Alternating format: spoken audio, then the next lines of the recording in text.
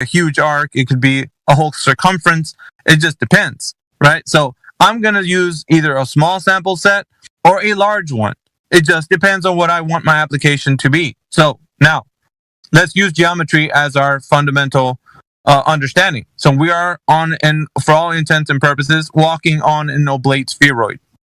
If that is true, if the ISS is showing us images of a spherical Earth, then you and I can do a drop over distance test on the Earth to verify the information that we're going to get translated over from these images that we're seeing from NASA. And what we're going to understand is the Earth is of a specific set size of dimensions. So we're going to look. What's the drop over rise thing? Can you just explain that quickly?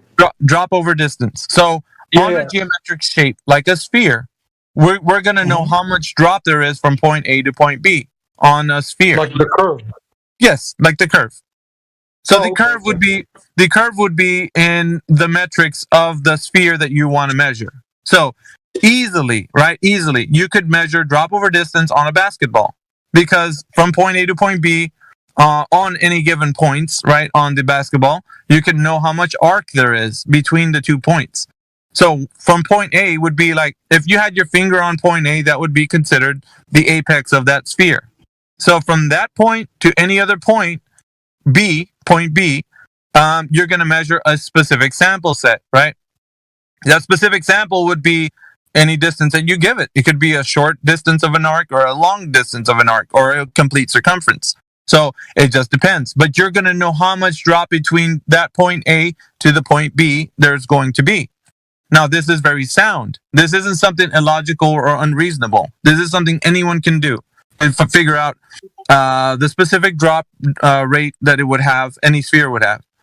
So knowing this information, applying it to the Earth, which is, of course, the same as ISS images, and, we got round Earth images from, like, any kind of aerial footage that you see. Sometimes people put exaggerated images of the Earth, but nevertheless, it doesn't negate the fact that we're working with an oblate spheroid. So drop over distance, right, would translate over from the metrics of the Earth. So let us look at what are the metrics of the Earth, because the metrics of the Earth have already been discovered, as you and I know, Kermit. Or maybe you don't know. You need to tell me. Do you know the metrics of the Earth? I mean, when you say that, are you talking about the quote-unquote narrative, or like what the real? Yes. Well, the narrative, but we're not going to look into like running the method right now. We just want to know what are they saying about the Earth. You can look these up if you don't know. I'm not going to hold that against you, but do you know the metrics of the Earth? If not, we can look them up. Simply, I don't have it off the top of my head. Yeah, let's just look at that together, shall we? So we shall look at. But I want to have a more I'm seeing what you're doing, and I'm not disagreeing. And but my point here is that I just want to talk on a more broad, sort of more philosophical, foundational level. Well, we'll get to that. Talking about I will indulge you. Yeah, I will indulge you on that. But this is fundamental, Kermit. So the crux of the conversation has reached its climax. This is the climax. This is the final crescendo of the point. And if we can't get there, if you want to veer off into another area, you're going to miss the point. This is the most important part of the conversation. And if you want to veer off into a philosophy, this is what we call, now, and mind you, I'm just going to make you fully aware of this. When a mind starts to realize that it's facing the truth, it starts to veer off. So we already know this was going to happen, all of us in here. But why? It's just I know what's going to happen in the next 5 minutes. You're going to show me. You're going to apply the methodology. You're going to show me evidence. Excuse me. You interrupt. I was going to say, please let him finish. Let the man finish. Well, who's he talking to? He's talking to you. I'm sorry for interrupting you, but like. You're talking a lot, and you interrupted Mayhem. You don't know what he was going to say. Let the gentleman finish. I apologize. I didn't mean to be rude. Yeah, but I would say it this way, Kermit. Us who have been doing this a while, we understand that a mind sometimes feels like it needs a way out because it's too much. when you start to realize that everything you had in your mind as far as the earth goes is just a belief, it starts to reject. It goes on full reject mode, and it doesn't want to accept this information. So if you'd like to, I can continue. If you don't want to, it's up to you. But you're about to hear the truth, and it is the whole truth and nothing but the truth, right? Right. You're going to show me the data, and it's going to prove the flat earth, right? It's going to show you whether or not the earth that you thought you live on is true or not. The earth Okay. My final question on this topic is that, is it not even worth considering the possibility that even if we apply the full extent of our critical thinking ability, our reasoning, and our logic, we still may be incorrect because of the complexity of the world and how it may seem to us to be extremely unintuitive? I think that you'd be going into realms of logic that are going to entertain derivative topics such as theoretical concepts, where as in this specific topic deals with geometry, and therefore you don't need to go into I call it the weeds, sorry, but you don't need to go into the weeds about like different philosophical understandings, because real quick, I don't know if y'all caught that. Well, if I'm wrong, then maybe we're all wrong. Seen that from a mile away. This is that crabs in a bucket mentality. Well, maybe it's just so complex that you guys can't really understand, actually. Meanwhile, we're teaching the globe to children, and we don't tell them it's complex. There's a possibility we might all be wrong. You really gotta watch how they move and ignore sometimes what they say, because those two things don't match. It's literally no different, than like the kind of advice you'll get when dealing with women. Watch how they behave, because the things that they'll tell you might not always match their behavior. And so we know how Globies behave, and what he just said doesn't match his behavior. When he says there's a possibility it's so complex we might all be wrong, he doesn't actually think that. He's only applying that towards the flat earther. Oh, well, if you figured all these things out, have you considered the fact that you might be wrong? And everyone say, if I'm wrong, then you could be wrong too. We've been there. We've already been wrong. Don't be sexist, baby. Yeah, it's a mindset thing. Yeah, it's not even about the genders and stuff like that. So I definitely want to make that clear, because it's we hear from the Globies all the time, the same exact mentality. So, but yeah, you just have to watch how they behave, Globies. We know how they move. So when they say things like, well, we dealt with this the other day, or we're dealing with this on the daily now. Well, where's the container? Oh, really? You need to see something to believe it now? Because you've been making fun of flat earthers for years. Oh, you just need to believe it to see it, or see it to believe it, don't you? You will only believe things if you see it, stupid flat earther. And now they're like, well, I need to see this container if I'm going to believe it. Okay. I see you now. Trying to be like a flat earther. Trying to copy a flat earther. Take notes out of the flat earther's notebook. Yeah, it's not even slick, but let's stick this clip back on for a little bit. That's almost like you want to eat the delicious filet mignon when you haven't even understood how to cut it. Like you have to go to the basic first and figure out if something is real or not, and then go into that. So that's why right now we're on geometry. We're at the point where you're going to start to realize, like, and you're trying to divine what's going to happen. You don't know that yet, but your mind already is preparing you. See, we know this. We've dealt with this so many times. But I'm asking you, if it's okay with you, we'll go into geometry and figure out if the Earth is a globe or not by way of us being able to measure it. But it's up to you. Do you want to go into it? Yeah, Are you ready for this? So that's what I'm asking. Yeah, I'll take the red pill. Take the Yeah, good man. All right, so now we're going to talk about geometry in a way that I was describing the cube and the basketball in my hand with the ways that we understand how to measure such a thing, right? With the radius, diameter, and circumference. Radius, diameter, and circumference. So within the metrics of a sphere, we know that they hold the keys to like geometry in that way. So, and we can understand the size of drop over distance and the size of the basketball and all these things, and we can apply some maths to it, right? Pretty simple maths. It's not complicated or anything. So we're going to look at the metrics of the Earth. So let us look together, right? We must type into Google, what is the radius of Earth? So if you can, at the same time, type that into your Google. And, I want to hear if you got the metric. Just let me know. There's 3 of them that we need, actually. It says 6,371 kilometers. Correct. I don't know if you want to write that down or not, but just if you have a good memory, you might want to just keep that in mind. So we have the radius. Now let us look for circumference. What is this? What is the circumference of Earth? 1 second. Mm-hmm. 40,000 kilometers. Okay. Now let's look for the diameter. What is the diameter of Earth? Wasn't it just double the radius? Right, but I mean, you have to know that when you punch it into Google, it's public information. That's why it's redundant. Indulge me. Okay, 12,742 kilometers. Yeah, and you can write these metrics down if you'd like, or if you have, like I said, a good memory, you'd be able to just remember that.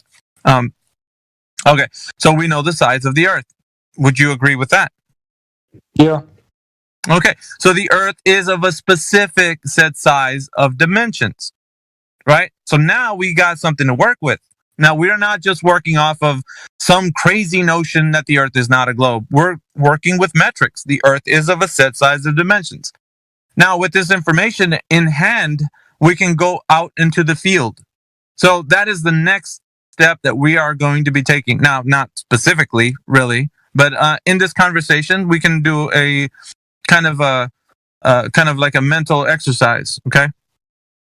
So Okay. if we go out into the field, the best place to actually measure the Earth is going to be a place without any topographical, variances, because I think that's going to make the test that much more difficult. So we must go to a place that has the least amount of topographical differences. So where do you think that place I would be talking about would be, where we don't have to deal with land topography? Which The ocean. I gave it away. The ocean, the water. Well, the ocean, bodies of water that would exceed an amount of sample set that we need to measure, right? So a lake, an ocean, these are good sample sets, right? We can go and remember, just like the basketball, we don't need the entire circumference to know that it's a sphere. We just need a small sample set to understand, okay, I take a small sample set here, somebody in another country takes a small sample set over there, and people all across the Earth can do the very same thing. We can take small sample sets, let's put a number to it, right? I'll use miles. You might want to translate this into kilometers, but I'll say, let's use 20 miles. That's a pretty good sample set, but we can use a distance that we can work with. Or 10 miles even. We just have to, the only thing we're looking for right now, we're only concerned with the geometry. That's it. Because right now we have in our hand. Yes? Did you say something? No, I just said yeah. Okay, so what we have in our hand is the metrics of the Earth, which of course, the radius, diameter, circumference. So now we're going to go out into the field, and we know that what we want to do is we want to get a sample set that's going to give us a range of distance so that we can find this arc. There must be an arc from point A to point B. Remember, point A will be the apex of where you stand on the globe, because anywhere you are, you're basically on top of the ball, let's say. Not really, but in this way you can think about, you're on the very top of that ball, and any way away from you will be a drop over distance, right? Yeah. So with this drop over distance, we're going to figure out how much drop over distance are we going to have before we can start to see things to disappear behind the curvature of the Earth.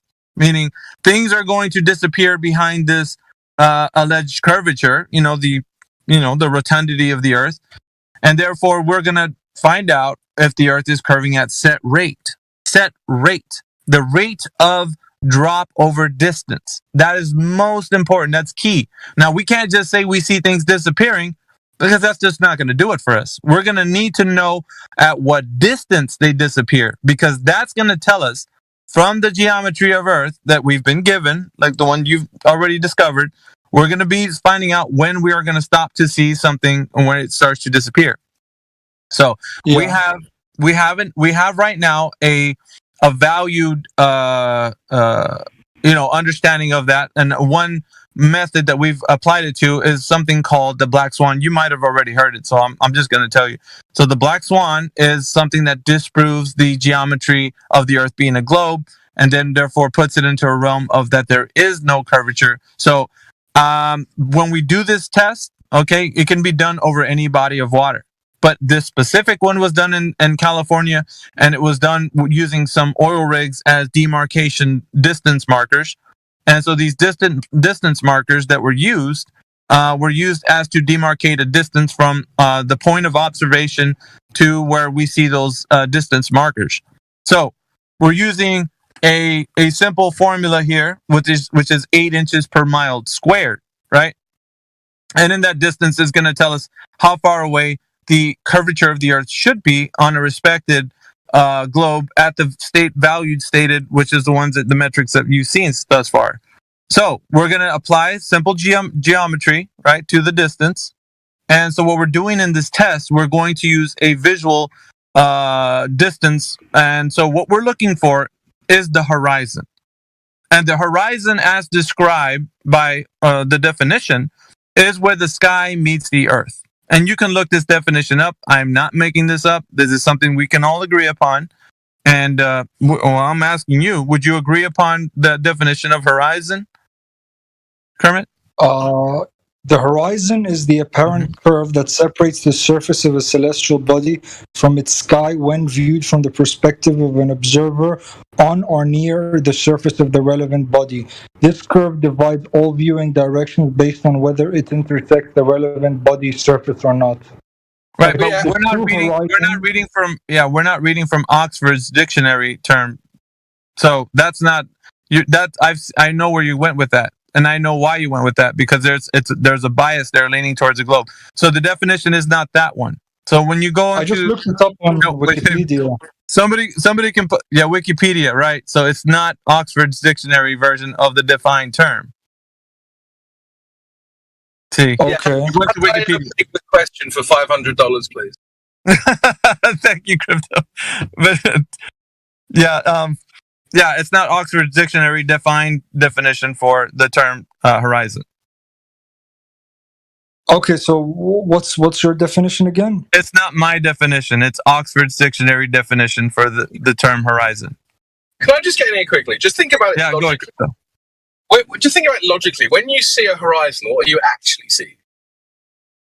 You're seeing the furthest extent of the Earth before it starts curving downwards, or just you're over. not actually seeing that. That's what you're telling us that you're seeing. What are you actually seeing? A line. You're seeing a line. Fantastic. So your interpretation of that could be that that's where the Earth starts to curve, or it could be that at that point I can't resolve anything anymore, and that would happen on a flat Earth too. Now there's ways of testing which of these that is. Now, bear in mind, there's also a third option, that the limit of your vision happens before the Earth starts to curve, right? So that's a third option. So what we need to do, first of all, is ask ourselves, is that effect going to happen regardless of the shape? Okay, because that's an important question. And the answer is very simple to that. You can go into your kitchen, you put your eyes down to the level of the kitchen table, the flat kitchen table. And do you have a horizon on a kitchen table? I mean, the kitchen table ends, so yeah, I think so. Well, you get to the limit of your vision, depending on how far you've dropped down relative to the kitchen table, right? You get to the limit of your vision where the ground is rising up to your eye level, and everything else above that is not kitchen table, right? So there's a horizon on a kitchen table, which isn't a sphere. So doesn't that tell you that effect happens regardless of the shape? Yeah, of course. Okay, so then the horizon can't be based on a sphere. So it has to be something else, right? But I just said that it could be in either case. And sure, we could rely on our eyes, but we could also like rely on instruments that let us zoom in really far. I mean, don't a lot of sailors say that when you're in the ocean and you observe ships, dude, no they offense. sort of what? No offense, you're changing the subject now. We're talking about the definition of a horizon, right? The definition of a horizon doesn't rely on it being a sphere, as we've just demonstrated. So when Miggy tells you that the horizon definition, so when Miggy tells you that the horizon, so am I cutting out or is he cutting out? No, I think he's interrupting you. Like he's trying to go, but you're still speaking. Go ahead. Yeah, you go ahead, Crypto. Okay. Yeah. So I'll just finish quickly. So when he tells you that the horizon definition doesn't require a sphere, we've just demonstrated that to be true. So it must be something else. And I think that a much more sensible definition of a horizon would be just an optical phenomena where the ground appears to meet the sky. Okay, but the thing is that, well, first of all, I wasn't changing the subject, and secondly, you said the horizon doesn't require the globe Earth model, but that doesn't mean that they're mutually exclusive. It still could be. Well, I gave you the three. Yeah, I gave you the three options. The definition, however, it's in the Oxford's dictionary, is described as what Crypto was saying, as the sky meets the earth. That would be the best way to describe it, because that's leaving geometry out of the question. It's just the sky meets the earth. That's what I wanted you to look at, but obviously you went to the Wikipedia. You didn't go to the defined term. You see what I'm talking about? Well, I mean, you asked me for the definition. I didn't know where. Yeah, the definition per the defined way that people know it to be, which is the sky meets the earth. You went into Wikipedia. Yeah, sure. I mean, right. Okay. So, can you see the discrepancy here, or shall I point it out to you again? Okay, so the horizon is the line where no. Sorry, Kermit. The defined term. I want you to stand on this or not. Do you know the defined term? What it meant was that where the sky meets the earth. Per the definition, are we agreeing on the definition of how the defined definition is for the horizon? State the definition? Yes. Well, state the definition again. Okay, can you look it up? Type in, what is the definition for horizon? Definition of horizon. And you want me to go to the Oxford Dictionary? Well, it's going to usually come up. It'll be the first result. Oh, the line at which the Earth's surface and the sky appear to meet. That's it. That's all it is. Yeah, okay. I agree with basically, that. That's what you said. That's what you basically said. It's the line there. And Crypto was saying that's the sky meets the earth. And he gave you a way to look at it, from your kitchen table and such.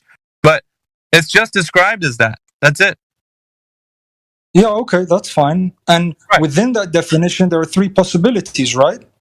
Well, what we're doing now is to ascertain more information. So we're working off the definition that you and I. That's what I'm saying. I don't want to dispute the definition. Do we agree on the definition? Yeah. Okay. That's it. That's what I wanted to get to. So before we move off to the next point, we agreed on the definition. We agree on the geometry of the said rhetoric. Whatever the rhetoric is for the Earth being a globe. You agree with all these things, right? Yeah. I mean, so far everything seems fine. Okay. And now what we're doing, without any bias, is going to test this said geometry, which is why I used the sample set within the context of bringing up the black swan, that was an example of testing the geometry. Okay. The black swan is that California experiment? Correct. I'm thinking some people might have already put it into the live stream voice text. Remember the text channel that I took? Yeah. Live stream text channel. I mean, it's just a lot of memes. Let me see. Somebody might want to put it up. I'm on my phone, so Yeah, Sam.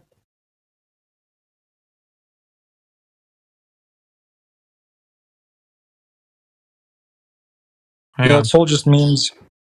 Well, for now, that one. Thank you, Clipcord. The modest Tollians, holy schnikes, this is gonna leave a mark. If P, then Q, not Q, therefore not P.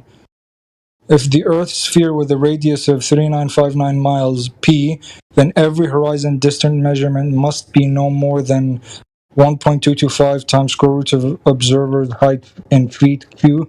Geometric horizon curve calculators, not Q. Horizon distance greater than 9.41 miles, therefore not P. Earth is not a sphere, but by ball. Platform habitat 9.41 miles. Platform hill house 6.21 miles. Observer height 1 foot. Max distance geometric horizon sphere 1.22 miles.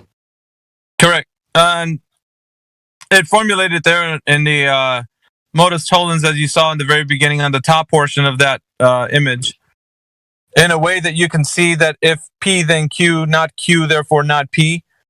So it put it in regards to the geometry of the Earth, right? So the radius of it being understood to be 3959 miles, which you can convert that over to kilometers, which you already did when you looked it up. So you can just insert kilometers there instead of miles. So if the Earth with a sphere of 3959 miles, P, then every horizon distance measurement must be no more than 1.225 times the square root of the observer's height in feet. So I'm just going to stop there, jump from there down to the bottom image. And as you can see, the oil rigs that are in view there are used as distance markers, okay, to demarcate a distance from the observer, making the observer. Yo, I see some people just joined. Hold on. Let me just make sure my mic is working. Yeah, so Shotgun and 24C, who's got the Hamzat profile picture. You won't slip. I like that. So welcome. Let me just make sure you guys can talk. I smashed this, brother. Yo. I smash everybody. What up, Stacy, and what up the whole panel?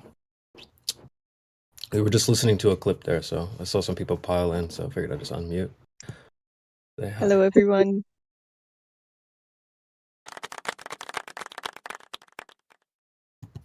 How'd those beavers come along? Those beaver Oh, tails. yeah, they were a hit. Everyone loved them.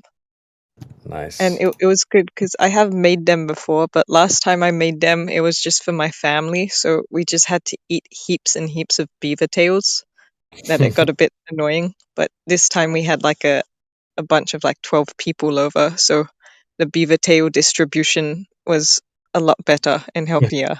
Nice. Cool. Awesome.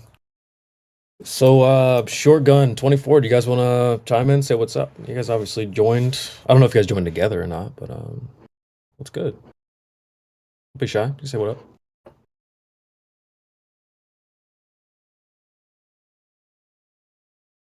If one of us go to war, we all go to war.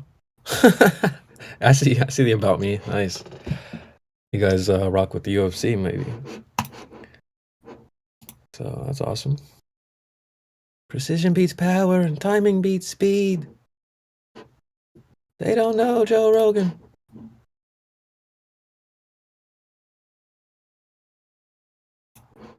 I was just in the background organizing some clips and stuff. Let's see. I might have some stuff for you guys here. Give me a second.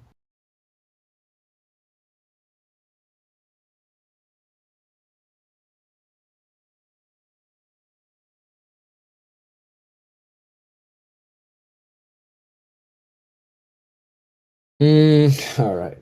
Let me just throw some stuff in the bot here.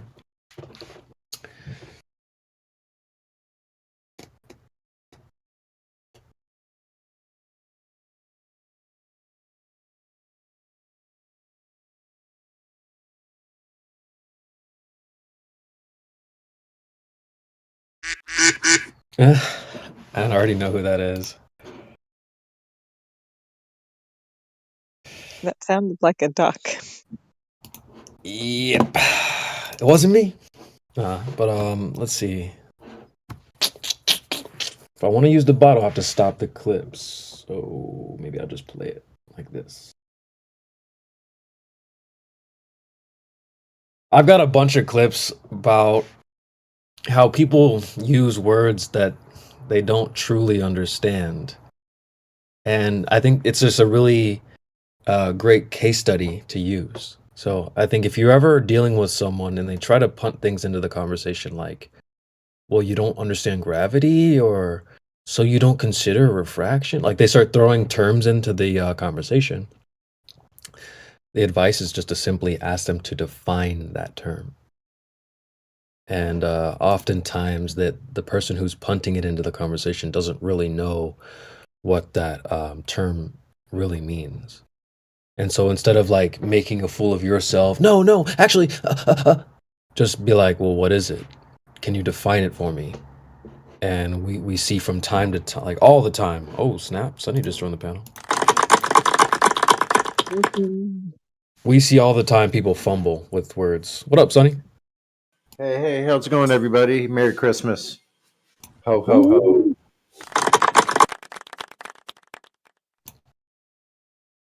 Well, I was just gathering my clips. You know, I'm always gathering clips in the background and whatnot. So, let me just load this in. Does that make you a kleptomaniac? Kleptomaniac. That's a good one. Salt Lake Stacy. She'll be here all day, folks. It's actually really late for me. It's 1 a.m. So if I snore, I'm sorry. Please mute me. But no, I'm just sitting out in the hammock, and I thought I'm gonna fall asleep in the hammock, but then it's hard to fall asleep in the hammock, so I thought I will listen to all of you guys. Is it hard to fall asleep in the hammock? I thought it was easy to fall asleep in a hammock. Well, my one, like, because it's a bit tight, so it sort of my neck Squeezes you a feels little. like a bit discomforted, just I like the see. positioning of it. I may just not have the best hammock. But yeah, it's really peaceful outside. And I'll tell you a story. This morning I woke up and I saw there was this snake like sort of on my chest, and I thought, oh no, that's not good. What do I do? And so I was just sort of staying still, hoping it would move away, and it didn't move away. And then eventually I thought, okay, I'm gonna have to grab it by the neck. And so I grabbed it by the neck, and the moment I did it, then I realized, oh, Stacy, you're so stupid. This was a dream, and you just thought you were awake, because it was one of those really misleading dreams which really felt like real life. So I was really annoyed at myself for fooling myself in its dream state.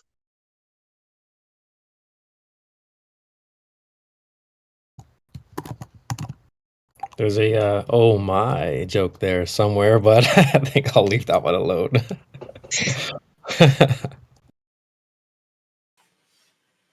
Oh my. What's up, guys? Merry Christmas. Oh snap. Hello. What's up? I got a new mixer, or not a mixer, like an interface for Christmas. How does it sound? Does this mic work? Well then, fuck that mic! That's what you did with your old mic, huh? You said, "Get this old mixer out of here, boy." Yeah, I had a Focusrite. It was like pretty cheap. It didn't sound that good. I like how this one sounds better, but it's kind of loud. So Sounds pretty good. There's probably some tweaks that could be made, maybe, but you should always go listen to the YouTube or the Rumble, and you can hear it how we're hearing it. yeah, But it sounds good though. It sounds really good. good. Thanks, man. Yeah, I unboxed it like an hour ago. Yeah, there's So- probably some tweaks like the gate could be turned down just a little bit in the back. Like, there's probably some tweaks, but the quality is great though. Yeah, is the background noise a little too much, or? Yeah, we hear you breathing. I have a clip that's Actually, like, my mic's "That's just you really breathing? close to my mouth. I can just That's move you it away. breathing?" I'm just joking, but no, dude, congrats on the new setup, man. Thanks. Yeah. Bravo! And I see Existentialist has joined the panel as well, so welcome. Welcome. The interface I got has like a bleep noise on it. Like it'll cut out everything I say if I press like the button. Like shut the like I love that. I love that. I love that, dude. I want one of those. yeah, it's kind of expensive. It's like the only thing I got for Christmas. I love that though. That's awesome because I would use that all the time. For sure, it's like a pod. It's like I see a lot of people do it on like stream, like use it for streams and like podcasts. Yeah, that sounds funny. Anyway, Existentialist left the panel, so that's sad.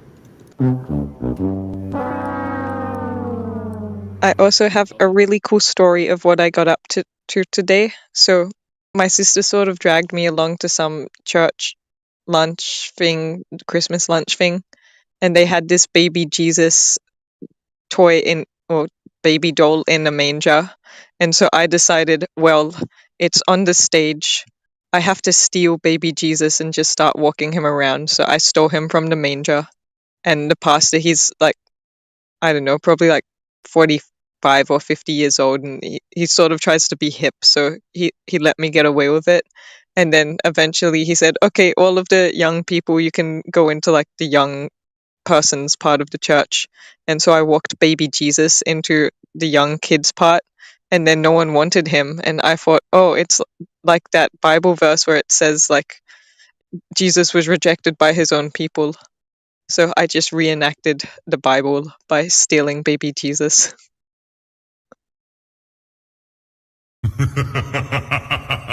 And they didn't kick me out, but maybe some of the old ladies cried. Was it a dream? No, that wasn't a dream. That was what I actually did today. Ah, right. So, at your own house or like where exactly? Just at a church. I was just being silly, goofing around. Oh, okay, yeah, church. I don't understand how some churches work. Like, not 100%. But like, when you guys, like, if you pray, let's say you pray, right? I don't know how you read, like, verses. I know you read verses, but mostly from New Testament, am I right? Or Well, Shotgun, would you like to talk about the shape of the earth, or quote-unquote flat, shape of the earth? flat as flat. Okay. Has Shotgun talked in the panel much before? Because I'm no not panel really, no. expert. No, okay. Well, lovely having you on. What sort of took you like to the direction of looking into flat Earth? Yeah, that's a good question. It's more of searching things, out of curiosity, and then looking into things, and then just slowly find out things, I guess, about it. Like, you hear about something, but you're not like, oh yeah, man, let's just hear what other people have to say about it. Like, I don't know, school teachers, TV says this, that. You're just looking into it, doing like your own research into it, right? Some more of that, looking into videos, documentaries. I not them ones on Netflix where it's like, I don't know what it's called, but there's one on Netflix. Not really that stuff, but like maybe sometimes books, them like channels that are really hard to find on YouTube, you know? Go into that slightly. Huh? It's interesting to find out how people find out about this in the first place. You know, that's always an interesting story. So, about how long ago? Oh, years ago. Like, it was a time where they didn't censor it on YouTube. That's when I started looking into it. Like, you would type up Flat Earth, right? It would come up with all the channels, right? Like, they're just them channels, like probably ODD TV, and just them other channels you don't really see. Like, now you search it up, you'll get the whole Wikipedia thing on top, and then you'll get like a bunch of them people are like, oh, why do people believe that the Earth is flat? Them stupid videos, you know what I mean? It was before the censor. There was a censor that happened to it. So it was like around, I don't know what time it was, maybe 2018, 2017. They literally censored the whole thing. So the whole search results literally flipped. You know that ODD TV, basically everybody that was in the live chat are the people that started this server, the 1.0, and then continued on after that server changed hands, let's say.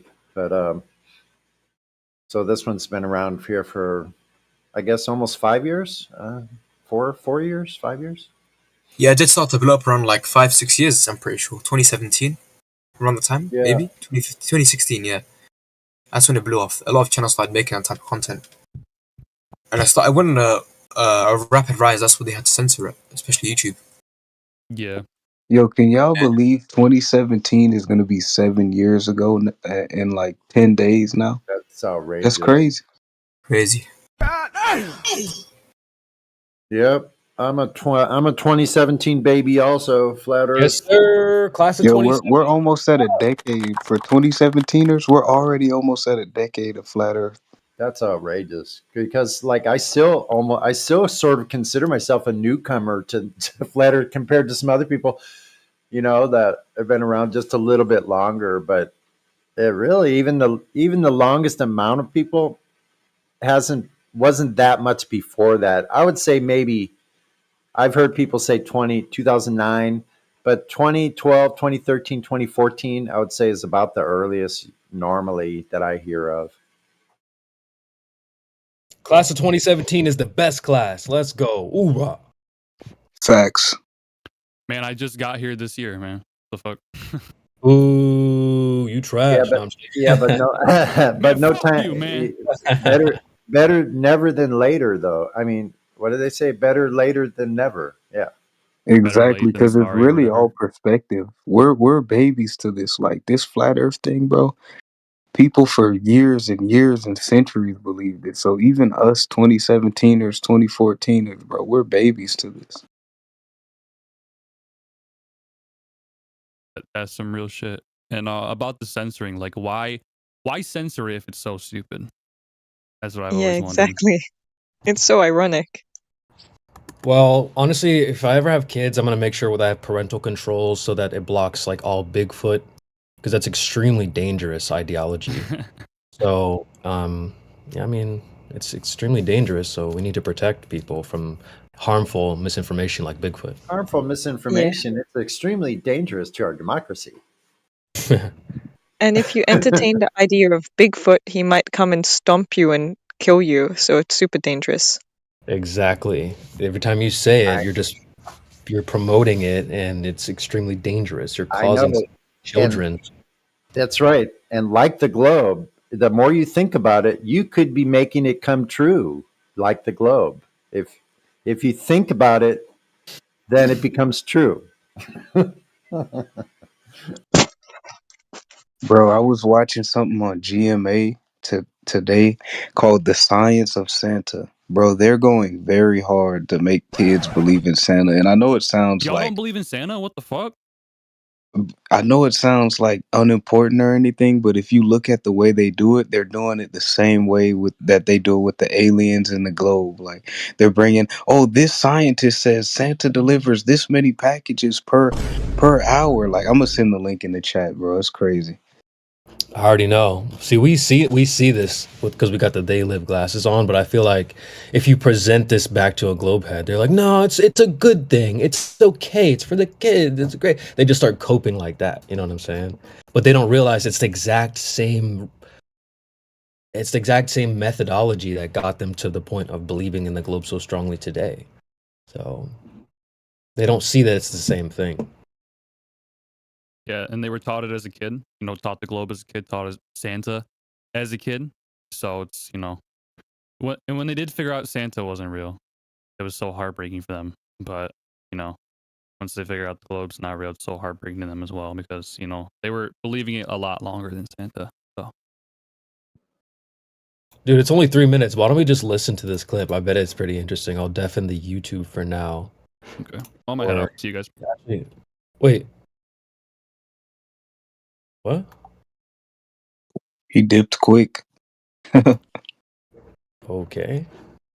Hold on, I'll just send him a message. It was only like not that long of a clip.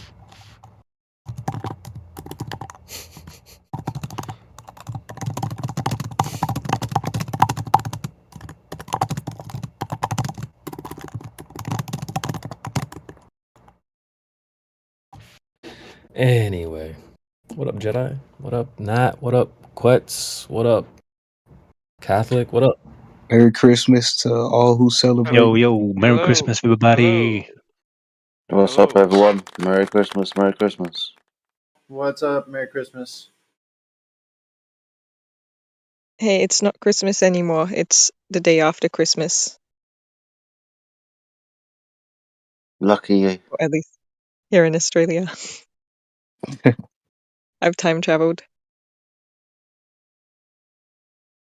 So take back your Merry Christmas wishing. She's in the future. He's also underneath us.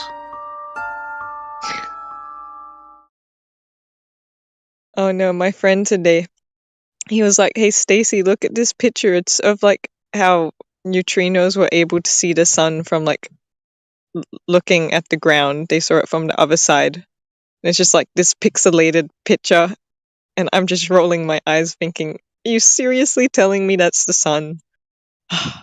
Even in your paradigm, couldn't that just be like the really big lava magma at the core of the earth?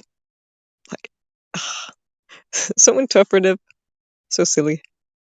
Bruh.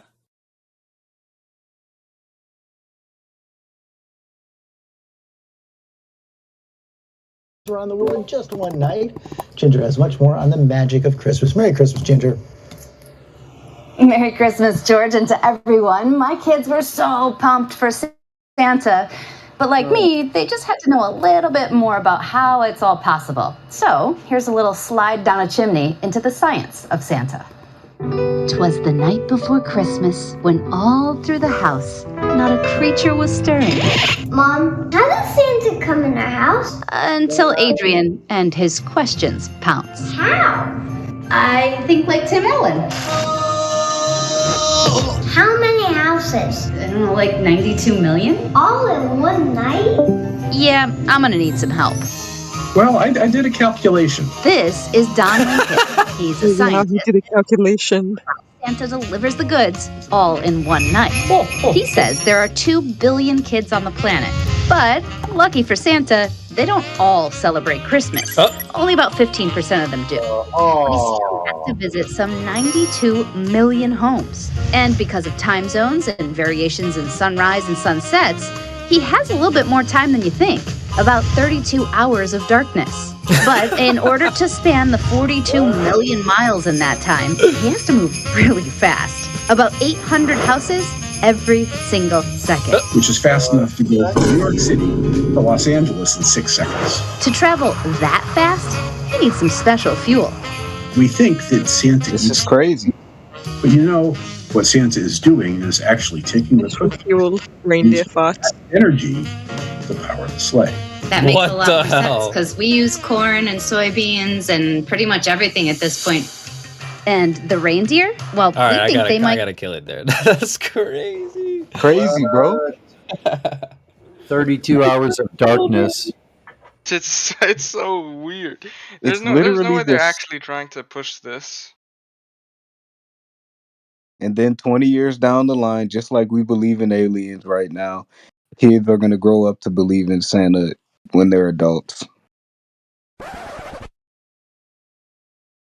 But it's just for the kids. It's okay. I mean, did I tell you guys that when I was growing up, they actually had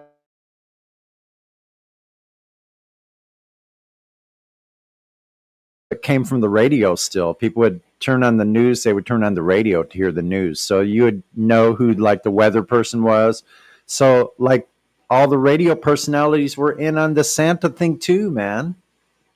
They were reporting it like so parents would tune into a radio station to hear the Santa report, like literally, and have us sit around, listen, kids, like it was a whole big hijack.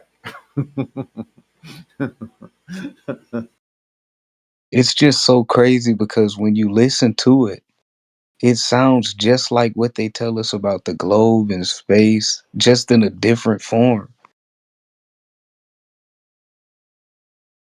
Yep, some host Zoom call with some weirdo.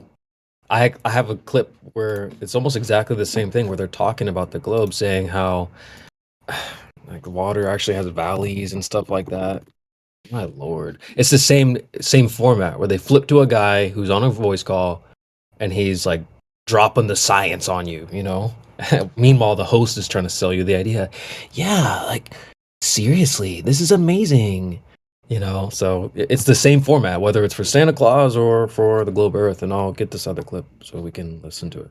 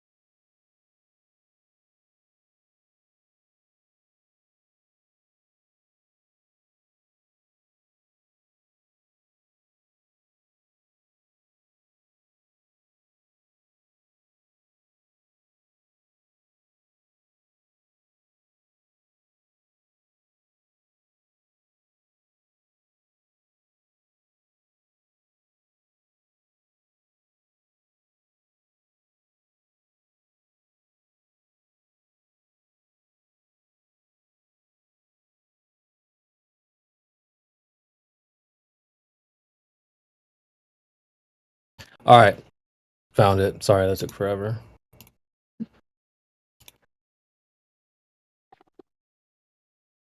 Here you go, folks. Let's take a listen. Listen to the how at first she's gonna talk in this way where she's like trying to sell you an idea. Yeah. Listen, it's really cringe. Oh wait, I gotta stop the bot. Sorry.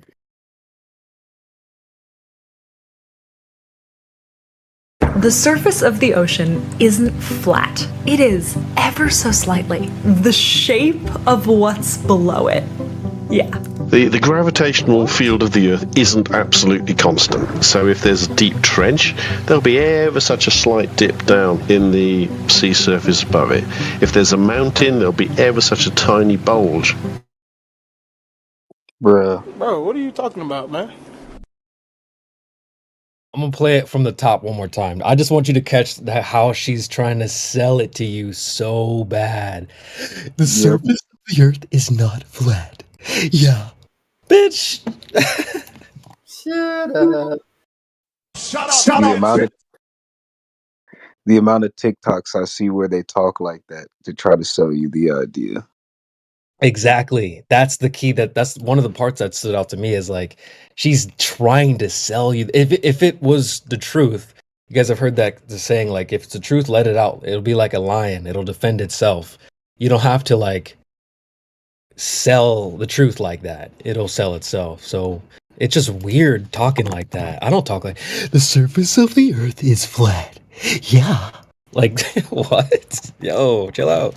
The surface of the ocean isn't flat. It is ever so slightly the shape of what's below it.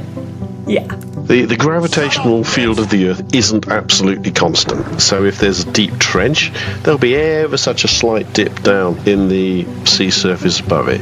If there's a mountain, there'll be ever such a tiny bulge. What did he say?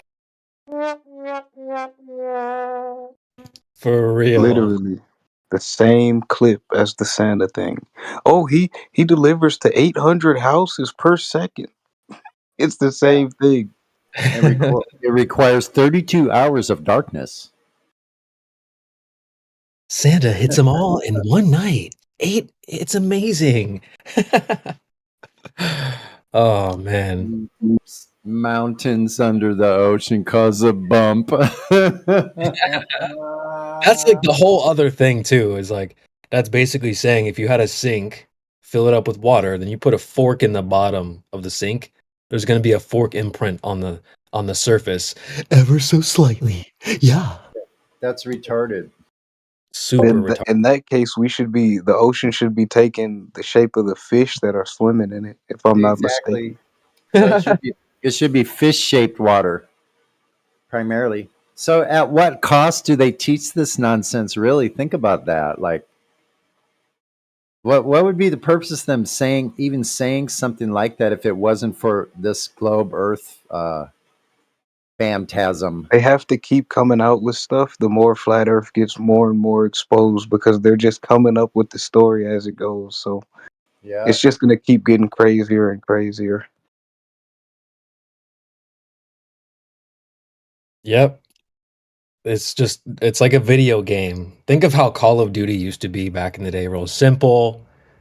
3 what was it called? Kill streaks. You got 3 kill streaks, right? Real simple. Now it's like they updated the game so much. The lore has been updated like crazy. There's microtransactions. You can bounce off the wall. You can do this, that, and the other. They've updated it. And so that's what they can do with the globe as well.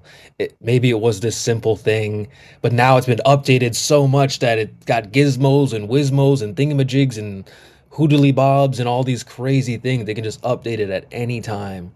Isn't that crazy? I mean, yeah. So the definition of level changes. The definition of horizontal is going to change. They're going to there won't be any words that mean what they really mean. So you can't talk about something being horizontal anymore. Pretty soon.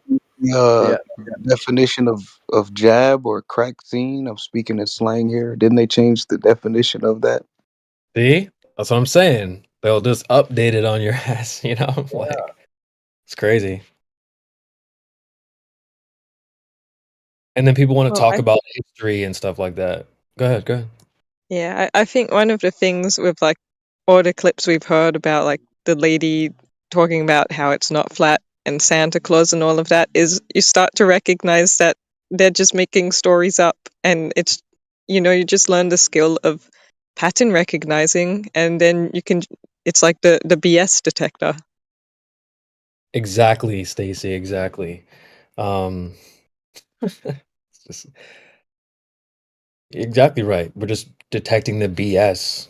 And I feel like that's something that has grown for me, just hanging out with you guys here in the Discord. You can smell out the BS from a mile away.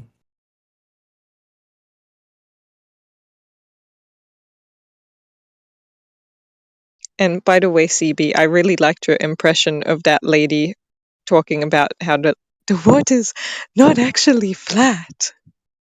The surface of the earth is not flat. Yeah. Are you serious? Yeah. I just found it funny. Me too. I have no facts or evidence to back the claim up, so I'm going to do it with my voice. Yeah. Yeah. I'm going to talk to you like you're little kids, and I'm telling you things on the curriculum. Yeah. This is what I call lore reporting. They can just flip to any guy And in his mind, what he just described works totally fine. The gravity, yeah, there's ever so slight variations because of the gravity. He's just reporting how it could potentially work in our model. And yeah, it's just lore reporting. They're not actually going into the field and saying, okay, this is what I've measured or detected, and this is why we're saying this. We're saying this because it makes sense, you know? It just, you know, it goes with the model. So it's just lore. It's part of the model. Yeah. Yeah, just like how all these centuries and years, people probably came up with all these convincing ideas of how the world is gonna end at this time and that time, and here we are, just same old world. Sun comes up, moon comes up, nothing's changed.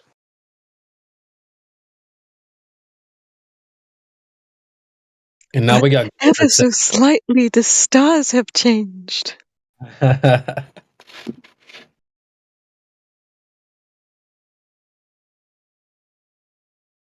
Well, I got more. So this one actually I just threw in my server, but I'm sure you guys have heard when it comes to pictures of the globe. We've got pictures of the globe. Or like we went to the moon for sure. You know, they didn't have Photoshop back then. We didn't have pictures back then to fake it like that, you know? We didn't have the technology to fake it. I've heard this a lot. So I was listening to this clip, or I was listening to the Whatever podcast, and I made this clip because I was like, oh man, this is almost exactly when Globies say that we didn't have Photoshop back then, blah, blah, blah. Just let's take a listen to what that sounds like. Today. That's which is a obviously- very non-traditional, like, Yeah. Sorry, that's the wrong clip, folks. My bad.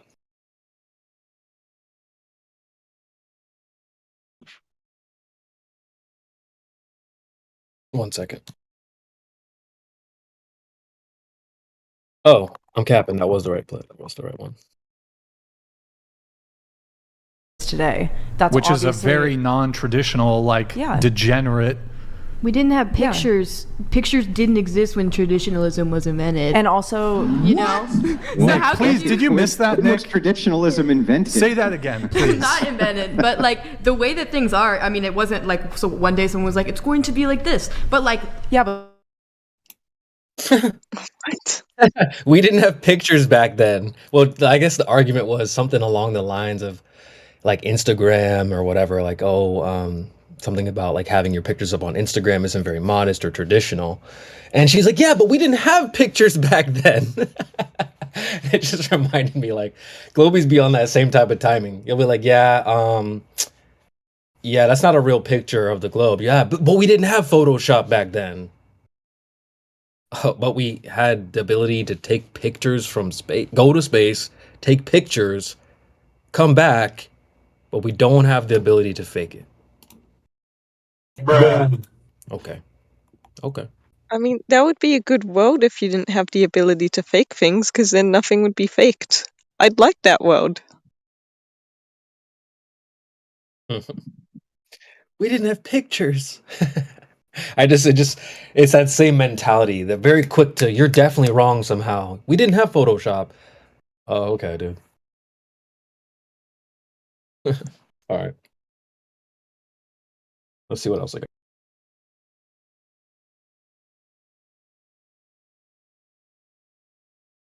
got. Okay. This is the actually the same gal.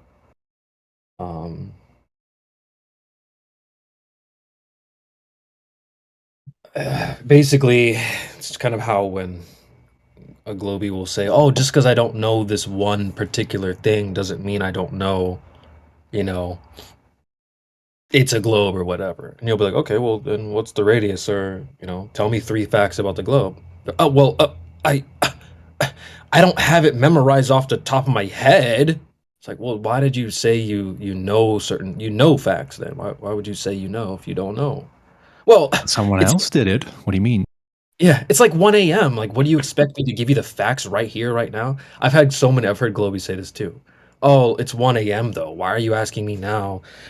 You want me to tell you what a hypothesis is? Well, you just said you knew what it was. Yeah, but so, It's just let me label it and then I'll upload it. Accountability is kryptonite.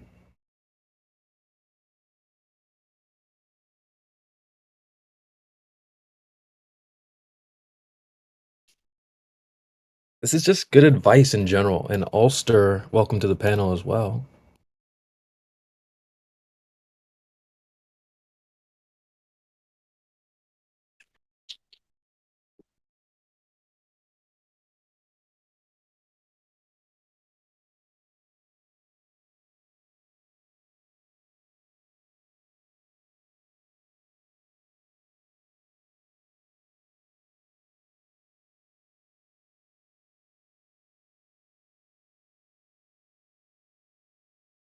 Is she 14? Yeah, but like, yeah, I mean, dude, even adults, I'll be on that type of timing too, Loki. All right, here's the clip. Sorry for the delay. Tell me that I don't know about these wars, though, just off one detail. But if you don't like, even I know about the the Axis ranges- powers and the ally power. Like, I know about no, that. actually, I'm just for fun. I'm just curious. 3 Axis powers, 3 Allied powers. I get the names mixed up, but I know it was Into the mic. 3 Axis powers. I know who was together. I don't know. 3 which one is Axis which. powers. 3 Axis powers. Well, if I say the wrong team, you're gonna Just you're go gonna be ahead. like, see, when I know a bunch of information about it. You know, I'm not studied up on this like you are because you're a professional debate guy. Bruh. You know, so I don't think that's a fair comparison. That because you have like statistics and you like I took I learned about these things and I knew them. You know, I can tell you shit that I know, but like I don't think that's fair. That's fine. I mean, I'm sure we could go back and forth for a very long time. I don't think it's worth really lingering. It's it. also 12:28 Yeah, I know. a.m. and you're trying to get me to name Axis powers. Like, Yeah, that's fuck based. That's fucking based. You're a fuckhead for that. Okay. I think there's advantages to being women and disadvantages, and there's advantages I to agree. men and disadvantages to being men. I And agree. what a lot of people. I need to trim the end of that. But yeah, I mean, she says, yeah, I mean, you can't just criticize me for not knowing. I know things. Like, I can name Axis powers. And he's like, okay, cool. Name 3 of them. Well, I mean, like, I would, but, like, if I got it wrong, then you would, like, I mean, it's, I know things, Brian. I mean, I took history class. You see the problem? This is what Globies do, too. It's the exact same mentality. This has nothing to do with men or women. It's the mindset of people in general.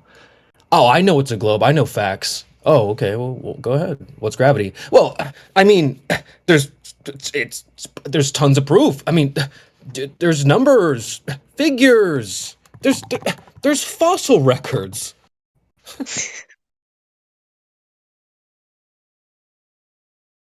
There are volumes of proven data, numbers, figures. There are fossil records. I mean, don't say you know things if you don't know them. And then she turned around and said, Brian, you're an asshole for asking me to back up the thing that I just said I could do. Really? I'm the jerk? Wow. So just a pro tip to people out there. From both sides of the fence, stick to things that you know that you know. So if someone calls you out, you don't have to fumble and flip and flop all over the ground and then call them a jerk for calling you out. And on the other side, if someone says they know things, just ask them. Okay, go ahead. And then watch how they flip, flop, and fumble all over the ground. So W freaking whatever podcast for this clips like this, is they're funny to me. Because I get to see how people behave outside of this server's Discord. And but it's the same behavior, it's the same mindset. People here call it the mind virus.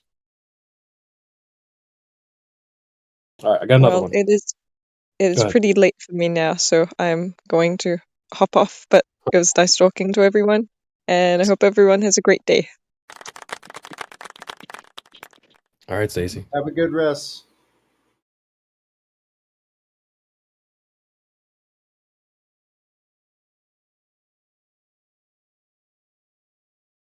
It's a bright daylight where I am.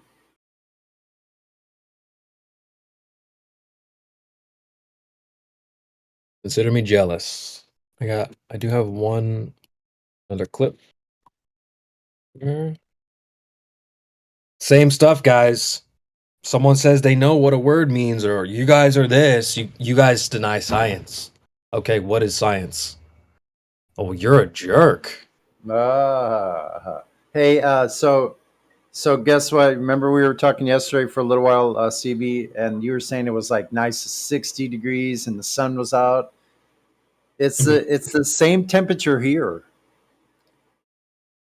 Yo, that's crazy, man. Especially for like wintertime here. Yeah, it definitely feels it for me because like at night it gets down to like 50. But I'm sure you get a lot colder at night. But the daytime high is about the same as 60 degrees. Yeah. It ain't gonna stay, man. It's dropping down to like 40s next week. So it's about to rain here in a minute. So yesterday was all we got. Yeah. Changes quite a bit up there where you are. Got those the Great Lake effect. Yep. You'll get all 4 seasons in 1 week. You'll get 60 degrees on one day. The next day it'll be raining. The later on in the week it'll start snowing. Like, that's how it is here. But yeah, that was the same way when I lived in St. Louis. Yep. It was like that. Cool. All right, this next one's only 46 seconds, so it's just you guys enjoy them. This is the first time it's been debuted here, so hope you guys enjoy this one. You guys are all just like really misogynistic. How do you define misogyny?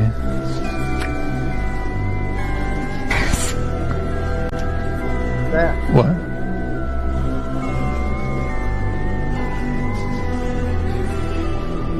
How do you? I'm just asking how you define misogyny.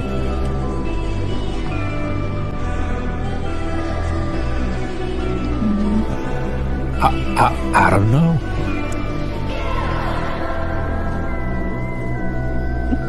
Can I go? Are you okay? Like, do you want to go as in leave? You guys are all just like really misogynistic. How do you define misogyny? Damn.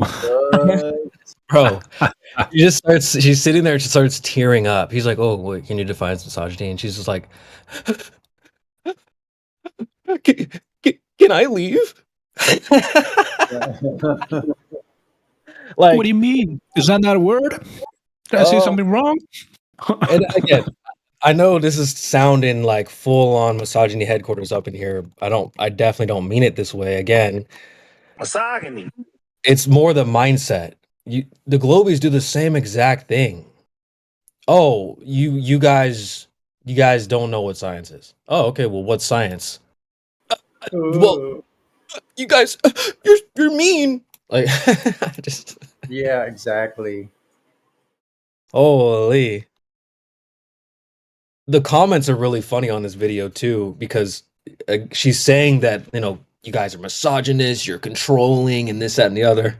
And then instead of like just getting up and leaving, like, if you're a feminist independent, that's what I would do. I would just get up and leave. She turns around and asks the homie for his permission like 3 times. Can I leave? It's like, wait, which is it? But anyway, that's all besides the point. It's just that people use words they don't understand. They use words they have no clue what they mean, but they'll confidently punt it into the conversation. Oh, you flat earthers, you're all, science deniers, but they don't know what science means. So in these clips, you hear the girls, they'll be like, oh, you're a misogynist. Oh, what does that mean? I don't know. CB, it's almost like a recipe, just like how you described it. Okay, so they say they know it. You guys are science deniers. Okay, tell us what science is. Now you're being mean. It's like they have a recipe. I mean, here's another one, almost verbatim. I got like 2 or 3 of these, so let's take a listen and compare. Okay, do you guys know what misogyny means? Yes. What does misogyny mean? I mean, I don't know how to explain it, but I know what it means. What does it mean? I'm not like good at it. Okay. All right. I know I'm not like good at explaining. Like, Lauren, you want the okay definition? Sure. Show for the chat. You know what? Fuck it, Lauren. No, you're right. I don't have a thesaurus. I'm doing it for the chat. I don't know if you guys caught it, but they ask right away, "Do you know what misogyny means?" And someone immediately, no hesitation, were like, "Yeah."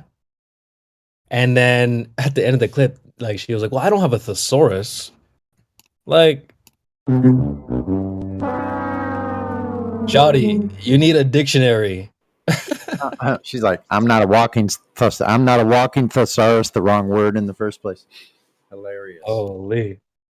See, some people, women have a talent for this, no sexism or anything, but it's hard to win an argument with a woman because no matter what, she's gonna make herself like the victim in the argument, right? So instead of saying "I'm sorry, you're right," she's gonna say "I'm sorry, I don't have a thesaurus." That's Right. Yeah. What do you like? What do you want from me? A thesaurus? Like you should have came in with the dictionary, dummy. That's the wrong book anyway. A thesaurus. Man, golly. So it helps because the next time you hear the Globers bring out that recipe card and they start going along the recipe lines, as soon as they don't know something that they just said they did know by either having to Google it, which is not knowing, by the way. That's hilarious, though. That right there, when they you ask them, they say they know something right out of their own mouth, and then we go, okay, can you give us the details? And then you hear them like typing. You know? Yeah. One more time from the top. Listen to how the girl, somebody, I don't know who it is, somebody in the background answers quick. Yeah, of course. And not a single person can define it. Listen. Okay, do you guys know what misogyny means? Yes. What does misogyny mean? No hesitation. I don't know how to explain it, but I know what it means. What does it mean? I'm not like good at it. Okay. All right. I know I'm not like good at explaining. Like, Lauren, you want the Okay. definition? Sure. You know, show me the chat. You know what? Fuck it, Lauren. No, you're right. I don't have a thesaurus. I'm doing it for the chat. You guys. Hold on. What does misogynist mean? What does a misogynist mean? Huh? What does misogynist mean? Oh, good job. He's asking her what misogynist means. Good job. Because you said misogynist. No, it's all about What these. is It's all misogyny? about What is these the ideas definition of of what. misogyny? Wait. It's all about these ideas of what men can do and what women can't do. Like, I don't know. But it's one definition. That is not what misogyny means. The ideas of what men can do and what women can do. That's not misogyny, actually. Every time you hear a woman, or especially these type of modern women, talk about, oh, this is misogynistic, or that guy's a misogynist, just ask them what does misogyny mean. I guarantee they don't know what it means, and they're using it in the wrong context. Anyway. It's a misogyny. The definition. Yeah, you called us a misogynist, so I want to know what it It's is. just a fucking word that everyone throws around, but what I'm technically saying is. She said it's just a word that everyone's throwing around. She don't know what it means, but she's saying it. How immature of you to be using a word so confidently, calling people misogynists or calling people's programs or platforms misogynistic, and you don't even know what the word means. That's wild. That's a Take serious. notes. We got serious trouble. We got trouble with a capital T. Take notes, guys. Take notes. If this is how people are thinking, they think they know all kinds of things, man. They don't even have the right words. Like, what happened to society? Shocking, man. See, I don't know. I don't know. Adam's in the chat saying we're hating on women. Oh no. I mean, bro, it's like the opposite. Like, okay, the girls came in saying you guys hate women. You're a misogynist, and they're like, well, what does misogyny mean? And they're like, well, I don't know. So it's like, well, that's the I don't know if you were what you meant by that, but like that's how Globies come in. You guys are X, Y, or Z, but they don't know what those terms mean. And so, although it may sound mean, he was like, every time you hear a modern woman. Just rephrase that. Every time you hear a Glober say science, right? So, yeah, misogyny. Shit. Well, yeah, it's just an example for us flat earthers and people who hang around here to see how people behave. Nothing to do with men or women or anything. This is just a mindset problem that people have. But yeah, it definitely comes off like this is misogyny headquarters. So welcome, folks. Misogyny. Yeah. Yep.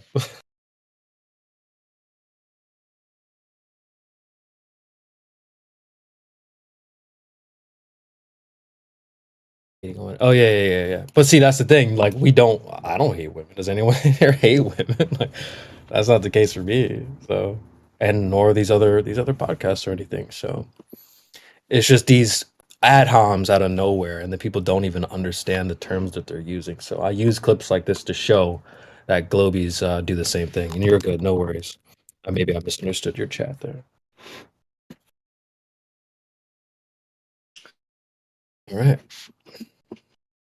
So yeah, I mean, just those are just examples, folks. Take notes.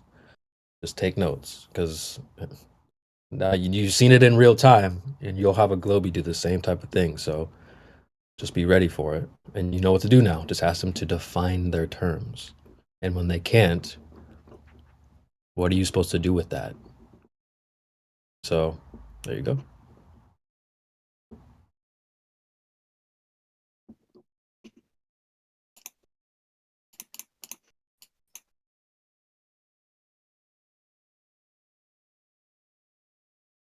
All right, let's see what else we got.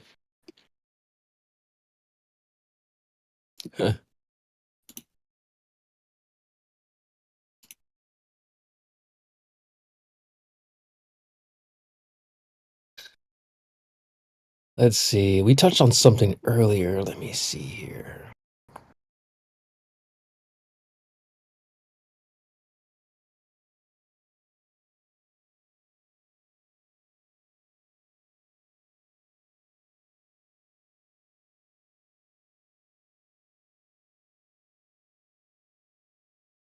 That's probably a bit sexist. Oh, we're about to get real sexist up in here now.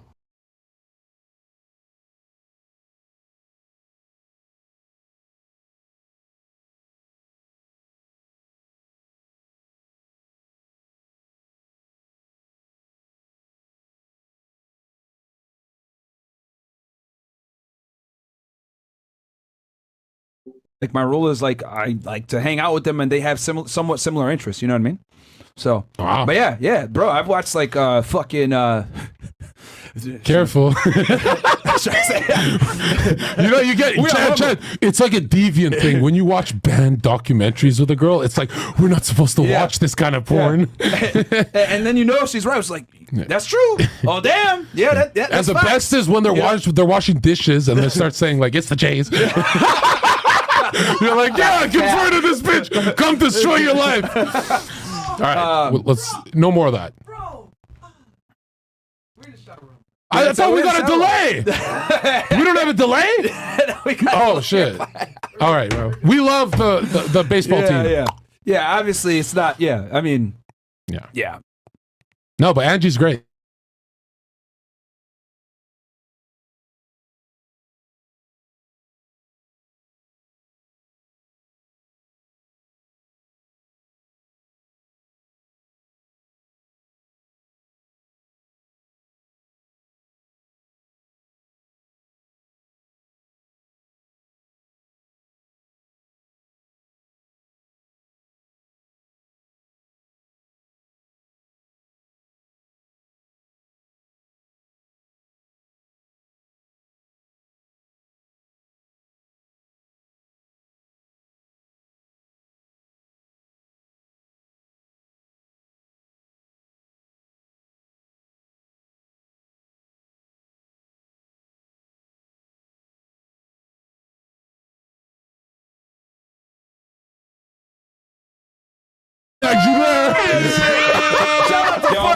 Baby.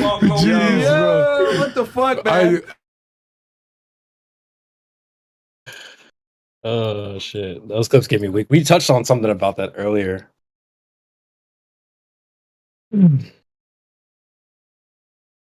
Watching documentaries with your girl. I can't honestly. Can't say I've done that. Can't say I've had that experience. But I love that, keeping it real with the flat Earth.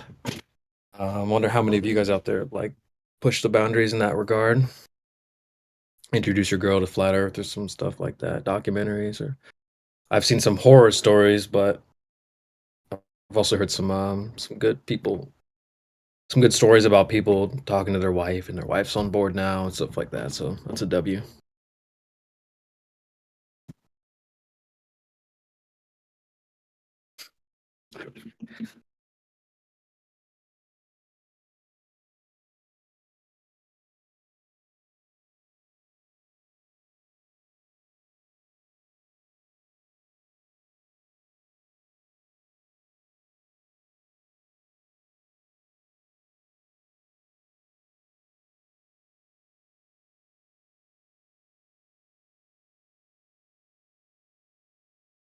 He did have.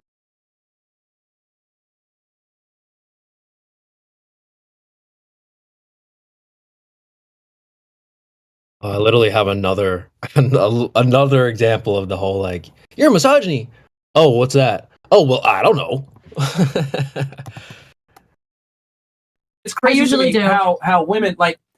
Would you call me a pick me guy because I'm working on my status? No, I would call you misogynist. Yeah, honestly, Do you know the definition of misogyny? This is my favorite question. Yeah, tell us. Tell me. Do you? No, You- tell us. well, I'm not calling him a misogynist. I'm not throwing the term around, babe. So what is it? Tell me. Why if is you he a know, tell me. misogynist? Because Relax, of the way Sarah, that he relax. thinks that men are the prize. That's why I think he That's is what one. misogyny. Do you know the definition of misogyny? Yes. No, because I don't throw the term around. Let's Stop. stop. Just- Good. Miss Do you know Blue? what misogyny means? Please tell us. Wait, who? Oh, yes, I'm asking Oh you. no, I already said that I don't know the exact term. So you I don't call know me the something exact you don't even know the definition of. She's not gonna quote fucking Oxford. We get to know what the word is. Crazy how that works. You don't understand. It doesn't matter. I know what context clues are. I know what it like kind of means. I don't need to know the exact definition. Can I put do you know what a misandrist is? Stupid. No. Stupid. Is a woman that hates men. Stupid. I don't hate Okay, men. I'm a She's misogynist. feminist. She's a misogynist. Let me define it for you, 100%. since I'm you not like a to throw feminist around either. terms. You I like to know. throw around terms that you don't know the definition of. Misogynist is a man that, quite frankly, hates women. Hates women. You kind of sound like you kind of do. sound. Bruh. She said, I kind of sort of know what it sort of means. Holy.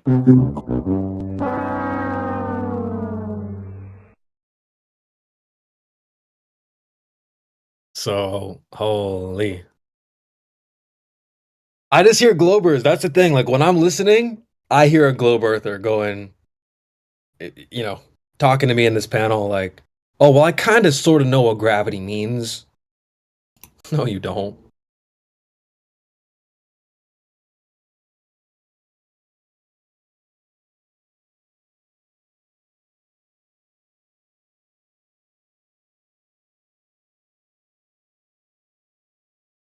Hilarious stuff, guys. It's hilarious. The mind virus is everywhere. It's not just in the Globers or, on panels like this. It's everywhere. So let's see what else I got.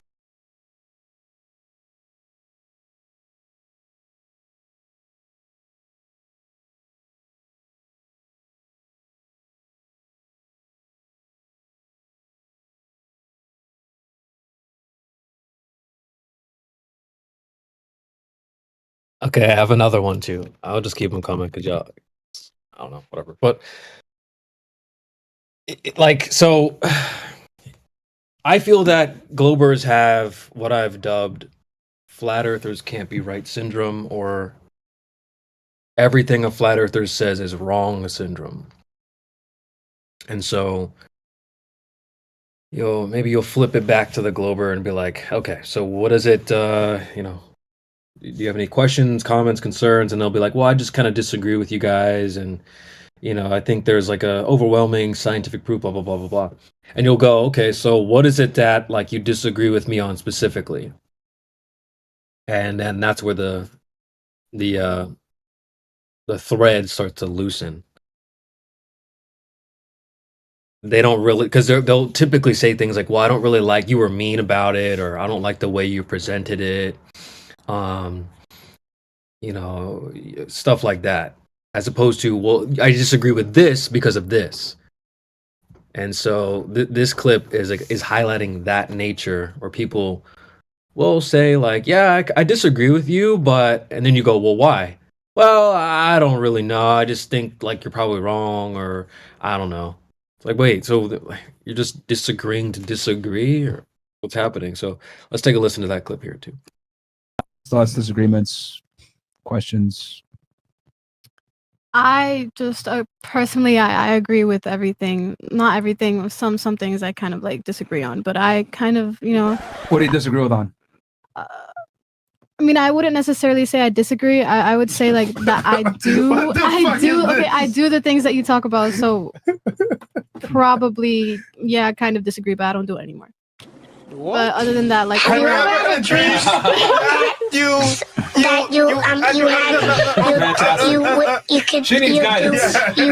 want. So I told you what. What? Bruh. Yeah, Shouty was funny. That's funny. Well, I agree, but I sort of disagree, but kind of agree, but sort of disagree. I feel that I just hear again. I don't mean to flame like any individual lady out there or whatever, but like, dang, I just hear globe earthers when they talk like that, and it's hilarious. So I don't know. I think flat earthers are, yeah, you guys are just, just wrong, but like, but I just disagree. Okay, why? Where? With what? It's just funny to me.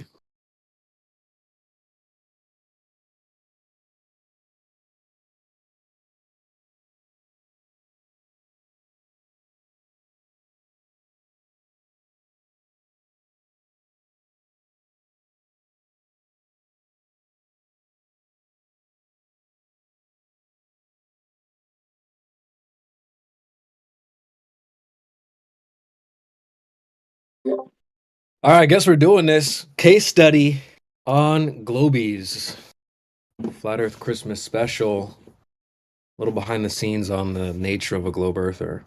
And we're going to look at it through the lens of the Fresh and Fit podcast. The gals on the podcast will be our globe earthers, and will be the Misogyny headquarters. So see here. Let me load this next one and we'll get a reaction. 4, 5, 6. Okay. Do you guys actually what do you guys provide, right, as a friend that he can't get from another man? We'll start right here. All right, so that's the question. What can you provide as a female to a man that he can't get from another man? And the question, we're looking for a couple things specifically. Now, let's compare this to asking a Globie a question. Give me 3 things why you think it's a globe, or, you ask them for a specific multiple choice, true or false, yes or no question. Give me an answer specifically. And it's either like they weren't listening properly, or they're just hearing and then responding. They're not actually like taking in what you're saying and then trying to formulate a response. They're just kind of reacting. And so what I've noticed is Globies will take the mic and just start rambling. So anyway, I just think that there's 2,000 years of science. Hold on, bro. Like, did you catch the question or no? And so I think there's a part of that where I don't know if they can really comprehend the flow of the conversation. But also they struggle with just like being accountable and answering direct questions. So this clip's going to show you exactly that nature. Myron asked a question. Give me some things that you can do as a friend to a guy that a guy friend can't get from another guy. And so we're just looking for some specific stuff. But listen to how they're like, well, so like, I think that like maybe like, I don't know. Like, they start going into other things instead of just giving like a specific answer. And you'll hear how Myron just moves on to from the first person because he's like, nah, she's not trying to answer the question. And why do you think people get muted here all the time? Like, yo, you're not answering the question, man. So this is that. Let's take a listen. Chinese translation. I think it's the friendship. Everyone's different. You have different kinds of friends. No, but what do you provide in particular to him as a friend that he can't get from another man? But it doesn't. He can Pause. still hang out with other friends, and he can still hang out with me. It doesn't have to be different. Like we can be the same friend group. You know, it doesn't have So in to other be. words, nothing. Fantastic. What about you? What do you offer to him that his guy friends can't provide? Well, we are different people. Like I'm a different person than Okay, his well the guy guy's friend. a different guy too. Yeah, I understand that. Okay. So we're like different personalities. It's a different friendship. Okay, what do you provide in your personality to him? Well, I'm funny. Like Really? there's a bunch of things. Not to you, not right now. I mean, you've had an opportunity on this podcast for a bunch of time to prove you were funny. Okay, well I didn't. So are you really funny? Yeah, I'd say so, just not right now. Interesting. Okay. She's contextually funny. Who else said bruh? Damn, that was a 2-for-1 special right there, actually. So you got to hear how, like, oh, yeah, this claim's for sure true. Oh, can you back it up? Well, no, not right now. Okay. That's Globies, man. Yeah, it's a globe. Can you prove it? Nah. Later, maybe. All right, dude. But yeah, just they weren't answering the question. He was like, the second girl, she said, so again, the question is, what is it that you can provide to a guy as a friend that he couldn't get from another male friend? And like the second girl's answer was, well, what did she say? Well, like we're our own people or something like that. Which is like, duh. Like, we're both humans. Like, wait, I know that. That's inherently embedded in the question that you're a person, he's another person. So what can you provide as another person? Oh, we're just like two people. It's like, come on, man. Are they not able to follow the question, or I don't know. I think what Myron says is that it's people just hear, or they barely listen and then just respond once someone stopped talking, as opposed to absorbing whatever's being said and trying to coherently form a response. And so we that's a perfect example of that, in my opinion. All right.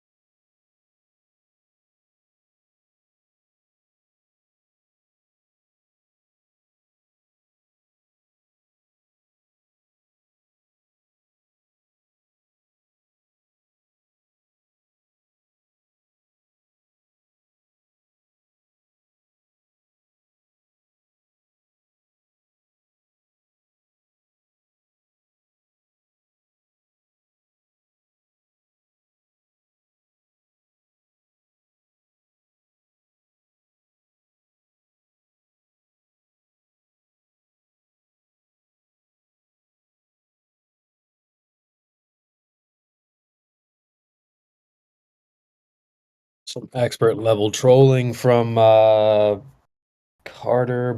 Carter, I think his name is.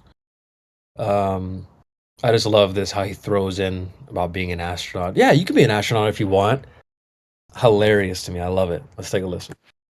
If you let your past define you, it will define you. Exactly. Like check it out. You know what I'm saying? Like I know, like I never been to space, but I can say I'm a fucking. I used to be an astronaut. I can just say it, right? Because it's like my past doesn't define me, so I can just say that I'm an astronaut. Even though I That's never been to extreme. That's space. extreme. No, I'm saying, I'm with you, baby. My past doesn't define me. I'm an astronaut. Okay, if you want to believe that, then go for it. You know what I'm saying? Yes, queen. There you go. Yes. Fantastic. You want to be an alien? You go be an alien. You know what I'm saying? Just using the logic against him, right? So that's some expert level some trolling right there. My past doesn't define me. I can be anything I want today, regardless of what I was yesterday. So he's like, perfect. Yeah, I can be an astronaut. My past doesn't define me. I can just say I'm an astronaut. And she's like, well, no, that's extreme. No, I'm with you, girl. No, we queen. So that's hilarious to me. And I love that they trolled outer space as well. So there you go. Damn, I'm getting no reactions from any of these clips here. Y'all silent on this Christmas day. Ooh, CB.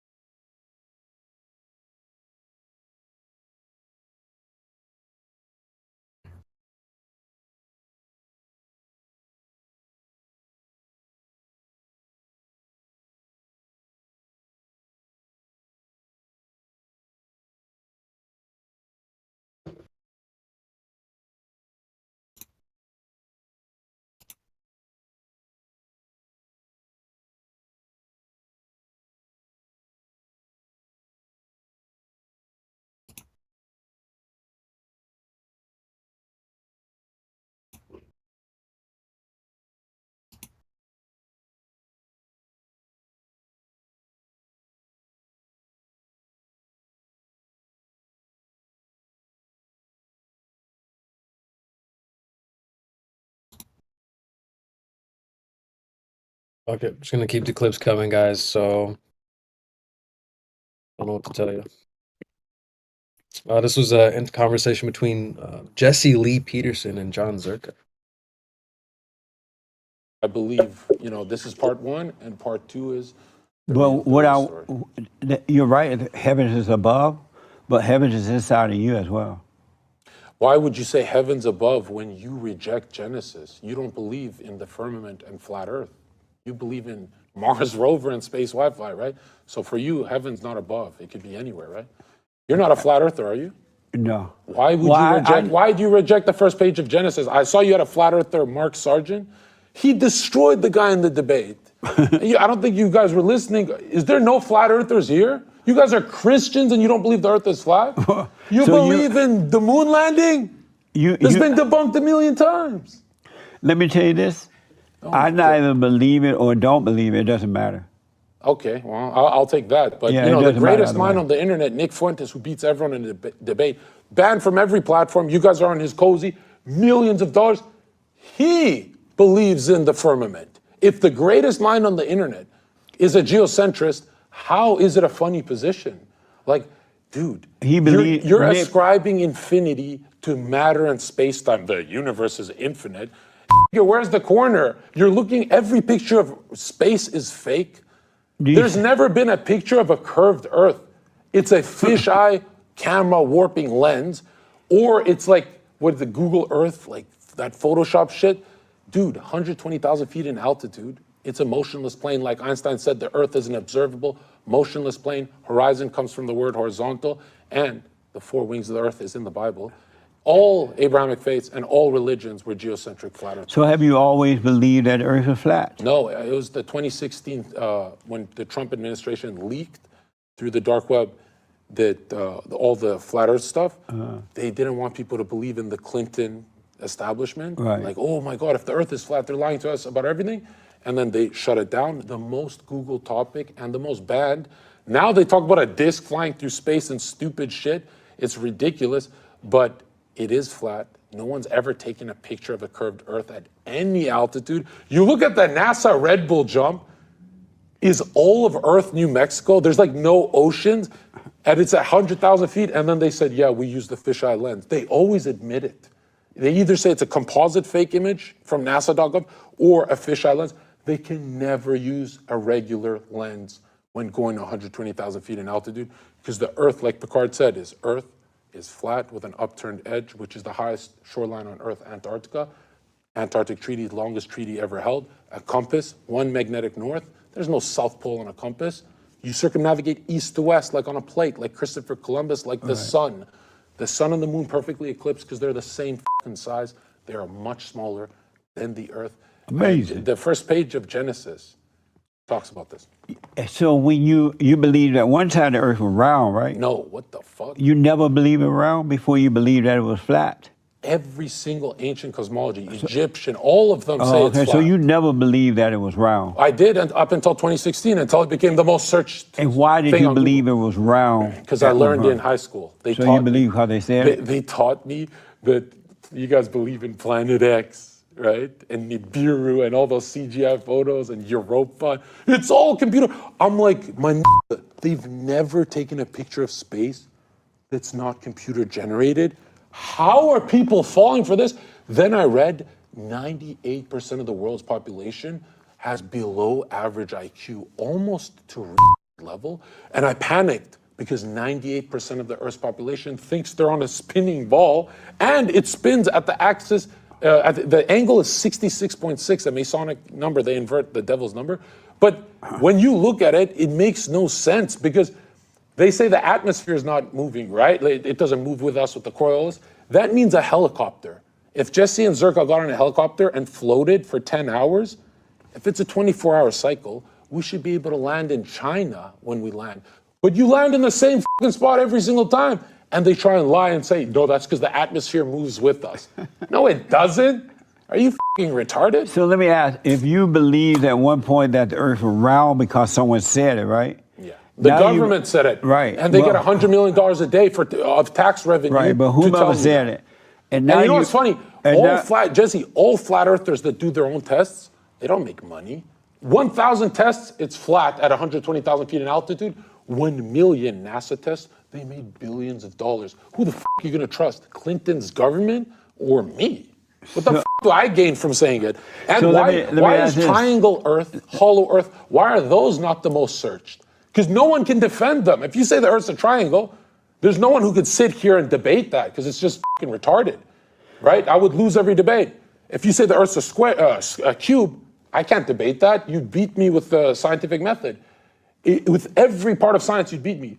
If you say the Earth is flat, all airplane flight manuals say it's a non-rotating flat Earth. Just land the fucking plane, don't kill anyone.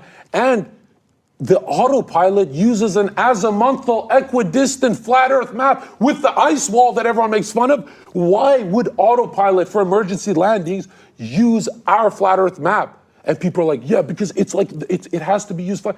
Dude, they're changing the sizes of the continents when they're using this map by a lot. So how the fuck, imagine emergency landing on your Mercator or a Globe, or you guys would all die. You have to use our map. We don't use your map for shit. Your military, everything uses our map. Let me ask this. So you The believe United that? Nations flag is the flat Earth map. So you believe that the Earth was round at one time because someone said it at that time, right?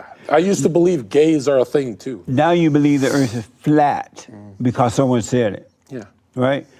It's supposed to someone. Well, no. It's not someone. Government said it's round. Right. Random dude who put a camera on a balloon.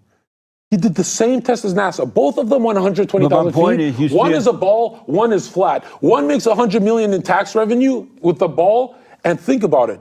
If it's a ball, they attacked the first page of Genesis. But my point is, you still believe Jesse it. says, I don't care. Jesse, if you say you don't care about spreading flat Earth, you're saying you don't give a about the first page of Genesis. That's the worst position you could have. And people are like, why do you think it's the craziest position to have, flat Earth? Because I could never believe the Bible when I was young, because I said, those idiots thought the Earth is flat. They were right. Let me ask you this because of time here. So you believe the Earth is flat because somebody said it, right? Non-governmental said it. It's non-profit. Right, said it. What would happen if another non-government, some guy riding on another camel over in wherever, and they came and told you that the Earth was circular or something? I'd say prove it. Would you? And then you would believe it? You'd have to prove it with a scientific method at 120,000 feet at 8 inches per mile square curvature calculations. He would never be able to prove it. Does it concern you that you don't know for sure that it's only because somebody said it both ways? I've already done the test. We did you've done it $1,000 yourself? student. Yes. Oh, okay. Like thousands of people have done this test. Do you think if you put a camera on a weather balloon at 100,000 feet, you're going to see a slight warping of the horizon? And it's not because it's just so big. The Earth is so big, you'll never see it. It's 8 inches per mile square. The Earth is not even that big. We fly around it.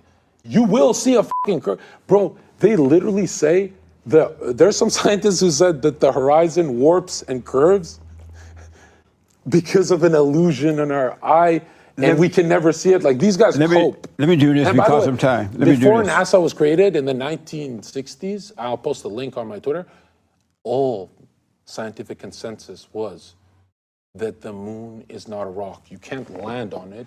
It's cosmic plasma. That's why you can see stars through the moon. That's why you see blue sky through the moon, because the moon is translucent and then transparent. Let me It's ask. a light in the sky. It's a luminary. Let me ask.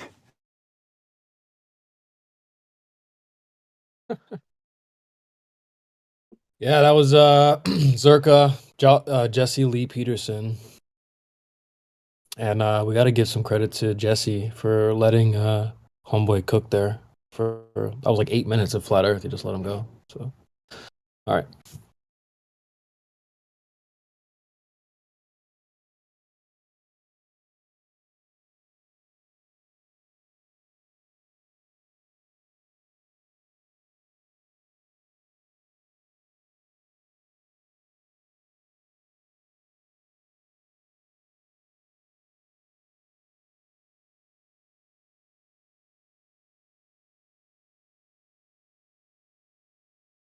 Just disagree on like the moral questions of how you're sort of formulating the analogy.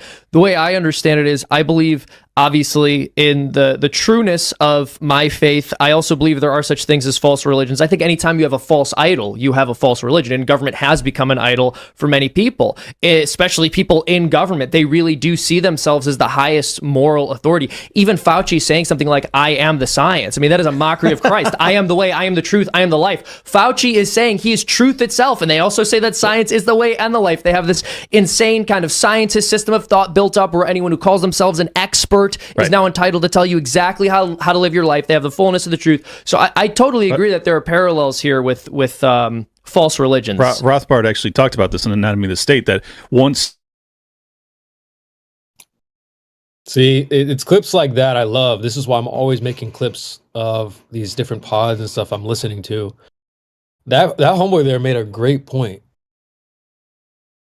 And he's just describing basically again how globies are. Science is their new religion. Can't question it.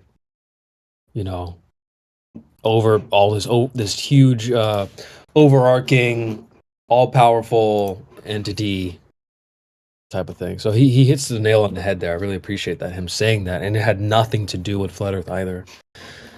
But it shows that he's able to see through some of the garbage that it takes to see through as a flat earther as well. You have to be able to see through the globe garbage as well.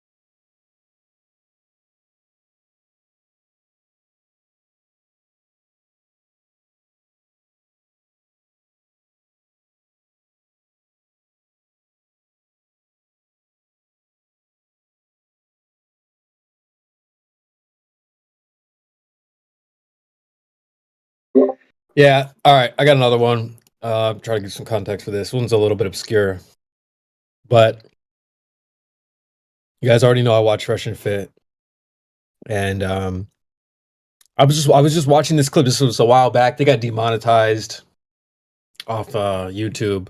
They're doing fine now. They're back on YouTube. I don't think they're remonetized, but they're over on Rumble. Like, they're doing just fine. But yeah, they had a stream afterwards, kind of just talking about the demonetization and stuff like that. And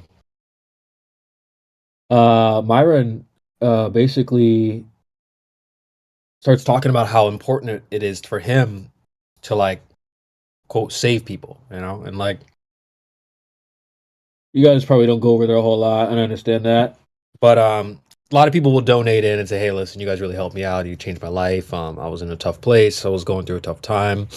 You know, really considered some dark stuff, but you guys kind of helped me get through it, et cetera, et cetera. People talk about that all the time. And so, and you know, I was thinking the other day, this was only like a week, 2-3 weeks ago, I was thinking about how we don't really step back and think about our place in history. What role have you played in this whole flat Earth, globe Earth war? For some people, that might not be an important thing, but it does seem like a pretty, I don't know, not the most important issue, but in the spiritual warfare, the spiritual battle that's going on with this thing, we've been making history every day. I feel like we don't really step back and consider the fact that we've probably changed some people's lives, and like you never know who you've affected out there indirectly. You might have got some DMs once or twice, or maybe more than that, of people thanking you for saying a certain thing to them, or maybe they heard you speaking, whatever. But you got to consider that there's probably a whole bunch of people out here that you've never spoke to. They never joined the VC. They were just listening on YouTube or whatever, but they got the message somehow, or you affected them in some way. And so, pat yourself on the back, man. Like we are kind of have a certain place in history, so you never know who out there you may have saved by teaching them this information. Who knows?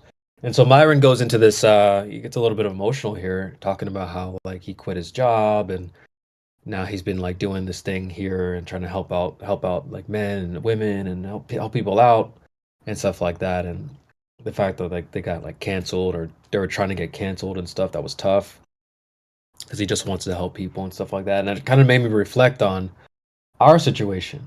You know, the media doesn't want us to, they're trying to censor us, and everyone wants to shit on us and spit on us, but we still do it.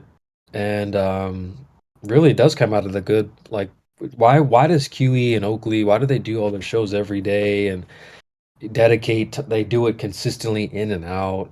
They're not doing it for the money. They get like 20, 30, 40 viewers on average. It's not like they're getting huge viewers and tons of money, but they consistently do it.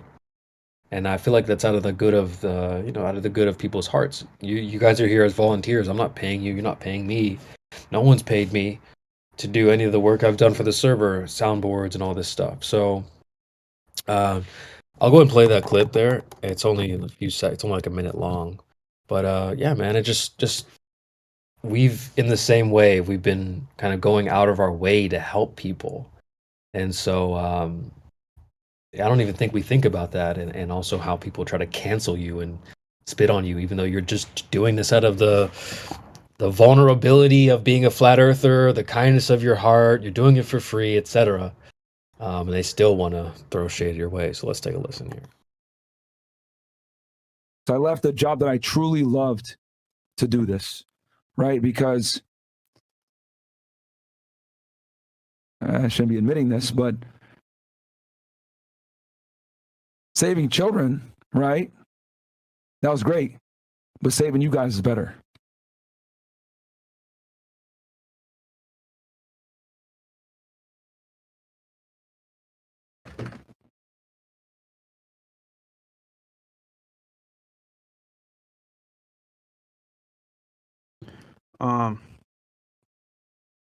Yeah, man, this is tough, bro, because we put our lives into this, you know. We didn't miss a day, honestly. It's tough. We gave up so much to give you guys value. So yep. Yeah, and honestly, when I was watching it again before playing it, I was like, man, that just kind of reminds me of us a little bit. We're giving up time, sleep, money, who you name it, to be here volunteering for people. And it is tough. It is tough when, you know, like, I'm sure there's people out here that are trying to get this Discord shut down right now. Have been trying to do that for a long time. And people have been here. We don't miss a day. We don't skip a beat. And so I can understand why you know, people try to make fun of him there. Oh, he got emotional. But like, I get that, you know, like I totally get that. I just wanted to say that I keep getting cut from Discord, and their policies are so misogynistic.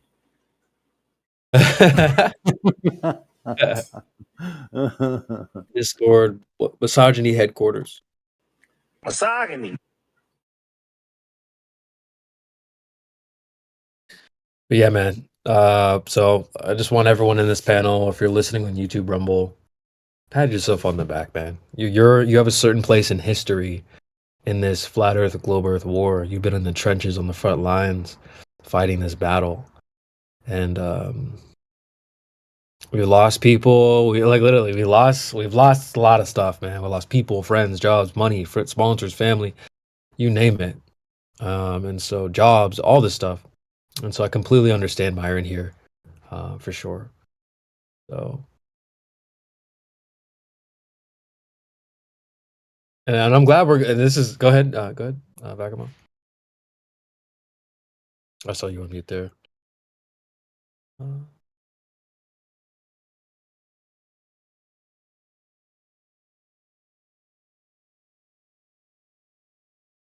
I was gonna say that because these glowers better enjoy this little bit of niceness because it's about to be demon time real soon. Think I'm muted. You're unmuted on my end. You want to just drop and rejoin? Maybe I'll drop it. Rejoin.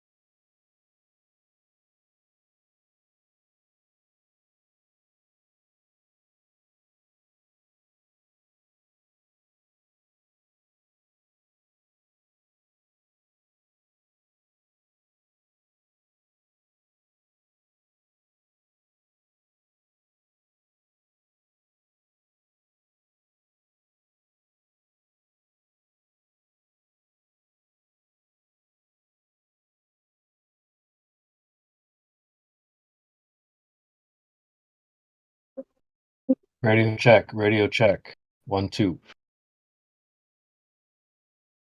And welcome Zizou.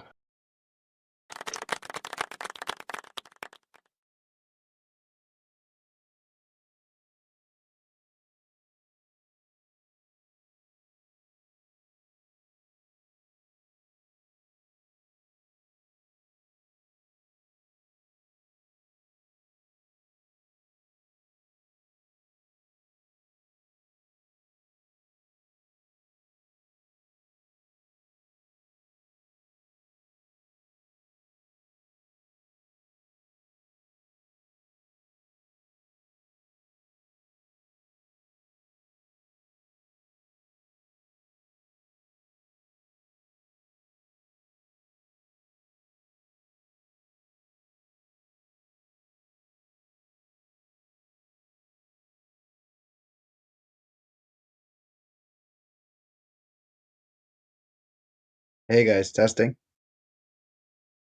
Oh yeah, I can hear it's lighting up. I can see it lighting up now. I was on push to talk. I didn't know.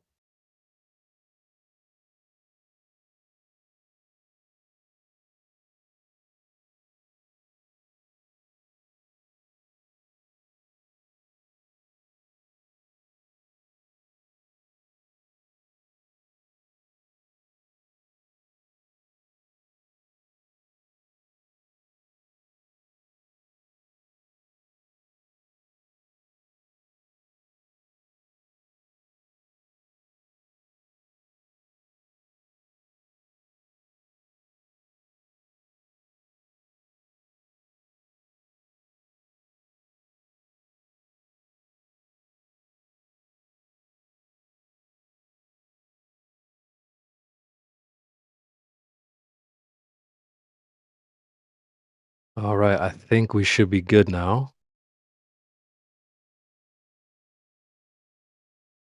Does this mic work? Well then, fuck that mic! All right, we'll get back to the clips, and unless someone wants to chime in, feel free, folks.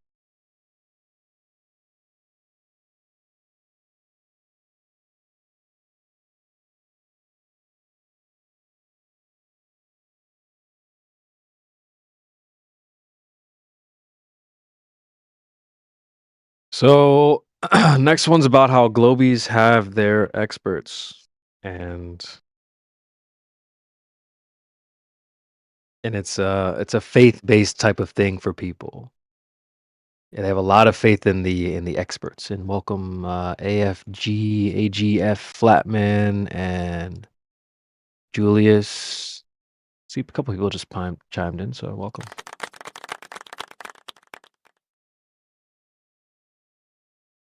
Just had another clip from one of my all-time favorite shows, but it just details and highlights how people have faith in like certain leaders or experts. And we'll play the clip and we'll react to it afterwards. But you can hear how he'll say like, you know, even certain science hasn't figured out these things, and what makes you think your experts can?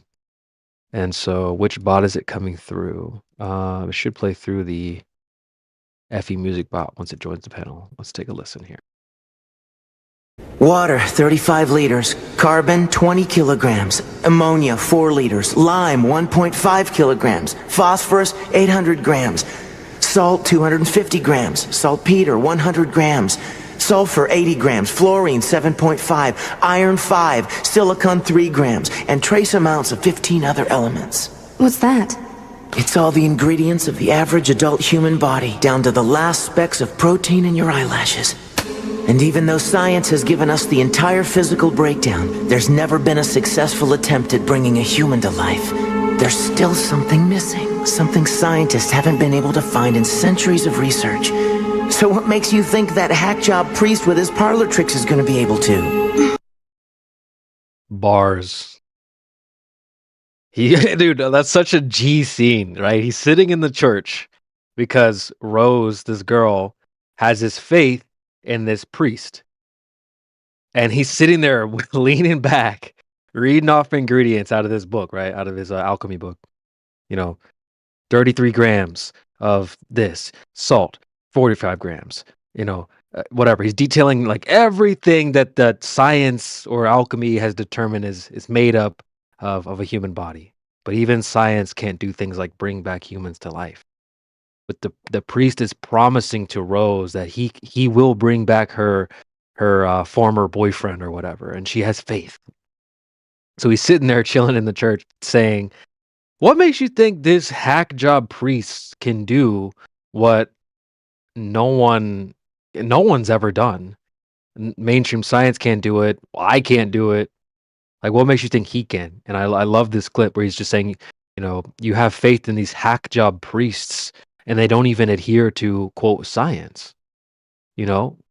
And so that's a W clip there. I really love that. That's Full Metal Alchemist Brotherhood.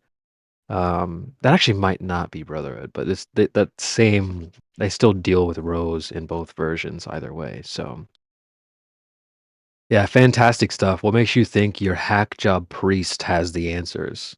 Like, truth drops in anime. I've been thinking about making a series called Truth Drops in Anime, and that's definitely one of them for sure. I might have another one here. Give me a second.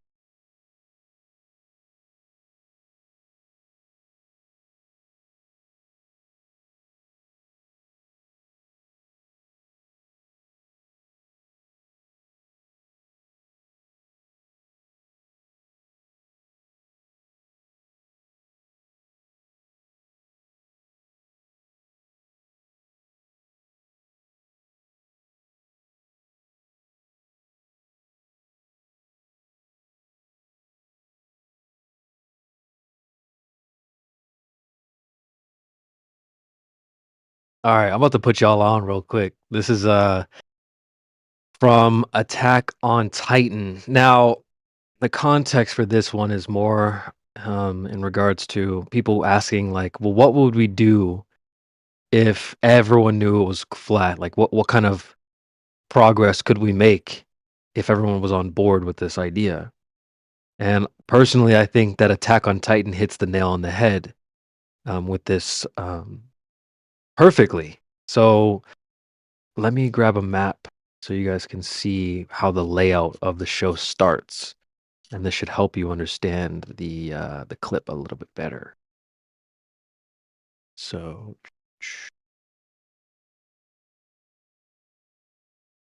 All right.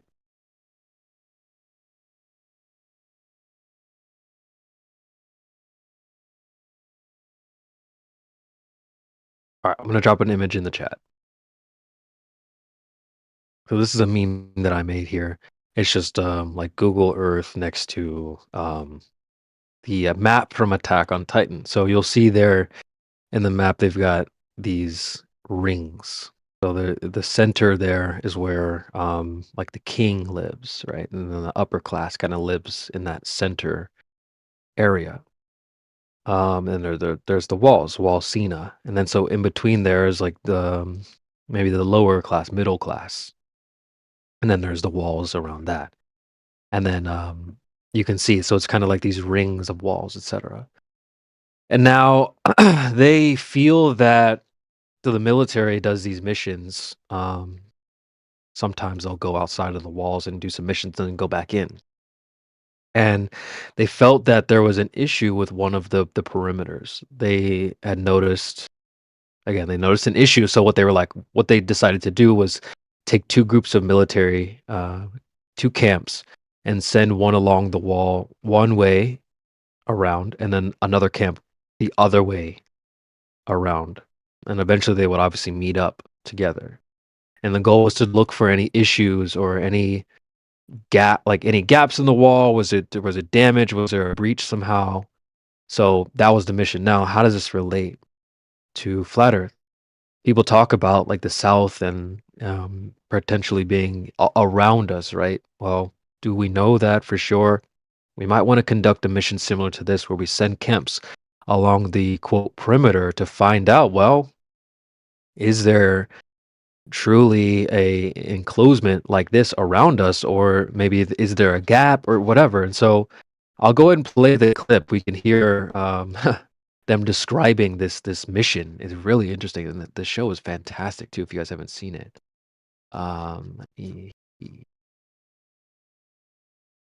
Here.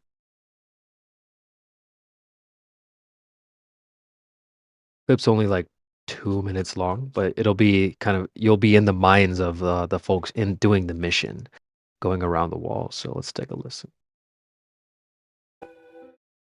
And worse, something's off. Really off. I don't like this. Captain Hannes, sir, what's wrong? Anyone else bothered by the fact we haven't spotted a Titan yet?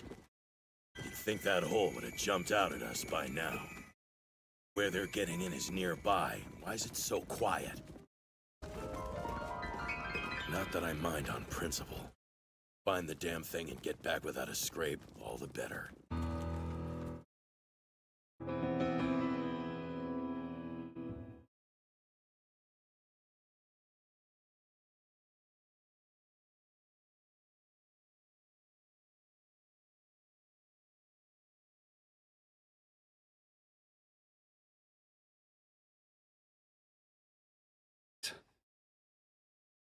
Just get it over with. I can't take this. Any second now, they'll lunge at us from the shadows. Damn it. Closer we get to the entry point, more it feels like we're marching into the jaws of death.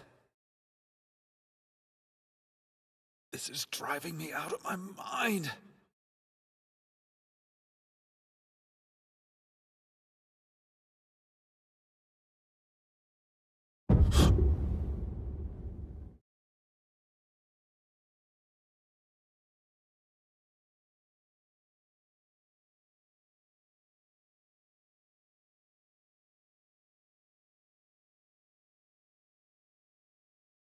So, you followed the wall here too, I take it?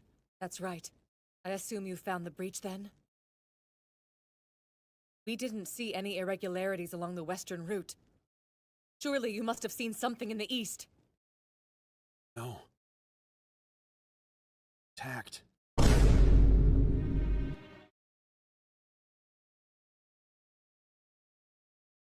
Well, maybe we just overlooked it. Not likely. Hole big enough for Titans to get through? No way. I suggest we have another pass then. That goes without saying. Trouble is, the horses are on the verge of collapse, and so are we. Yeah. Again, that one not super relevant, but very interesting though. We would definitely need to conduct a mission very similar to this if we wanted to explore reality and find out what's outbound from our known area. So very interesting clip, man. This show is deep. If you haven't seen it, it hints at a lot of truths, in my opinion, like way more than you probably even think. And so yeah, I would recommend it if you haven't seen it. But even in that meme that I made there, you can see in the chat that where the Google Earth is equals Attack on Titan. So in Attack on Titan, those walls actually have a religious group that praises the walls and says like the walls are holy and amazing and you must respect the walls and stuff like that, right? If you compare that to the globe Earth, we've got people like Matthew Lawrence, right? The people who come in here and religiously defend this playpen put up around you called this globe. Look, oh here, look, this is it. They put a circle around you, a little playpen around your mind and said, this is the Earth. And the main characters in Attack on Titan are born, right? And then they're curious. They're born curious and they find this book that describes land that might possibly be outside of this walled area. And so to me, that just screams like the Flat Earther's journey. Let's go beyond this playpen that we're told we live in and find out what's really out there. And so the show is so good, guys. Like the finale just came out recently. I haven't even watched it yet. I need to go watch it, but oh boy, it's you guys need to catch up. This is fire. Especially if you're a flat earther, you'll see all these little hints and stuff like that. That I'm Attack on Titan. Mm-hmm. I'll take your word for it. I'll go watch it.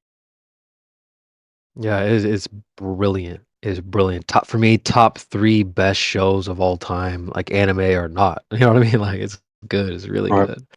So, yeah, you'll love it. I was going to say real quick, the way that you described it reminds me of that image that one of the memes that I have. I can look for it in a second, but where a kid's playing with a globe and his head is like boxed in with a hypercube or a tesseract or whatever. That's what I imagine people who can't break free of like the control in this world. Their head is stuck in that tesseract. Right. Anyway, go ahead. I'm sorry, I didn't mean to interrupt. No, you're good. You're good. Merry Christmas, dude. Yeah, likewise. Yeah, right back at you, man. Back at you. Good to see you join the panel. It's kind of slow. I'm just shooting the breeze at the moment, but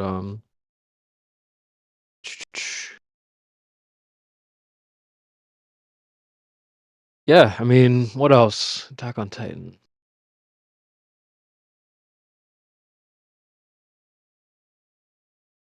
Yeah, I just love the idea, even the wall, the religious group around the walls. Let me see. The wall religion. I'll read the wiki. Whoa, someone typed flat earthers remind me of those wall religion people in AOT. That's the other way around. That's hilarious that guy would say that. No,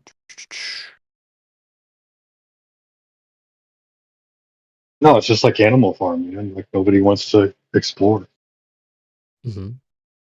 That's what it is. They're happy in their playpen, you know. So let's see.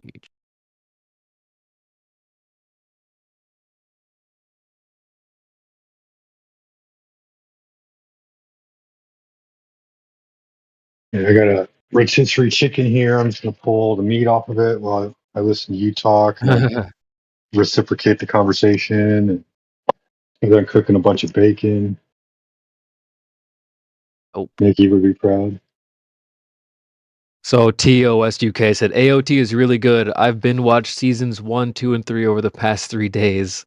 Yeah, man, I put a couple people on. I think even Flatman Can was like, "Yo, I watched it. It was so good." So Yeah, you guys will really enjoy it if you haven't seen it yet. But again, like if you're a flat earther and you've already got your like they live glasses on, your red lenses, you'll be able to see all these things like very, very clear. Um, so It's funny. Your they live glasses. That's hilarious. oh man, you better have contacts in permanently if you don't have your glasses. Right? Right? I was just thinking that like they make contacts now, don't they? Yeah. So And at the end of the movie.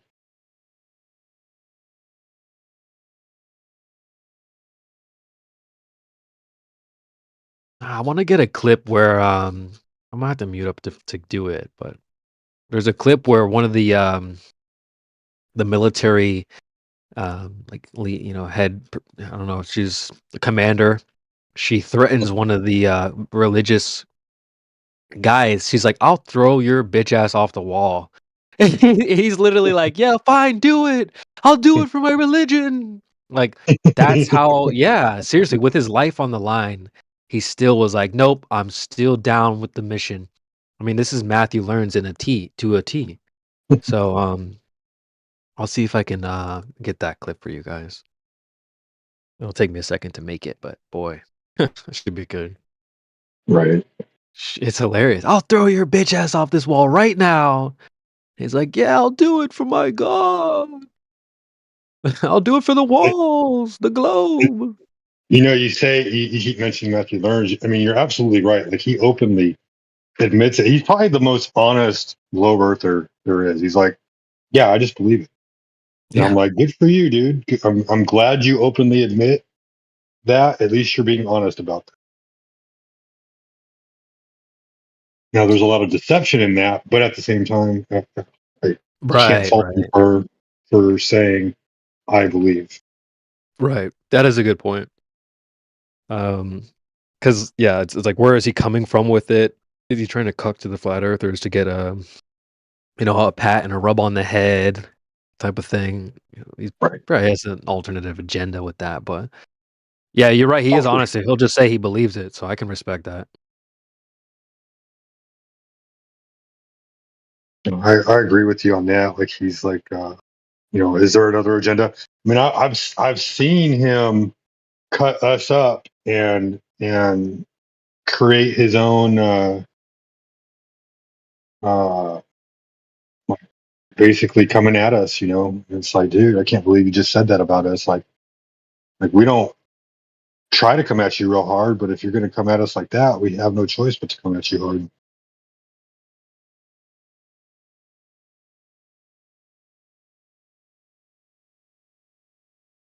It's- it's- Wait, I might actually have that clip for you guys here.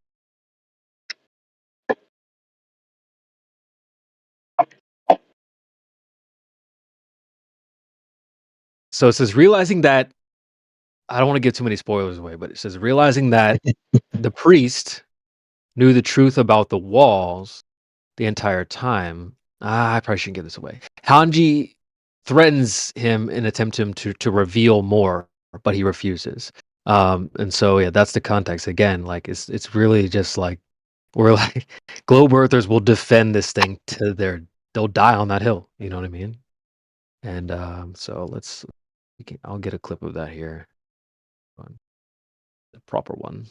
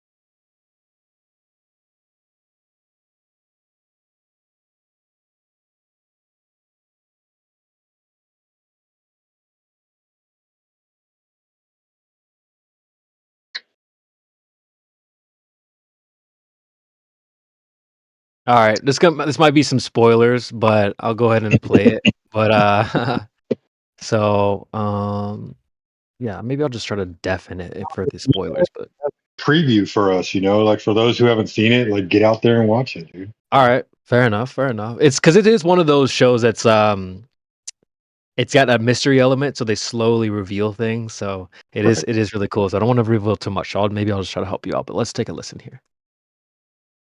Tell me what's going on? Why a Titan? What's the purpose? What on earth's the point of having one hidden? And why choose to keep it a secret? I need answers, and I'm gonna need them right now.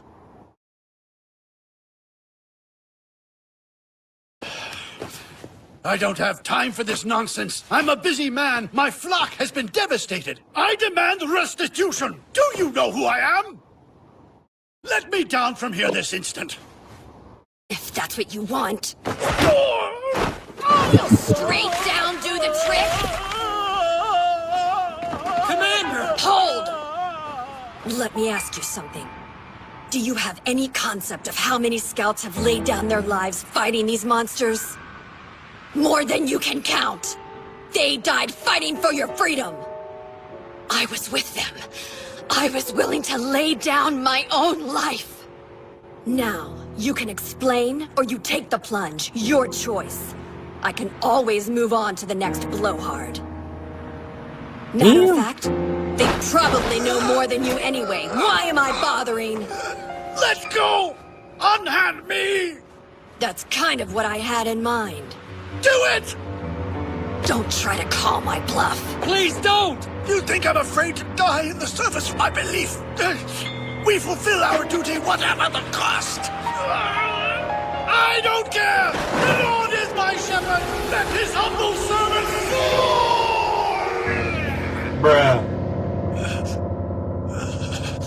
Lord, grant release!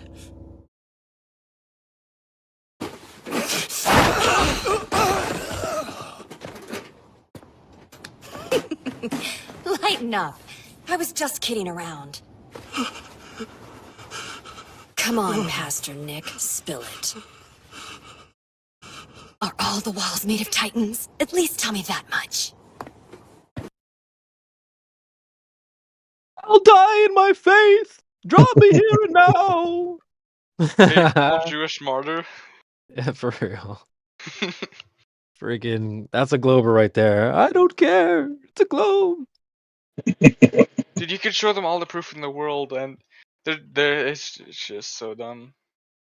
We're gonna have to drop them off the edge of the flat Earth to make them finally realize the truth. Drop them off the edge of the flat Earth. Wow. I should probably make that meme right now. Let me see. Of her holding him off the edge. Flat Earth are about to drop this off the edge of the world. Dude, that would be very based. I got you. I'll do it. Oh shit. Or if someone wants to mess around with the template, I'll throw a few in the chat. I'll see what I can do. I was just messing with you.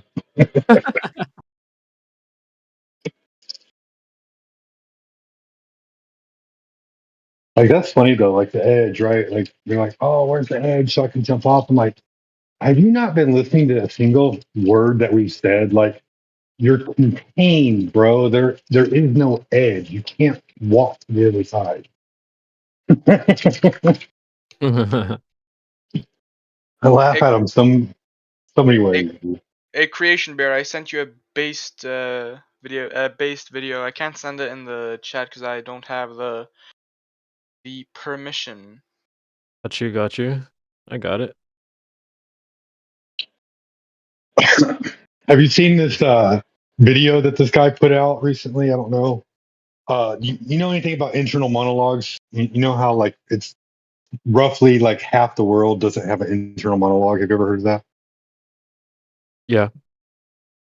So this guy puts a video out, right? He's like, I'm one of those people that don't have an internal monologue, and he goes, I am not an NPC or a mono. or a non-mono or whatever it was called. And he goes on to say, like, I'll play it, but he goes on to say, like, if I need an opinion, I'll go to my trusted news source and I'll get one. Oh boy. I heard that and I about died laughing. My trusted news source. It's the funniest thing ever. Let me play it for you real quick.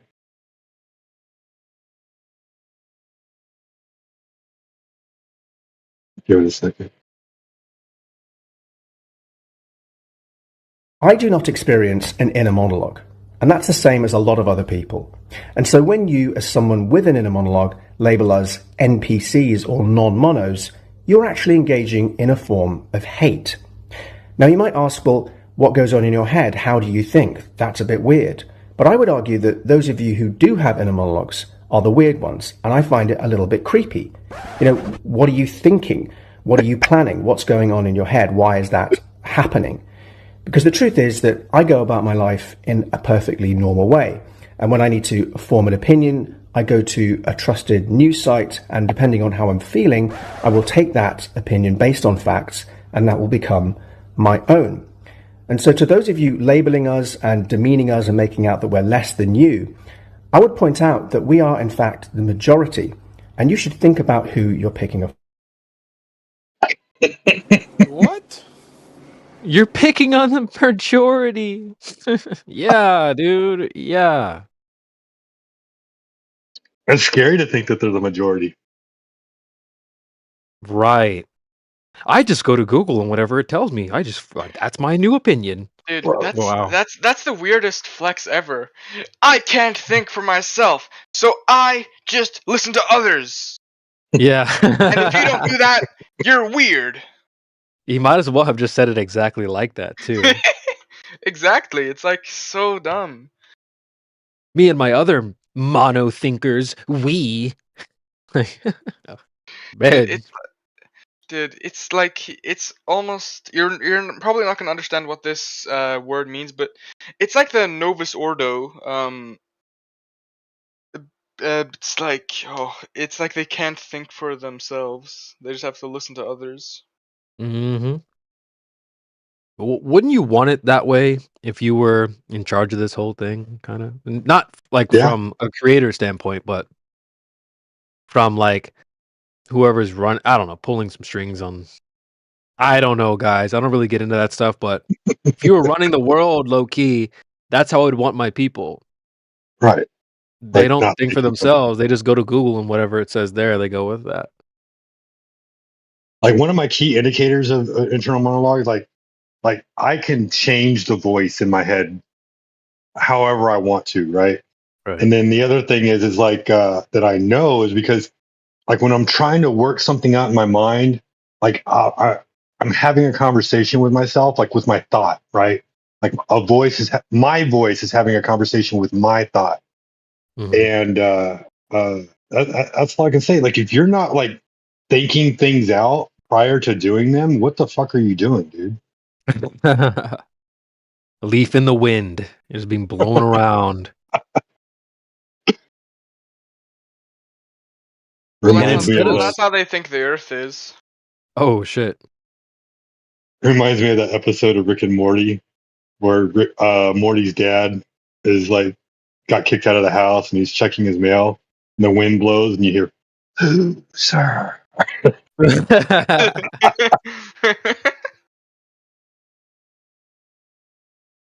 I feel like instead of repping and being proud of like I don't have an inner monologue, maybe like try meditating, bro. Like maybe you'll find one. That's weird. Even if I realized that I didn't have one, I would probably try to see if I could find it. You know what I mean? Instead of being yeah, me and the other normies. Like that's weird, man. Yeah, What is it? The Homa or the what is it? The king of the, you don't want to be king of the I don't know what it's called, what the phrase is, but king of the hood or something like that, king of the trash pile. I'd rather be like, I don't know, the royal guard of some prestigious thing than the king of the dumpster pile. You know what I mean? Right. There's no honor in that. Oh, me and the rest of the normies. Well, now you're just trying to be king of the damn trash. Well, when I tweeted out that video, right, like it went kind of viral. Like I've got like 200 plus replies, 400 plus retweets, 29,000 views. So like a lot of people have viewed it and everything. And I've had a lot of people, like one person made a very valid point that like everybody has an internal monologue. It's just these people haven't found it yet, right? And I was like, okay. He's like, he goes on to say that he found his internal monologue when he was when he did shrooms. I'm like, okay. Like, I mean, that would make sense because like I don't remember ever not having an internal monologue, but I've been smoking weed since I was like 14, right? Like that was when I started smoking weed. So I could see how like expanding your brain, expanding your mind would induce an internal monologue to where you could start hearing your own voice, especially like when, you know, people get like paranoid because they're on drugs or whatever. They start thinking like they hear other people thinking and everything. Before you know it, you're having a conversation with that thought, and you're like, you hear your own voice, and it's actually pretty cool. It'd be cool if we could take a poll here on Discord. I'm curious Right. to hear what you guys. Maybe I'll just put a message in the chat. Do it in announcements. have Do announcements, and then say put a number 1 for yes, I have an internal monologue. Number 2, if no. Okay. Maybe people will respond to that. Yeah. Do you have an inner monologue? Is that the right way to form the question? You have an inner monologue, internal monologue. It's either or, I think. All right. Because if you Google search inner monologue, it'll bring up a set of searches, and if you Google search internal monologue, it'll bring up an entirely another set. All right, I'll do internal then. Right, internal's the right one. Yeah. Because and it's funny too, because I have had some people on that same tweet come at me and say like, you hear voices, that's crazy. I'm like, no, like if you're hearing a voice other than your own, then that's called a dialogue. It's not a monologue.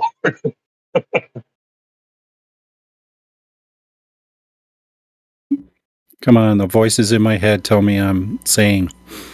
The voices in my head tell me that the Earth is round. That's what my voices tell me.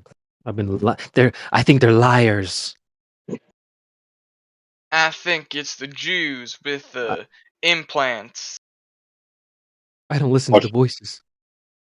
Watch the hard J. I'm off my Yeah. meds.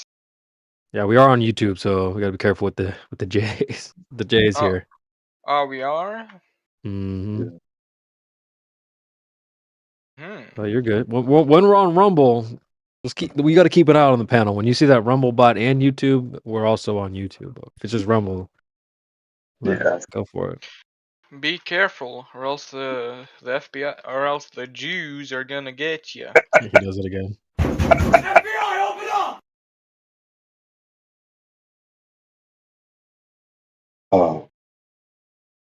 Yeah, man.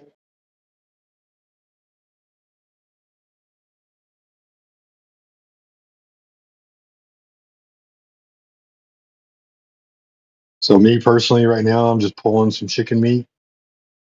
Got it separated from dark meat, light meat, and then skins. Stop making that sound dirty. And then pulling that chicken.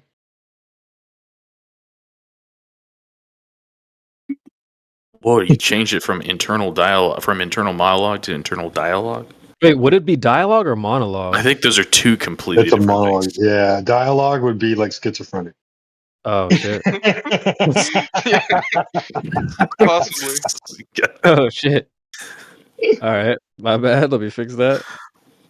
I don't know That's what the- exclusively if dialogue is considered schizophrenia, but it's definitely not the same as monologue. But so here's the thing, right? the people that like, there's a couple of people that like got on to me about it, saying that, oh, it's weird that you hear a voice in your head. It's like I don't hear another voice in my head. I hear my own voice. Like I can change that voice if I want to, Right. but I hear my own voice. It's my own thought, and they're like, oh, like schizophrenics hear voices, and it's like, dude, not the same thing, man. Not the same thing. I don't know how you can go through life not like working things out in your brain before you actually do them. Mm-hmm. Shout out to Randy Orton's walkout music. Voices in my head, they talk to me, they understand. They talk to me. Somebody watches wrestling. That's such a schizophrenic song. I know. The song is And he's literally just called made- Voices too. And I he's just made- hear voices.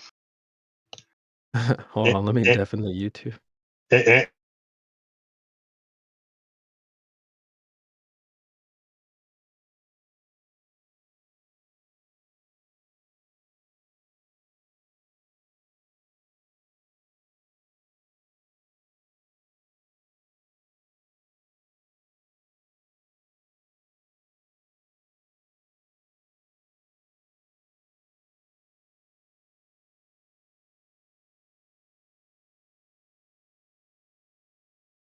That's such a.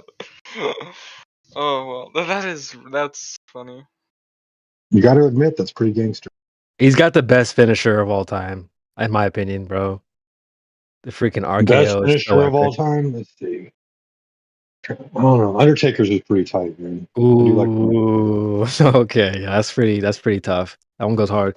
I don't know that RKO though, bro. You just come out of nowhere, grab a out dude's of neck, nowhere. pop. Oh, Like he'll snap. jump off the ropes, like he's gonna do a flying clothesline. And all of a sudden, he's caught in an RKO. I mean, it's pretty badass. Well, he just sometimes he'll do it like this too. He'll like get real nice and close to you and be like, "Yeah, we're tight," and then just The Stone Cold Stunner was pretty dope too, though, man. The Stone Cold Stunner would come out of nowhere. yeah, yeah. When he would Stone Cold Stunner Vince, like imagine dude. kicking your boss in the chest and like dropping him to the ground. And then cussing him out. Like, Right. It's like every person's dream.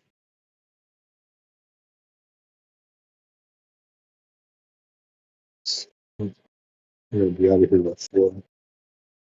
Yeah, seriously. He's always doing that too. He'll be like, "Hey, bro, here's a beer, man. Let's celebrate. Cheers!" And then, durner, durner, durner.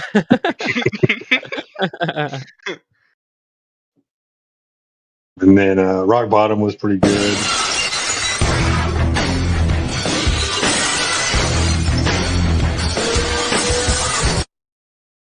People's Elbow was pretty cool. Yep. I set up events for Mondays and Fridays, so we have Monday night, Raw, Flat Earth Raw, and then we'll do like Friday night Flat SmackDown or something like that.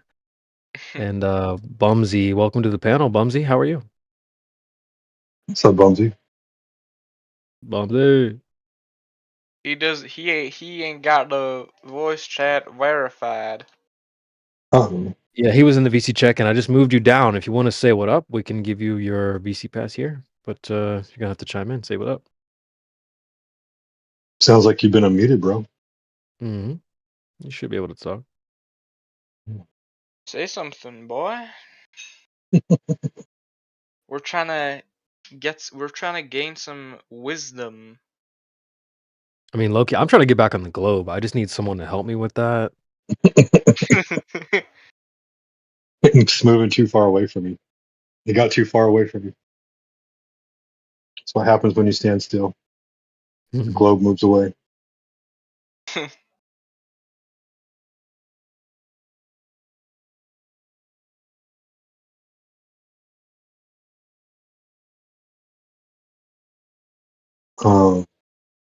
Macho Man elbow drop, definitely a one of my all-time favorites. Ooh. Now, most people so Buff Bagwell was not one of the best wrestlers ever, but he did have a dope finisher. He'd do a front flip off the top rope into a neck breaker. That was pretty Damn. dope. That's crazy. What was his name? Buff Bagwell. That's a hell of a name, dude. He didn't win any matches ever, but like the dude was like all plastic surgery. He's freaking hilarious. I need to look him up. Let me look him up. Buff Yeah. Bagwell. I've never heard that name. He was WCW. Oh, was he? NWO. Yeah. That's hilarious. I love the name Buff Bagwell. Yeah, him and Scott Steiner. I think it was like Buff and Stuff or something like that. It was fucking hilarious, dude. That's a W name. Dude, Fresh and Fit did like an 8-9 hour WWE stream. It was so awesome. I'll drop a link so you guys can go back and watch it sometime. It was really fun. Because I grew up on that shit, man. Like WWE got real weird. If you want some good wrestling entertainment, like old school wrestling with new characters, check out AEW. I love AEW. Yeah, okay. I don't really watch it these days. Like if I'm super duper bored, I'll put a screen up, a tab open with it on. Right. But I don't really like watch the storylines or anything like that. Yeah. Well, So I the gotta be real storylines are bored for that. entertaining. The wrestling can be entertaining, but like sometimes when you're watching after you've seen a few of their matches, you kind of know what the match is going to look like going through and everything. Right. But the storylines are still entertaining. Let me get you guys a link to the WWE stream. It was a really, really fun stream. They've only done like 2 or 3 like 9-hour streams, like all night streams. Like they'll go from What were they doing? Just like the history of WWE? they like all of it. So they were doing like favorite wrestlers, best matches, worst wrestlers. They did like the whole shebang, all the categories. What's your favorite match? Favorite walkout song? So yeah, they spent like 8 hours on it. It was an epic stream. They've only done that with they did a WWE stream with that went like 8 hours. They did an R&B top 10 most simp songs. That was really funny. That was an 8-hour stream, and then they only did one more. That was a Dragon Ball Z stream that went like 8 hours as well. But they've only done that like 3 times, so really, really funny. Let me get you all linked to the WWE one. R&B simp stream. Dude, that stream was so fun. I had a good time on that one. Top 10 most simp songs. It was great. That's hilarious. This is a no simp zone here, folks.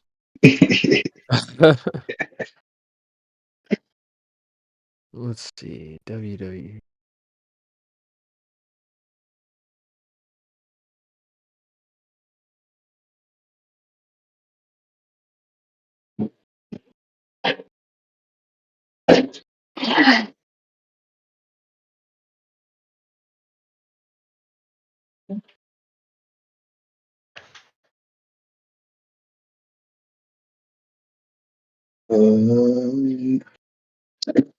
Excuse me, sorry. What happened? I'm at my dryer and I'm away from my phone, so I apologize. Hmm.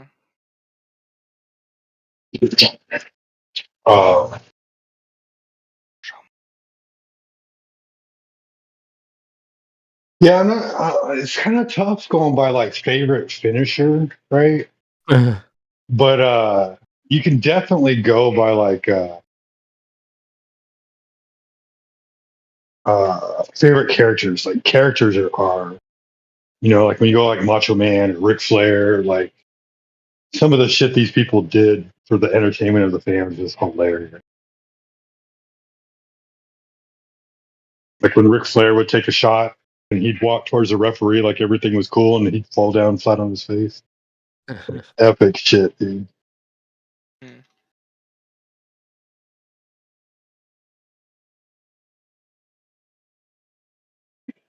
Like I gotta say this: if you watch AEW, I'll give you a character to look out for. I think you would enjoy watching him. Orange Cassidy. Ooh, dude, I looked him up because during the WWE stream, Mo, who's the sound engineer, he's like he's like actually still big into the WWE and all the WCWs and all that stuff. He Right. said that Orange Cassidy was his by far the best wrestler out right now. So I had to look Yep. him up. And he Yep. puts his hands in his pockets and stuff like that. Yeah. I looked it up, dude. That's just hilarious. Bro, you know how like sometimes they'll do like these like twirls around their opponents and everything to confuse them, and they'll lock them up in all these different positions. Mhm. So one of the things that he'll do is he'll do that where he's like locking them up in all these different positions, and as he's like turning them around and around and around, and he gets to a point where the opponent's confused, and he just sits there because he's waiting for the guy to stop moving, you know. And Orange Cassidy will kneel right behind him, give him a thumbs up to the camera, like posing with him and shit. Fucking hilarious, man. Like, I'm not even gonna wrestle you, bro. I'm just gonna pose with you. Fucking hilarious. And then he's part of a group called the Best Friends.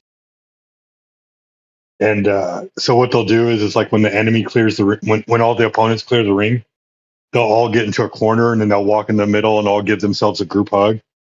Huh. And then announcer go, "You got to give the fans what they want."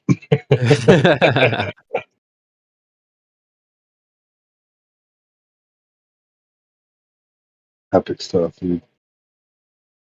Yeah, he wasn't even supposed to be that great either. He was one of those guys that, like, you know, nobody wanted to give a chance because they thought his gimmick was really weird or whatever. Right. He's been making it work. He's one of the biggest ones out there. Yeah, people seem to like him too. What is his crowd chant? Doesn't he do something with the crowd, like to get them engaged? What are they? Oh, so not that he has a crowd chant, but like, so one of the things is like when the opponent is trying to get up to his feet and he gets up to his knees, right? And he's like sitting there, and Orange Cassidy will walk up to him and start kicking him in the chest, right? But he's not really kicking him, like he just taps him. But it's like the softest tap ever. But the crowd makes it seem like he's kicking the shit out of him. And it's hilarious. Or he'll do like he'll take a knife hand chop to the chest, you know, and like you always get that loud slap. The Yeah. crowd go woo. And then and then he will in return reciprocate like the softest hand slap ever, and the crowd will go nuts over it, and it's hilarious. And his opponents hate it. So I know they would go nuts when he puts his hands in his pockets and stuff like that. So Yeah, I'll do that. people love him. There's another one where like he's getting his butt kicked, right, and he'll fall out of the ring, and his opponent will go out of the ring to get him, and they'll roll him into the ring, and when he rolls into the ring, he'll just keep rolling to the other side of the ring and roll back out. Like, so epic. That's funny. I think the WWE stream might have got pulled down, but I used to have it downloaded on my I wouldn't phone. doubt it. Trying to Yeah, like 'cause copyright it and shit. that sucks. I used to have it downloaded and I deleted it because it was taking up so much. It was like 9 hours long. It took forever. Yeah. But it looks like it's been pulled off the internet because the WWE is all weird about copyrights and stuff. That was such a fun stream though, dude. I wish y'all could have caught that one. I'm sure it's out there somewhere. Yeah. They probably have like a backup somewhere, like on BitChute or something like that. Odyssey. Rockfin don't have no copyright shit.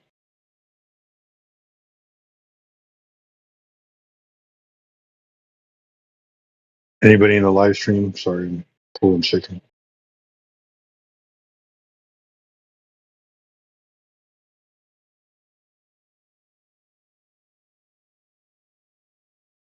Let's take a look. We got AGK Flatman.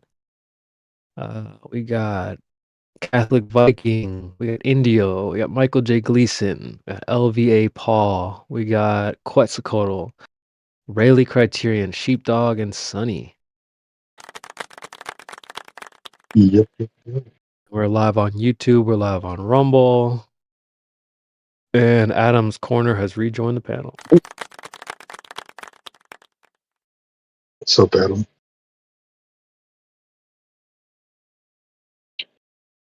Let's see, folks. I've got some updates for y'all. So I think our server has access for more stickers. So let me just double check that. Yeah, we got 27 slots open. So I added some yesterday.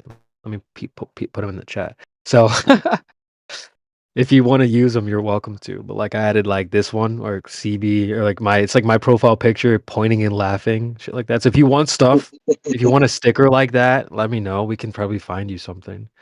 But I'm gonna be using stickers like this a lot. Like it's literally hilarious. Like just my profile picture pointing and laughing at people. So I added this one. And yeah, so let me know if you guys have requests for stickers. I can make some for you. You should. You got one for like who the fuck is that guy? Ooh, that's a good one.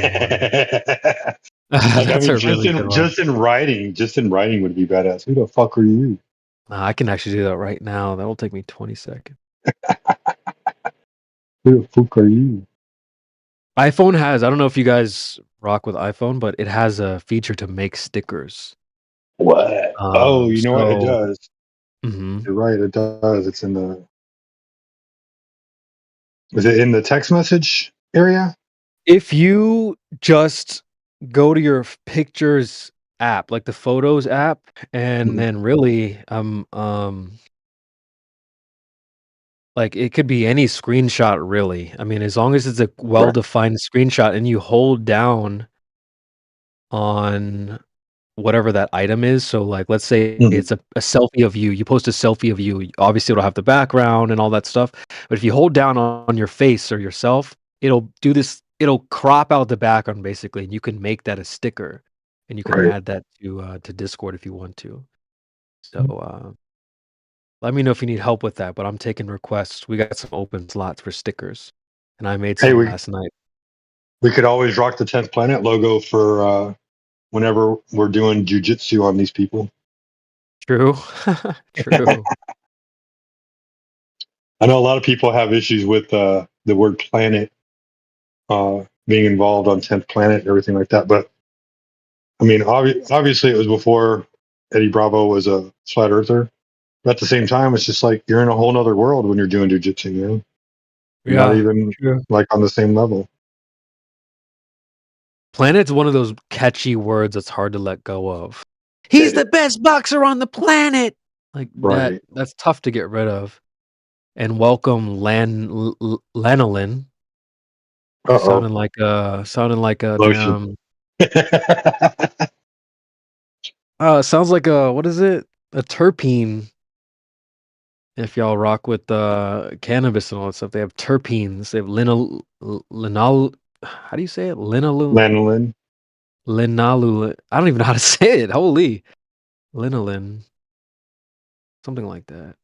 Humulene, pinene, terpinolene. I know I got a bunch of them. How do you say linalool? I think that's what it's called.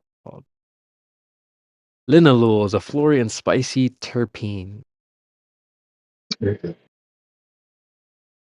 But lanolin, I think that's an ingredient for like moisturizing in lotion. Oh, linoleum.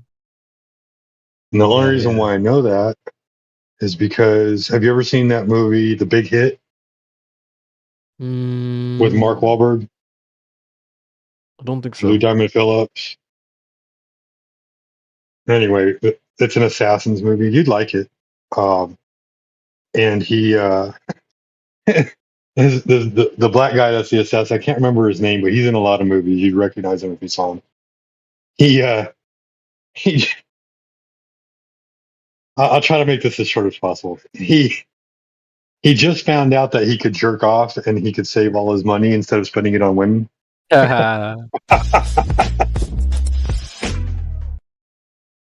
And so he's like in a scene, he's like telling Mark Wahlberg to leave town, but like at the same time, he's at the checkout counter trying to get a special lotion for himself. And he's like, it doesn't have lanolin in it.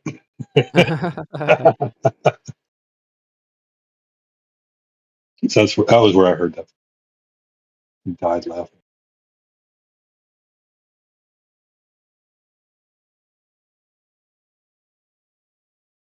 If you've never seen The Big Hit, Big Hit's a good movie. I recommend it. I mean, you don't gotta tell me about big hits. Hi, can you hear me? Yeah, I hear you. I bet y'all drinking that wine, right too now. much, Just smoking them tweeds and everything. What up, Lano? Hi, my name's Caleb Lanolin. You know, I'm from Alaska. Okay. Yeah, I did I wanted to actually share it with you guys since you guys are here to listen for a moment. I did a flat Earth test here on Lake Tustamina. It's a 20-mile long lake. Now I'm shooting the 20 miles this winter, but I shot 10 miles last winter, and I was curious whether or not anyone here wanted to see that. Absolutely. Do you have a link, or do you have the video itself? Yeah, I actually I've got a YouTube channel. I will gladly share the link with you. I've got quite a few Yeah, by all means. quite a few references I could share with you guys that I know almost nobody has ever seen. So Right on, dude. We appreciate that. Go ahead, drop those links. how do I So Is the he VC verified? check-in. Yeah, I gave you link perms for now. So the VC check-in, or sorry, excuse me, the live stream voice text. I pinged you at 26 minutes past the hour here. So you're welcome to post anything there. So you should have perms the to do that. VC check-in voice text right there? No, sorry, my mistake. It's the live stream voice text right above this call here. Live- I'll ping you one more time. there we go.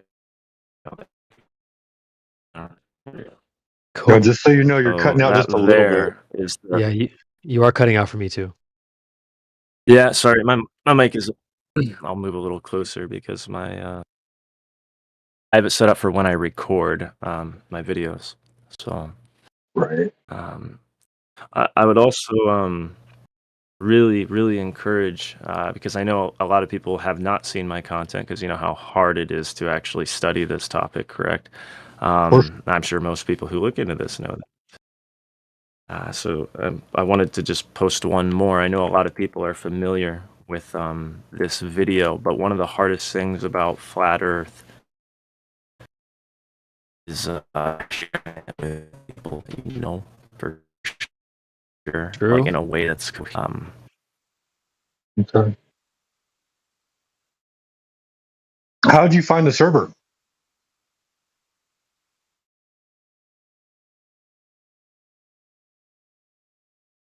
Am I cutting out? No, I heard you on that one. Lano, you still got us? Caleb? Yeah, can you hear me?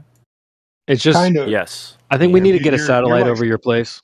Yeah, I was gonna say like it's more signal than microphone for you. I think. Let me tweet Elon, see if we can get Starlink over your place for a couple hours. Yeah. Well, how do you find us, Caleb? Okay, can you hear me now? Can you hear me now? We can Is that hear better? you. It just kind of like statics out Okay, a little bit, but you're good. well- Go ahead. Okay. Well, I found you from Salt Lake State. Right I on. know who she is. She did a presentation. We love Very her. small YouTube channel.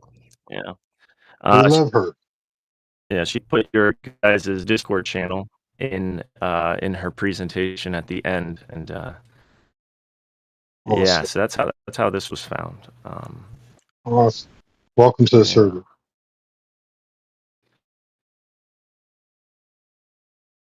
I think Has she she ju- definitely. I like the work she's doing, except she made a mistake on one of her videos. But, two of them. She's learning. She's like working really hard and learning as she goes. So I'm not faulting her at all. She Absolutely, takes yeah, I trust criticism her. really And it's- well, by the way. What was the mistake though? I was curious. It's the Stephen Hawking laser experiment when she's talking about it, and she says that they messed up on the mathematics of their test. She's assuming the problem she made was that she is saying that the laser didn't actually need to rise as much as they claimed it needed to rise, and that's the fault that she made. In fact, it would rise 6 feet were the Earth curving, and that's because it's the ground sloping away from you at that distance at 3 miles is literally 6 feet. So when the laser is level, the ground, even though you have a line of sight to the target at all distances, and the only hidden height would be 19 centimeters is what she claims. The fact of the matter is the laser is shooting out straight, and so the ground is still sloping away from that baseline a total of 6 feet, and it's hard to communicate this over YouTube comments, which is how it was attempted last time, and she didn't believe me. But they did get the mathematics on that right. That's not something I would be attacking or trying to say, because it's just an error. But we all make errors. I'm very common doing that. So We all make errors. that's right. That's how Yes, we she all comes in here believed from in a time to globe. time. She always runs her ideas by us and everything, so we like it when she comes in. We listen to what she has to say, make little adjustments for her, so that way she has the best information going forward. Because I think she's doing a fantastic job. Yeah, absolutely. And the more people looking into this, the better, for sure. I've got a lot of videos to make. I don't mean to talk about me a whole bunch, but there's a lot of videos to make because there's been a lot of research done. Again, there's actually a catalog of stuff already on my channel. Most people haven't seen it, and a lot of it is, to me, Flat Earth has one very hard thing to share with people, and that's the Apollo moon missions. Because a lot of people are like, well, we have pictures from space, man, 1972, like, oh, and before that, go back to the Mercury program. We have pictures, Caleb, we have pictures. And for me, one of the worst things about FE is that we're so infiltrated with just government counterintelligence. And I don't mean like people sitting at computers. I mean, by this point, it's just computers talking to us when it comes to disseminating false information. And then we make the mistake a lot of the times of not having the time to check back and actually verify that what we're sharing is true.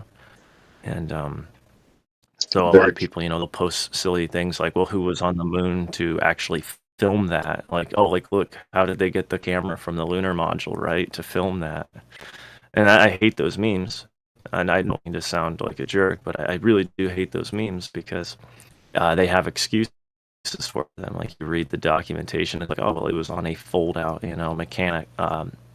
mechanized arm, that comes down and shot them as they were coming down the lander. And this was all part of the documents and the lore of the fraud. And so on my channel, I've looked into a lot of this stuff and found things that are true. And they are true, and it's very much like you can just see them, and those are the proofs that is most it's something that although a lot of people don't really put this much effort into checking, it's that we're military officer who did this for sure. This wasn't just like a bunch of guys sitting on their thumbs. This was people who knew how to use optical printers, which are what they used to use blue screen on and whatnot, but they were using and talking about tech that nobody even knows about. You go on YouTube, right, and you watch these guys debunking the moon landing, and they'll talk about like front projection, if you've ever heard of that, and they'll talk about, oh, well, they had these techs, and it's very obvious these men have no idea about the technology at the time, because they won't mention things that were very obviously available, even if you just watch Stephen Hawking's 2001: A Space Odyssey, like rear projection. And then they don't talk about the fact that blue screen was actually in existence and functioning like as early as 1956 with like no matte lines whatsoever. Matte is like the thing they use to block out parts of the image, but you don't have to make them by hand. It's called a travel. And they don't talk about, and the thing that really bothers me is people who do know that blue screen existed before then have no idea that they actually were using infrared screens by that time to create their traveling mats. and there's CIA documents that I have that you can I can share them if you like, where they're talking about how they developed a way of creating these mats using infrared screens, and they even use the words guaranteeing the absence of outlines. And it's like, that means that, when you composite your picture, there's going to be absolutely no distinguishable line that you made a composite. And so a lot of these people didn't even realize that like photo manipulation has been going on since the 1800s. Yeah, that's one of my favorite things to show people, is that you can see like people using things like blue screen. I'm serious, like blue screen as early as 1913. And that's before it's even said to exist, and you can see it like with your eyes.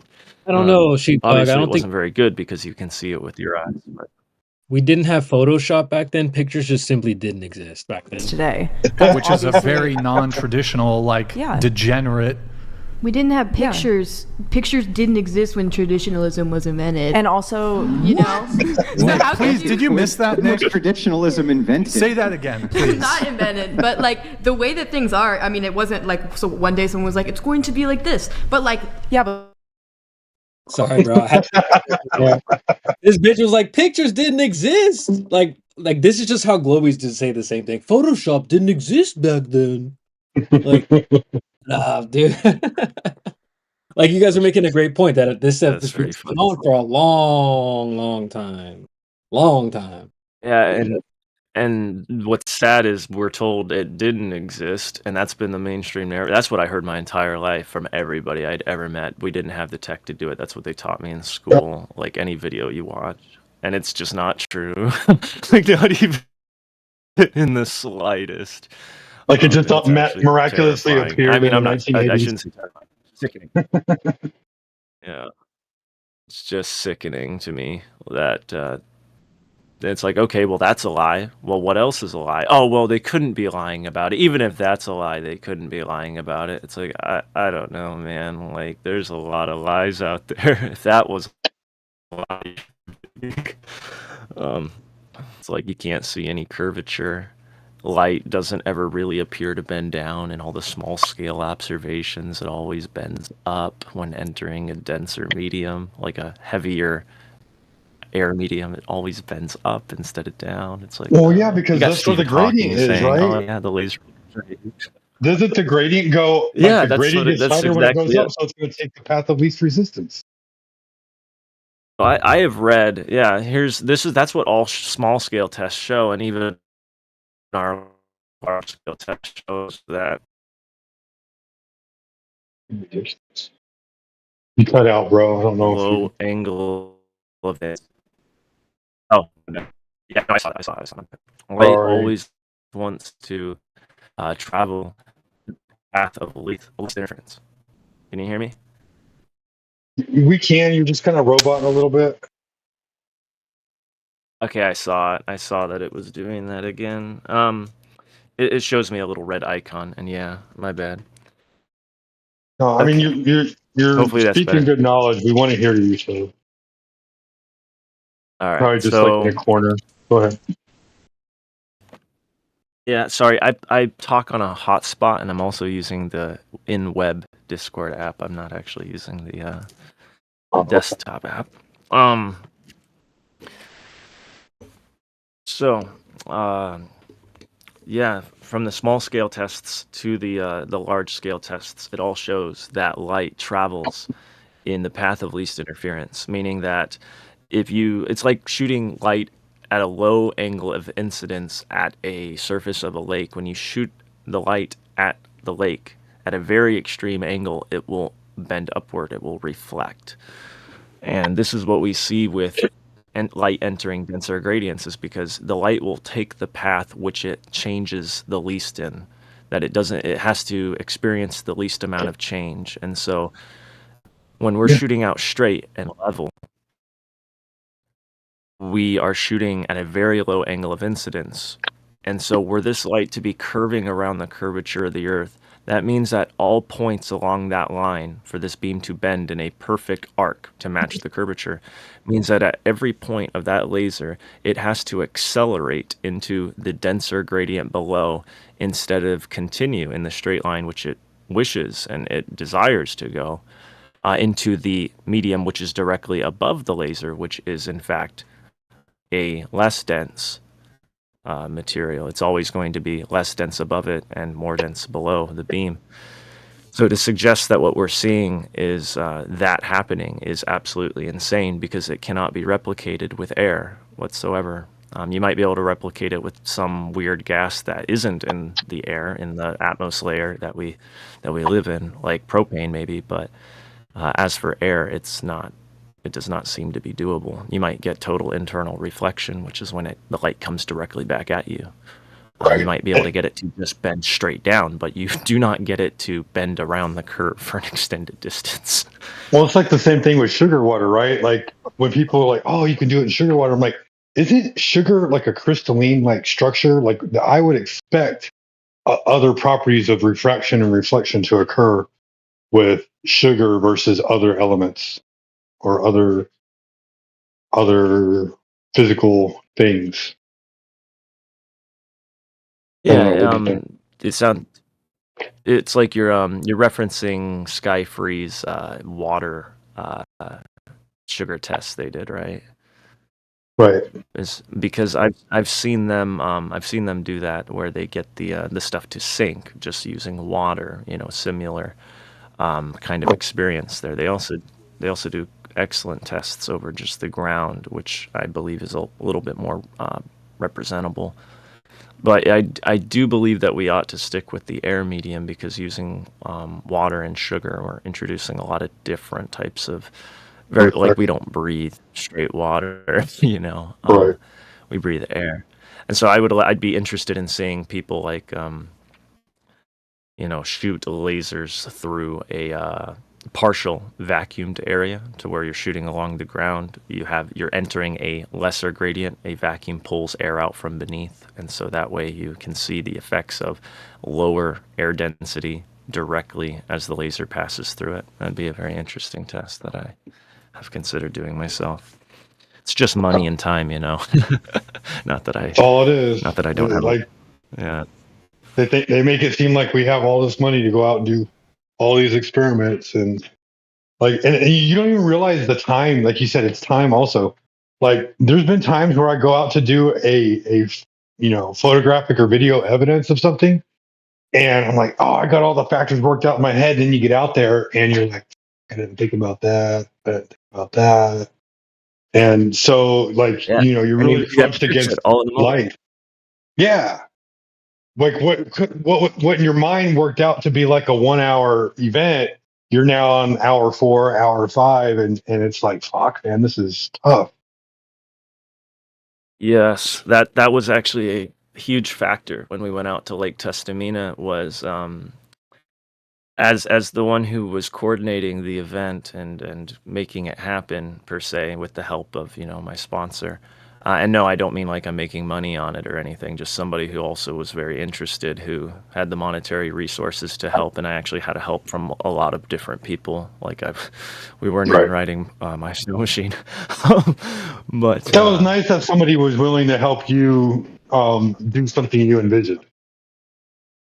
Yeah, it was. And it's not, it's obvious, because it's not like, I had to convince them or anything. It's just, I help a lot. Okay, but that's enough about me. I help a lot in the community. Anyway, that was something like what we're talking about with the time, just how much time it takes, and that the people who support the Globe, they don't really take the time to actually experiment. They just reiterate what other people have done, or what they say they've done, or things that they've invented out of thin air. And like when we went out to Tustamina, it was like me knowing that this was going to be a huge challenge. It was like, my there was 3 of us who kind of made this happen, but the one guy couldn't go, and the other guy who was coming with me, he was kind of coming out of necessity. It was a very interesting situation that we were in, because I don't have a lot of friends, and that's not because and when I say friends, I mean, like, as you get older, right, that people just become, you notice that people aren't very trustworthy. Right. So, and I can being in count on one Alaska, there's not very hand many the people I people. can trust. Yeah, and like you said, you live in Alaska, so People come here. It's very different. You live in Texas, or something, which I have lived in Texas before. People are very sociable, but they're very busy all the time. Right. Whereas up here, people come up here to get away from people. And so making friends up here, it's like you're already trying to make friends with people that are trying to get away from people. right. So, yes. We get out there, and he's thinking this is going to be we're going to go out there, shoot this thing. And it's like, no, this is not how it's going to work, Scott. It's not going to be like that. It's not going to be easy. This is going to be hard work. From the moment we get out there, this is going to be a battle. And of course, that was not what he was thinking at all, Right. even after being told many times. So they did that to Jaren, Jaren, which I'm not a big fan of Jaren from Jarenism either, but I do believe he tries to do his best, and Right. he's actually seeking truth. I like that. Right. That's a good thing to do. That's what No, they did okay. with Behind the Curve with Jaren.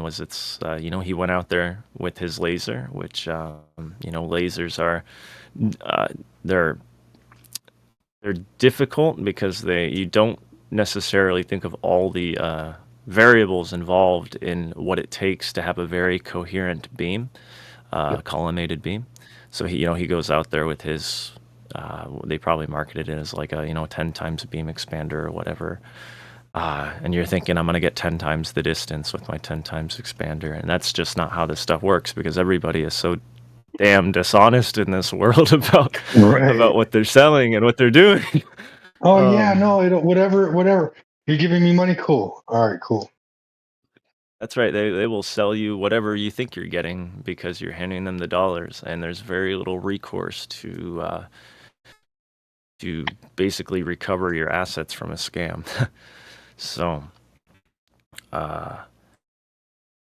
yeah, so he goes out there, right, with his collimator, thinking it would do a whole lot better than it, is actually just physically possible to do. And a lot of people doing these laser tests are just doing point source tests, which is nice, and that's somewhat similar to what my test is. I'm not sure if anyone in here has taken the time to even skim through that laser test that was posted, but it's, to my knowledge, the first laser test where the beam was measured actually at the end to tell you the size of the beam, and so where we had the beam small enough to actually measure it at 10 miles. It was still very big, and this year we are intending, at least, to collimate the beam better, because it's kind of a complicated procedure of lenses and basically expanding the beam to a bigger size, so you get a longer focus point. You can basically focus it out to a further point, and so when it crosses over itself, it does that much further out. You can get a much smaller diameter. Anyway, Where'd you these are put all your link variables at? people don't think about. Where did you put your link at? Is it in the live stream or the lobby? It's in the live stream. I don't think I have permissions to put it in the lobby, but it's, if you scroll up a little bit, I can post it again. I'm looking for it. And I didn't see it. So Here, let me do it again. A moment. Is it not Lennon? I'll give you Yeah. perm to post. Oh, you got perms already to post. Yeah, he's got perm. Yes, okay, Appreciate it, Jimsy. I'll just post both. Let me post those both There again we go. real quick. There's one that's not the laser test though. That has part of it Oh, in okay. it, because that's my solution to sharing FE with the people around me who just laugh at me if I try to talk to them about it.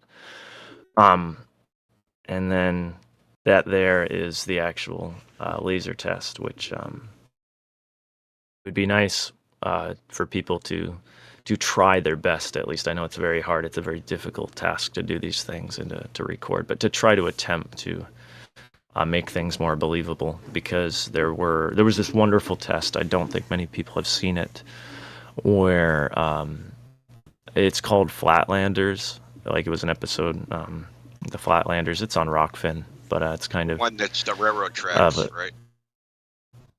well, they did it. They did one. I think they did railroad tracks, and they also did one in the salt flats. And it was like a 30-mile stretch of salt flats. I think it's in Utah, but I'm not sure. I can't remember. And they weren't using a collimated laser at all, so they obviously weren't going to be able to get a very bright source.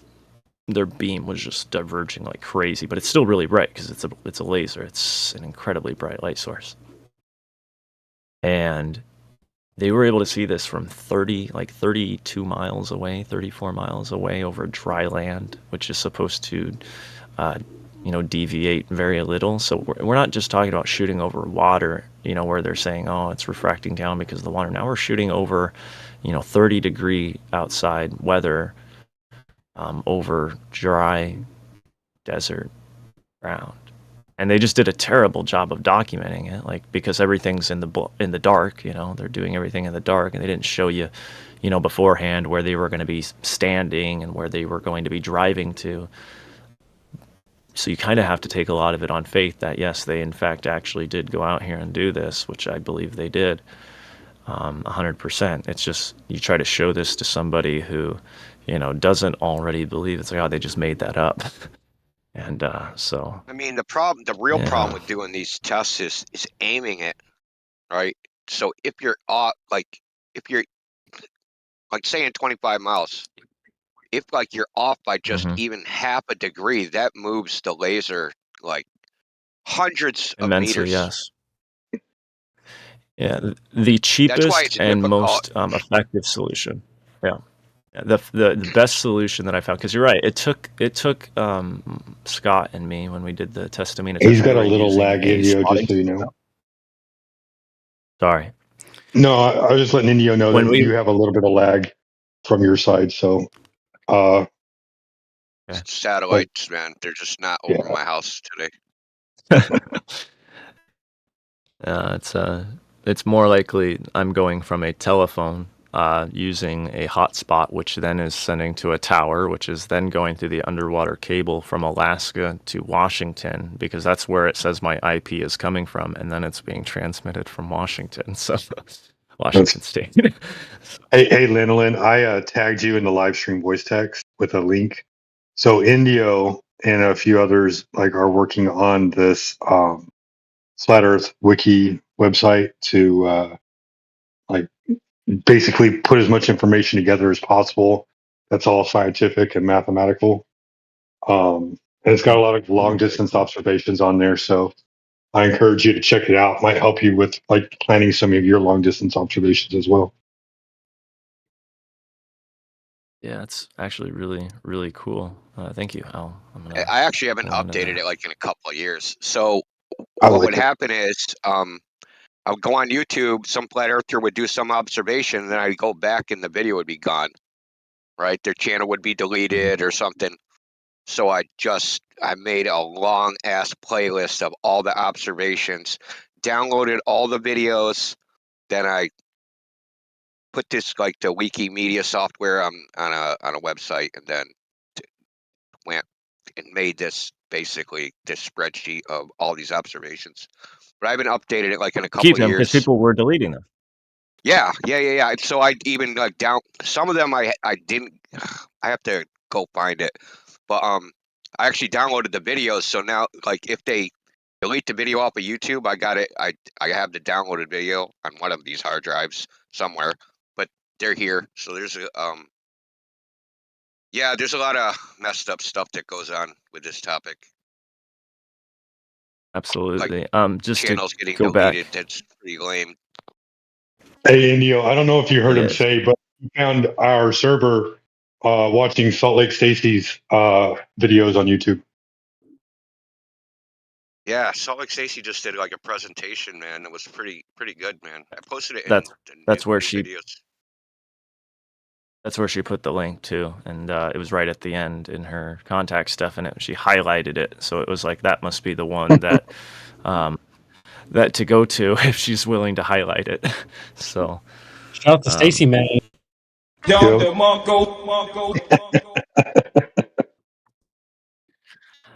To aim these lasers, though, the most affordable way, because I'm sure almost everybody in here has probably seen the FE Core laser experiment, where they built that, what they called the salad, this extremely accurate method of aiming their laser. Very cool, incredibly, to me, a waste of money, but that's all right. The Gotta do it most once. effective. Yeah, is what bothers me. Okay, let me finish this thought. Is that you can aim your laser using a telescope mount, and I don't mean like an electronic one. They make it's like an equatorial mount, but they are geared. They are manual mounts, and so you can buy one that has like a 1-inch turning gear, or some of the older ones have 2-inch turning gears, and they are very precise. And you get your yaw and your pitch, so it's very much like the best way to aim a laser by far. And it was only after going out to Testamina that it immediately dawned on me, why am I not using my telescope to aim this stupid laser? I've been using this spotting scope mount that took forever, where you let go of the spotting scope mount after tightening the handle. You let go, and just the tension from holding that handle shifts the laser. And so off target, and it took a long time to dial this in. It was very confusing for my observer, because he's sitting there thinking like, the beam's just whipping everywhere, like what the heck's going on? It's like, no, every point that you see this beam, it's actually going straight, Scott. It's just like, I need to get it onto you. It's very hard from this distance. Well, in defense of the FE Core guys of making that, a few of those guys, they're like mechanical engineers, so they're just nerds, and they were just going to make it anyway. Yeah. It was an immense amount of money. See, the thing is, there's a way it was that this could donated, be so proved. so that was donated. I understand. I understand.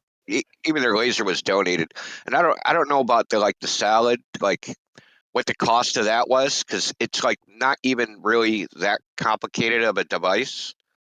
It's just a bunch of angle iron welded together with a stepper motor.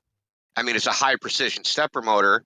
I mean, that probably cost a couple $100, euros, whatever they're using. They mentioned the cost actually in one of their videos, that it cost them about I think it was from $10,000 to $15,000 is what they spent building it. Ouch. Yes. Yeah. And that's a pretty steep cost, especially with. Anyway, I'm not trying to rag on them. I think they did a lot of cool stuff. Something that is not so cool is that the FE Core website is down, and that bothers me. But that's probably because Bob Nodell died, and he was probably the one holding a lot of that. Holding it. So, yeah. I think they lost their domain name. I think that might be it. So this actually happened to the website that was just posted. It was originally on a different domain, and when the domain name expired, someone bought it before I could. They bought it like instantly, within like 15 minutes. Yeah. Fuckers, dude, fucking Globers, and then just made it go to nothing. So I had to buy a new domain name, which it is right now, and then but I had to change all the links and all that crap. So I'm sure some Glober was like, okay, if you do a registry lookup, right, to Whois registry, you can see exactly when the domain name expires, and you could scoop that shit up. I don't doubt it. Not exactly. Because I know Mike had his own web server, but Mike also got hurt. That's a possibility. I heard Mike had it because Mike had like a concrete.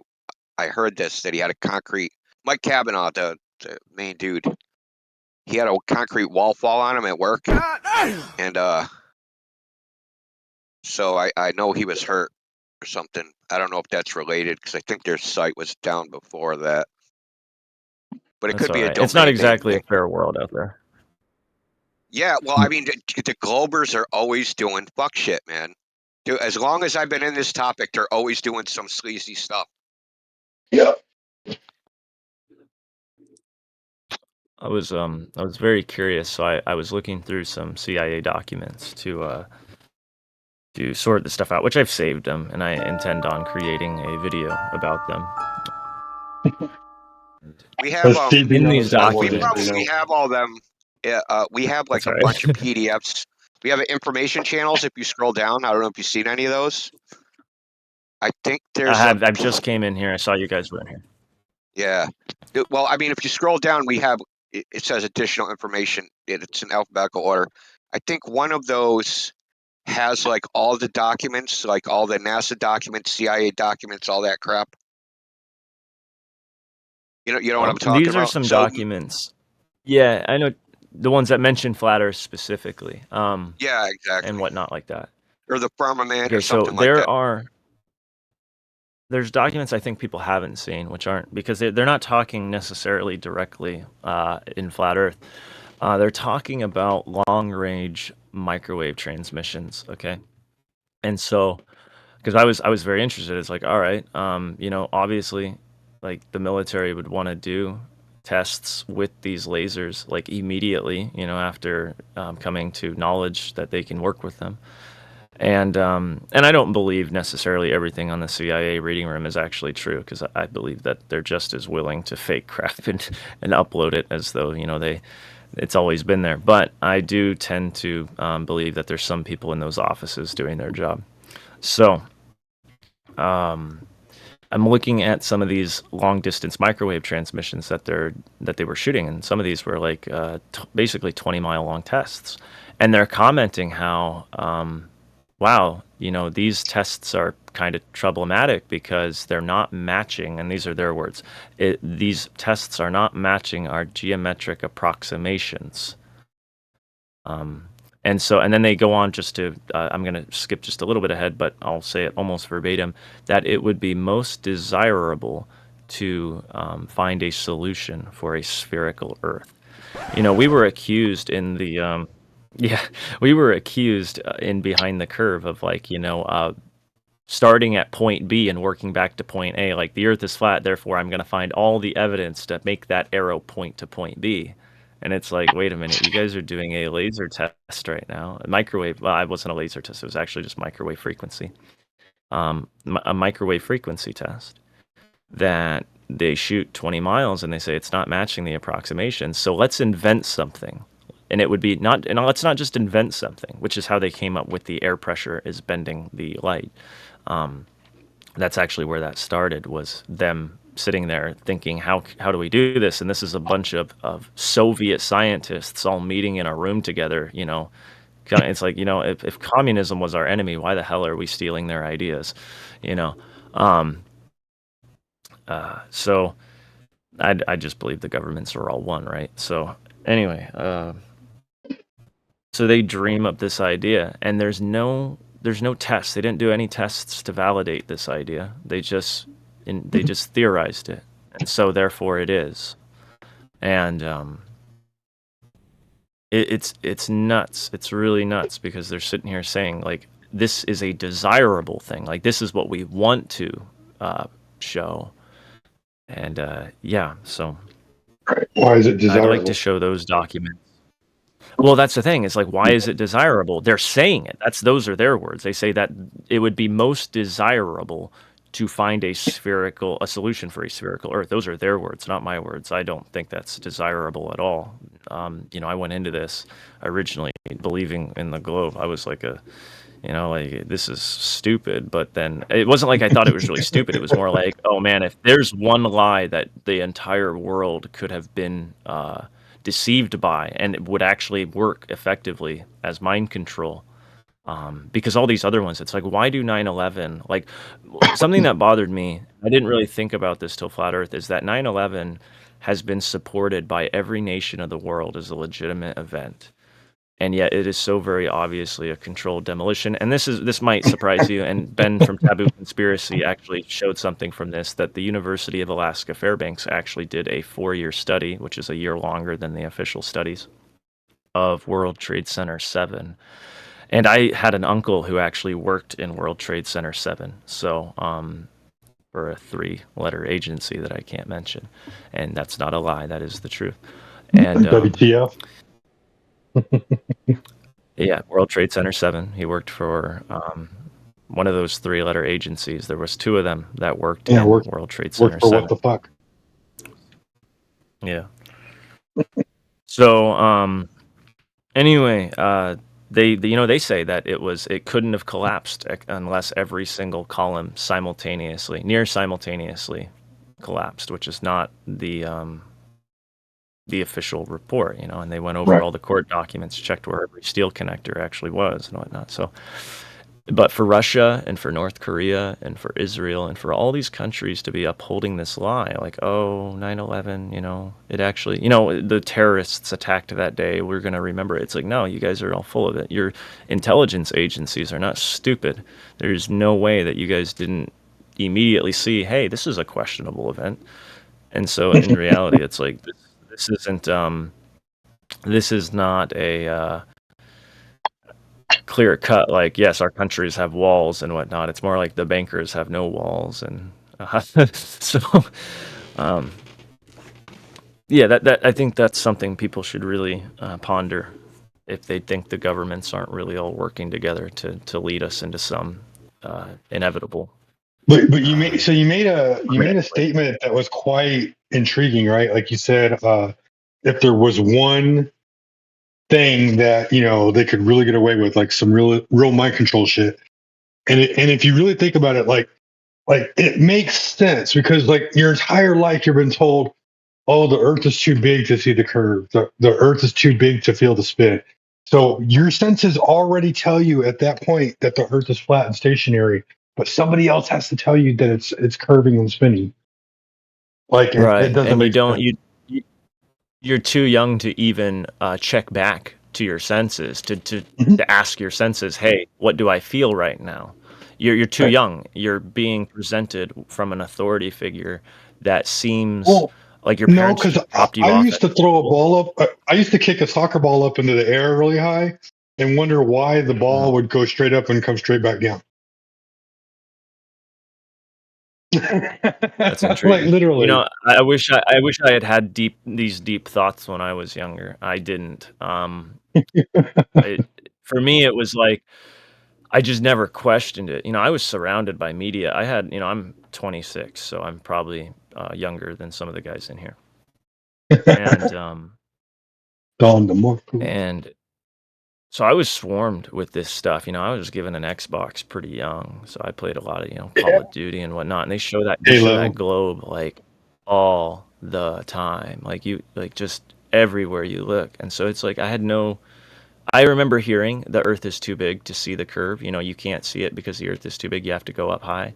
I remember hearing, but I didn't even question that. It wasn't even like but I never sensed it. That's something that I never even thought about. I never even had a tangible thought or a coherent thought or something. Nothing came to my mind to even for a moment doubt that I was in fact living on a sphere.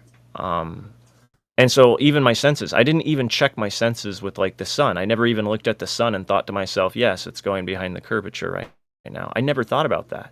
It was something that was so implicit into my mind that it was happening that it wasn't even a coherent thought.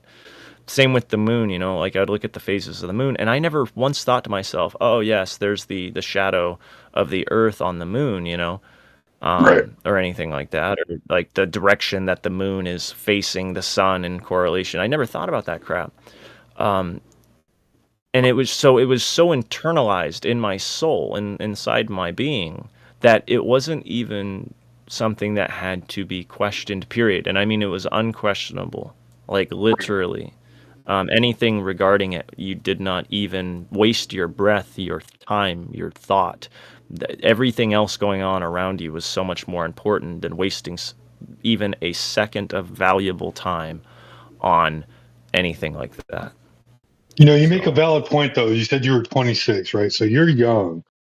And so I'm 41. The difference in like, when I was 10 years old, you're playing, when you're 10, you're playing Xbox. When I was 10 years old, I was outside playing in the yard, and I didn't go inside until it was time to eat dinner.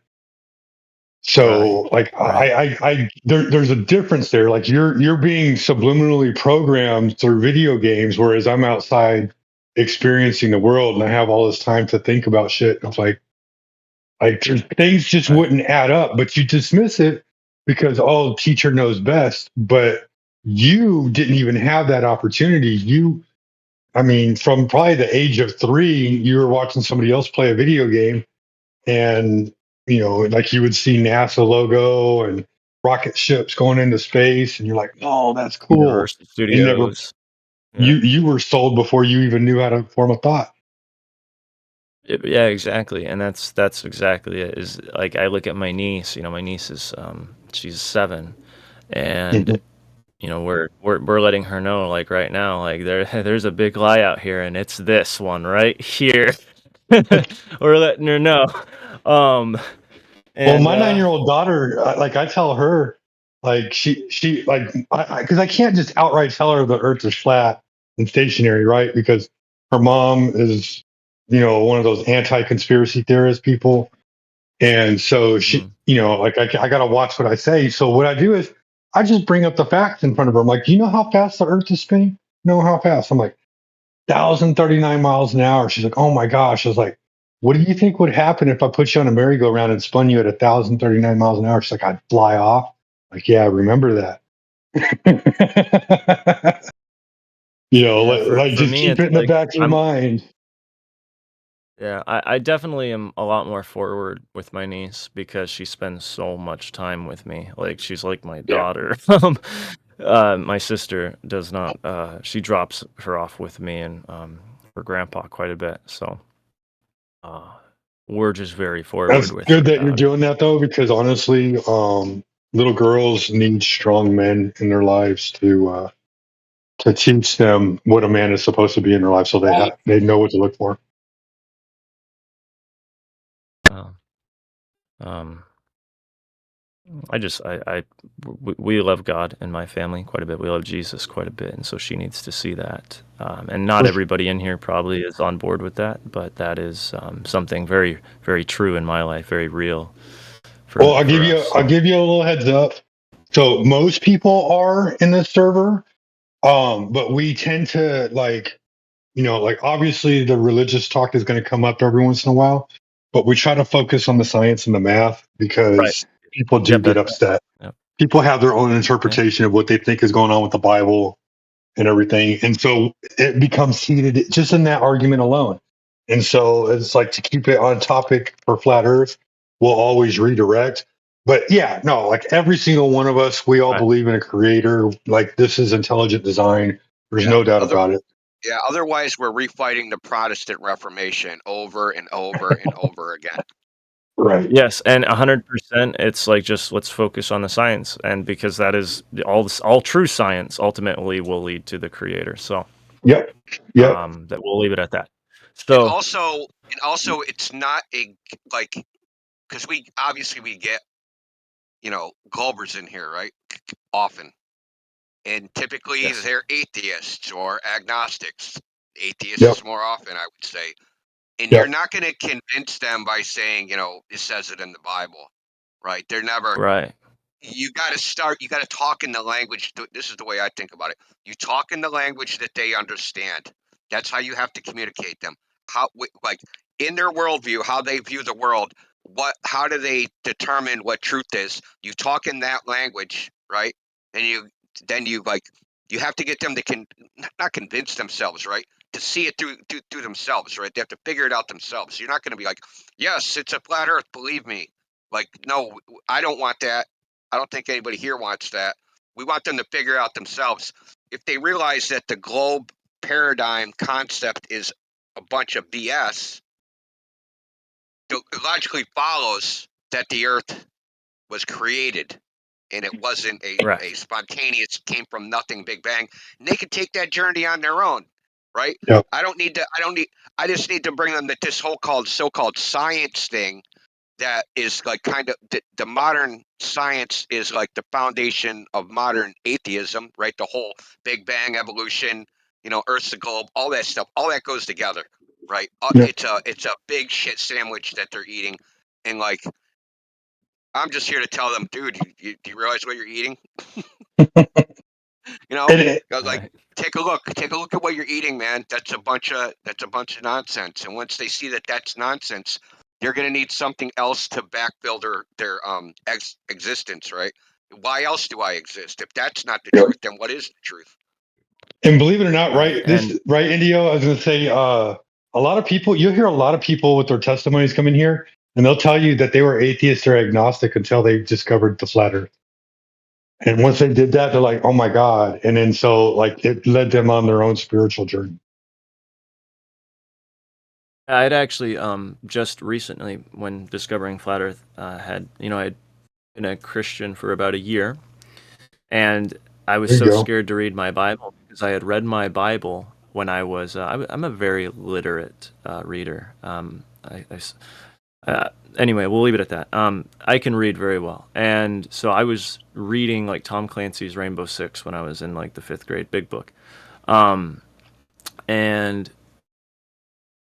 the Bible was the next on that list to read because the man who raised me, he attested to the Bible very much, and would take me. He wouldn't force me to go normally, but he would take me to a communion hall and whatnot. So when I was in like the 6th grade, I started reading the Bible, and every time I got to I think it's Genesis 8, but I might be mistaken here. But when the Tower of Babel. Every time I would get to the Tower of Babel, because he would tell me this is our history, this is the story, I would stop reading because it's like these guys clearly do not live where I live. This clearly is not the Earth that I live on.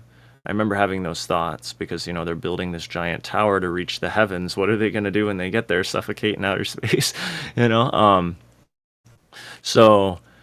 That was my thinking, and so I had come recently to God when I was about 20 in Texas, and I came back to Alaska to help my family because my grandmother had gotten dementia, and I had abandoned my family just as she had gotten not dementia, it's Alzheimer's, whatever.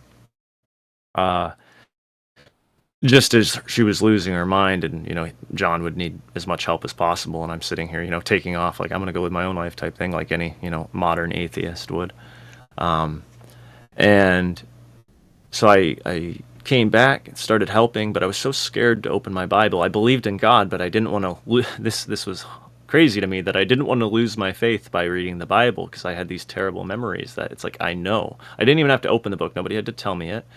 I knew that the Bible was a flat earth book before I even read it. Like I just knew that that's what it was. And so, I was very scared to read it. I started reading it, and it wasn't, I hadn't even finished reading it yet when I had a moment in my life where it was like I knew that if I was going to be able to finish reading this and hold on to my faith, that I had to find the true creation, if it existed, if it really was. That would tell me if I'm not just hallucinating. I'm not just thinking God's there. I'm not just hallucinating this. It's like when he spoke to me and told me to leave Texas and to come back here, it was like I didn't just hallucinate that because it came through my ears. I didn't mention that, but it's like I heard a voice come through my ears, and it was like, this is God for sure. Like if I've ever been seeking a sign, it's like this is it. So. Anyway, I shouldn't ramble on about this. You guys say you want to stick with the science, and I trust that that's the best thing to do in this circumstance. But I was going to fall away. I was going to fall away from Jesus, and then you're fine for right now. Flat Earth. If it ever gets heated, then we change the subject. But you're fine. You're giving your testimony about like how you came to know the truth. So by all means, you can continue on. And that's there's not much more to it than that, other than I truly was falling away. And when I started looking into this, it was kind of something that's very interesting about this topic. Is it sort of for me was a step of faith. I knew that there was a chance that I'd be wrong when I first started looking into this. Now I see that's clearly not even possible to have been wrong. But when I first started, it's like you can be wrong about this. You can't do this by yourself. You will not be able to keep researching this if you don't tell somebody that you're looking into this. Otherwise, you won't. It'll just be you're crazy, you're nuts if you try to talk to people about this. So, that was a very interesting experience doing that, having to take out that little step of faith and be like, I need to dig deeper than I think I've ever seen anyone dig before. I have experience in court, in law, having to compile cases to prove whether something did or did not happen. Like firsthand experience, like people, stealing and like having photographic, evidence. And what makes something like it really happened, just people saying it? No, it's hearsay. Photos, well, photos can be faked, but it's interesting because when you start using your video cameras and whatnot, you don't tend to think about what makes something realistic, what makes something true, and how that's a topic of study, not just for the government, but for just everybody. Like how do I discern what is real? But the government has a very keen interest in doing it. Psychologists, whatever. And when I started making videos about this, it dawned on me that videos are very clearly the fastest way to tell the truth. But there's a counterpart to that. They're also the fastest way to tell a very big lie. And subliminally, too. You can make something sound really, really good. Like something I learned about making my videos is I tend to make, videos that are higher quality than most people's.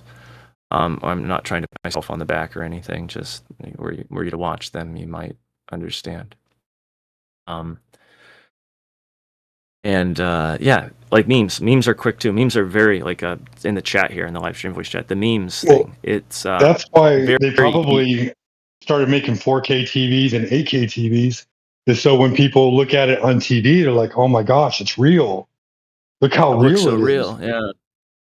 Mm-hmm. So yeah, no, I get that. It's good to have good quality in your videos and things like that. But I don't mean quality just like video resolution though. When I say quality, I mean there is a level of coherency to everything. There is a story told in everything. So when you're making a video and you're making a good video, it's very difficult to tell the truth because you constantly have to verify what you're saying, and something can sound so sweet and sound so right and yet be wrong.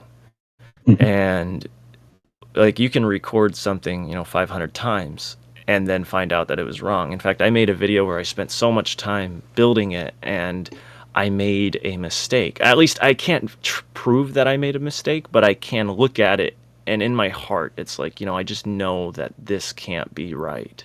I'm making a mistake in this section of the video. But anybody who watches it is going to watch that video. So I don't have it on my main channel. Also, it wasn't really able to get on my main channel. It got flagged for copyright, but which is good. And I've taken all my videos down where I do something like that, or I've posted in the comments like, hey, whatever. But the point is that it's so easy to do that. It's too easy to do that. And so telling a good story and telling the truth is an incredibly difficult task, because if your video is very boring, nobody's going to watch it. Well, that's why like a lot of people will lean towards Eric Dubay in his storytelling. The guy has a way with words, and you can't help but listen when he's speaking, because he writes it down in such a coherent way. So you give him the credit where the credit is due. Everybody has their differences, opinions on Eric Dubay or Mark Sargent, Dave Weiss, all these different people.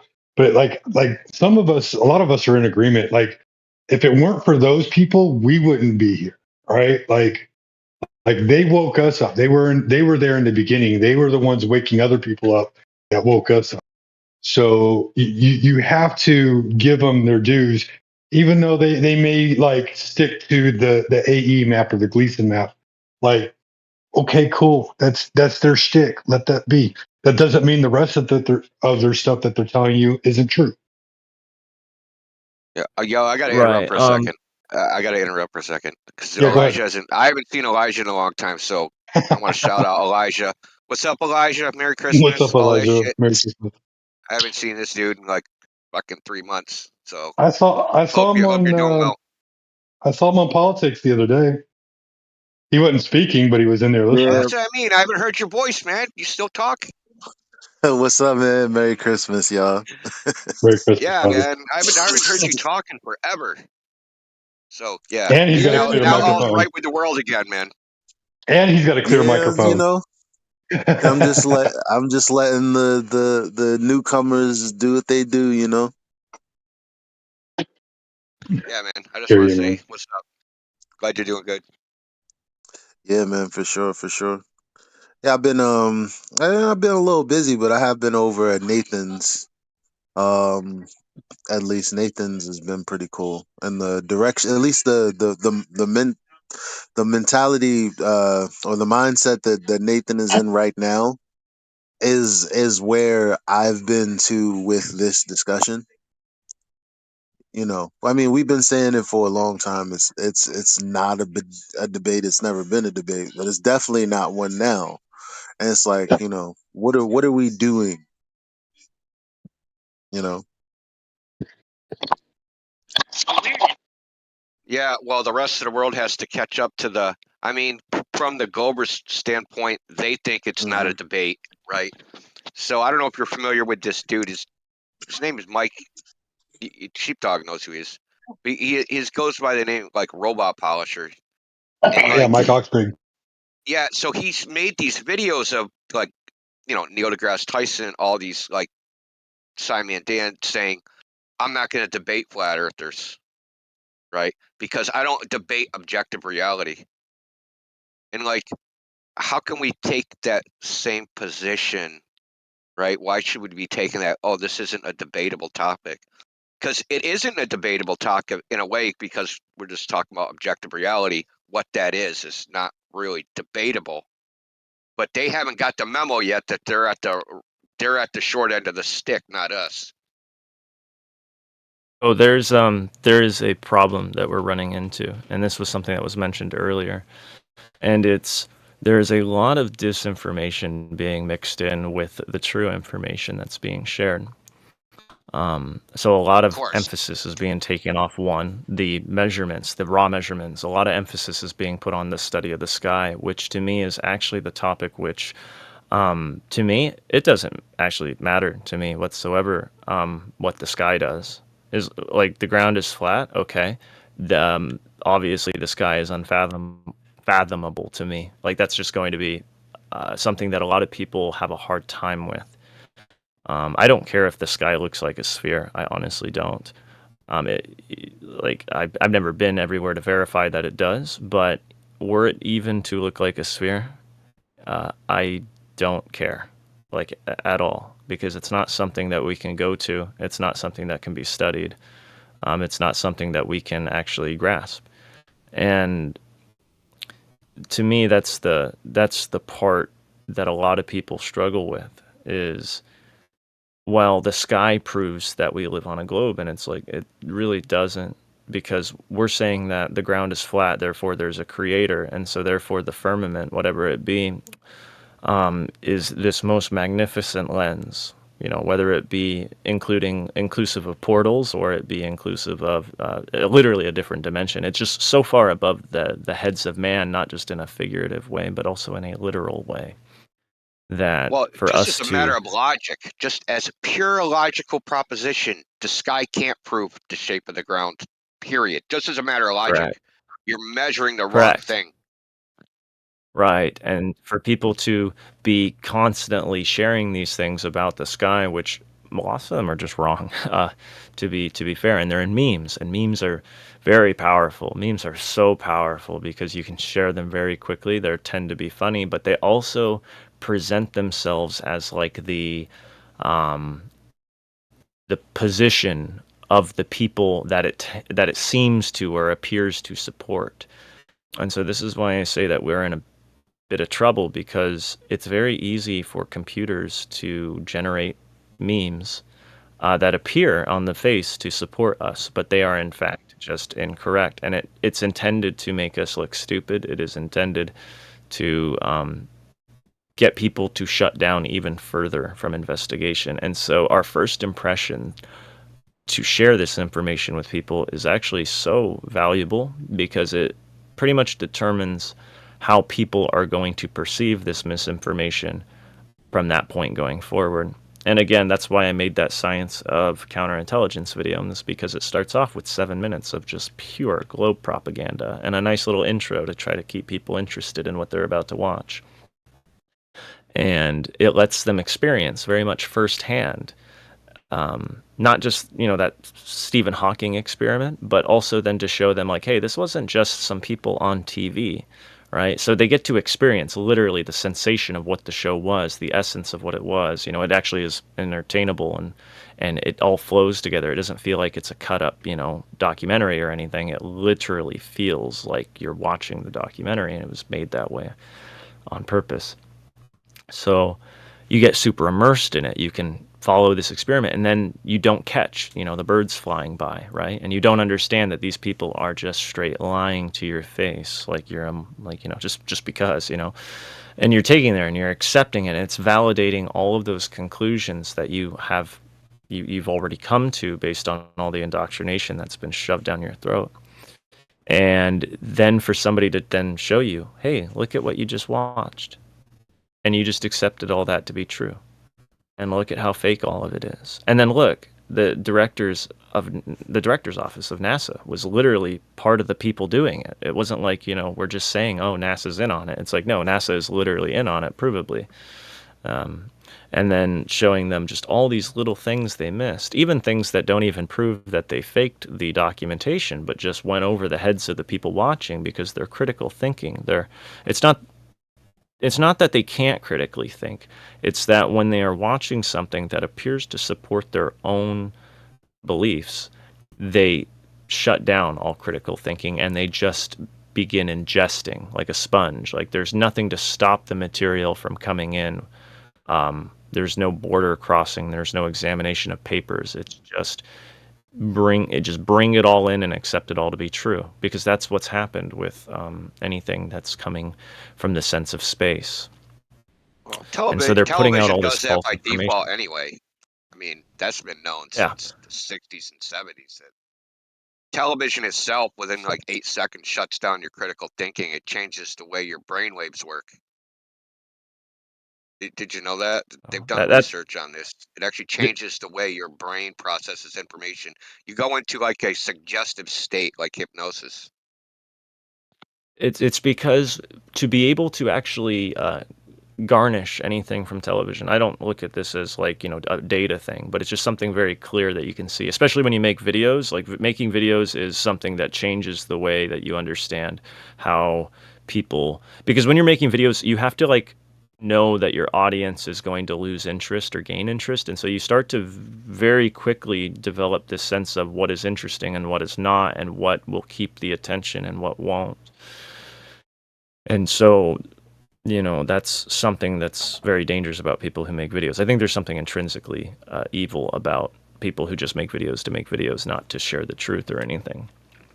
But maybe that's superstition. But yeah, to watch a video, it means you have to open your ears and go into a analytical mode, meaning like you have to completely stop asking questions. And instead of asking questions, you're sitting there very rapidly trying to find analogies that do support your position or don't. But there's also a mode that you go into, which is when you're watching what you believe to be entertainment, which a lot of people do this. And when you go to the movie theater, you're not seeking to see if something's true or whether it's false. You go into a mode of, I want to be pleased. And in that way, you're not checking anything. All you're doing is listening to a story. And what you're like looking for the development of the story and how structured it is. And so when they put that globe and stuff in their videos and stuff, and you see this very well structured story all taking place in the context of living on a globe, it makes this globe theory seem so coherent and so real. Not just real, but like tangible. Like you can just feel it. You can just feel the earth spinning, and the only time they've ever felt the earth spinning is when they're blackout drunk. If you want to make the earth spin, that's how you do it. Yeah, there's another thing about memes too. I don't know if you're aware of, like, there's a whole the idea of a meme comes from the theory of a mind virus. This goes back to like the early days of the internet and maybe even before that. The theory is that ideas don't spread because they're true. They spread because that particular idea is good at spreading. Right? So it's easy to transfer that idea from one person to another. Right? Right. It is The very more efficient at exposure, it. it's Yeah, so like if I yeah, have it's kind some of like idea, like Earth's a ball, right? And there's just a bunch of other balls, and they're just attracted to each other on individual rubber bands. See how fast I just did the whole heliocentric model in like 3 seconds? That idea is pretty easy much, to yeah. spread. So I can tell it to somebody, and they can tell it to 10 other people, and tell it 10 other people, and 10 other people, and that idea spreads easily. But how do I explain the flat Earth easily? Well, you can't really do that, right? The Earth's flat, the Well, sun it's moves not that above it. it's not that just we not as can't do it. Well, It's no, not it's it's not not that that it's it not can't be explainable. done. What I'm It's that saying it's is, not. I hear what you. I'm saying, I do. is the idea spreads because it's easy to spread, not because it's true. It's a Right. different property of the idea other than truth. We want true ideas to spread. Optimally, that's what human beings should want. The true ideas to spread, like the ideas that actually have truth in them. But that's not how ideas spread. They spread because they're good at spreading. That's why That's why we have slogans and stupid shit, right? And it's very refined, and that's the thing, is that we're talking. I'm right there with you, and 100% of what you said is incredibly accurate. It's like, it is how easy something is to spread, but it's not that flat Earth isn't easy to spread. It's that the amount of time refining the process to spread globe propaganda has been given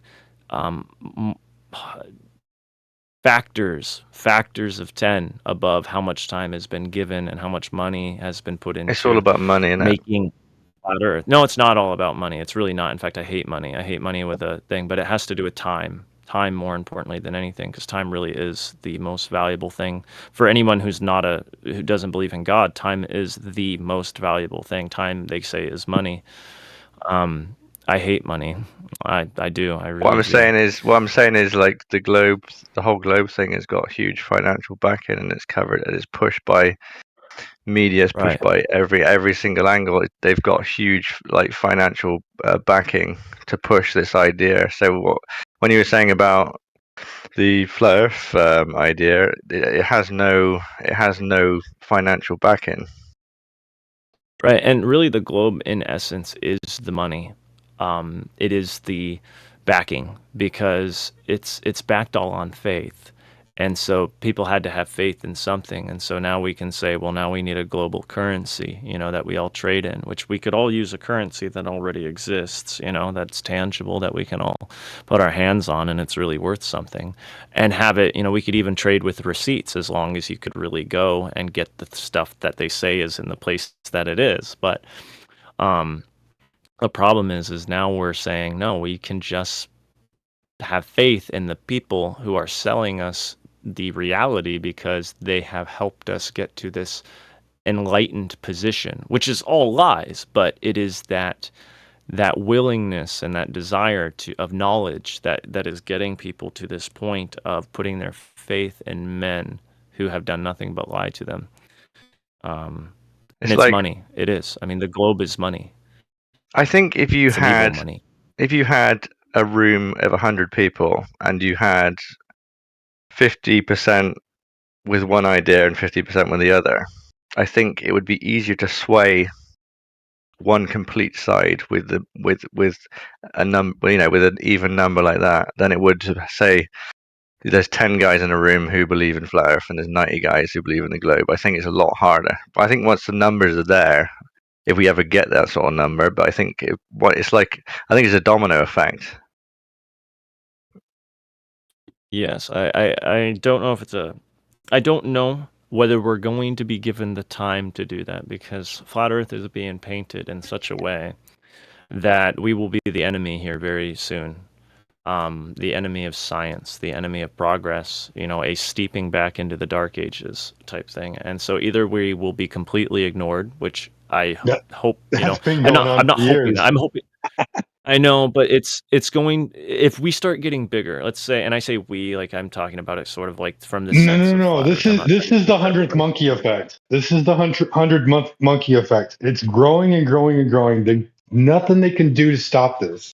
It's only going to continue to get bigger. And that is my hope. The, Yeah, you gotta the, remember, they lose people and never get that person back. yeah, You never. understand? So it's like a I trickle agree. effect. Totally agree. And that's my. So That's when my you're like, hope. And they're all they're a going to bunch of stifle it. atheists that freaking have 50 abortions, so they're not gonna like birth rate us though.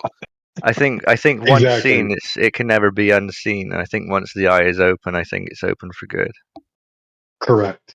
And on top of that, you got to realize like they've been saying this for years, right? And every day, like more and more people are waking up to this. It's not like it's just like India said. Nobody goes back to it. Nobody goes back to the globe.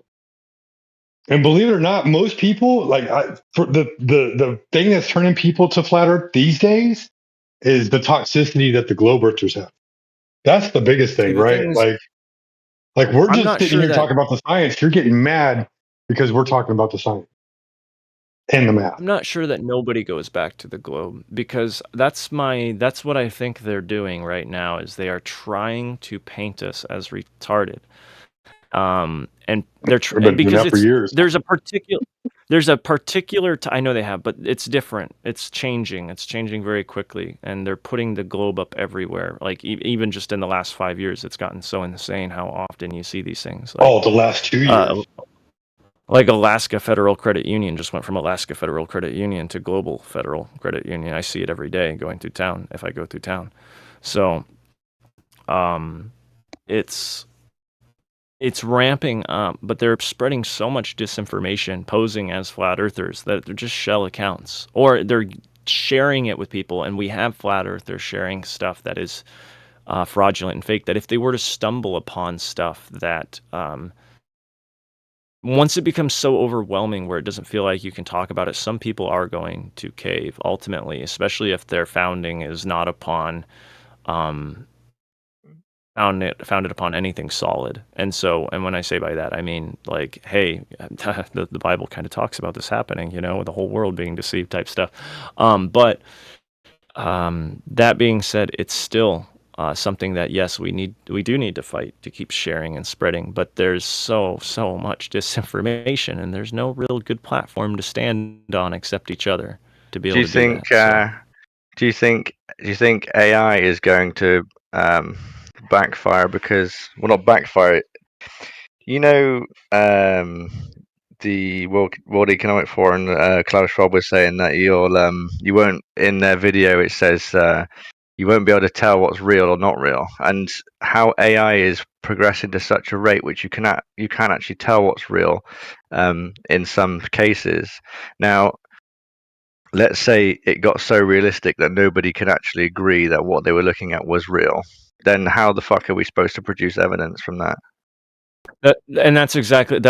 You've just touched exactly on what I believe they're doing intentionally at the time that they are doing it, because the thing is imagery, video has already been fakeable before AI to the point where nobody can tell. I mean, the guy who did the Stephen Hawking documentary, that was a whistleblower. That wasn't a mistake. That was a secret message. There is no way. I make videos, man, and there's just no way you miss that. Like the time you spend making the video, the time that you're looking at the images, a couple frames at a time sometimes, that's not a mistake, especially when you have to do the composite on that scene, on that frame. That means you're going to look back and see, does my composite look nice? You're going to do that. And, when you're putting it together sectionally, you're going to also see like, oh, yes, here's where the helicopter comes up, here where it looks back, and then I'm going to rewatch it and make sure that it flows correct. and it looks nice. So the guy who did that on purpose. It's not that things look fake and we just haven't been able to tell. Like people look at the moon landings and they're like, "Oh, that looks fake." And to an extent it does. I mean, don't get me wrong. There is something about when you're watching the moon landing, and I think everybody experiences this when they watch it for the very first time if they've never watched it and they haven't received a lot of programming, is that there's just something when you watch the television, when you watch the 16 millimeter film that just feels slightly off no matter what, because something is slightly off. But you can't just put your finger on it because you don't have the knowledge, you don't have the experience to just put your finger on it and be like, yes, this is what's wrong with this imagery. And so we've actually had the technology to make things imperceptible to our eyes for a very, very long time. That's the science of counterintelligence, and that's why counterintelligence, you don't talk about tradecraft secrets, is because it's mainly just, you want to have 100 tanks and you don't want you don't have 100 tanks and the enemy needs to think you have 100 tanks. Well, you better have some pretty good photographs that make it look like you have 100 tanks, and make sure they end up in the right hands. So it's only now that they're saying, well, an AI could only be so dangerous. We're getting to the point now. This is Elon who said this. He says that I'm not so concerned with AI becoming violent and rampageous, because I believe that what would really happen is it's more likely an AI would just become so clever that it would enslave us and we just wouldn't notice it. And he's saying that as though we haven't been enslaved already. Yeah, because we are free-range financial slaves. It's like right now. And so what is he talking about? That's right. But he's saying it as though we're not. And that's the thing, is they're trying to crystallize in people's minds that, okay, if you see something now that's a video, you really can't believe it anymore, because it could just be an AI, or, it could just be synthesized voice. And you can only put your trust in credible sources coming directly from the source. And that's what's different about when you were you to watch some of my videos, is that they always point you to the source of where the information came from. It doesn't leave you like, gosh, I really would like to believe that, but they didn't even link me to the Apollo pictures they're talking about. Well, all my videos show you exactly where to find those things, because that is one part about the court of law which is so important, which is that people want to know where you got your material from. If it's of this high of a nothing kind of can make it accusation. into evidence in court unless there's a witness to testify as to the authenticity of that. Right. Yeah. So you just can't say, here's a photograph, put that in evidence. No, you got to have the guy that took the photograph, or somebody, that experienced the actual taking of the photo, or so there's a case in California. The guy fought a traffic camera, right? Because how can a traffic camera testify against him in court, right? You have the right to face your accuser. And because they couldn't produce the person that set up the camera and testify as to its normal operation, etc., they ended up being dismissed, right? Yeah. So because it's a traffic camera, how can you have a device be the witness against you? Right. And so, Right. So that people want to traffic know where camera these couldn't things make come it from. into evidence because there was no witness to testify as to the validity of the photograph, right? It always has to be a human being somewhere in the process. So And so I that's actually what have they to take off, did. but I want to mention something about the Stephen Hawking video. I don't know if you caught this. The crosshair, that was done in post, because the telescope he's using is a reflector telescope. It's called a Cassegrain Right. reflector. Right? I have one. There's Yep. no there's no crosshair in that. You can't put a crosshair in that because it's a donut mirror. Here's- The crosshair I would have a big understand what a you're hole saying. in the center. I understand what you're saying, and I know you got to take off, but the crosshair, we can't prove this, but it could have been put into the plate in front of the camera between the mounts, and that's the thing we can't prove, is that it could be something between the mount and the camera that's affixed to it. So But you see how the camera's affixed to it, right? So the camera yeah, was We're using a hooked T-mount, right yeah. onto the telescope, right? Like, you can see that there's no extra fitting.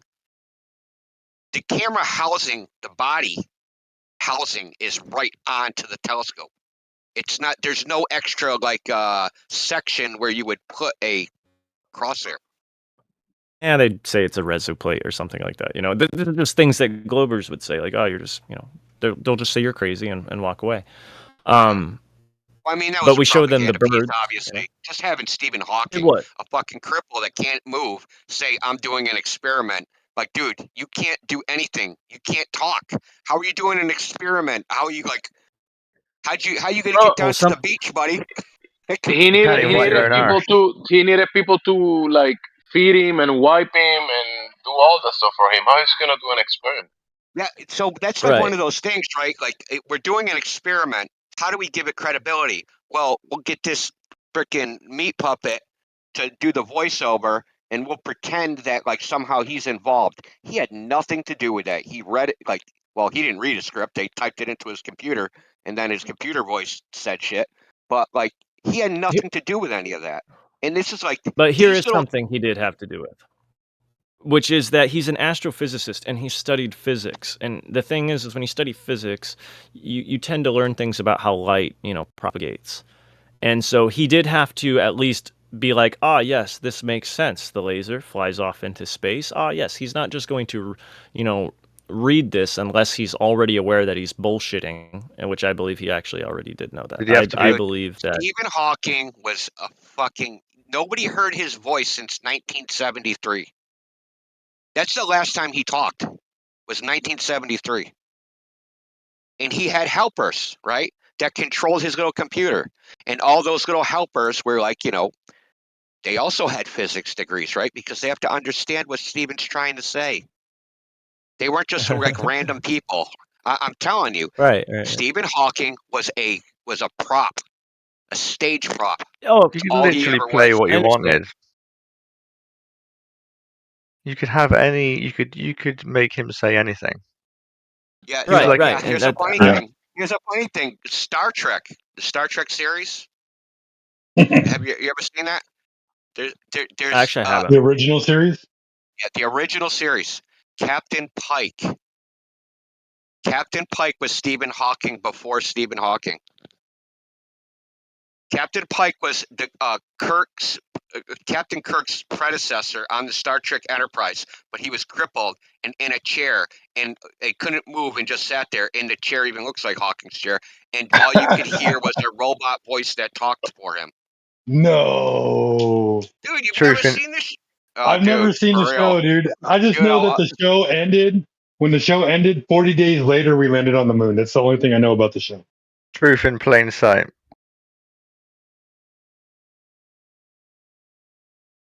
That's hilarious, dude. Now I'm almost like, now I have to go watch Attack on Titan, and I have to go watch the original series. This is fucking hilarious. Where's my phone?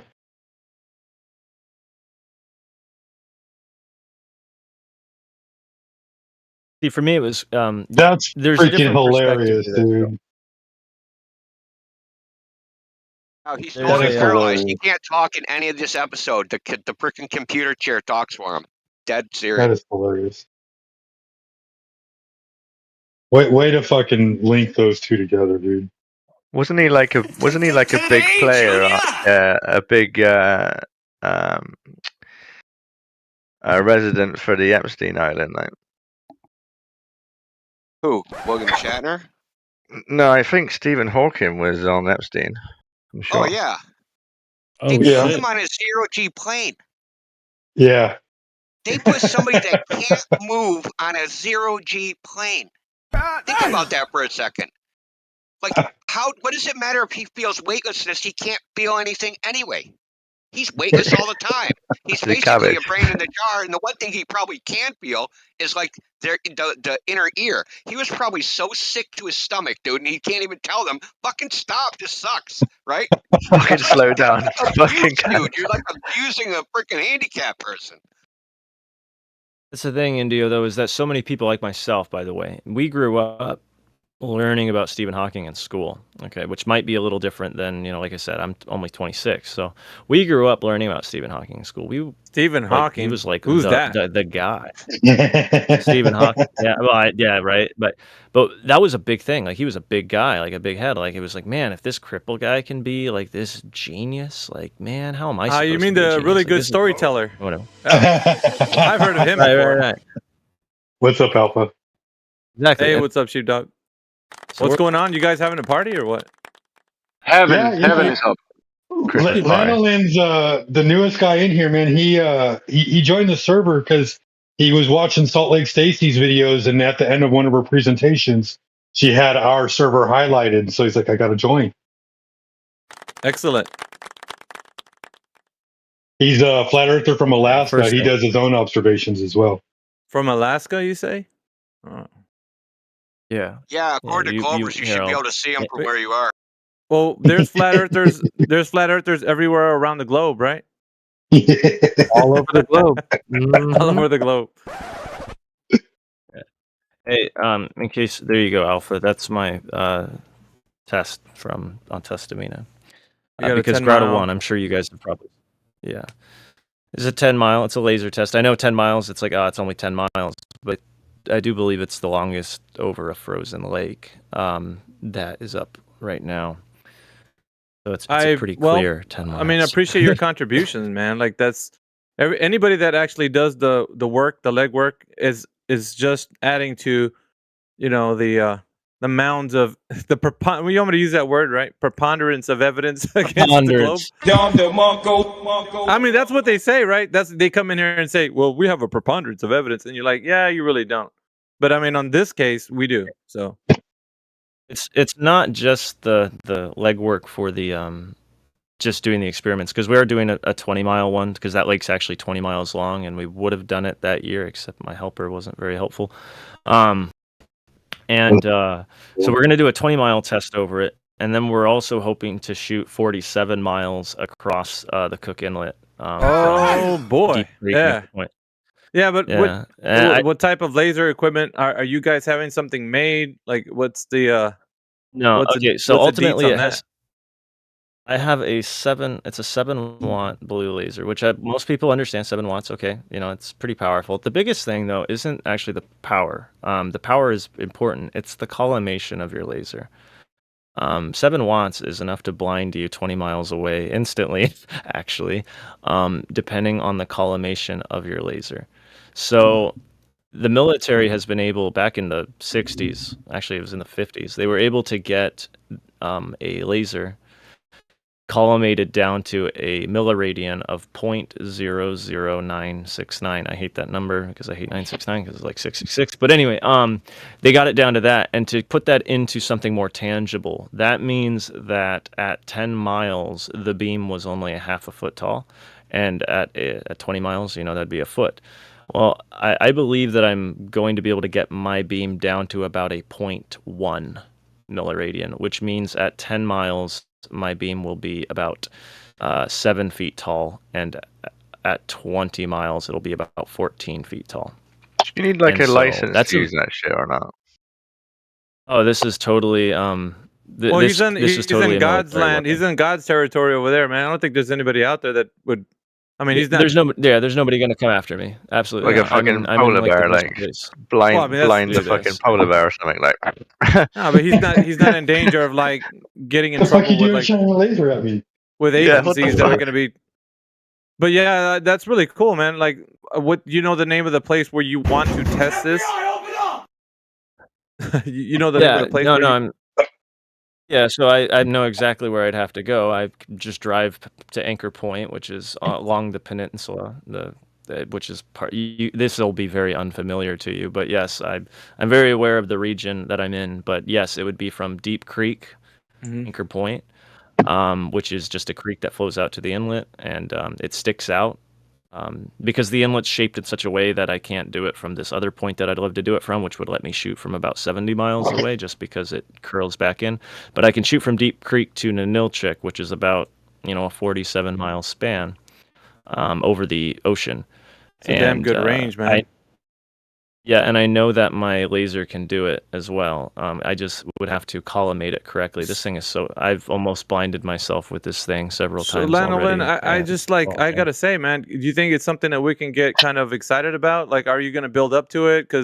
Or is it something like you just think you're kind of just you're thinking about doing? This is something where I'm going out to Testamina. This I have all the equipment pretty much together. I'm ordering the last few things. I have the help on hand, and I have backup help to where if he decides to not do it with me at the last moment, because again, I don't have a lot of quote unquote friends, like reliable, trustworthy friends. That when I say trustworthy, I mean people who are interested to help me. Like I know people, but I know a lot of older people because that's who I spend most of my time with, is people who are a whole lot older than me. Because people who are my age tend to not use their heads nearly as much. So, Okay.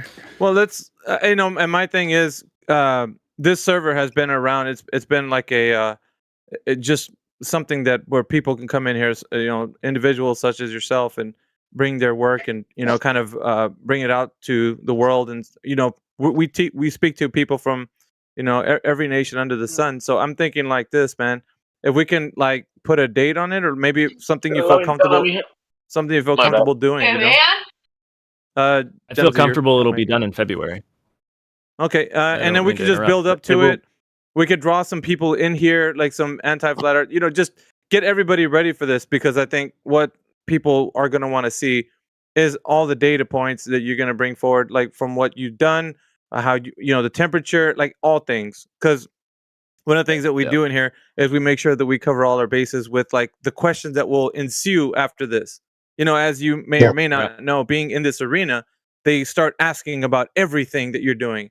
And granted, they don't scrutinize anything that they do. They don't peer review anything what the Globe is proposing. But on our side, we have to have like a lot of the work kind of already. And that's why I'm saying like having more people like coming to a place like this and just speaking to different people and seeing like what others may think, like, hey, did you remember to do that thing? And you know what I mean? Just kind of bouncing ideas off. And you sound like you're pretty knowledgeable, so you already got everything down. But we speak to the other side, so yeah, go on. Right, we do have the thing is something that's limiting here is just my budget, right? And I'm not asking for money. None of this. Not asking for that at all. But I have barometers, and I have thermometers, and I even have hydrometers, which measure the humidity. And I have 3 of them, so I can place them along the lake. The limiting factors here is that, one, these are not supposed to be highly accurate, and it's not because I don't want them to be. It's because highly accurate digital thermometers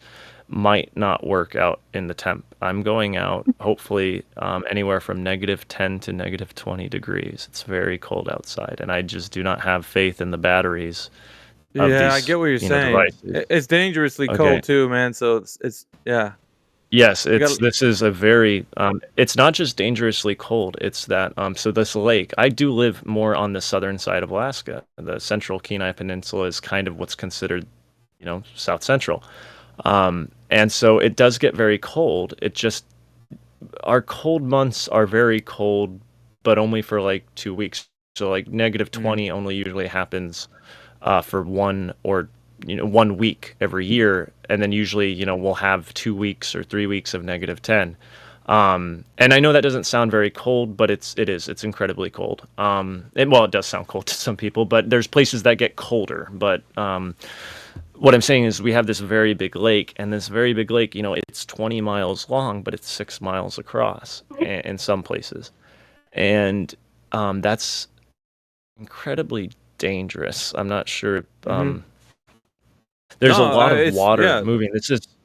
I get it, man. It's not like this is an enclosed body of water. So yeah.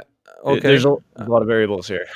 It's coming off a glacier. It's a glacier-fed lake, and so we have lots of water coming in, and then there's a river that flows out of it, and so it's it has a lot of moving water, and so it might not, it'll freeze over. It will completely freeze over, but how much in the center? Nobody's going out to the center of this lake. It's considered the most dangerous lake in Alaska. I mean, what's it is. Lots of people have died.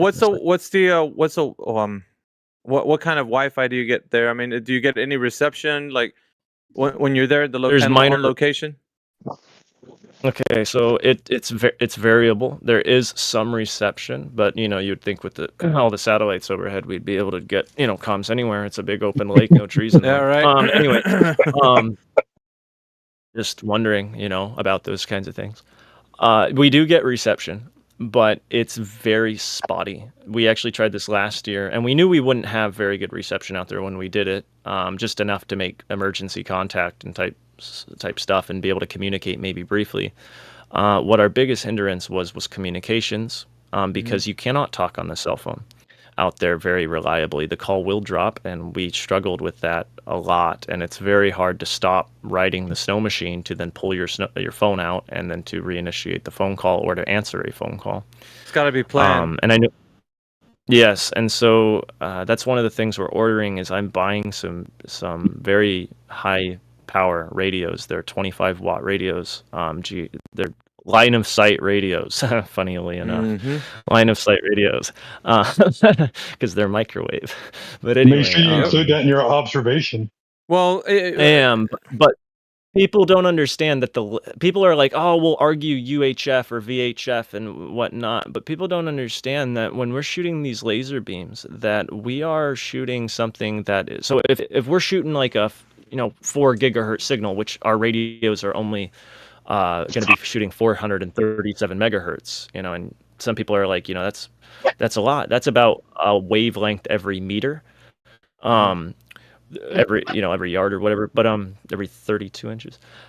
Our lasers, okay, if you think about it in megahertz, because we consider it to be a wavelength, whether or not it's actually a wave, I have no idea, but it's technically still considered a frequency. And so the frequency that our beams are shooting at is, mine in particular, is like 673 terahertz, which is just magnitudes more microwave than any radio I could bring out there. The only way we could go higher is if we went UV or into X-ray or into whatever higher. So I mean, we're using wavelengths that are higher than what's used in your microwave oven. So, when we're using these lasers, when I put my hand, you're trying in to front of my overcompensate laser, for the distance, right? Is that what I'm getting here? Like you're trying to make sure that you got enough signal strength to. What I'm saying, yeah, I'm buying a 25-watt radio. The important thing is the watts here, because that just means how bright your bulb. Like, okay, if you're holding a radio and it's an omni, meaning it points in every direction, omnidirectional radio, it's kind of like holding a strobe beacon, actually. Like if you think of like IR strobe beacons, really your radio is just a blinking light. Okay, so you hold the comms and it's blinking, and it will communicate based on what it's blinking to the other radio that's in line of sight. So it just needs to be more powerful, because the more powerful it is, technically you're just a very bright light, and we have to overcome that gradient. So if you're using a little itty bitty 5-watt radio, your radio's not very bright.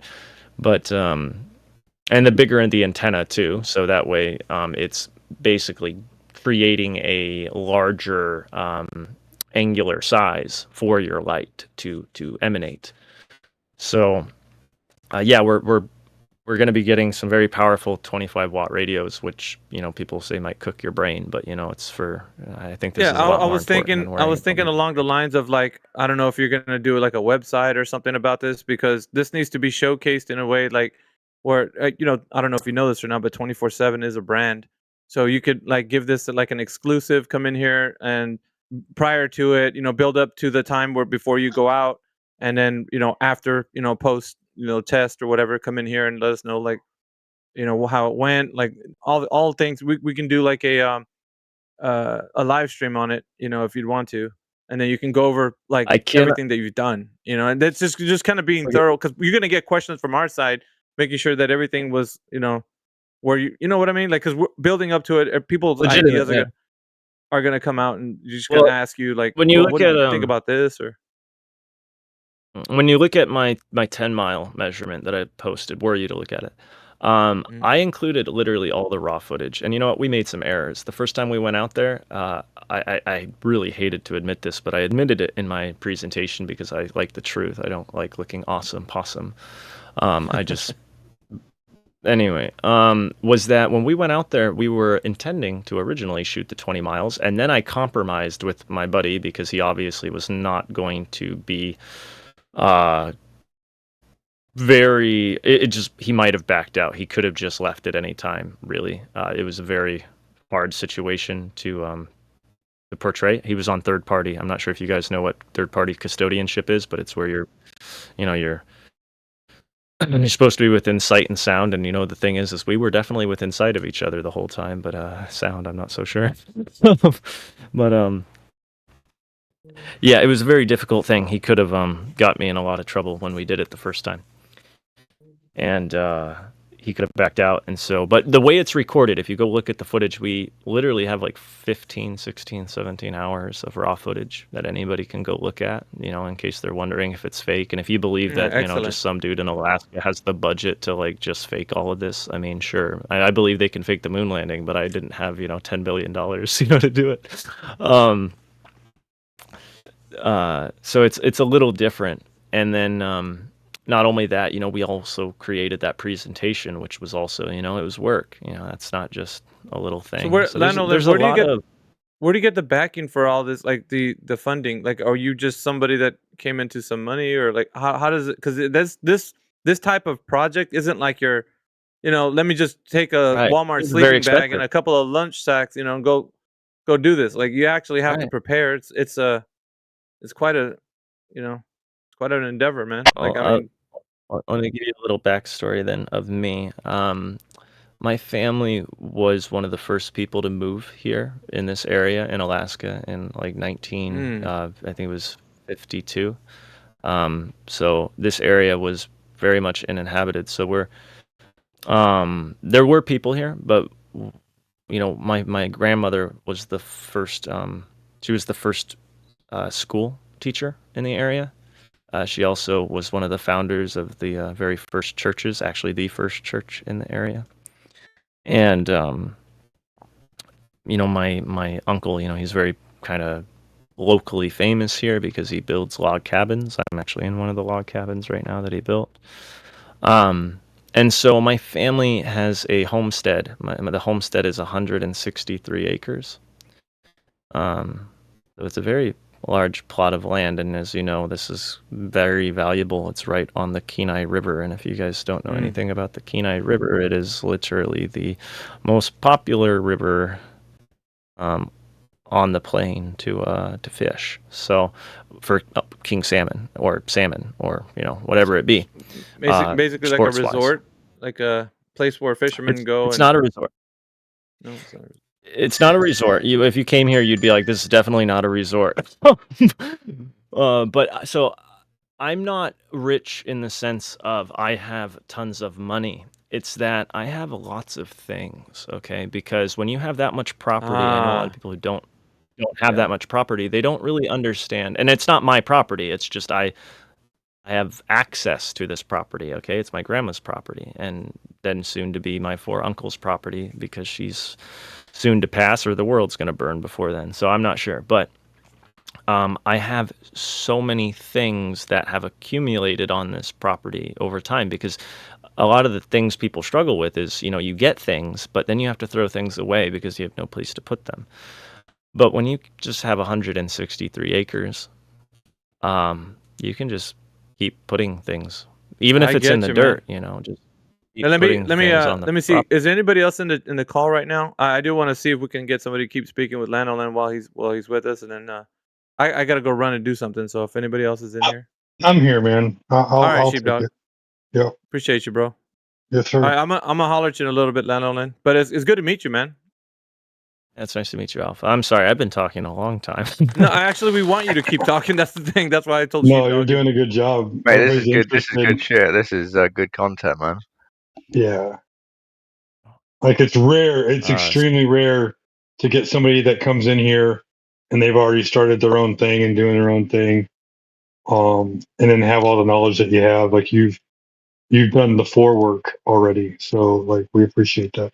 Damn, son, where'd you find this? All right. Thank you. All right. So we're glad to have you as so part yeah. of this community. Thank you.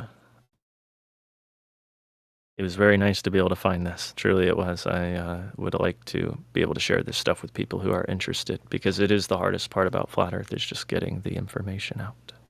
Like, most people here are most people here are flat earthers. I would say so you got your flat earthers, you got your people who are interested in the conversation, and then you got your globe earthers and you got your anti-globe earthers, right? And so like we tell people all the time, like, you don't have to be a flat earther to come in here and talk, but like it's obvious that you're a flat earther because you've been looking into this for a while, and you just you got all the lingo, dude. So it's kind of hard to fake it at that point. It's yeah, there's no faking what you can see with your own eyes, man. That's the issue here, is that you have to believe in a globe for there to be a globe, and even then it's still just in your head. Lanolin, did you say you were like 28 or something? 26. 26. 26. When did you first sort of like look into it? It would have been 2001. Yeah? 2021, not 2001. 2021. Sorry, 2020. Like when you were 3 Sorry, years not old, you looked into 2001. it. Damn, dude. No. What were you doing before that? Were you still doing content back before then, or for anything else in any other subjects, or? There had been a couple of videos that had kind of been made, but it wasn't like any real content. You know, I had started a content channel, like a Call of Duty channel, or just whatever, whatever channel, really, just whatever I was doing, with video games at the time. And so I kind of had an idea of what makes good content from just watching other people's content and whatnot. But no, I was not seriously making videos though, at all. And I didn't have a lot of experience with making videos until I started looking into Flat Earth, not because I was making Flat Earth videos, but because one of the things that bothered me, I was watching all this information coming from Flat Earth, and I spent a lot of time on Ben from Taboo Conspiracy's channel at first, because the first video I ever watched was an Eric Dubé video, because somebody on 4chan, and this is how I stumbled into Flat Earth, was somebody had put a post in very undescript lettering, you know, like when you mask letters by using all those fancy characters and stuff. Yeah. Right. He said, "This is extremely censored. Look up Eric Dubé." And this was right after, like, basically having a breakdown. But with God, not really trusting him anymore, but wanting to trust him, but whatever. And so I looked into it. I found him, and it was like, whoa, I've never heard stuff like this. And it's not that I believed what Eric Dubé was saying. It's that this was very clear somebody who actually believed what they were saying. And that was very different, because I never thought I'd ever hear a serious flat earther who wasn't absolutely insane. And this guy was clearly not insane. He was, whether or not he was telling the truth, it was that he was just so coherent. And so I didn't like his ideas very much, even watching his documentaries, because it was filled with all the Eastern ideas of religion and whatnot. And so I was very kind of taken abrupt by that. But I kept watching, and I was like, okay, I need to find other content other than just this. This guy has a lot of cool stuff. And so the way I navigated YouTube after it was censored was, I believe, a little different than what most people do, because I knew that YouTube was going to be the best place to find videos, and videos are pretty much the fastest way to learn. They are the fastest way to learn, actually, if you're trying to share an idea. It's definitely the most effective. A visualization is easier for some people to. It's a visualization, but it's also, you get 1,000 times to record, as many times as you want to record what you're trying to say, and so you can refine it like a gold bar. Yeah. And so it's not only visual but also auditorial. And so I was looking for videos, and I had learned that I could actually search the YouTube search bar by just subtracting filtering results. It's not something you can do with like their built-in filter where it says filter and you sort by channel and whatever. You can subtract words though. So I was typing in like stuff about flat Earth and not finding it, but if I just hit the minus key, the hyphen key, and then typed in a word, it would delete that word from the results. So I started taking out all these buzzwords like disproving flat Earth, whatever, and finally, and this was something that really was like, this, I shouldn't have to do this. If I type in only supporting arguments for flat Earth, I should get only supporting arguments for flat Earth. I should not be getting a bunch of disprove flat Earth and 10 minutes, over and over again, beat it into my head like a billion times. And so I was actually navigating by using people's channels. I was going to their channels and I was looking at who was commenting on the things. And so I started clicking on who was commenting every now and then. And then I would see somebody referenced in a video and I would try to look up them. And then from them, I would go onto their channel page and see, hey, do they have their subscriptions like public? And so I would click on their subscriptions and I would dig through their subscriptions. And then from their subscriptions, I'd check their playlists and see what do they have in their playlists. And so I was rummaging around. I've run into some crazy flat earthers like the Infinite Plane, Society, which you don't hear about anymore. But Infinite Plane Radio, it's like, dude, some of those guys are nuts. No, sorry, I shouldn't say that. But it's like what is nuts these days? It's like yeah, what like is what nuts, what is right? not what is normal? Fuck. Well, it's weird because the guy who runs that show, Tim Osman, or I have no idea what his real name is. I have seen him because I looked into him a lot, and it's like this guy has gone around with 3 different names. It's like this guy is like standing in front of a tribunal at a city hall conference. He's using one name, but then on his channel, he's using another name. But then somebody else calls him by a different name at a different time, and it's like this is. Damn. There's something really messed up about what's going on with this guy. I don't, I'm like, is this guy a CIA agent or something? Like using 3 different aliases, and some of them, at one point he was claiming to be Math Powerland, literally. Like that's one of the when he was at the city council thing. He said he was, Matthew Boylan. That's one thing that gets me. It's like who can you trust? Like who's infiltrated the movement and whatnot. So you have to trawl through shit to like try and get to the gem. Like right.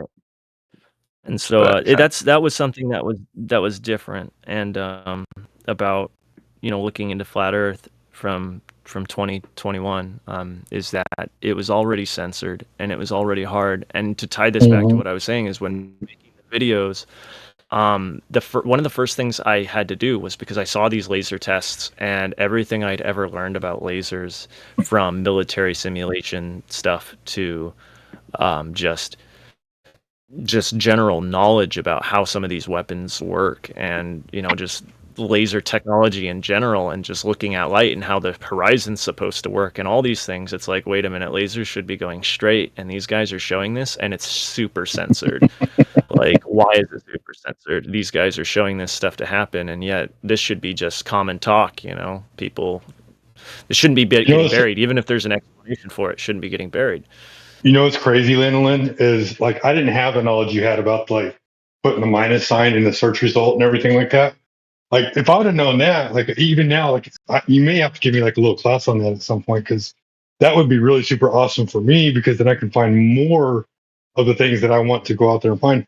But when I first discovered flat Earth, like someone brought it to my attention, and I was like, damn, they would fucking lie about that, wouldn't they? But I got to do my due diligence, right? So I'm starting to do the research, and what clued me in was like this was during 2020, 2021, when everything else was other things were being censored as well. And so, but like that was before the algorithm could get a hold of those topics. And so I was like able to like manipulate the algorithm a little bit and find certain things that I wanted to find, because the algorithm, like I was getting ahead of the algorithm, basically what was going on.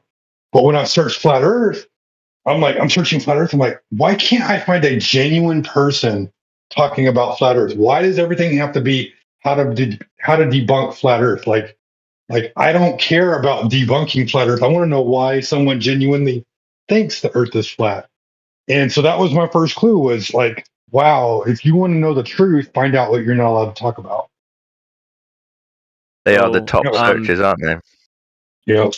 The like I kid you right now, I can search Indio 007, right? Because Indio 007 has his own YouTube channel. And he's got a lot of great stuff that's in there. You could go into YouTube right now, search Indio 007, and you're gonna find how to debunk flat Earth. Like I didn't even fucking put flat Earth in the fucking thing, but you're already telling me how to debunk flat Earth. So like do the same thing with P-Brain. Search P-Brain. You won't find P-Brain videos. You'll find how to debunk flat Earth. You'll find God, You'll find Wolfie videos. You'll find all these other flat earthers, or not flat earthers, globe earthers, anti-flat earthers. And it's like, why are you showing me these videos when all I did was search up India? You search Witsit and it'll be like Professor Dave. I'm like, what the fuck? This Anyway, ties go back ahead. in just to the videos. I wanted to kind of help people understand that.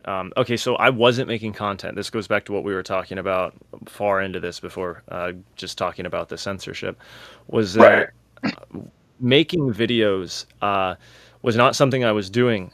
And that's really interesting because I've gotten very good at making videos very quickly. And the way that I did that, I think I didn't go to film school, you know, I didn't go to storytelling school, I didn't go to anything. What I did was, okay, were the moon landings fake? Okay, I need to find out how they were faked, because if we actually do just have a picture from 1972 that couldn't have been faked, you know, then who cares, you know? If then, you know, and so this was a big point of contention for me because, you know, I'd been told that, you know, they couldn't fake the pictures back then. So I started thinking about, okay, what would they need to fake it? I had no idea what was out there, so I just started looking up, you know, tech from before, you know, and I kept running into people talking about front projection, talking about this, talking about that. I found a little series some guy made called Make Believe, which was a very interesting. It was a very interesting documentary because the guy was too afraid to talk, so he masked his voice with a mask, like voice masker, and it was so incredibly hard to understand. But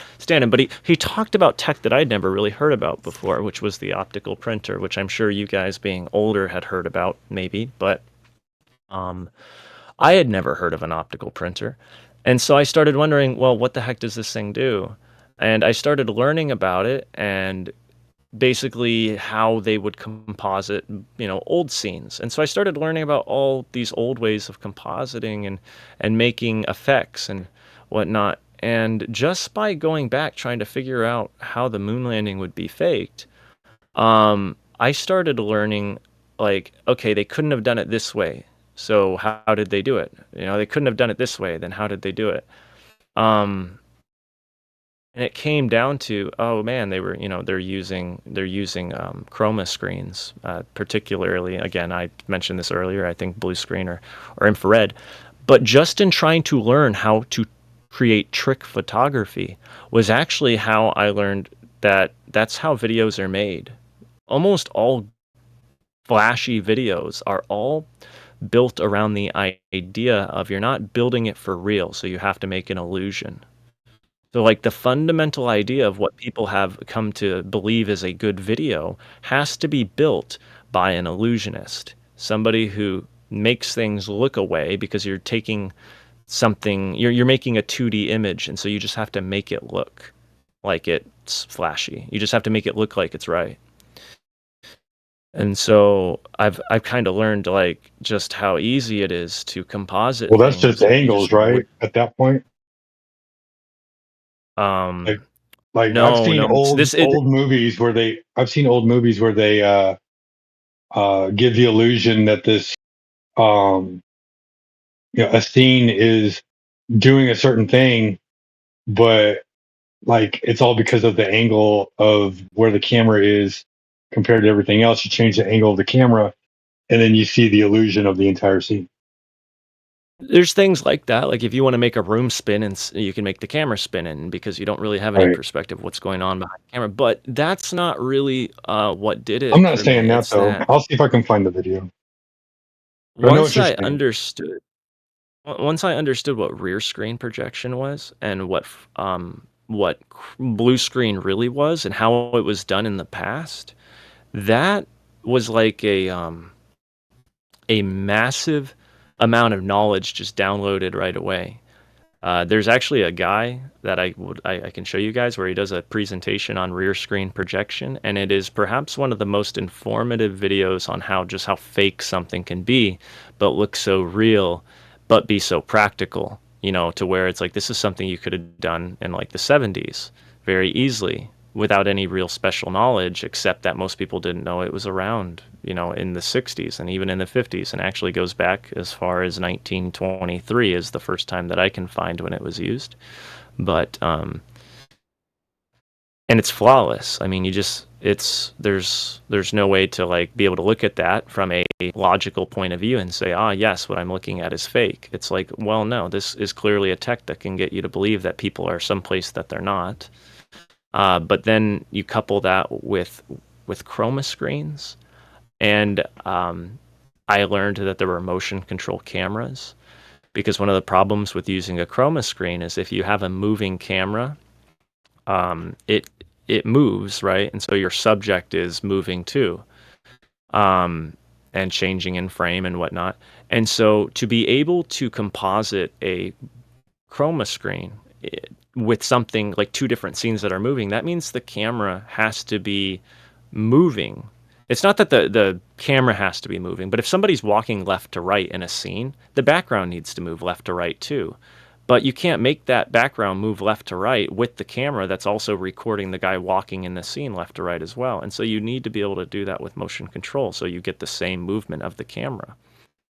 And so when you record, like, let's say the backdrops for the moon landing, a lot of people think that they shot that like in a desert, but I am actually firmly of the belief that that was shot, all the backgrounds and stuff, I am firmly of the belief that that was all shot in miniature. And I know that sounds nuts, but the fact of the matter is with a motion control camera, you can just shoot with a periscope lens, so you can get your lens very close to the ground. And not only that, you can build your mountains just with little props, little sand dunes that you use real sand for. Like scale you models. can even use plastic. Yeah, you can even use plastic because they had plastic back then, and they were forming plastic to make scale moon model stuff. And you can just backlight. If you want your moon to look luminous, you can literally just shine a light behind your plastic models and get the luminosity in camera that you want before you shoot it. And that's a huge advantage because you see what you're getting in camera. And so you're shooting these little models in a room that's very small. You don't have to do it in the desert, and it can be behind a locked door if you want. And then you're taking this giant blue screen, or in this case, it could have been an infrared screen, because I believe that they could have used infrared. I don't know for certain that's what they used, but I suspect it is.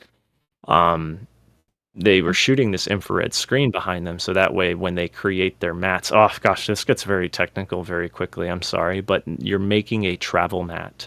And a travel mat is just a black and white thing of film that blocks the rest of the frame from being exposed, so you can expose one piece of film multiple times. And so there's things called like the travel mat, the alpha mat, and this is all tech where like people who didn't know that this kind of tech exists, they have never heard of these terms. They don't even know what the hell I'm talking about. It all sounds like gibberish.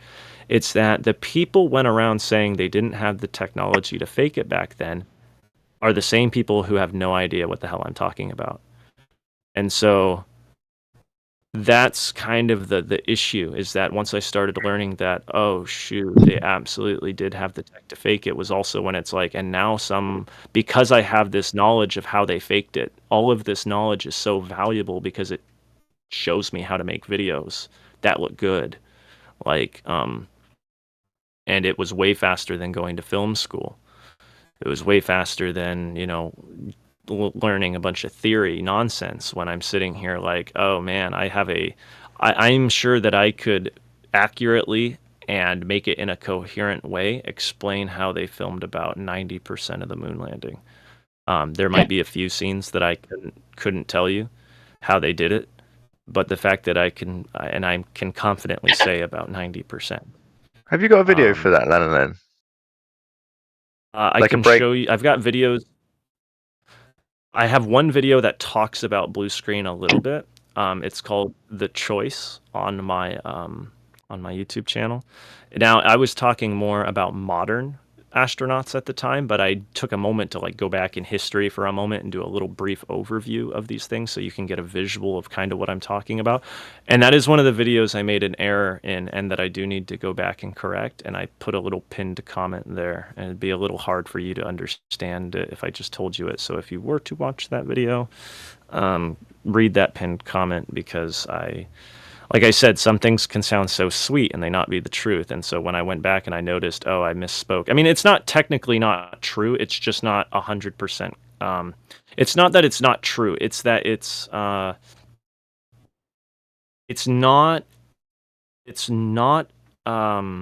What's the word? It's not precise enough. It's not concise enough what I'm talking about. I'm saying the mat doesn't fit, but it's not that the mat didn't fit. The mat actually fit great. It's that the size of the mat was shifted over. So instead of shooting, okay, this isn't going to make any sense unless you watch it, but it's that they filmed slightly off the coordinates that they needed to film for it to line up right. So they basically had just put the mask in the wrong place. Right. So like the place of origin, it's or kind like of the like- actual. Right. So on your camera frame, you have an x-axis and a y-axis, right? And the center is your crosshair, right? Well, Right. when you're doing composite photography and you need something to enter the scene that is being obfuscated by something, so obstructed, like something occults it, is what I'm trying to say. When something in front is occulting it, you need to know with your travel mat, if the camera is moving, where that is going to be shaking. So your camera has to keep these motions in sync. Well, what happened with one of their scenes, which a lot of flat earthers have pointed out is fake, but they have no idea why it's fake. They just say it is, and a lot of people have gone to debunk it, and it's like, well, you actually can't debunk it because the flat earthers aren't wrong here. Even though you seem to have an explanation that makes sense, you didn't actually address the primary concern. And so these two plates, okay, that have to be composited together, one of them, just the object itself, was recorded a little bit off the x-axis of where it should have been. And so when they composited it over the top of everything, it ended up being composited over this window. And so it's slightly shifted, and it could have been with the size of the mat, or it could have been that it was off its x-axis, but I was not clear enough. But I will still stand 100% that what I said was in fact true. It's just not as concise as it needs to be. But anyway, yeah. No, it's interesting. So We I'm appreciate making, I am making videos on this.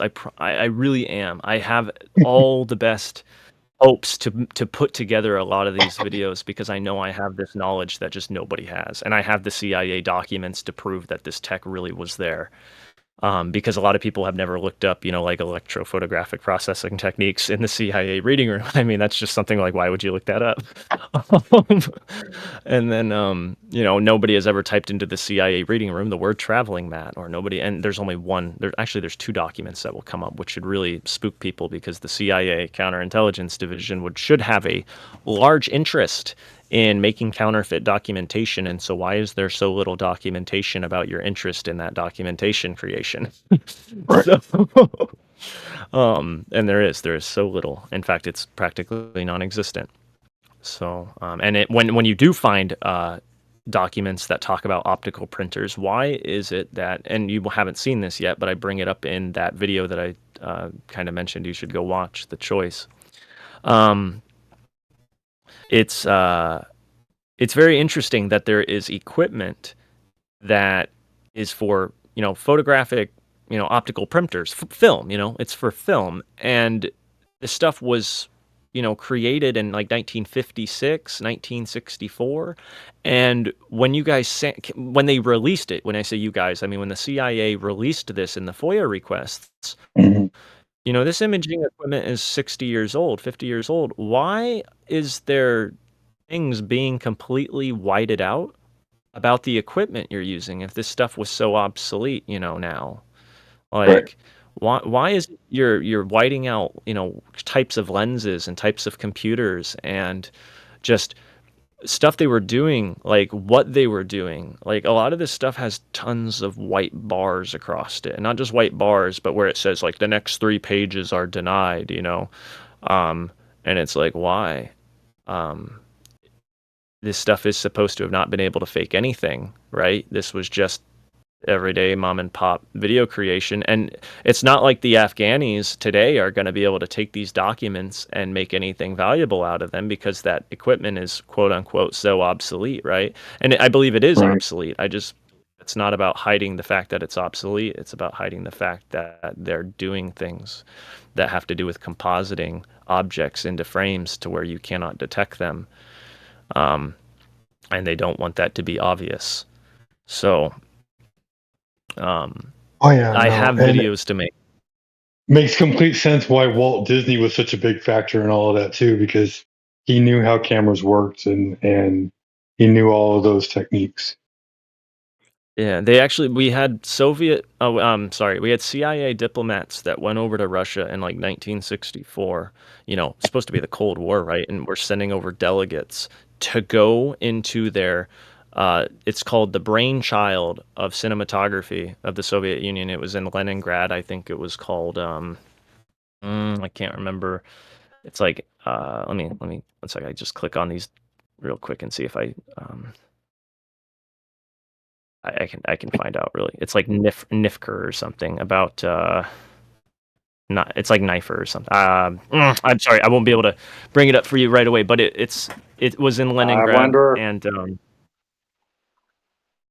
I wonder if Bill and Hillary were there.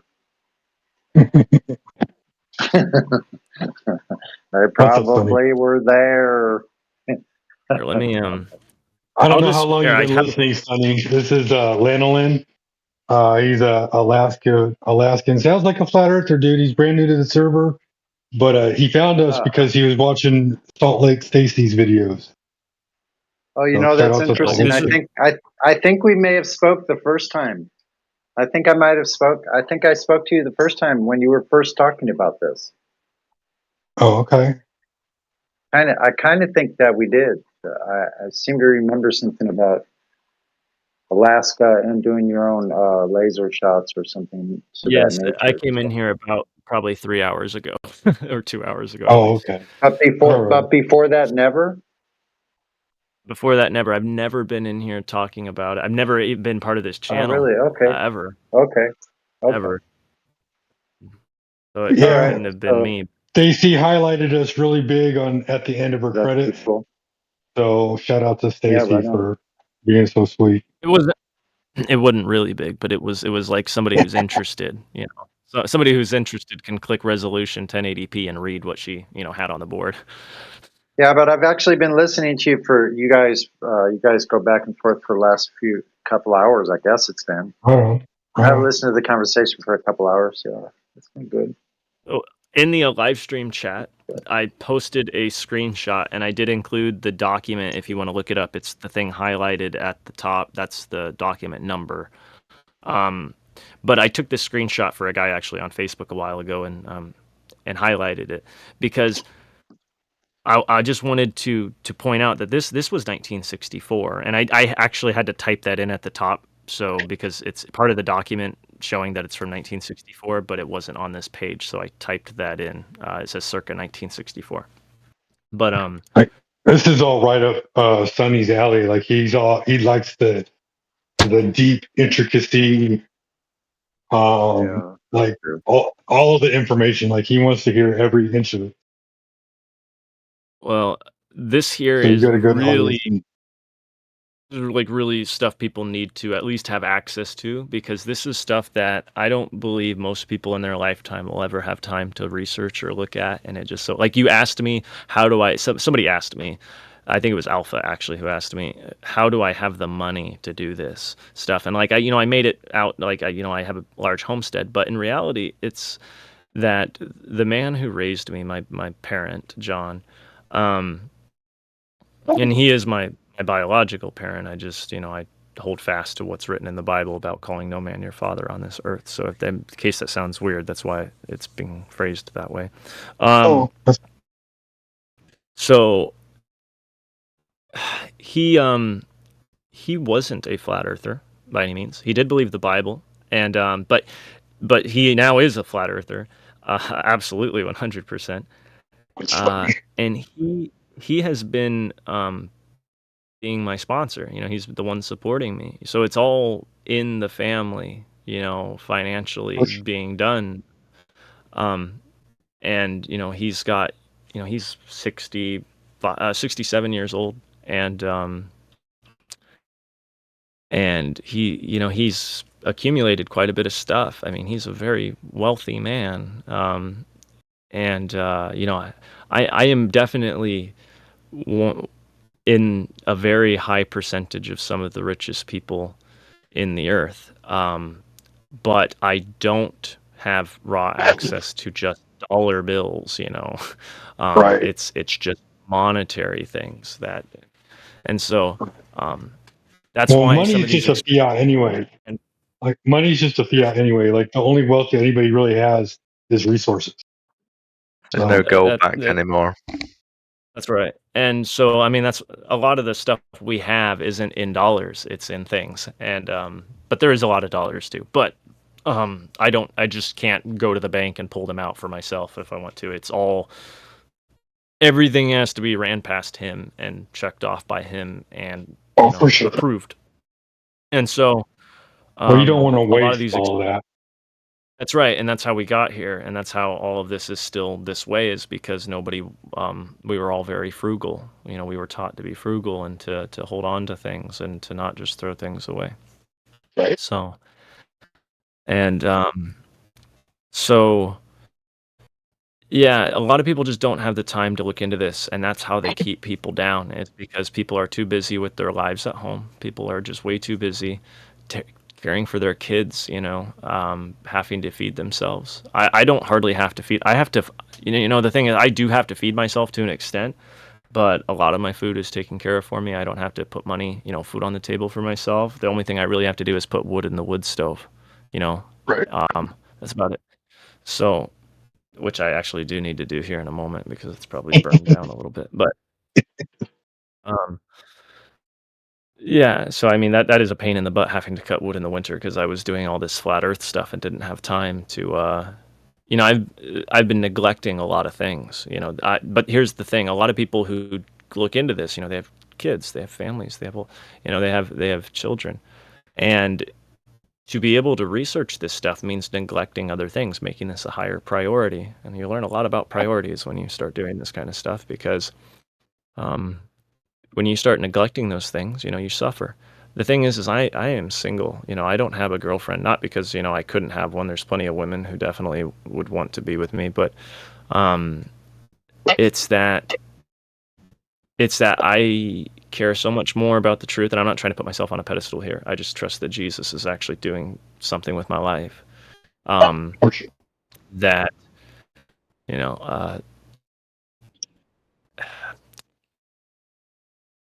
it's just that I'm able to give this to people. I'm able to give something that's actually worth something, not just handing somebody dollars on the street.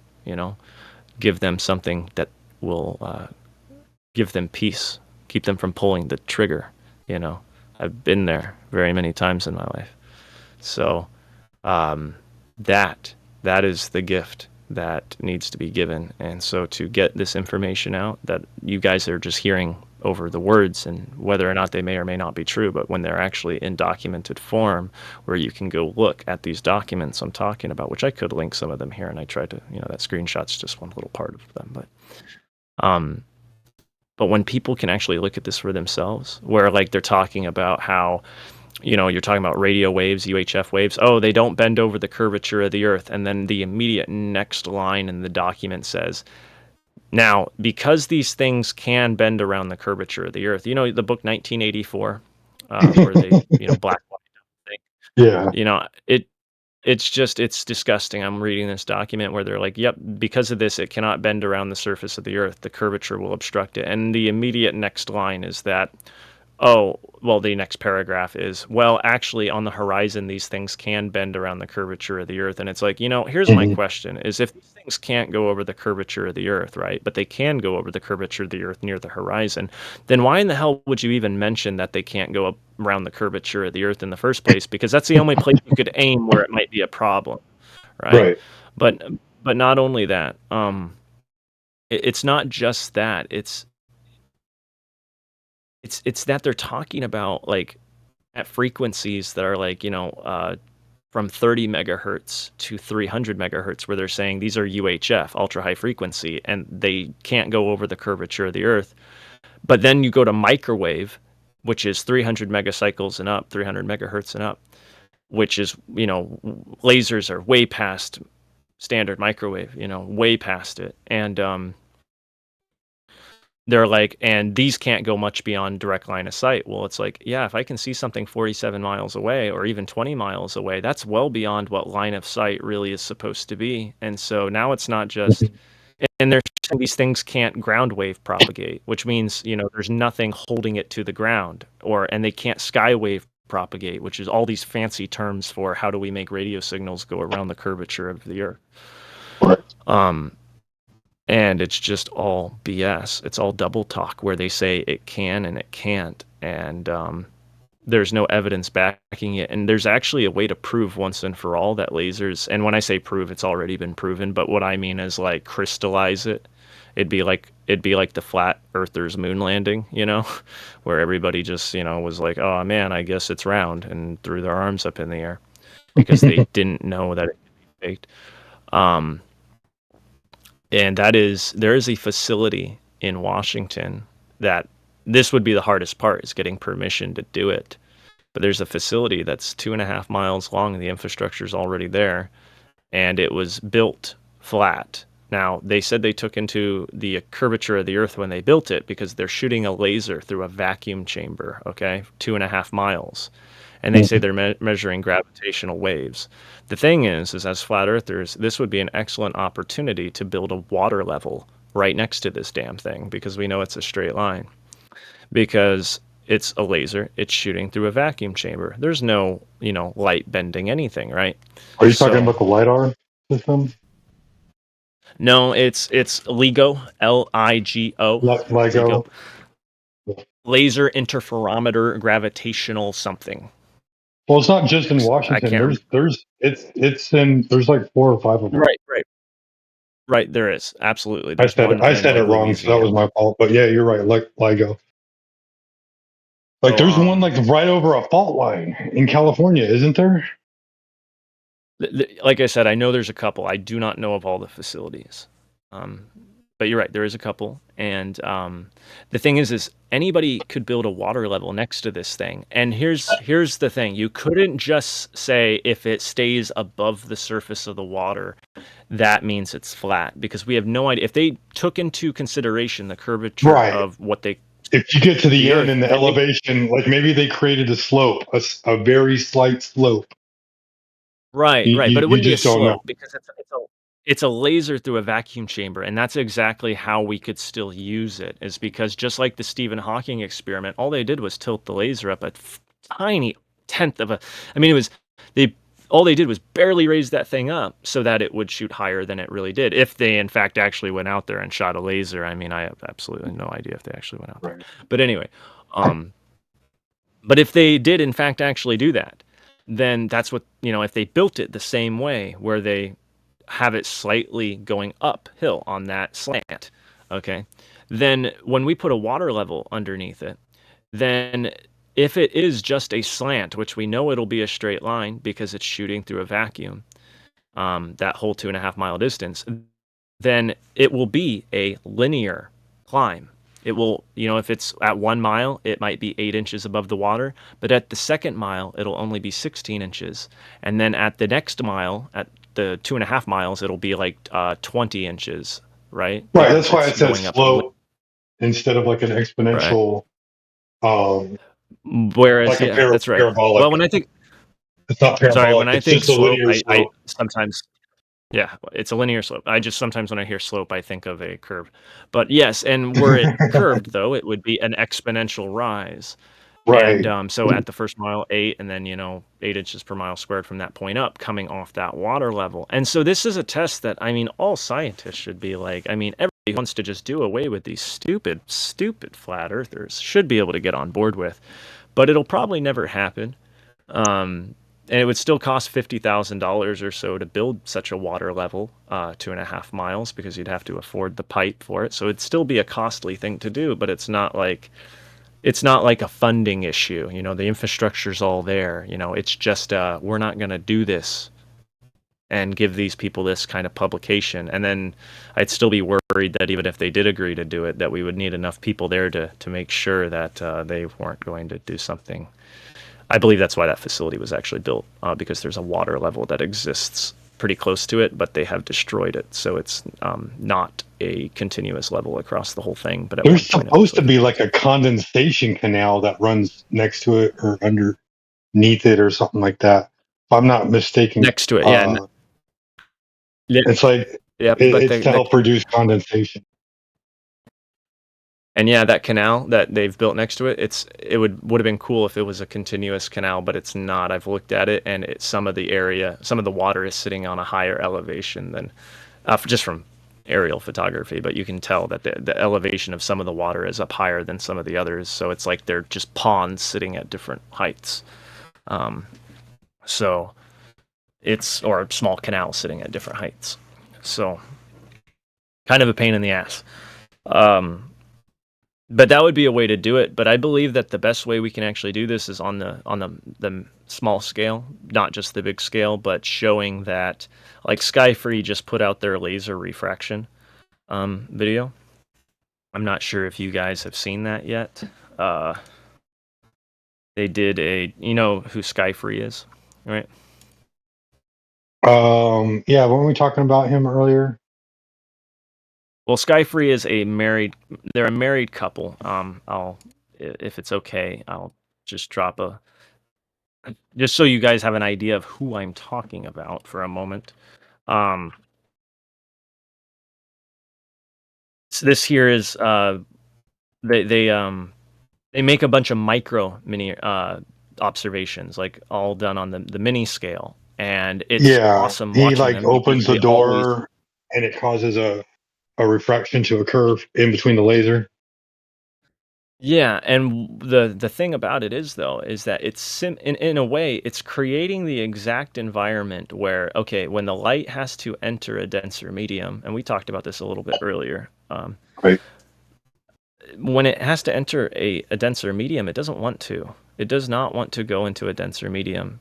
And so it climbs it and it goes up. It bends upward instead of down. It doesn't it's not like I'm not sure how many people here live in a place with snow, but you know, you're driving down the road and your tire gets pulled into a snowbank. It'll suck you into the snowbank.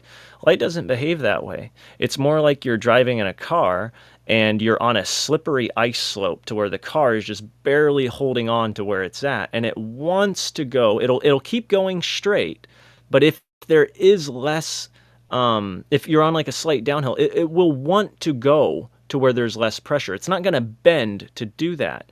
But if at any opportunity it has to choose to go one way, it's going to go the way that you're going to slide downhill. Just enough to where you regain the traction. That's a terrible analogy, but I sure hope it's the.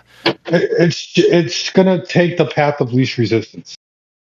Yeah, and so that's the only when thing they I say can that think light of. is right. Like, but they're saying light's not going to bend upward. Why the fuck wouldn't it bend upward? There's less resistance the higher you go. It's a fact. We all know that, like, right, as you go higher and higher in elevation, the air becomes less and less dense. Well, and so on the curve, it's that as it's curving around, at every point, as you shoot that laser out, at every point, the resistance is always going to be highest at the bottom of the laser than it is at the top of the laser. And this is what we need, what people just need to sort of, like they did a great video there, but they need to be more coherent in what they're saying, because they just kind of did it and showed people. And it's like, yes, that is a wonderful piece of knowledge you've got there. Now we actually have to do it to where it's digestible for somebody who doesn't know what the heck like they're looking at, or why it's significant, or what you just proved, because you might not feel like you just proved something, but you did. You just proved something huge. Right. And they like don't really, I don't think a really preferred direction. Yes, that if there's less resistance above, it's going to prefer to travel into that least resistance. And so if you're shooting that beam out straight, man, it's going to keep going straight. It's not going to try to turn to go towards even more resistance, but it will keep traveling into that less resistance. And so when that globe is supposed to be curving away from us, there's denser air going down and around. And so if that beam has to literally accelerate, it has to literally bend, like an arc is a constant acceleration. So that thing's not just going straight, but it's speeding up, and it's speeding up into this denser medium. That is insane. And they've demonstrated that in a way that people can see with this at-home laser test, because this is about the closest we're ever going to probably be able to get without some serious public support Outcry. to bully, basically, not in a bad way, but to basically force like Caltech or whatever to let us use one of these facilities because it's for science and truth. And it wouldn't, I don't think it'll ever happen, but it could. But it's No, I hear you. I hear you. Hey, real quick, not to me rude interrupt. I actually have to go. Is there anybody here that would like to continue overseeing the conversation with Landon? He's a wonderful person to talk I'm here to. for now. Oh, you are? Okay. Yeah. I'm going to bow on out gracefully. I appreciate you, Landon. This has been wonderful just hearing your voice, and especially a youthful voice, being so dedicated to searching for the truth. So thank you for being here. Nice to meet you, Sheepdog. It is.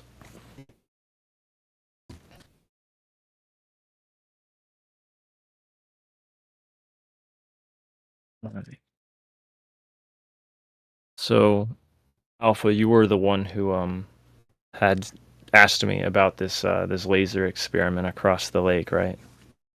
I didn't ask about it. I was just saying that if you're going to do an up and coming one, I think, and the information that you have, I'm pretty sure the guys in here are going to go through it and see what's what on it. Usually when we adopt anything as information, we post it on the bottom of our server. But we actually go through it. We get to know the person. Like we start to ask relevant questions. I'm real good with like getting to know someone and find out if they're actually somebody who's pretending or LARPing as a flat earther. We've had many types, such as yourself, come in here and kind of give us like a couple days of being genuine, and then all of a sudden, they turns out they got an agenda. So I'm real good at sniffing that out. So if it does happen to fall out in that direction, we usually wind up finding out. But we always give people the benefit of the doubt from the beginning. But we hope for the best, prepare for the worst. So, because this server is constantly under attack, and I mean by the people that come in here and want to distort truth. So you got people from all sides coming in here. You got people who claim to be truthers. You got anti-flat earthers. You got globalists. You got every type of person under the sun coming against truth, and you only got a few people in here who are extremely genuine. And some of the ones in here have been doing this for a while, such as myself. And we've curated this platform for that reason, so that people such as yourself, if you are truly about your business, to have some place to flourish and be able to bring your voice and let it be heard, amongst the recordings that we have. We have thousands of hours of content, starting from like maybe 5 years ago. And we've been live streaming, constantly 24/7. So we're always on Rumble, YouTube. We got live streams going on. So everything's being recorded for everyone's purposes to listen back. So yeah, we're very cautious. We're cautiously optimistic. How about that? So it's fair. It's very fair, and you should be. It's a very dangerous kind of situation we're in. And I don't mean like in a fearful kind of way. I mean like so let me just give you why. Yeah, Lando, let me just give you a kind of a brief way that we do things, and so that that this place is basically a culture, right? All of us in here, we're pretty good friends for a while. Like we're kind of like internet friends, but at the same time, we've known each other for a while, kind of inside the server, and probably some of us outside. But someone such as yourselves, kind of saying like, hey, I think we can do this other thing, other than the thing that you were doing. if to me, not for everyone else, but I listen to cues on why people say other things. Like you have a great way to demonstrate, with what you're going to do a test to fully equip. Like you don't need anything else. Just basically what you're doing is good enough. And when you started to talk about LIGO, like little bit of like red flag started popping up for me, and I'm like, why is he talking about LIGO? Now let me just tell you what I'm listening, right? What I hear, not what you probably mean, right? Because granted, I give everybody the benefit of the doubt, but what it sounds like to me is like something other than what you're already doing. You don't need so the truth doesn't need to be seasoned. It's good just the way it is, right? Plain and simple. So with that, you don't need to go the extra mile with flat Earth. The truth is very basic, and it should be simple, basic, and every man should be able to understand. So with going in too deep, there's no need, right? Like that's when you start going too far in, then you're only satisfying the itching ears of the intellects, right? Like the guys who really want to know all the, the ins and outs. But if you keep it simple with the knowledge that you already acquired, then that's good enough. Like if it doesn't satisfy the itching ears that want to hear it, then that's because they're not looking for truth. They want to, because they're not going to be satisfied with the information you give them anyway. They're going to want to know more. So that's why it's like, to me, when I hear something other than you've already, like, you've done great lengths of, with the information you've done, which is good, right?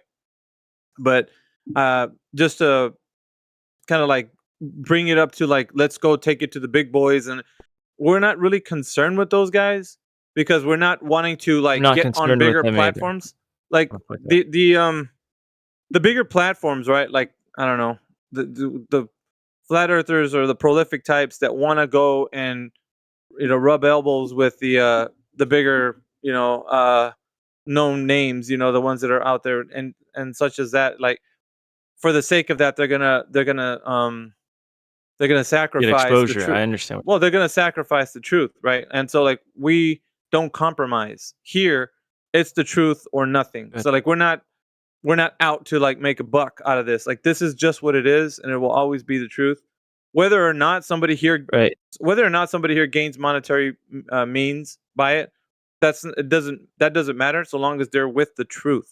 So the truth is always of the utmost importance. And if somebody always, if they ask, like, why is it important?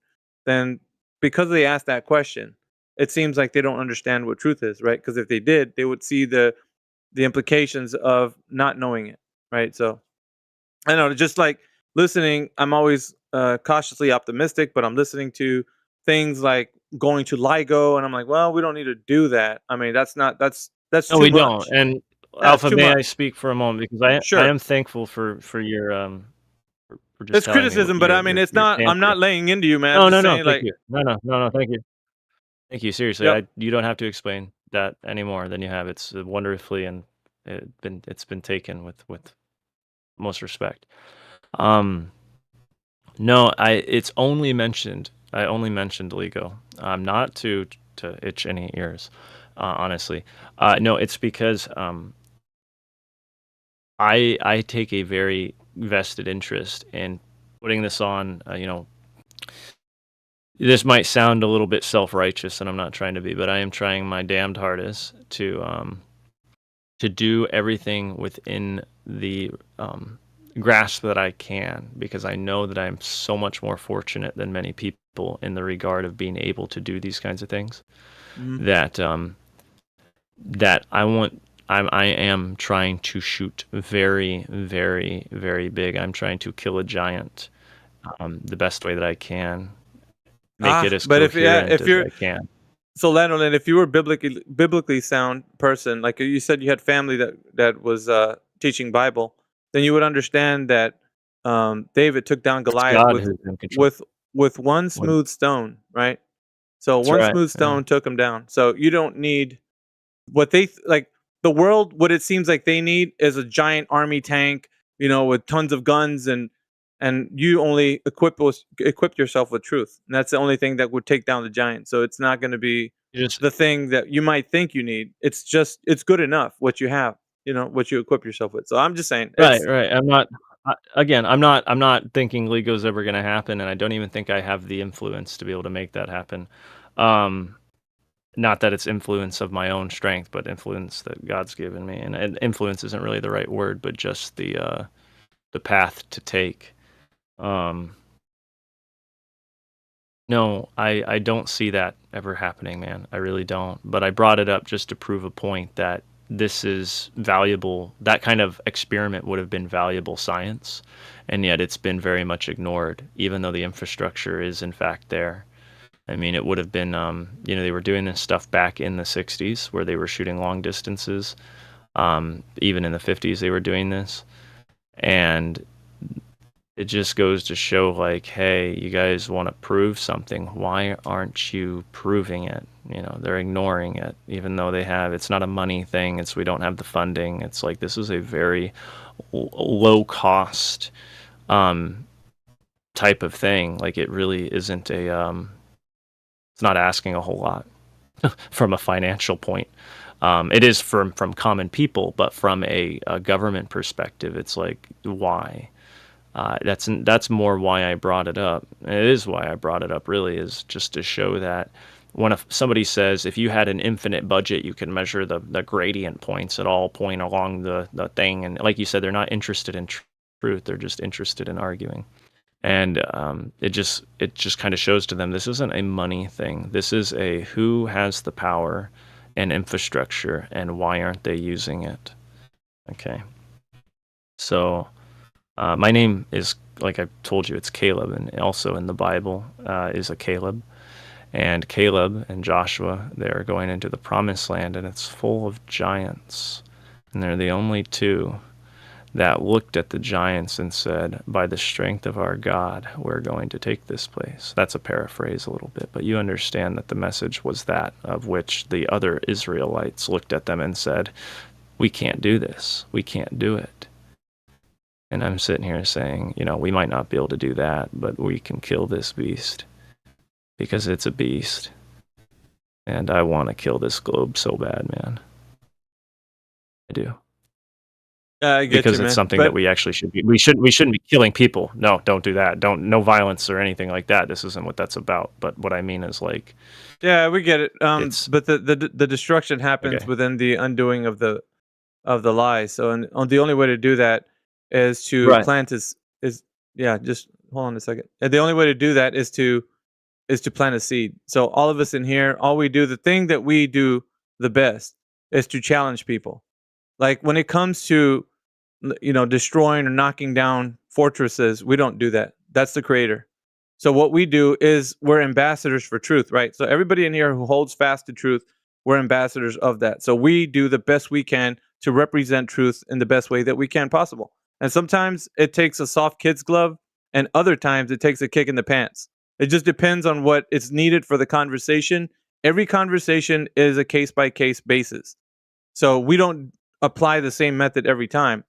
However, different individuals in here have different methods and how they apply their ambassadorship. So what we do is we regulate truth to people, and we let them know by challenging them on the preconceived notions that they think that the earth is a globe. So this is what we do. This is what we've been doing for a while, and it works. So it's not going without returning back with assurance that it's working, right? So we see I'm the not fact that not we see the fact that the anti-flat Earth types, the guys who really hate flat Earth, come in here like every time we defeat them, they go away like a dog with a tail between his legs, and they come back ready for another round. But it's like a moth to a flame. They never succeed ever. They never defeat truth because we are the ones who hold it to it. They don't have truth, we do. So the thing that maybe people are searching for that are coming into this realm, into this arena, is big guns. Well, we already have that, right? And the creator gave that to us. So the creator has given us flat level water, right? He's given us easy ways to demonstrate reality, as in, the creation that he has, his creation, which is when you go outside, the demonstration of what it is self-evident to you and to me. So we don't have to do much more than show people what reality is, because they tell you, right, from the globe side, the earth is spinning, you just don't feel it. Or the earth is curving, you just don't see it. So it's a trick of the mind. It's psychological. So what we do, right, is challenge the people who think that the Earth is a globe, and to like show us evidence that if it is. So we don't need to go to LIGO. We don't need to do any fancy tests. Although there is a lot of things that are being done, right? Which is like, that's fine. But as far as like what the creator has equipped us with, he's already given us the tools to win.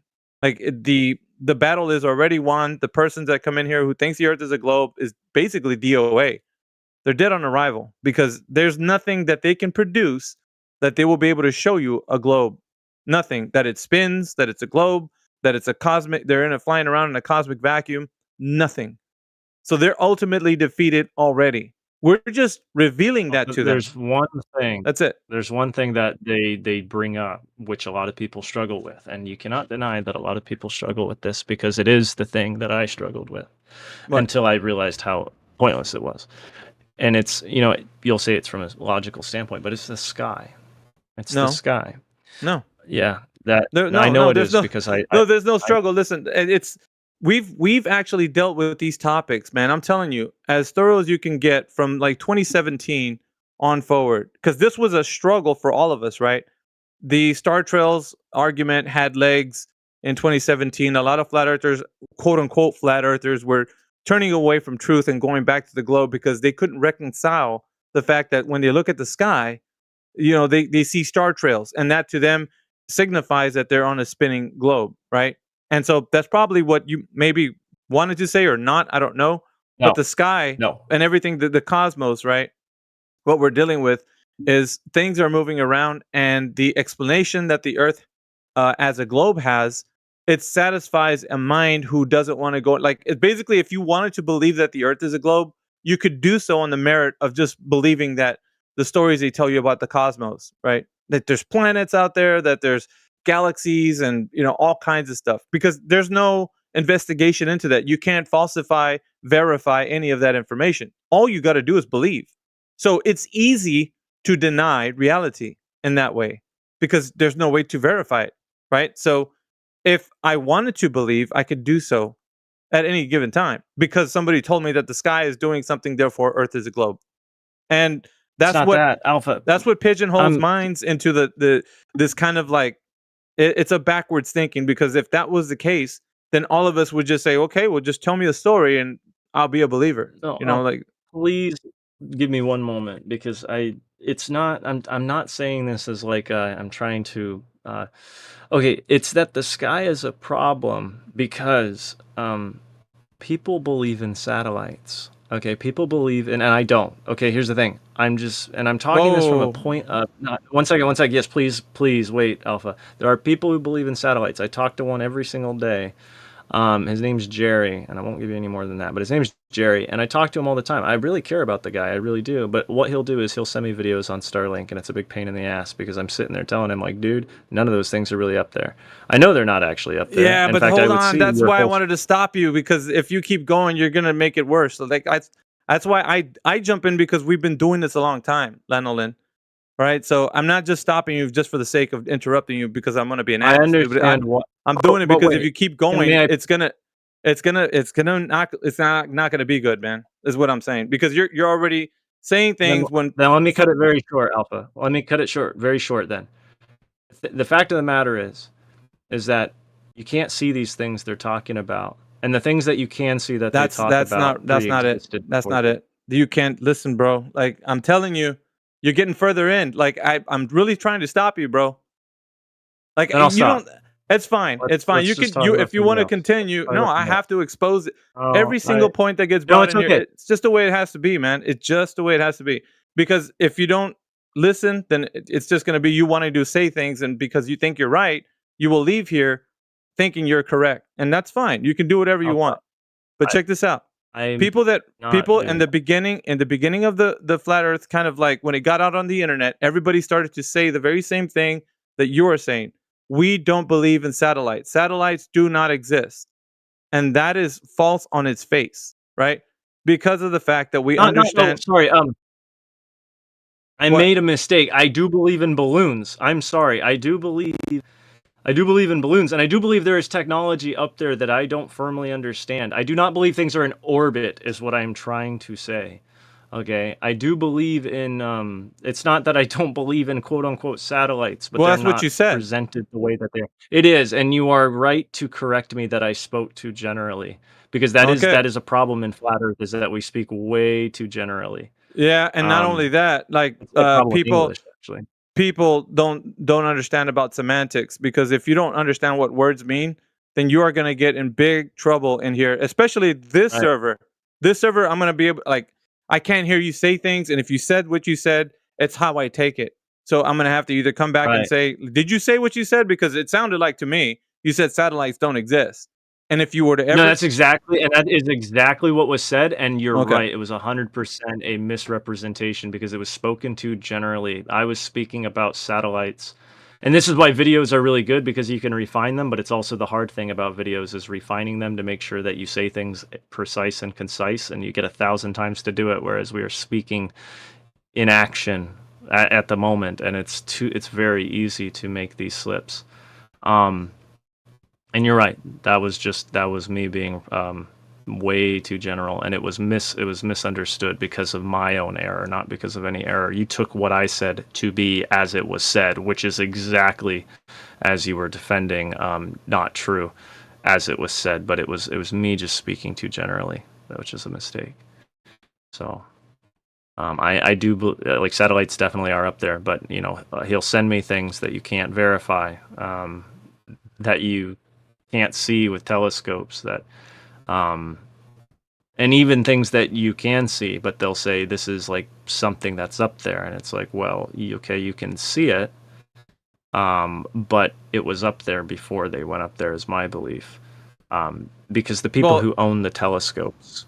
The people who own the telescopes. I mean, yeah, I would, well, going into like satellites and that, like you said, that was a big problem. So I'm gonna just go back to the premise of the beginning of why you said it was a problem, right? And you said, I know it's a problem. Right. I listened to everything that you were saying, so here's me coming back through with what I heard, right? So you said it's a problem, right? Is that not what you said? Please correct me if I'm saying it incorrectly. Did you say the sky was a problem? That is exactly what was said, and it was. Did you mean exactly that? I misspoke, so let me correct. It is a Please point do so. at which people tend to trip. I don't want to say it's a problem, because there's a very worthy there's an answer for it, and so every it's not a problem because it has an unanswered problem, or I mean an unanswered unanswerable question to it. It's that a lot of people struggle right there, and a lot of the explanations, like you said about like the star trails and stuff, how they think they look up and they think that means they're spinning. A lot of people tune off right there. I've noticed that the sky is when people start to be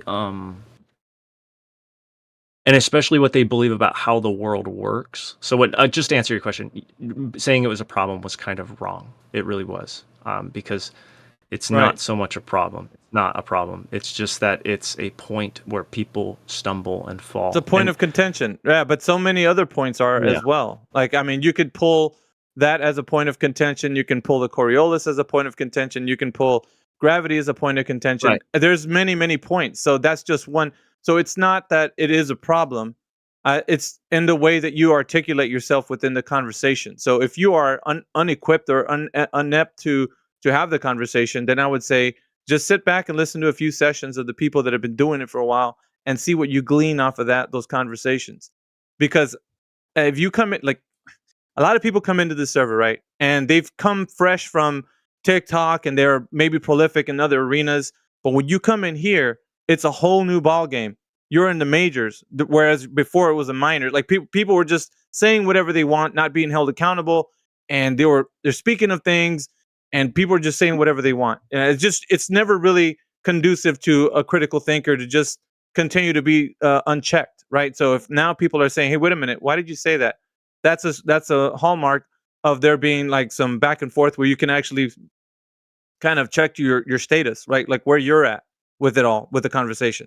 Am I saying the right things? Are we using the terminology Thank you correctly? for correcting me. So But what I'm saying though is, like, well, I hope you'll outside of notice, you, like, when we talked outside of about you jumping in, and saying like, hold on, like that's not what I said.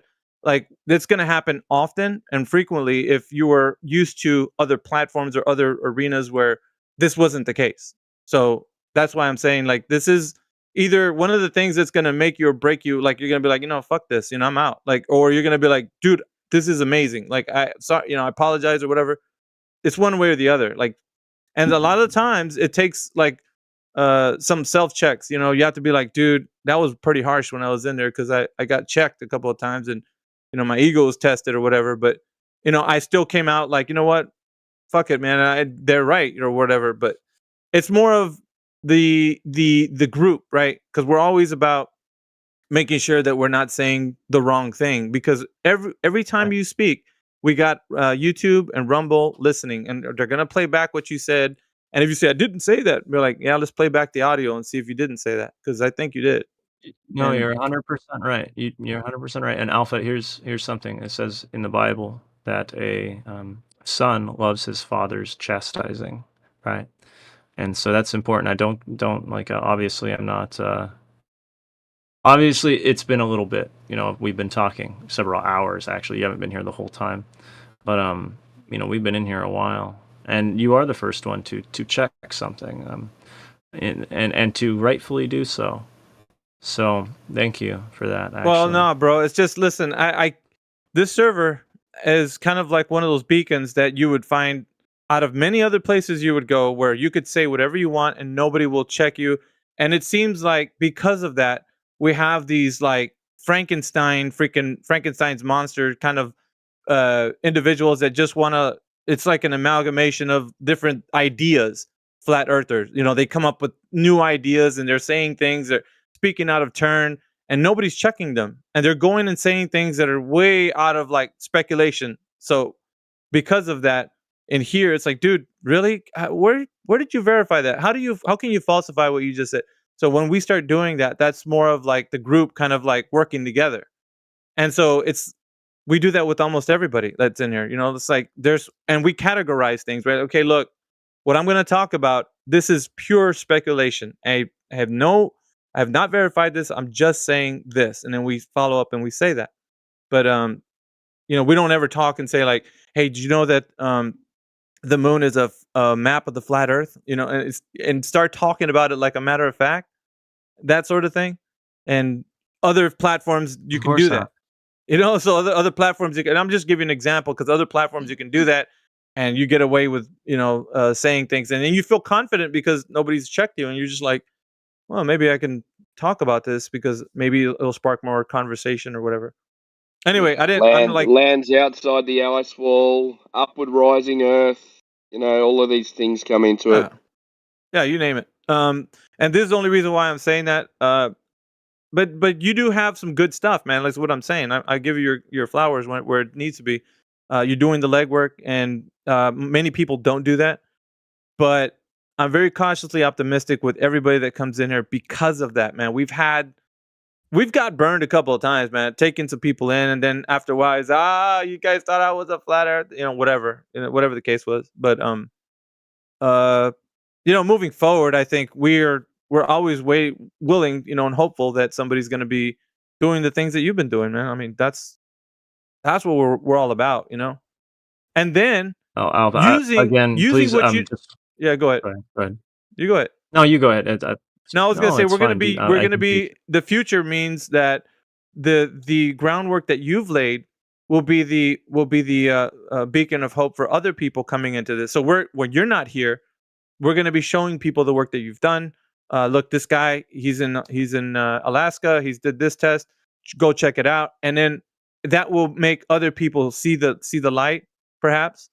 And you know what I mean. So it's more about like if you did well, I mean, if you did the work that way, we don't need freaking LIGO and big fancy names. We just need Lano Lynn doing his work in Alaska and us showing other people what, you know what I'm saying? And that is the core of the essence of what we're about. We're people helping people, not, a freaking, agency or whatever. Like, I don't know. And I think that carries more weight because that shows that the Creator has endowed us with intelligence for times such as these, right? Like these are very interesting times that we're living in, right? The age of technology and AI and all kinds of stuff.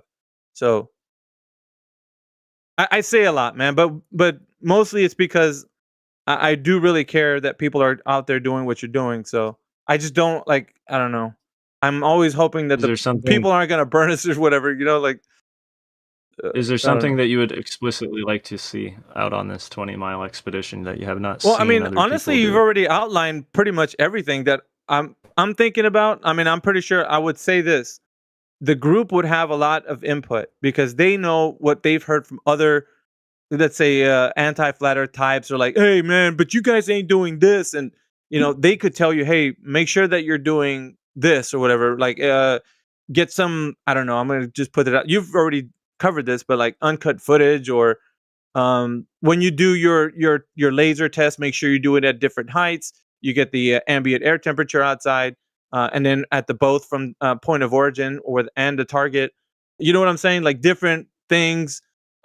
Check your line of sight. What is the condition? Just different things. Yeah, Because you might also have to take ambient air temperature and pressure readings along the route of the laser as well, because they'll ask for that. Yeah, Timbo, you weren't here for it, but that is actually something that's already kind of been sorted out. We've got those air temperatures units. They're not very accurate because we've kind of went over this, but it's because the temperature is going to be so cold. You can't really rely on batteries. I'm going to have all the Oh, cool. batteries for all the cameras literally on my persons to keep them from getting too yeah, cold. what's interesting is that he said, Timbo, that it's going to be about February. So I was telling him, being that he's in here, he could actually utilize this platform and kind of build up to that day.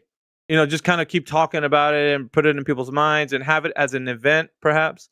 And then, come February or whatever, when he's ready to do it, we'd have the pre and post, live streams covering it, as much as we can in detail, and be as thorough as we can possible. And like I said, ask the group, what do you think he can do? Is there something you guys would recommend, or you know what I mean? And I think that's the best way forward from like testing this for refraction as well, things like that. Yeah, and making it as an event so that we can live stream it and record it and document it. We can cut it, we can paste it, we can put it in, and then we can send it to this all is the going to people. be a slight thing, is being able to live stream what we're doing is going to be very impractical just for the two of us out there. We would need somebody who would be actually filming the camera. I know this sounds kind of strange, but the service out there is very terrible.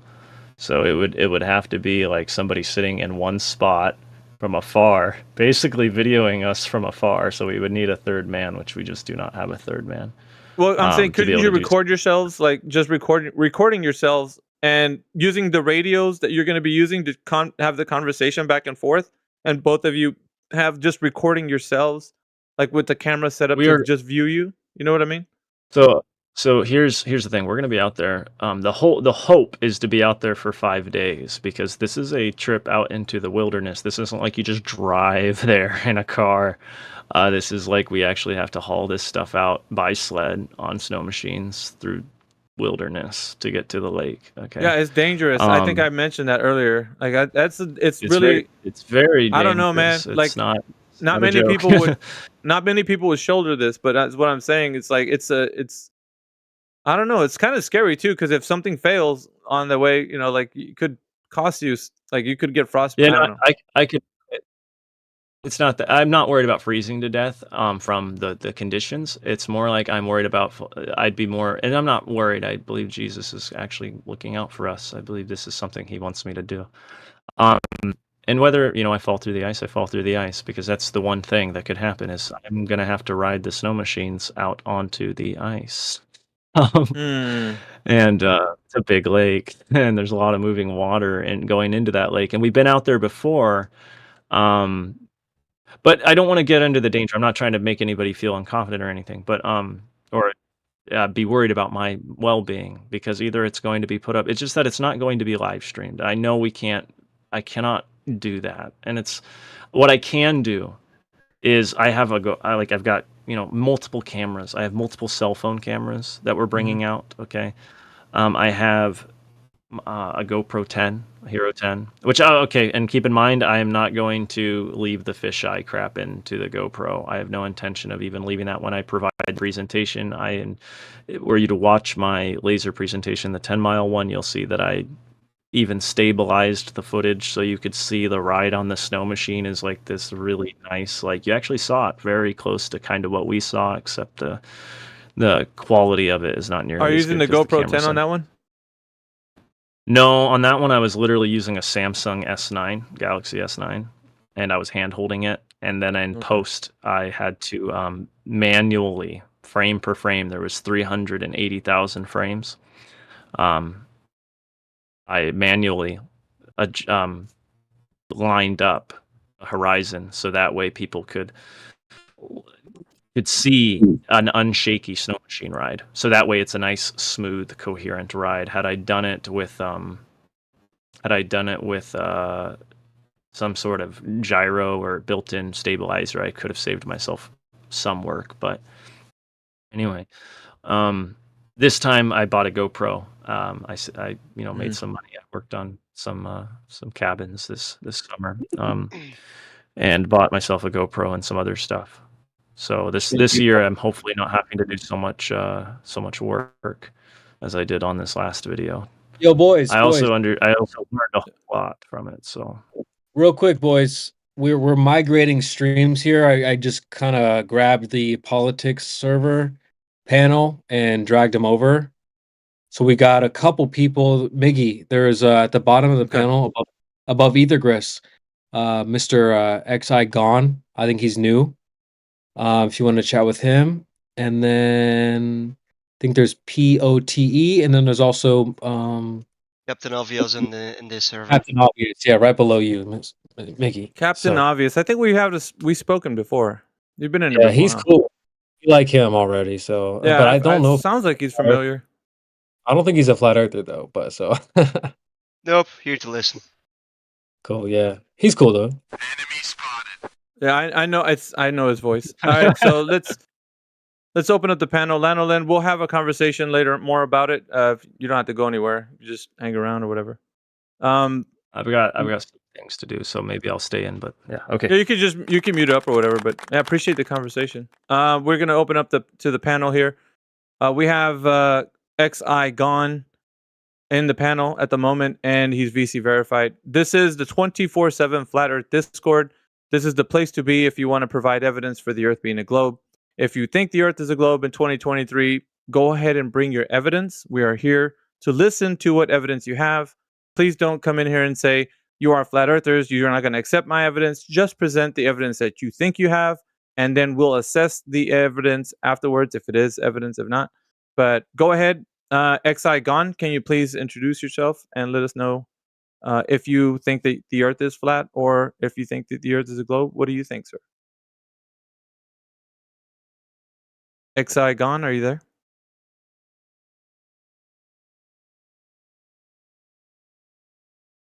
How about the acronym POTE 2021? POTE, are you there?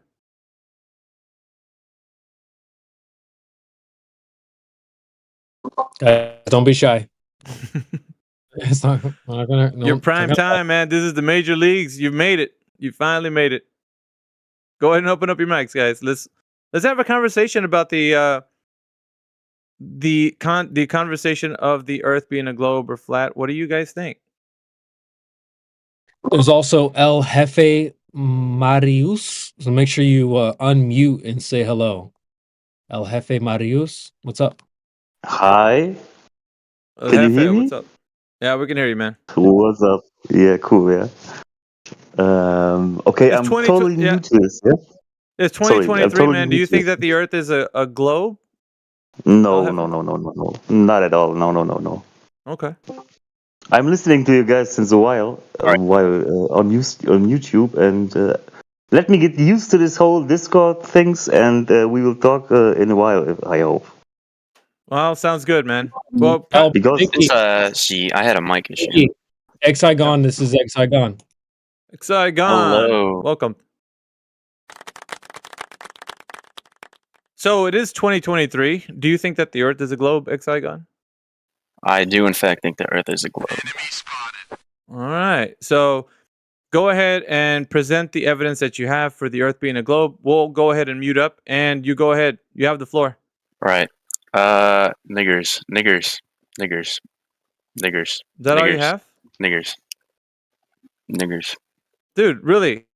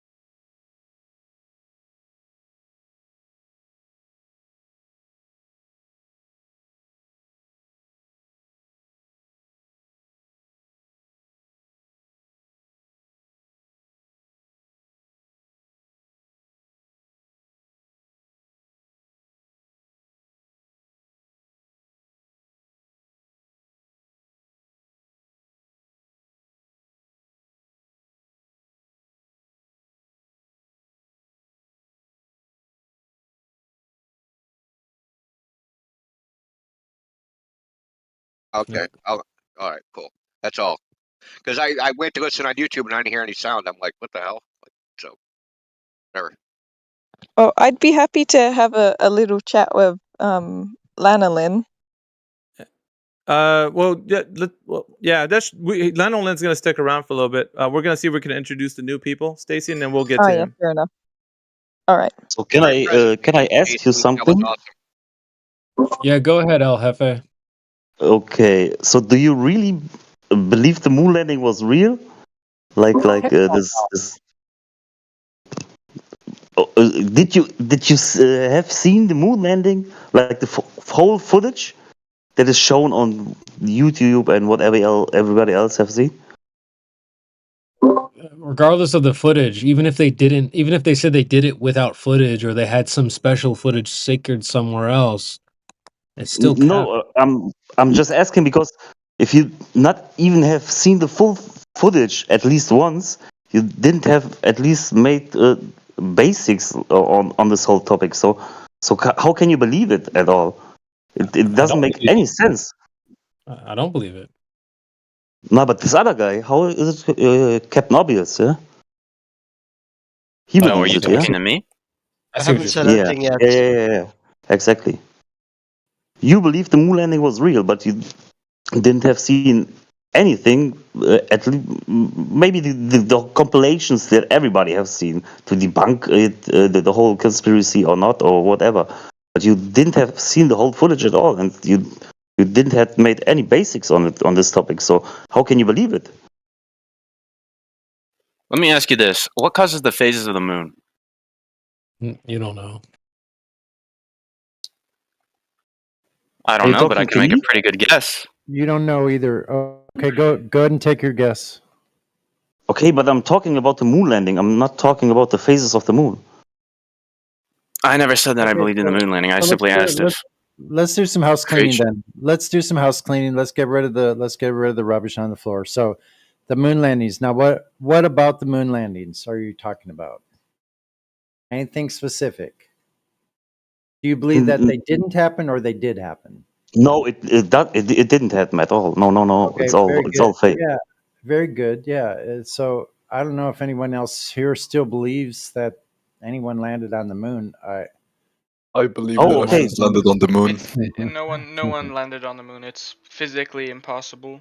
Yeah. Okay, then I misunderstood you guys at all. Yeah, then sorry. Yeah, mute me again and chime in again if I have to talk. Okay, thank you. Oh no, it's okay, man. I thought there was a problem, so that's why I wanted to clear it up. So okay, cool. Yeah, that's the reason I brought it up because I heard it sounded like someone was you had asked a question about it or something. But anyway. Okay, thank you. Yeah, so they never went to the moon. Yeah, they even told us so. And Project Orion in 2015, they come out and tell us right from their own mouths, in really quite plain language, easy to understand, that they can't get past the radiation belts, and until they do, they can't go past low Earth orbit.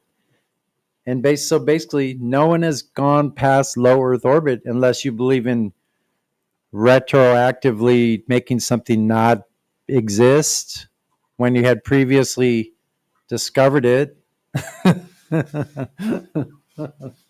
10 years earlier, as a matter of fact. Go back to the phases of the moon, though. What the hell does that got to do with the shape of the Earth? Exactly. Well, what would you propose causes it? Or is it just something you see and you don't know? Well, I mean, there's a claimed causal mechanism. There's no way to experimentally verify that, and there's observations which directly contradict it.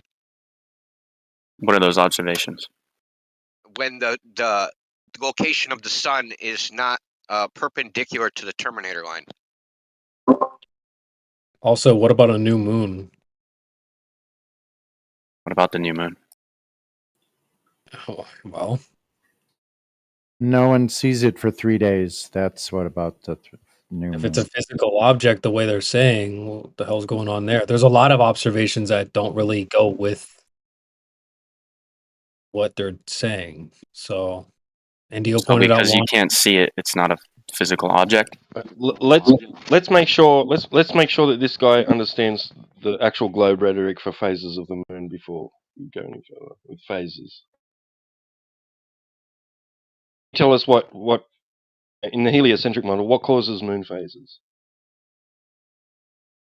As the Earth is orbiting around the sun, right, still heliocentric, you can observe that the dark part from the light does not extend uniformly in an oval line as would happen on a perfectly, like, spherical, should I say, object. But you're assuming that the shape. You're assuming a shape. Wait, are you saying the Earth causes the phases of the moon? Yes. Oh, no. Thanks, T-Dub. That was a good call. What? Oh no, you didn't. So. Where was that, Timbo? Am I messing up you Australians, man? It's the same person. They're just LARP. No, you got it right the first time. Yeah. You're pulling a coach who got 32 screens going on. Bunch of different accounts. Okay, bro. Notice how you just punted phases into the conversation, and we just asked you what causes the phases, and you described the Earth. That doesn't match even what mainstream is saying. You've got your own worldview, and you're making fun of us for not believing in something that you made up on your own. That doesn't even go with what the quote experts say. I'm not trying to make fun of you anymore. I mean, so the phases of the moon are supposed to be caused by the moon self-shadowing, right? So if you have a ball and you shine a light on one side of the ball, then it'll be dark on the other side because it's self-shadowed. It's not supposed to be caused by the Earth. That's why I said we can see that the sun sometimes is not perpendicular to that terminator line, the vertical line, right? The sun has to be perpendicular, 90 degrees from that, right? For that line to be like that, because it's supposed to be a self-shadow. Well, there's observations. I actually posted one in the chat. Those are successive observations where the terminator line and the sun are not at 90-degree angles from each other. And you know what they say this is? They say this is an optical illusion. That you're not really seeing this, that this is some sort of optical illusion that doesn't actually exist. Even though I've seen this myself last month, I think I saw it 3 times. Wow, that's a trip, actually. There really is. I've noticed this quite a bit throughout the last few years, especially being on here and having discussions about this very same thing. They don't line up. I mean, I seen it 2 weeks ago. Unfortunately, I don't have a good camera, and I can't really capture the moon very good with a cell phone camera. But the terminator, like the terminator line of the moon was like pointed up in the sky, and the sun was setting. Yeah, exactly. Like way up in the sky still. Yeah, I would say it was like north, or you would call it northeast, right? So that would be like 90 degrees from the terminator would have been north. Like on a clock face, it would be like 2 o'clock, right? But the sun, a direct line to the sun, was at something like 5 o'clock. Yeah, it's a trip, man. That's a real trip. I've had a very weird interaction with the moon a few months ago that I couldn't really explain.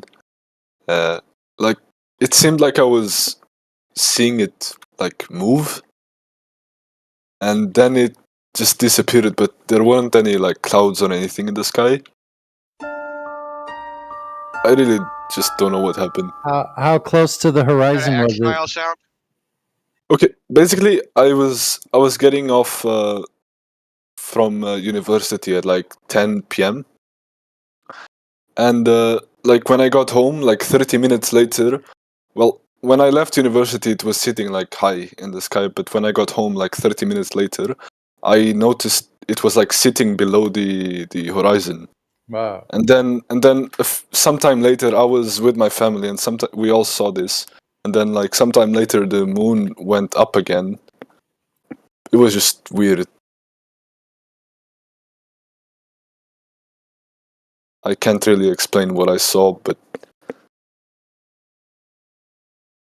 So you know the solar eclipse that happened like last month. No.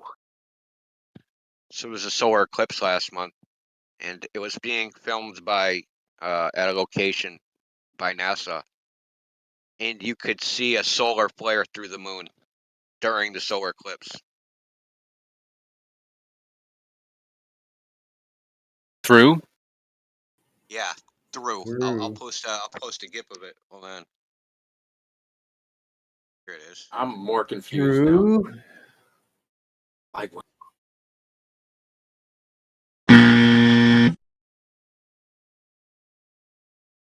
Where are you posting it?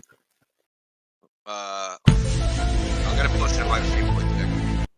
Live stream voice text. Live stream voice text.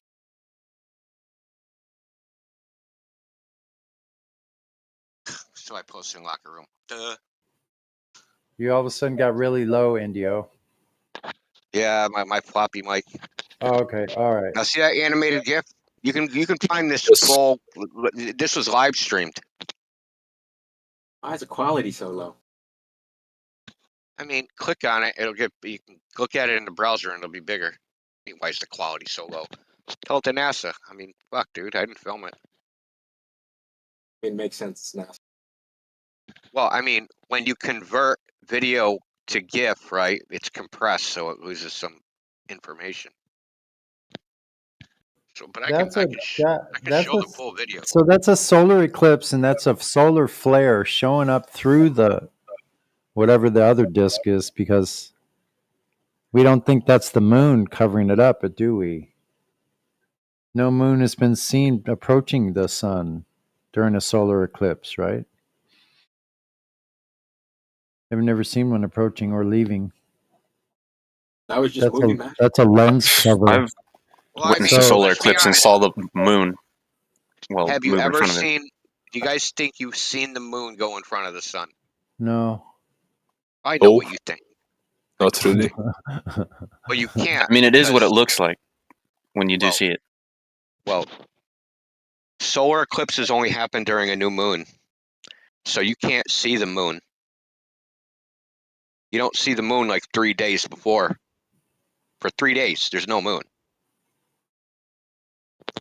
Went behind the veil, man. So you're seeing a lens change happening right in front of our eyes because there's not a moon doing it. Listen, I wondered about that. I don't know how many people I've talked to have swore to God that they saw the moon go in front of the sun. I've wondered about that too, because like days leading up to an eclipse, like you don't even see the moon in the sky, and then even before and after the actual eclipse, you still don't see nothing in the sky. It's really, really weird. But listen, that's not the biggest part about that is not that you don't see it, that no one on the entire earth sees it anywhere. Or ever has. You mean at night? No. Well, it's a new moon. It's a new moon. It's during a new moon phase. You No one can't sees see the the new moon moon. during a new moon phase. Yet that the solar eclipses all happen when there's a new moon. Stupid. Not really. Not stupid. But that's the incredible part, that no one on Earth sees that new moon at all. No one sees the moon at all during the period. So there's no explanation on the globe side for that. That's as impossible as a Selenelian eclipse. Yeah. So let's pick this scab a little bit more. Make you bleed your glow blood.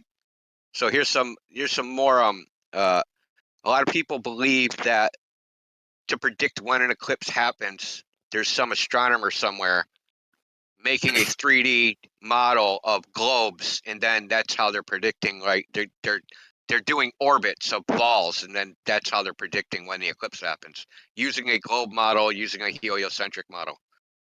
That actually does not work. You actually cannot accurately predict eclipse times using that. So what we use is something called the Saros cycle, which was discovered in 2000 BC by flat earthers. The first known recorded eclipse that was ever predicted accurately was by a Greek flat earther named Thales.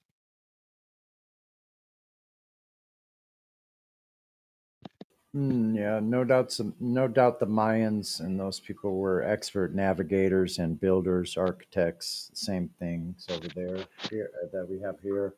But over here in the Americas, we got massive infrastructure. That's underneath I mean, the and rainforest. don't believe what I'm saying. You can go check it out yourself, man. NASA today uses the Saros. It's called the Saros cycle. They use it today. Nothing changed. So they're all post-dictions. Eclipses happen at regular intervals.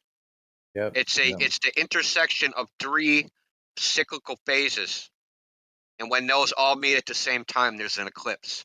And then those eclipses, right? So if I watched, like, say, a full solar eclipse, I know that, like, in something like 8 years, there's going to be an annular solar eclipse, and then 9 years from that, it's going to be a lunar eclipse, and then, like, they come at regular cycles at any location. So all you have to do is watch one at a location. Then you can predict when those eclipses are going to happen at that location, going out into time to infinity. Yeah, that's pretty wild.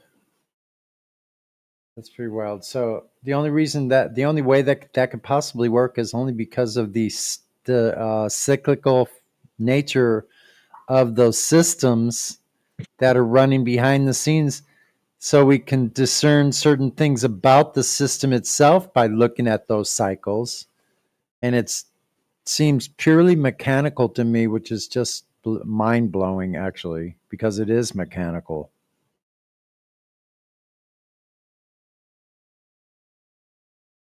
Very, very high degree of precision.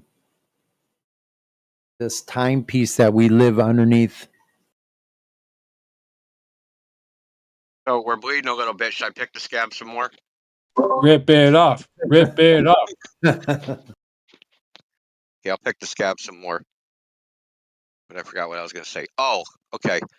So you know how during a lunar eclipse, you see like a circle? It looks like a circle's going in front of the moon. Well, that's actually not what should be observed, because the moon is supposed to be a sphere, right? So if I have a disk, a shadow of a disk or a sphere, and I project it onto a curved surface, it'll get distorted, right? So whenever you project something, that's why they say, if we make a map of a globe and we project it onto a map, it's going to be distorted at the edges. Well, this is the same thing. If you project a shadow onto a curved surface, this is the reverse, right? A curved surface onto a flat surface, distortion. A flat the shadow is basically a flat outline, a silhouette being projected onto a curved surface. It would be distorted. So you would not see a circle. You'd see a distorted circle that became oval, turned into like a warped S, and then became an oval, and then back to a circle again.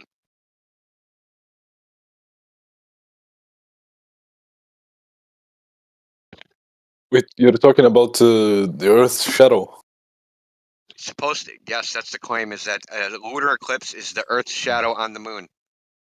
It should be if the moon was a sphere and the Earth was a sphere, that shadow would be distorted when it was projected onto the moon. Yeah, it would not be a circle. It would be a diffused image.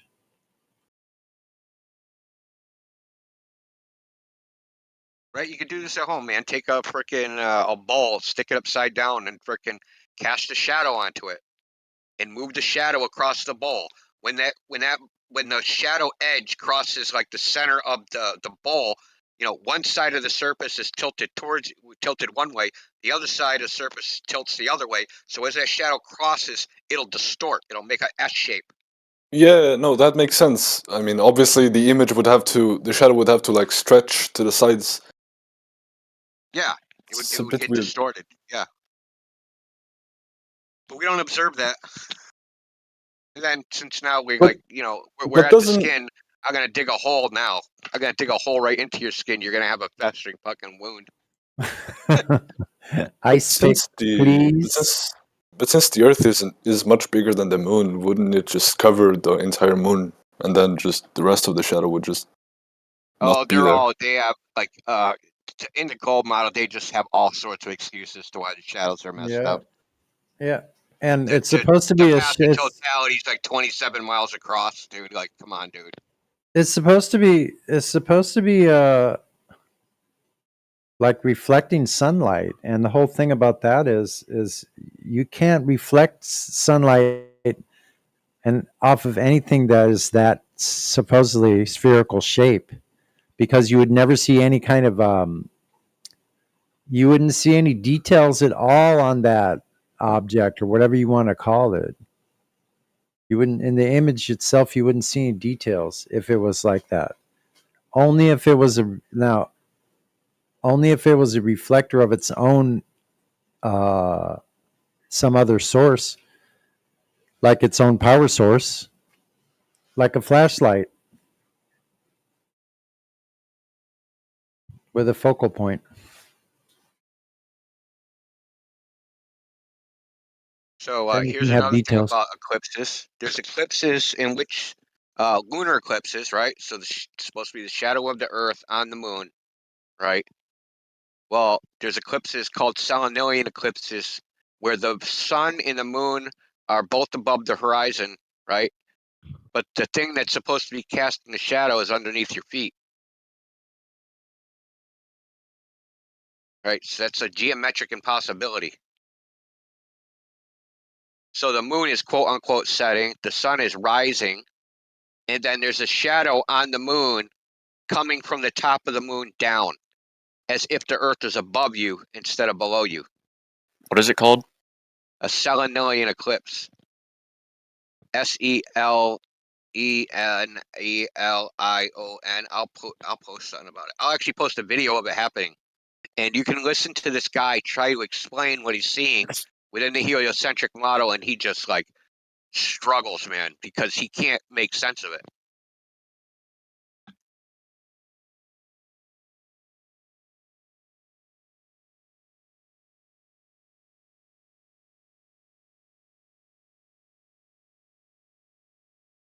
So, you guys believe all the media that promotes the globe Earth idea is lying?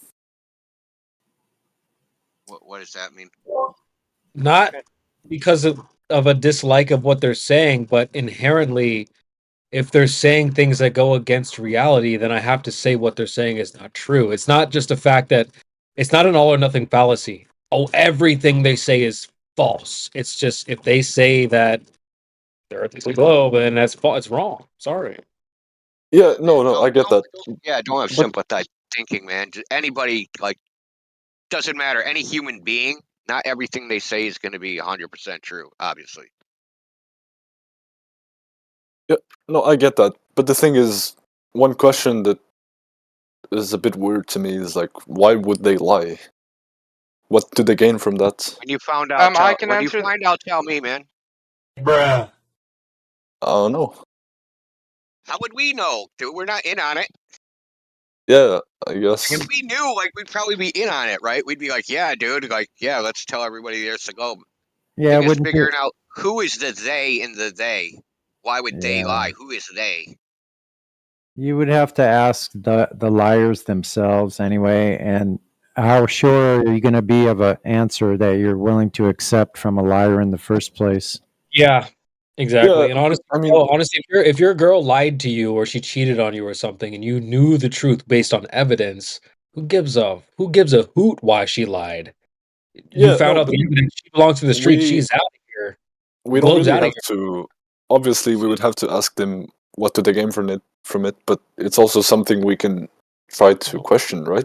here. Yeah, baby, what'd you gain from that train? Oh, man, I wouldn't do that. Oh, I guess you didn't do that. Back to sleep. Right. No, we don't care what her excuse, what the Globies excuse, what NASA's excuse. We don't want to hear it. We know they lied. It's over. The evidence that she cheated, it's over. It's over. She belongs to the streets. There's no entertaining why they lied. We're out of here. Period.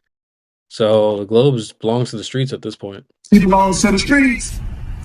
Yeah, and from the there is a reason, not so that they gain anything, but to bring another group down, and that is Christians.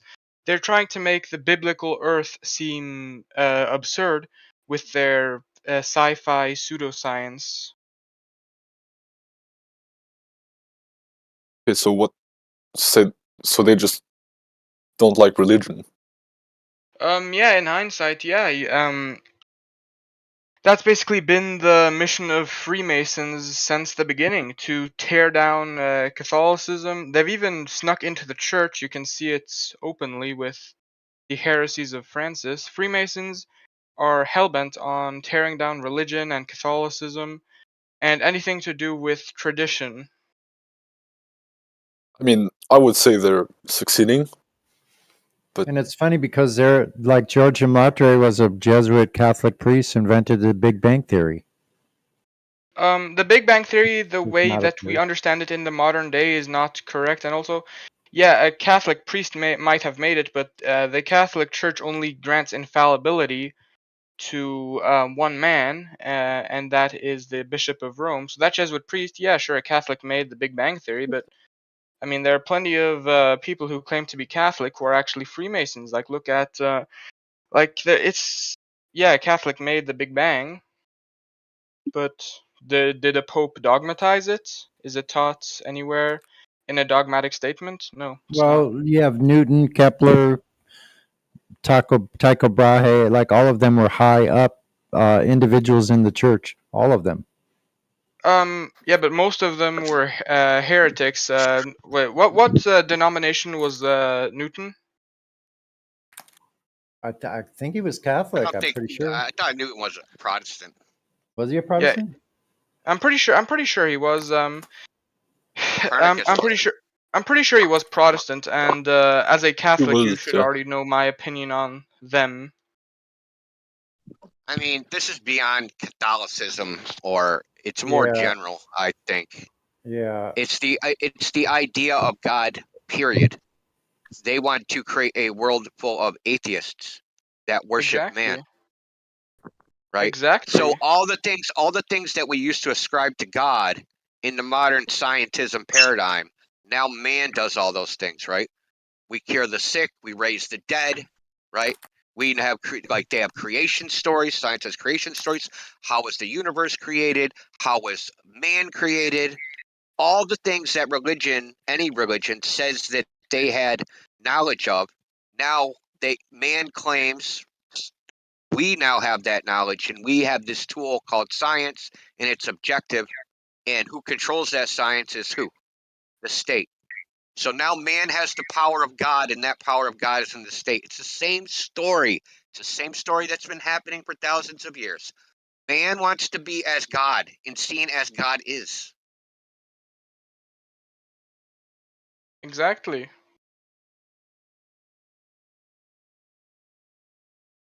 Plus, they get a bunch of free slaves. Because the one thing that they definitely have is power over the minds of the people. So we have people that come in here and shill for the globe. They don't know anything about the globe. I ask them what the radius is. They have no idea what's the circumference, no idea what's the distance of the sun. How'd they get that? This guy that was just talking, right? Phases of the moon. He doesn't even know what phases are. So why is he in here defending somebody else's idea? It's not his idea. He didn't come up with the globe model. He didn't come up with the idea of phases. It's somebody else's idea. But he's in here defending it for nothing. Why is that?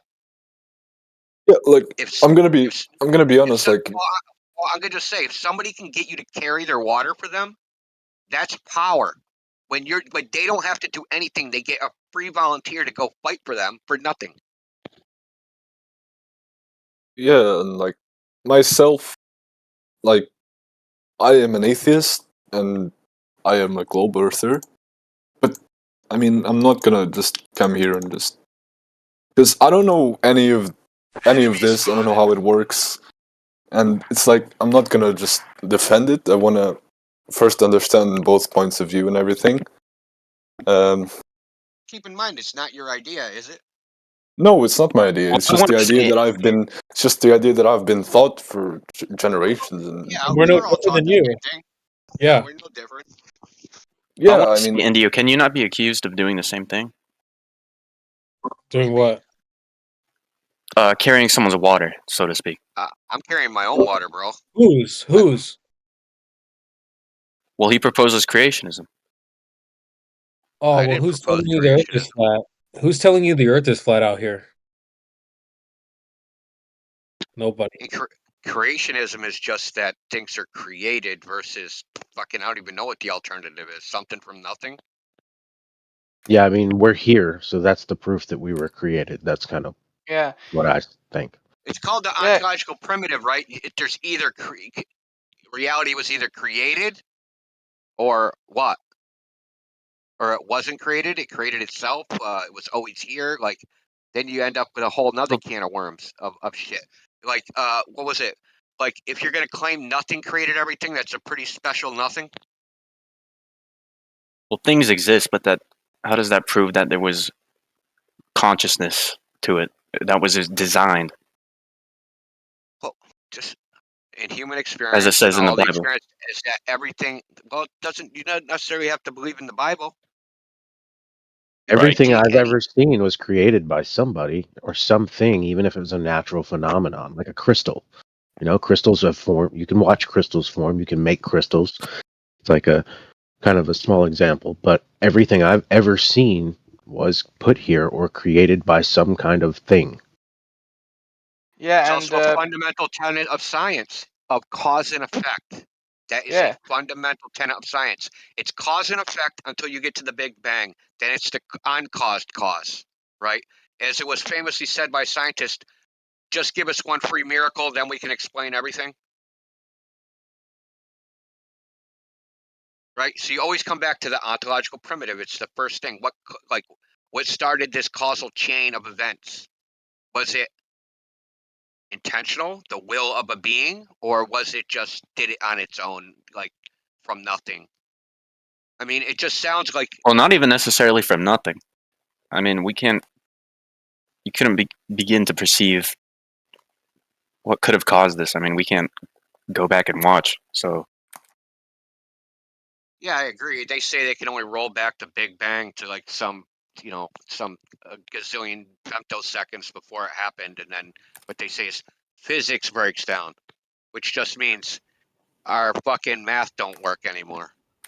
Seems to me whatever they're saying happened, it sure didn't turn anything in the balls spinning around in a vacuum, did it now? Oh my. In which case is starting to be information? In which point? Sasha, what up? Hey! Merry Christmas. Merry You Christmas. too, brother. What was your question again? At which point does two balls come into what? No, in which point that all existence is starting to be information for conscience, for physics, for chemistry, where we get that from, all that information? I think he's saying at what point in time do the rocks become conscious? No, I'm saying in which time information became information. Does information come from nothing also?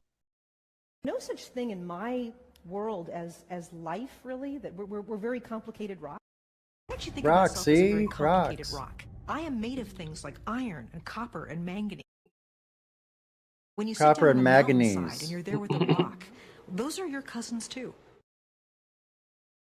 You're yelling at a rock, flat earther. Stop it! You're yelling at a rock. I'm only kidding. Did we got the lang for breathing because we evaluated during the millions of years, or it was created because they are needed for the oxygen and in a way how they are? What is what every purpose of every organ, for example, is our body? Is that evaluated during the years, or that was made in the first place? Like it must work like this because this is the body how it's working. You need heart first, and you need blood. You need everything. Proposing a paradox, right? Yeah. Paradox. What came first, chicken or the egg? Seems to be. There's no way to tell because you have irreducible complexity can only go so far down until the thing becomes non-functional at that point. It's not complexity. Something came first. It was or chicken or the egg, but only we don't know which one was the first. That's a pretty complex problem. Yeah, I know, but we like a humans, we cannot make decisions how creation started. You know. Exactly. That's true. That's true. That's a bizarre thing to think about. But sorry if I don't mind stepping in, but like there's a creator, and I can actually tell you, because if you look at like numbers like pi, right, and like constantly scientists and all those people are like discovering new digits every single time. It's not they that are creating the digits; they are finding it. For example, like the Mandelbrot set, right? You constantly zoom in and you're finding new designs and patterns. Those designs and patterns previously existed, which can prove that it's not humans that are doing the creation. Right, it's not humans who just came out of nowhere. There is a creator, because we are finding all these things that previously existed. Yeah. Well, I think. Well, that's kind of an abstract. Oh, go ahead. No. It's fine. I was just going to say it all comes down to who is this observer inside of us, all of us? Who's really doing the looking? Oh shit, we're getting deep in here. Is that our eyes? Look, is that where our eyes were looking through? And then if I am looking through my eyes, who am I? The one doing the looking? Who is that? Really, think about it. Well, I know I'm not a rock. So yeah, there's that. exactly. No, you're not a rock. Exactly. That's partly my point, though, as well. You don't agree with Simon and Garfunkel? No such thing in my world as life, really. That we're very complicated rock. I actually think of myself as a very complicated rock. I am made of things like iron, Complicated. copper, and manganese. That's- When you sit down on a mountainside and you're there with a rock, those are your cousins too. That's hilarious.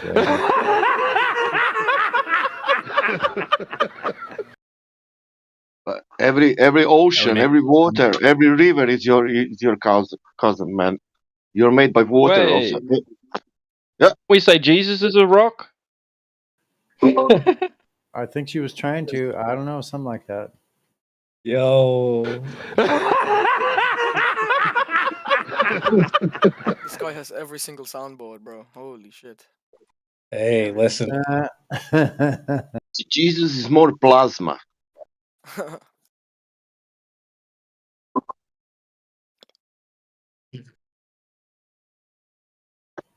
The Rock is Speaking a of Derailer, statement to- Dr. Derailer, try Point. to think about a 10-speed without a derailleur.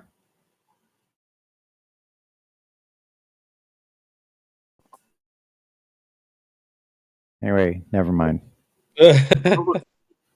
That's what's hurting when you look into the creation properly. That creation, that from creator, and that creation from nothing. You have some spherical things when it comes from nothing, and you have some flat things when it comes from creator. And then you match them with reality. And then you find out that creation, what came from nothing, does not give that sphericity, how we call it. Doesn't make the it doesn't make that doesn't change something into sphericity. Yeah, exactly. Yeah.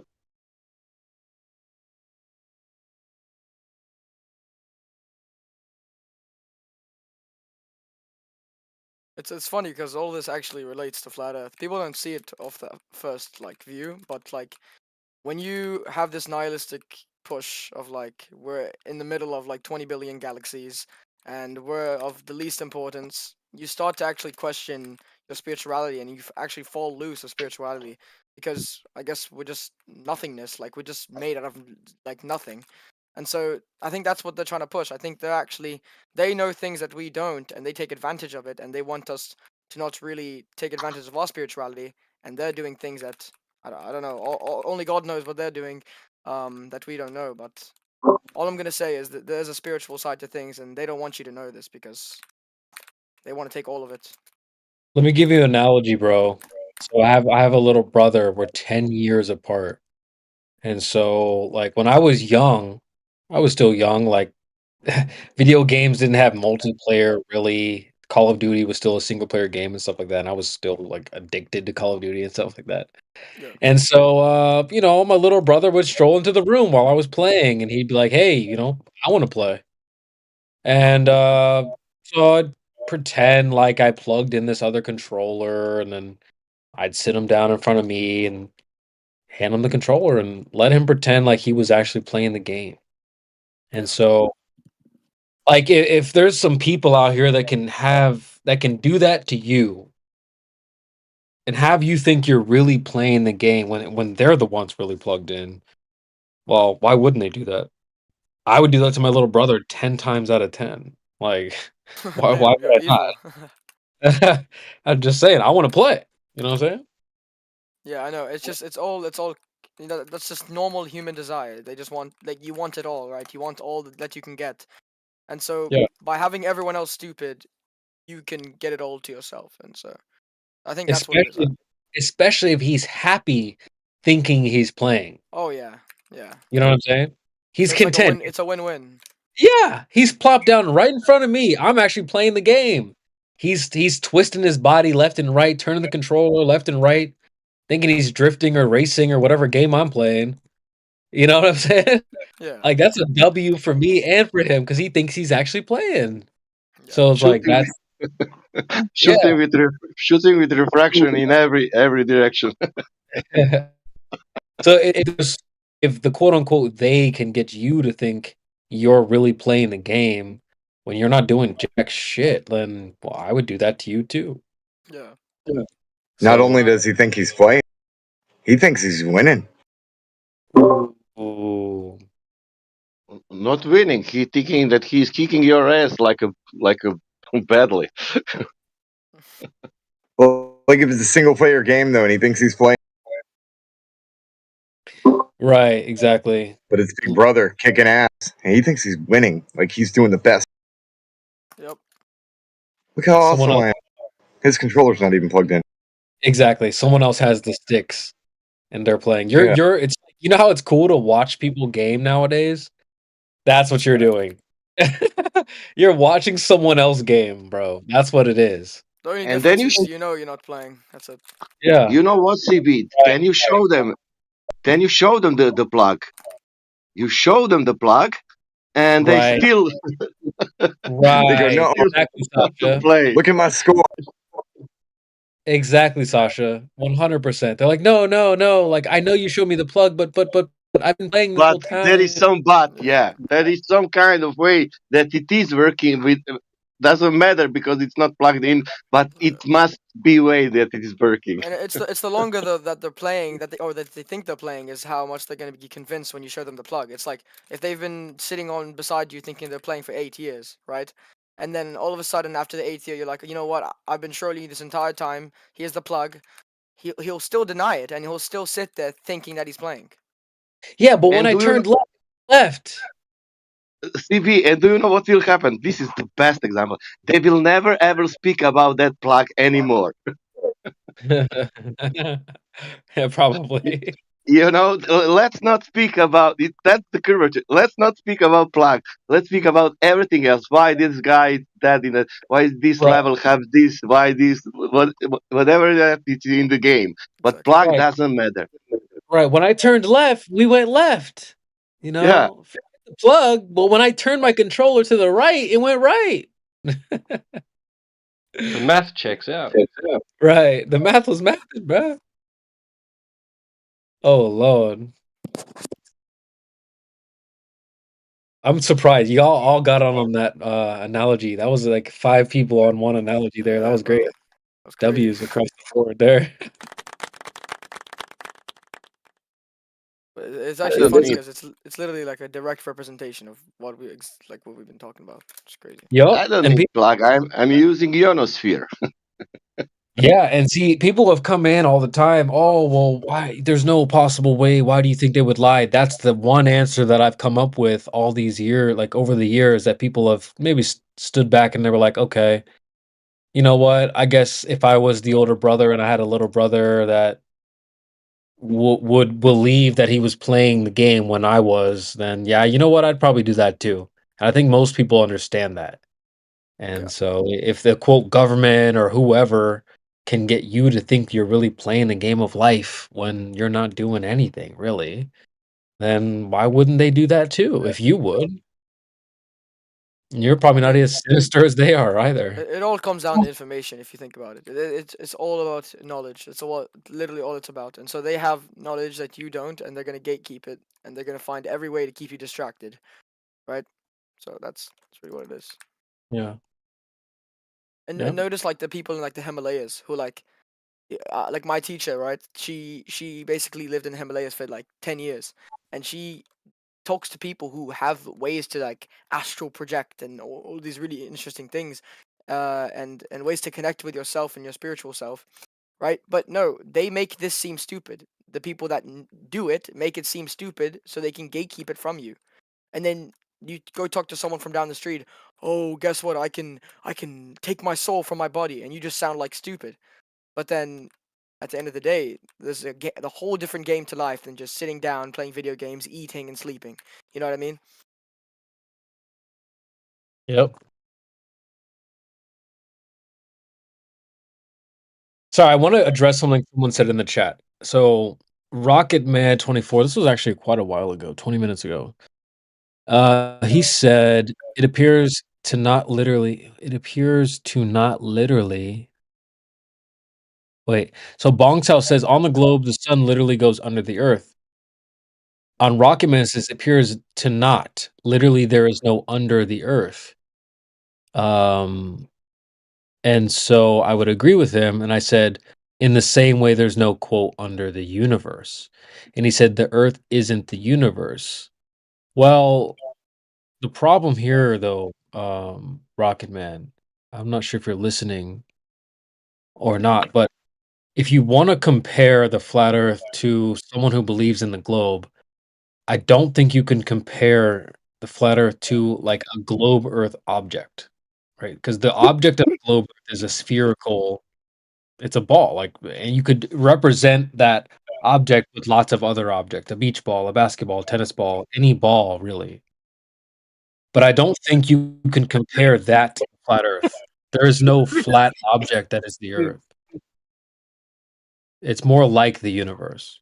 And so, for multiple reasons, right? If I were to ask you what shape is the universe, do you know? No, you don't.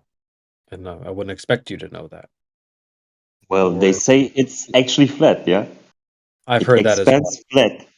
Yeah, I've heard that. That's the actual position. The point is, though, there's just no way to see the totality of reality from some outside perspective. Exactly. They just put it in a higher dimension, from the flat Earth to a flat space. It's weird. I don't know. Well, my problem is what they're doing is they're taking the globe Earth object and they're smashing it into a flat object, or imagining some type of flat object like a magic carpet, a disc, a frisbee, pizza, table, you name it, right? Well, if I were to ask you to give me an object that represents all of reality, because for them, all of reality doesn't consist of just a globe. There's much more to it than that. There's a solar system, a galaxy. There's this huge space that it all exists within that no one knows the boundaries or what it all looks like. And so when he says that Earth is in the universe, actually it is. Like the flat Earth is all of reality. It's not a pizza planet floating in space, dude. It's not an object. Yeah, it's just a narrative. That's what humans always have done. They agreed on a narrative. They lived with it, and until someone else find out a new narrative, which all agreed again. It's human nature, kind of.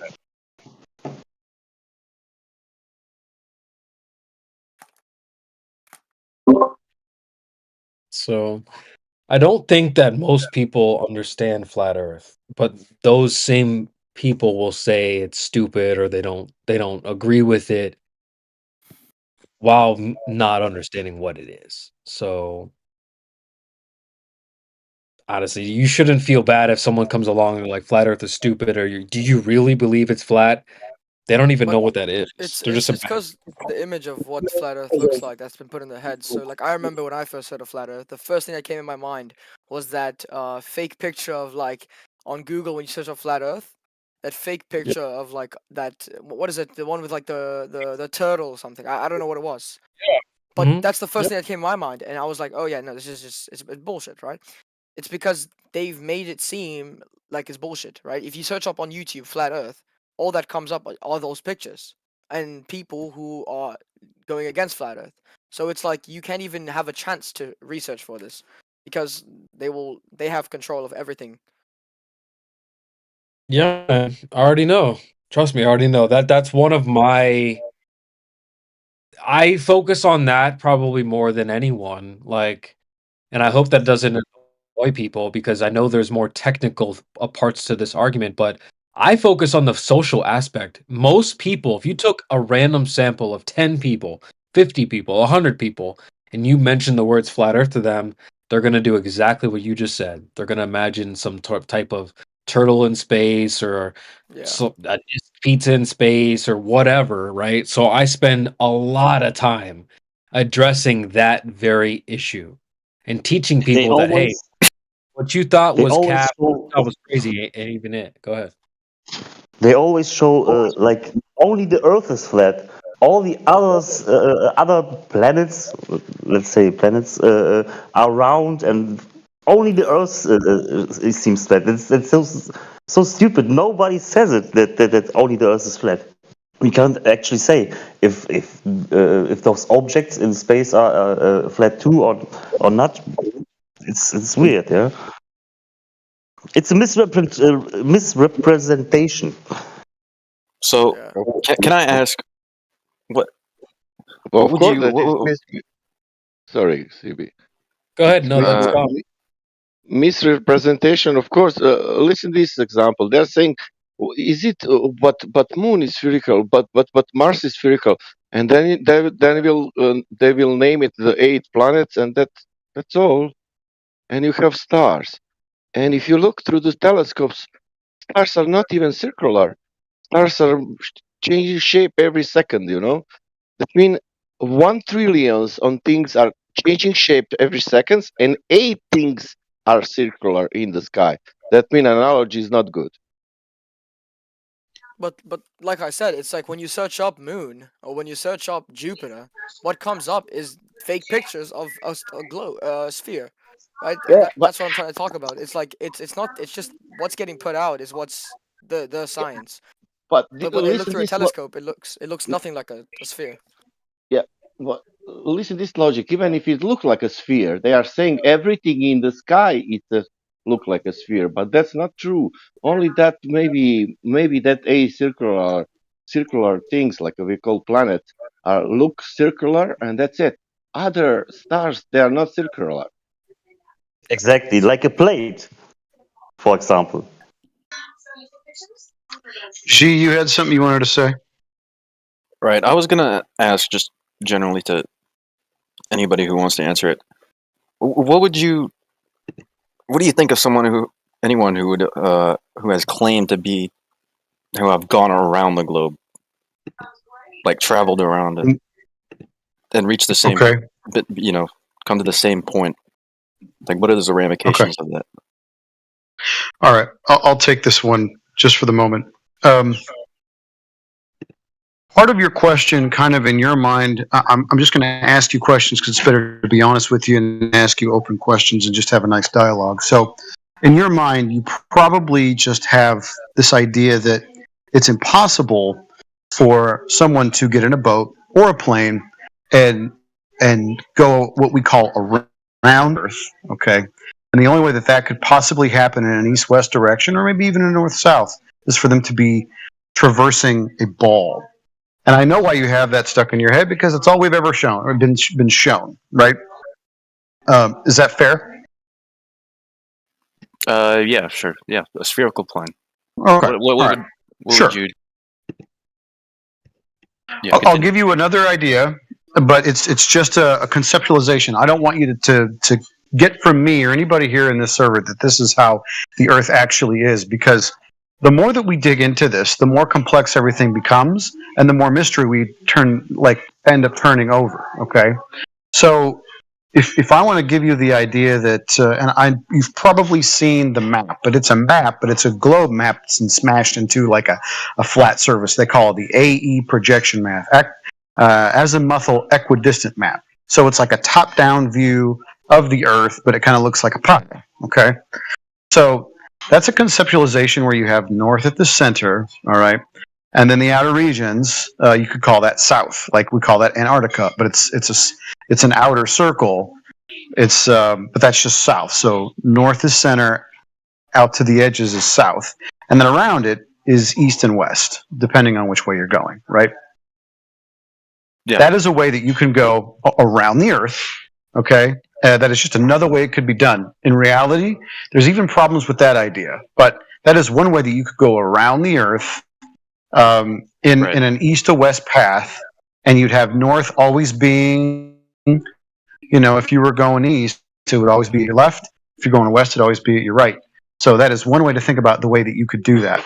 In reality, there's a lot of weird things going on that kind of throw both of those ideas out of the water, like the ball and the AE map, or the projection or the conceptualization out as well, because it's just a weird realm. Like, it's pretty cool once you get into this. You're like, oh crap! Well, that throws out both ideas. So now, what are we actually living on?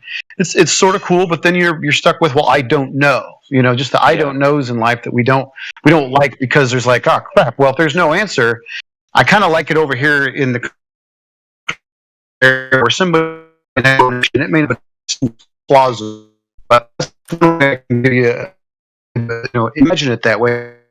It's reality, though. Right. Yeah, it's interesting. Very interesting. But wait, says who? Are you here? Yep. Like, I was gonna say, like, you can only go left or right, right? But the moment they say, oh, you can't travel over Antarctica, right, because it's too cold or whatever. If someone would actually travel from point A to B over Antarctica, I will be convinced that it is a globe, right? But that will never happen. I will not. You will not.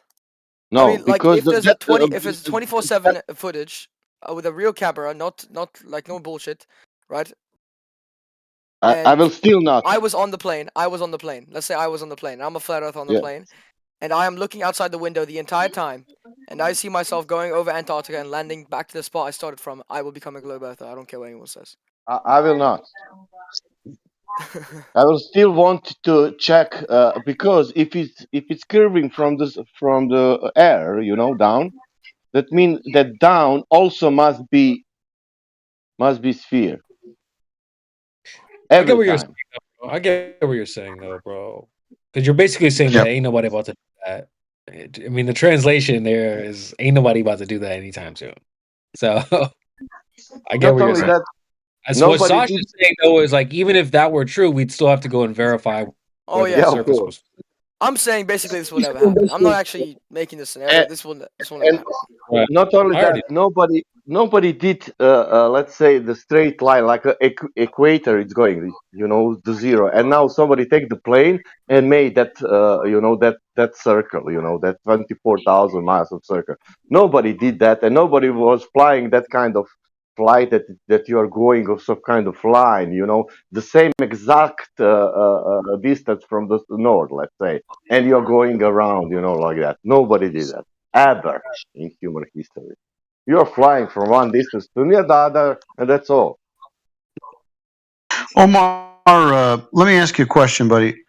Yeah. Do you think that if a plane went from one place to another, that would somehow magically change the fact that the Earth itself, this place that we live on, in reality, the ground itself or the water itself, it's not going to change the fact that it measures to be flat? Like, what do you mean? Like what? So in this scenario, what you're saying is if someone gets me in a plane, right now, these are all big time hypotheticals, because in reality, they're not going to let you even leave your nation state unless you have papers on you, like it's Nazi Germany, okay?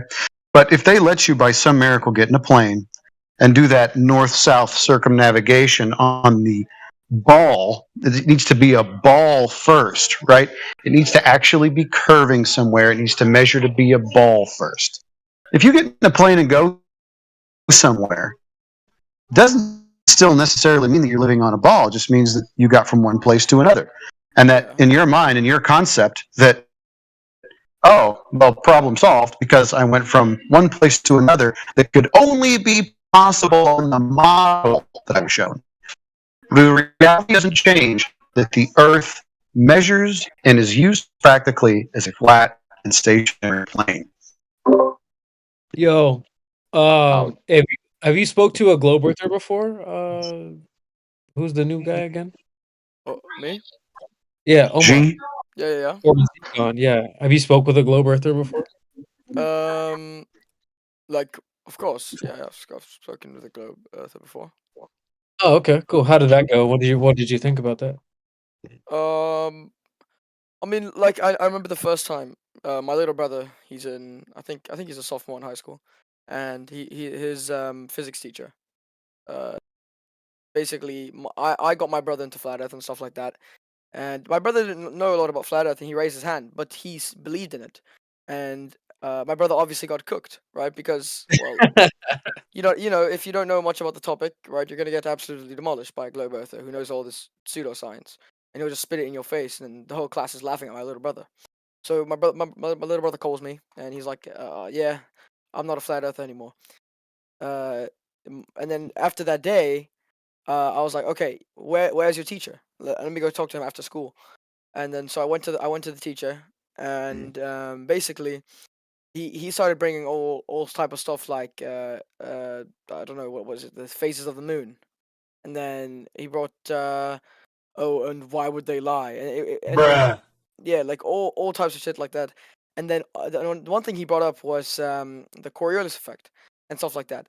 And then I was like, okay, this guy, like, this guy is so deep into this, like, this is his life. Like, flat Earth, he will literally get on his knees and obey globe Earth. Like, I'm not joking. This was crazy. Beta! How deep this guy was into this. I mean, it's physics teachers, right? Like, what are you gonna say about that? And then basically, I at that time I wasn't like super flat Earth. I was a flat earther, but I wasn't knowledgeable of the Coriolis effect. But I still had faith in the flat Earth, even though I didn't have as much knowledge about it. So regardless of him putting out these Coriolis effect bullshit, whatever, I still knew that he's bringing out evidence for his model, right? It's not evidence; it's just what works for him. And so what I did was I got my brother and we sat down, and basically we just looked for good flat earth like information, and from that day I basically got my knowledge up from there. But yeah, that was my first encounter though. Nice, man. I love it. Did your brother come back to flat Earth then? Nope. Oh, his attention span, he couldn't, bro. He couldn't. Yeah. I'm trying right now, actually. I might actually. I should bring him on this call, and you guys should convert him. Oh, you're welcome. We're here all day, so he can join anytime. There's no pressure. But I just wanted to give Rocketman the chance to come on down and say what up as well. Hey guys, come on down. Thank you for the warm introduction. Thank you. Glad I feel welcomed here. How's everyone doing? Everyone had a good Christmas? Good, yeah, man. Yep. Nice, man. Yeah, I mean, my laptop's currently on 10%. I don't know when it's gonna die. I'll stay on until it dies, I guess. I'm here to have a chill conversation. I don't have any sites ready at hand. I'm just here to have a chill discussion if people want to. Anyone want to have a chat? I'm here. Cool, man. Yeah, man. Well, Omar or Exegon, if you guys have any questions, I mean, you've been hearing it from the flat earthers. Maybe you have some questions from the globe side. Go ahead and hit it.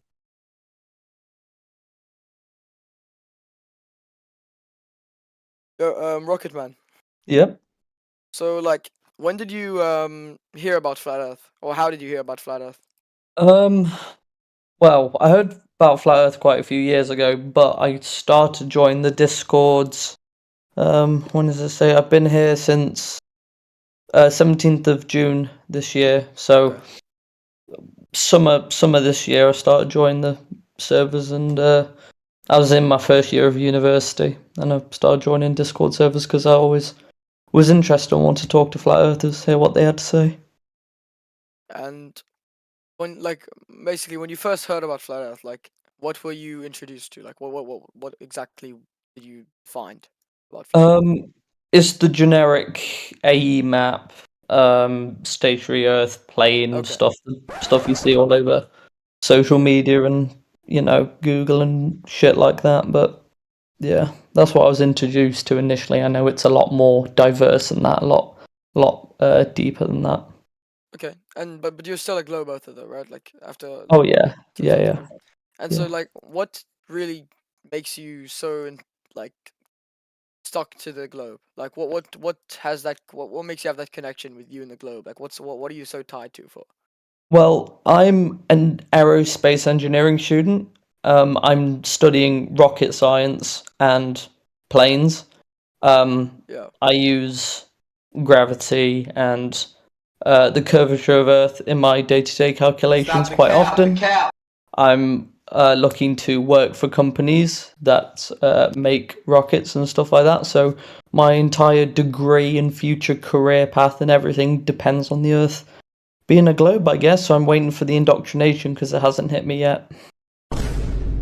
Or has it? Ooh. I'm actually on that NASA video already, sorry. That's for me good reason to believe in God. Yeah. I mean, I'd be completely fucked if not, I guess. Yeah, I'm not gonna lie. You'd probably be failing your classes if you became a Flat Earther. Yeah. Yeah, I mean, listen, like if really your life is surrounded around the globe, like literally, like your potential of making money is based on you believing in the globe. Yeah. Like, I actually think it'd be less profitable if you became a Flat Earther, in my opinion. But like, It would be less profitable. yeah, like, but I mean, yeah, that's studying aerospace engineering does require like good math skills and stuff like that. But I mean, just because you're using those gravity and all that in your calculations doesn't necessarily mean it's true, right? Like, just because that's the speed of how things fall or whatever from one place to another doesn't mean that there's a force that's pushing it, right? And I read the server and all this stuff like relative density and stuff like that. When you put it in water, right, it doesn't fall the same speed. So it's really just like Rocket Man. Like, I understand like you're an aerospace engineer, but because it's in your day-to-day life doesn't necessarily mean it's the right thing, if that makes sense. I don't know, like if you know what I'm talking about. But Yeah, no, I understand that. Have you ever heard of David Koresh? And every day these people would drink this Kool-Aid, right? And eventually one day it was poison, but that was part of their everyday life. I mean, they drank the Kool-Aid every day, Yep. But I will tell you from my point. That was Jim Jones. Yeah. Jim Jones, not David Koresh. Oh, right. Yeah, that was Jim Jones. Also, they knew it was poison, and they still drank it, which is pretty crazy. If I'm in that world, if I'm working everything connected with the space and the globe, it's my life. And if I go to the servers where people think that Earth is flat, and if I realize that everything what they said, and if I realize their position, and if all that things are not enough for me to tell me anything, I will come back in my globe world without spending any 1 second for these people anymore, anytime. Yeah. I mean, if one day I'm working and my boss pulls me into the office, sits me down, and goes, Finn, look, I need to tell you something. It's all bollocks. We're just paying you for hush money. I'll be the first to tell you guys, depending on how many zeros they put on my paycheck. Wait, but here's the thing. I actually think most people fall into the believer category. They just kind of genuinely believe what they're doing is for the greater good and all this stuff. I don't think really I don't think there's this large group of people that are in on it that are hiding it from you. I think that there's the majority of people are believers like most other people. Even your boss and manager, I think they still think it's like it's not a lie. Think about any job you've had, like regardless of your hierarchy in where you are in the totem pole, you don't necessarily know what's going on above you. Like I've been like step one rung below from the top guy in a company, and we had investors that they didn't tell me what their plans were and like what investments they were making and stuff like that. So it's not that you know everything that's going on within the company, even if you're someone pretty high up. So if you've had a job, you surely understand this. Like you don't know what's going on. Even if you're like a busboy or some low end guy, you don't know what the hell your boss has got planned or what conversations they're having with their boss and all this stuff. So it's weird that people think that like, oh, if you have a job in a company like NASA, that you know exactly what the in and outs of all the company is. Nah, dude. Like you're just doing your little job, tinkering away on a computer or whatever it may be.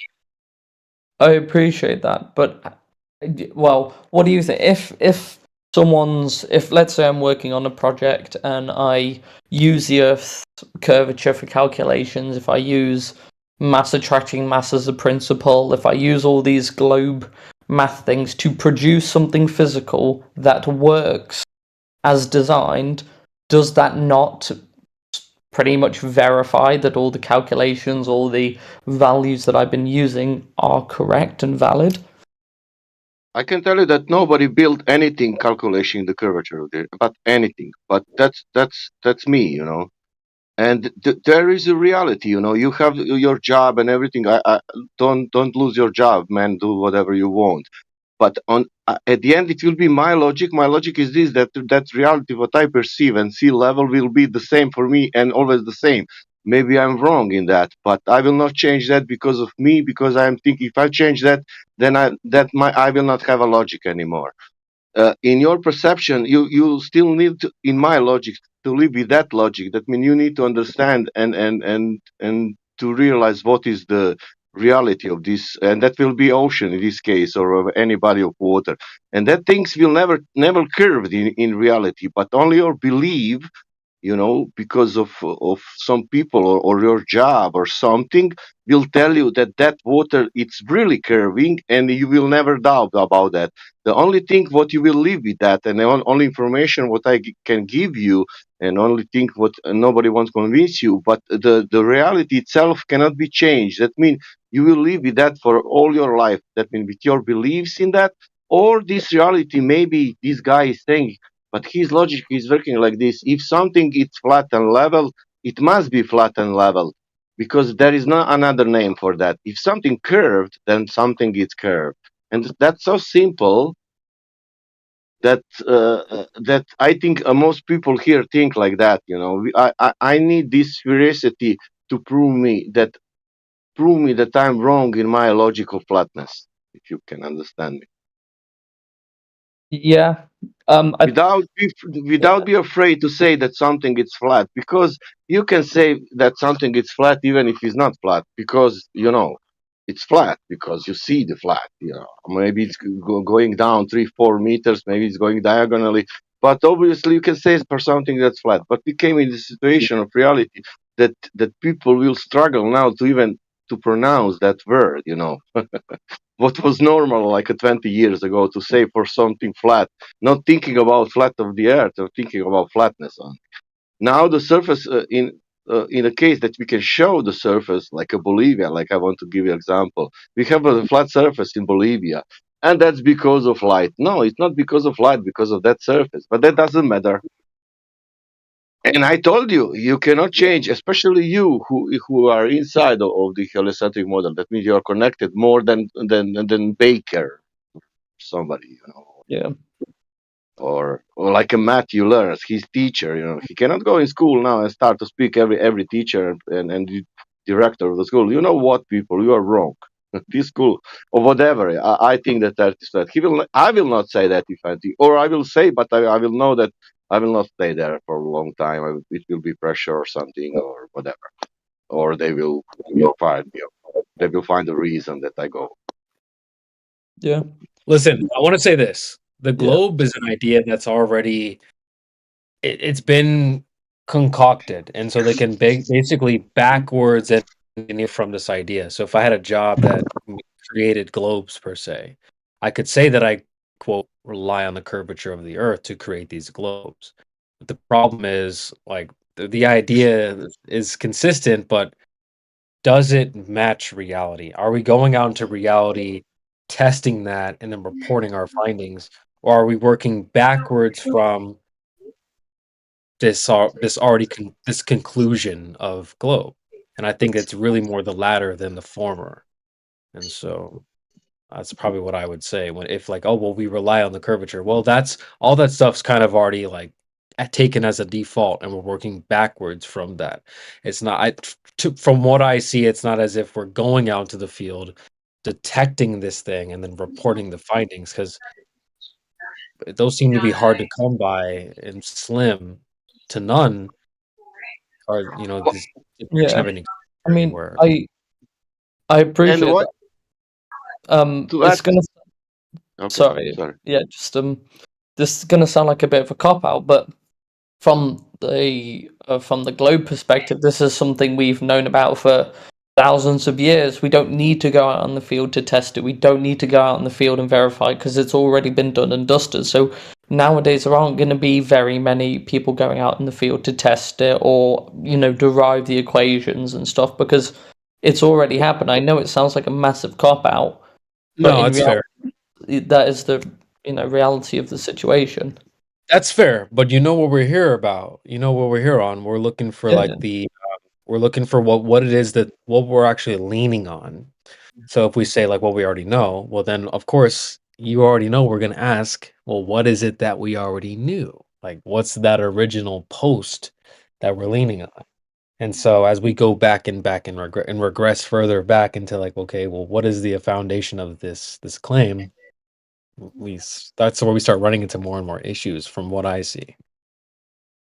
Yeah, But, I mean, can I say like a personal thing? For me, it was a math in the first moment all the time because I liked the math all my life. I was good in the math, and I got the numbers, and that was for me like a game. Oh fuck, let's see these numbers. These people complaining about some numbers here. And when I saw the numbers, when I checked all that numbers, and not only the numbers, I check also reality. That was for me like oh my god, that was not like, oh, I mistake for 1 mile or something. No, you're speaking about mistake about 1 to 200%, about 10 times, 20 times. That's in a math, and my brain is working like that. That is in a math, in this disproportion, in this size. That's enormous. That's enormous mistake. That's ridiculous. But yeah, you have your belief, but my belief is this: I believe in math, in simple math, and that math is showing me, oh my god, what is going on here?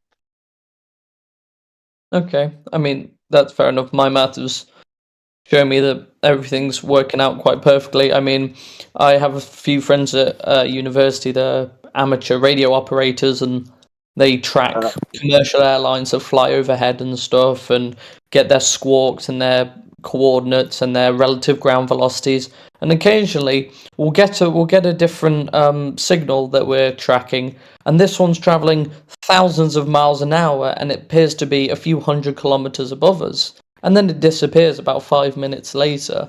And this happens quite often. And we can also retrieve and decode the signals we are getting from this object that we are tracking. And it's usually images of the surface of the Earth. What do you think that would be if it's not a satellite orbiting the Earth?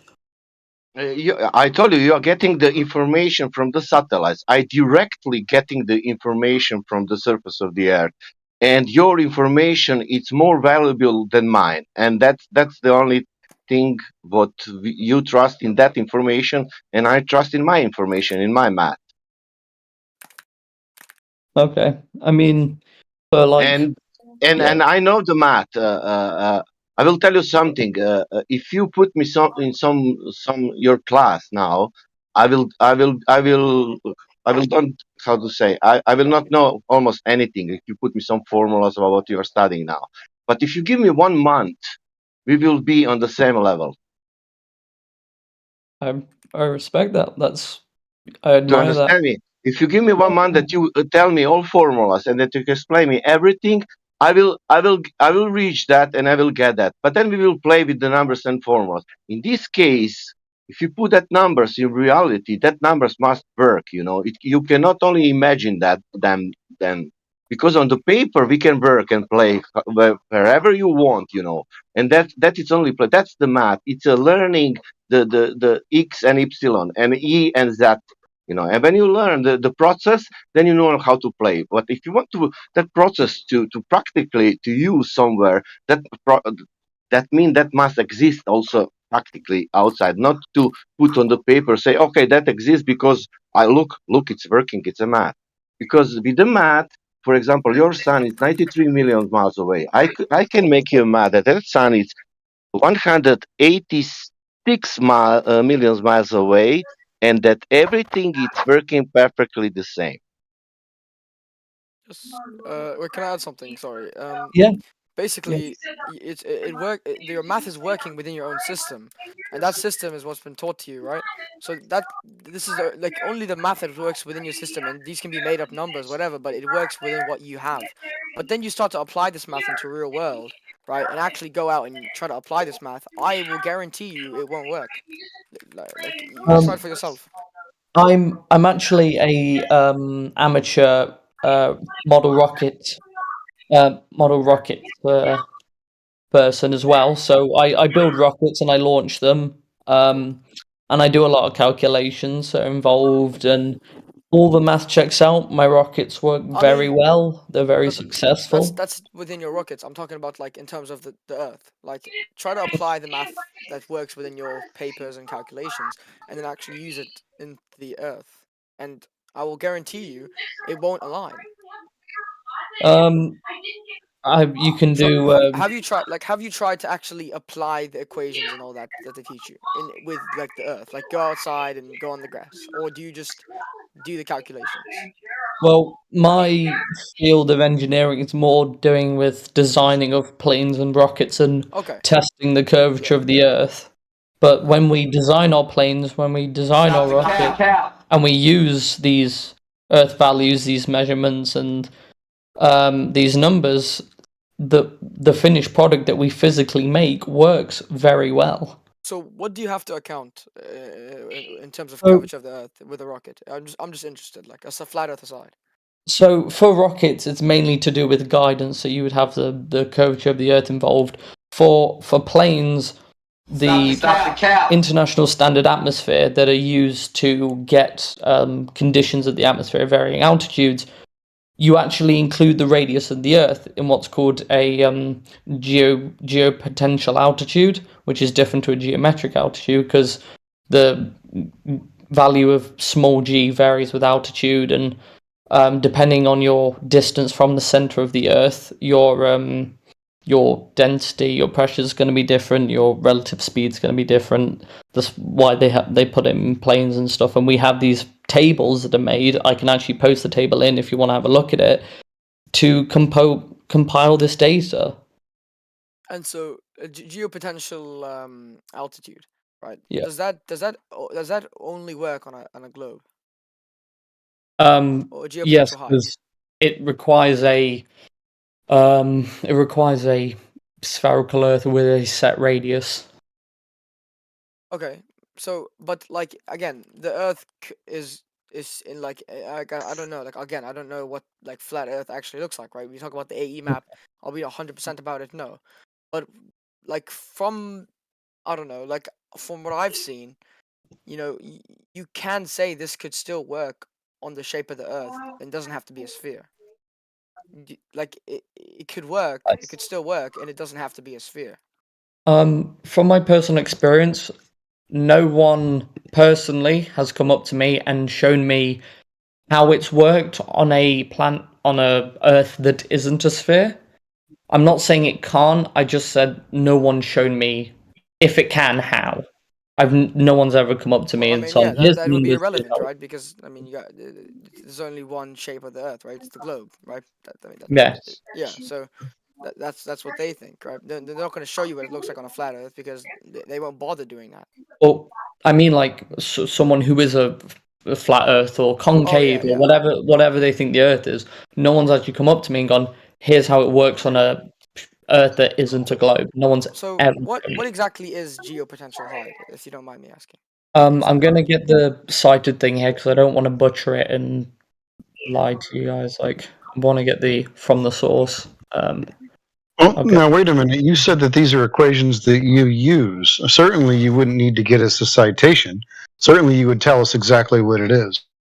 I use a lot of equations, and this is used to tabulate a table. They're not used for calculations to get variables. No, I'm just saying, like, What does the table represent?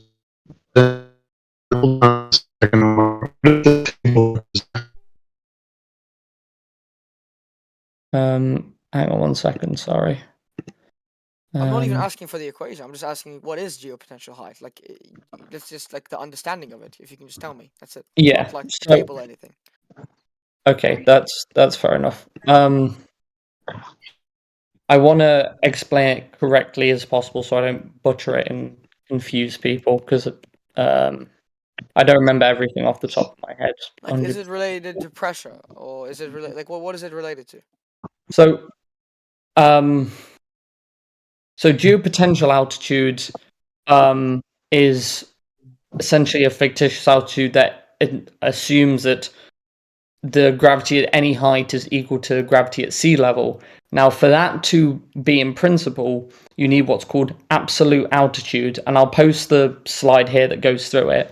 And what absolute altitude is, it refers to the distance from the center of the planet, if the radius of the planet is a set value, and you can get a varying gravitational acceleration depending on your altitude with this equation, meaning that no matter what height you're at, you can calculate the acceleration at that location with the radius of the Earth.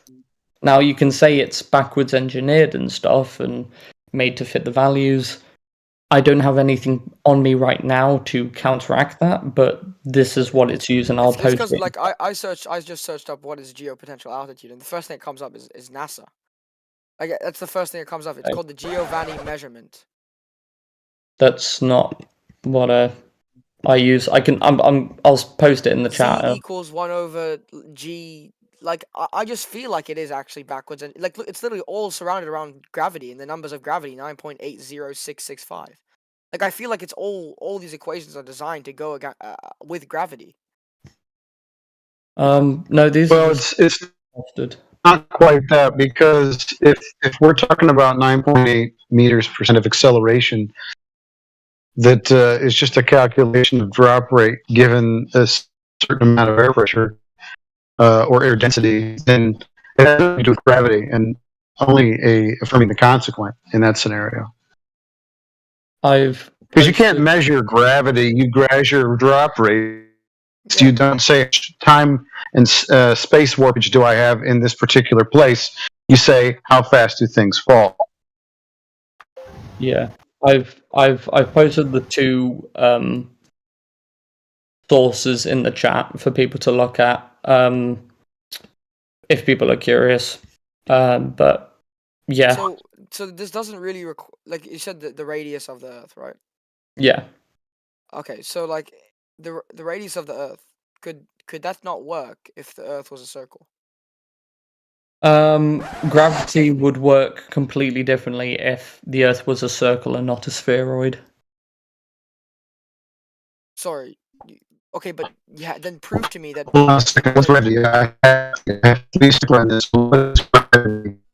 Yeah, like you have to define gravity first before talking about this equation, is what I'm trying to say. Gravity is mass attracting mass, and I can see where this is heading already. That's incorrect. Well, that's incorrect. But it's not. I mean, if you're if you're an aerospin, you would know that that's been superseded. It's perfectly valid for these applications. No. Okay, so when in reality do we see a one object attracting another? Other than begging the question of when does that happen? Well, seeing as you claim that objects falling is begging the question, you've left me without an answer because... No, absolutely not. I did not say things falling is begging the question. I didn't say that. Don't put words in my mouth. He's talking about the Sorry, attraction you of two robot. masses. That's what he's talking I about. thought that's what you said. I do apologize. Oh, hella dumb.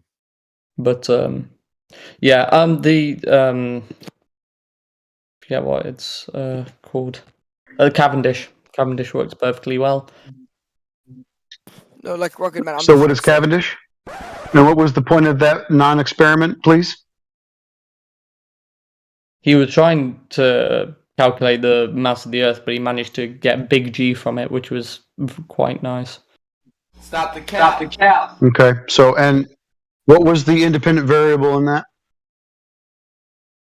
The independent variable is the distance between the masses, and you're measuring the rate at which the amount of deflection the smaller masses are attracted to the larger mass.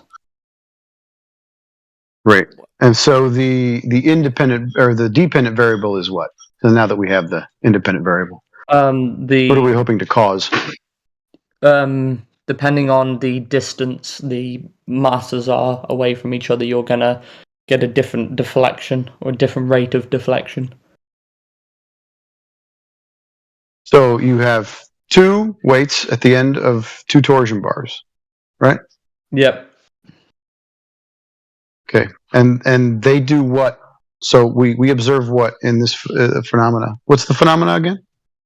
Mass attracting mass. Naturally occurring? No. That's that's the supposed cause. I need to know what the naturally occurring phenomena is. Well, you see objects fall to the ground, and then your hypothesis is due to the Earth having a mass and the object falling having a mass. My hypothesis is that mass attracts other objects with mass. Okay, so what about things like helium and stuff? Okay. That doesn't get attracted. It does. It's just the air around it gets attracted more. So essentially, the air's getting pulled under the balloon, which pushes it up. So why is relative density not an equal or better argument in this? Because density isn't a force, and it also doesn't give you a direction. And also, if you want to get specific, the density of the air above an object is slightly less than the density below an object, which would mean, by logic, objects should fall upwards, not downwards. Sorry, say that one more time. Wait a minute. The No. density, the density of air above objects is very slightly lower than the density of air below objects, meaning that objects should fall upwards. I mean, So the density below the apple in water is greater? The pressure, yeah. but that's not. Well, there's below the apple in the pool, there's no air. There's greater pressure of water. Yeah. And the apple goes up, right? Yep. So things do go up depending on the medium that they're in. The buoyancy equation, which has G in it. Yeah. Archimedes' principle, which is just weight. Yeah. Yeah.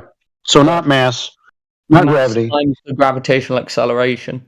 But like, do you That's see how what this weight works is. without gravity though? That's what I'm trying to like. Says who was trying to tell you. It's like you don't No. need gravity to look at natural phenomenon like this.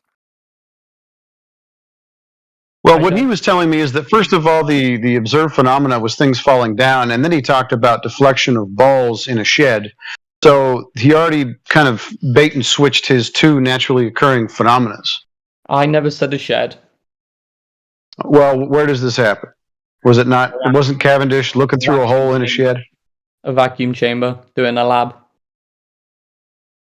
Oh, they do this in a vacuum chamber now? Cavendish was in a shed, was it not? Okay, we have better equipment now. Okay, so we got a vacuum chamber. So if things weigh more in a vacuum chamber, then all of this goes out the window.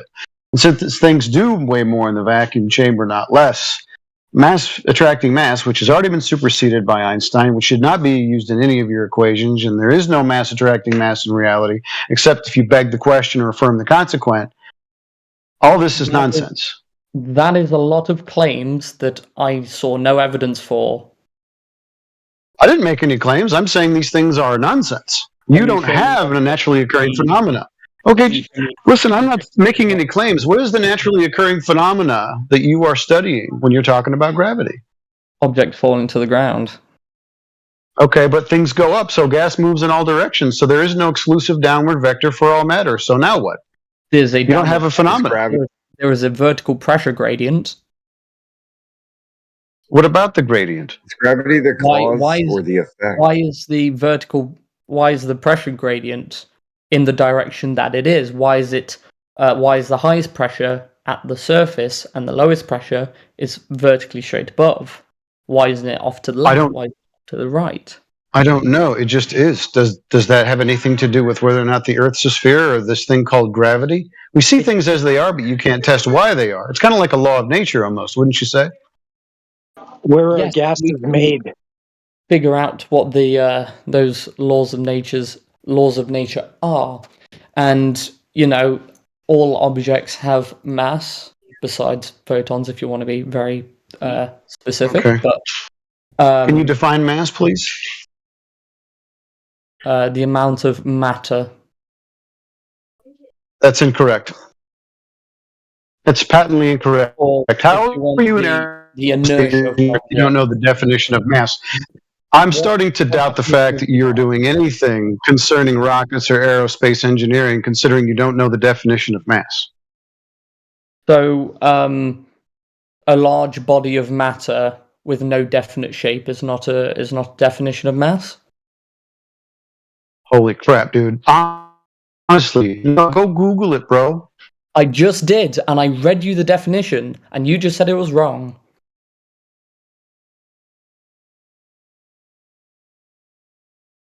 So, anyway, as I was saying, mass attracting mass. You have two larger masses, and then you have two smaller masses on the end of a torsion bar, connected to a wire, and then depending on the separation between the larger and the smaller masses, you can calculate a deflection over a period of time. You can plug that into an equation using the torque produced on the wire, depending on what the material. I'm not moving forward. Stop the cap. An intrinsic property of a body. It was traditionally believed to be related to the quantum in a body until the discovery of the atom and the particle. It was found that different atoms and different elementary particles, theoretically with the same amount of matter, have nonetheless different masses. Mass and definitions, which are conceptually experimentally defined, the measure of body's inertia, meaning the resistance of vibration or change of velocity when a net force is applied. Thank you. I also. So once again, aerospace engineer, why did you not go ahead and define correctly mass for us, while all at the same time it has the exact same definition as inertia itself? I mean, if you want to be picky and choose which definitions of mass you like, that's up to you, but that doesn't change the definition of mass. Okay, so I have the same amount of air particles and the same amount of water particles. Are they going to have the same mass? No, because the molecular mass of water is greater than the molecular mass of air. So it's like heavier. Yeah, water has each molecule of water has more mass.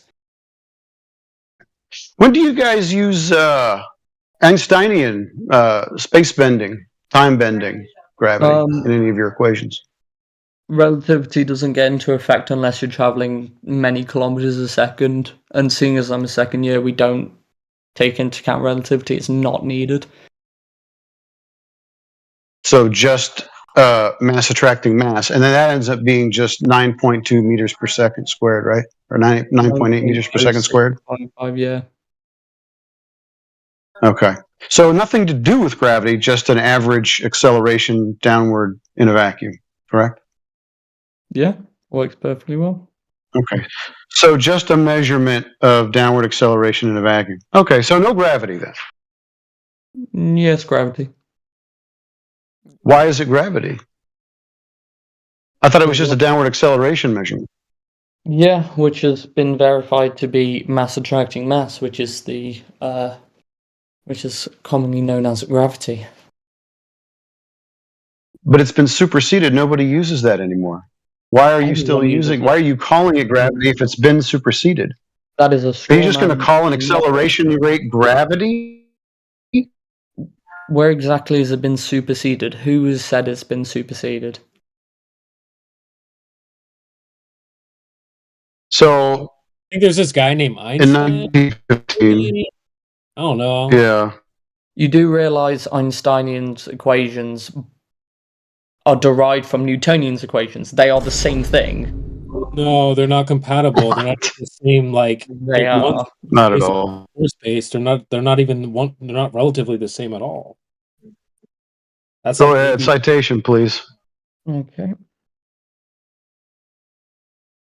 I mean, that's like saying because the ABCs and the 1, 2, 3s, you can sing them A B C T 1, 2, 3. Like just because you can rhyme them in a similar, they're not the same, bro. Like that. Like that's about as close as they are. I'm not even the most technical person on this issue. I just know that they're not compatible. Thank you. Wait, posting source now. No, I want a citation. Yep, it's in the source. Well, you have to give the No, citation. you cite it. Like, where's the citation though? The title of the article, Einstein's mass energy equivalence and relativistic mass and momentum derived from Newton's second law of motion. And then there's a 5-page document showing you the equations that derive. There's no citation though for what you're saying. Click on the link, it shows you all the maths. Yeah, but that's not a citation though. You don't know what a citation is, do you?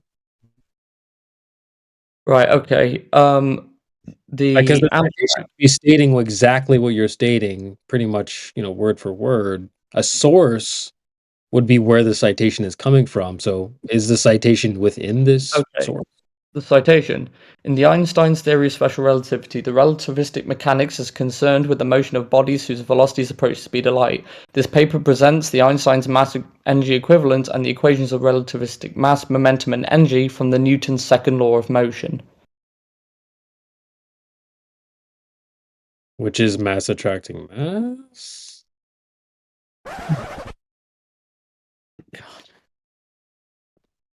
I'm just asking. I don't know. I'm just asking. Let me look it up. Newton's second law. Force equals mass times acceleration.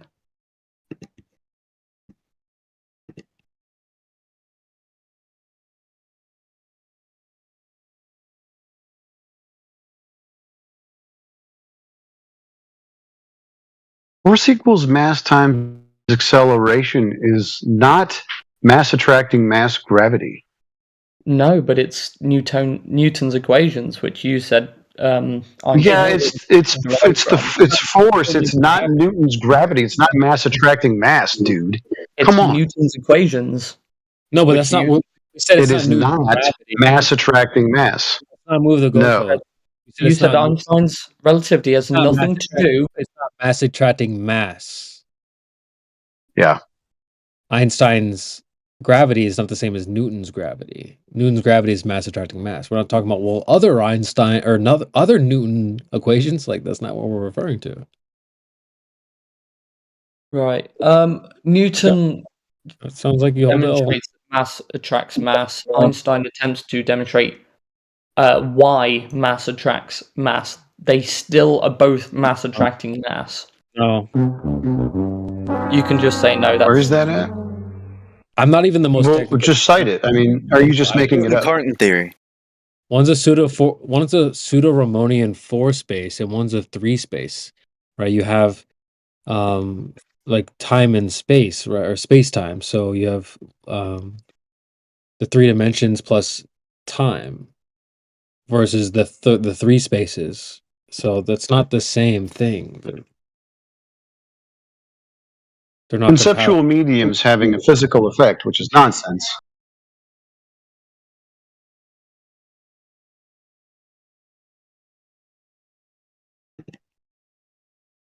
okay. I mean, I said coming into this, I don't Are you have... What?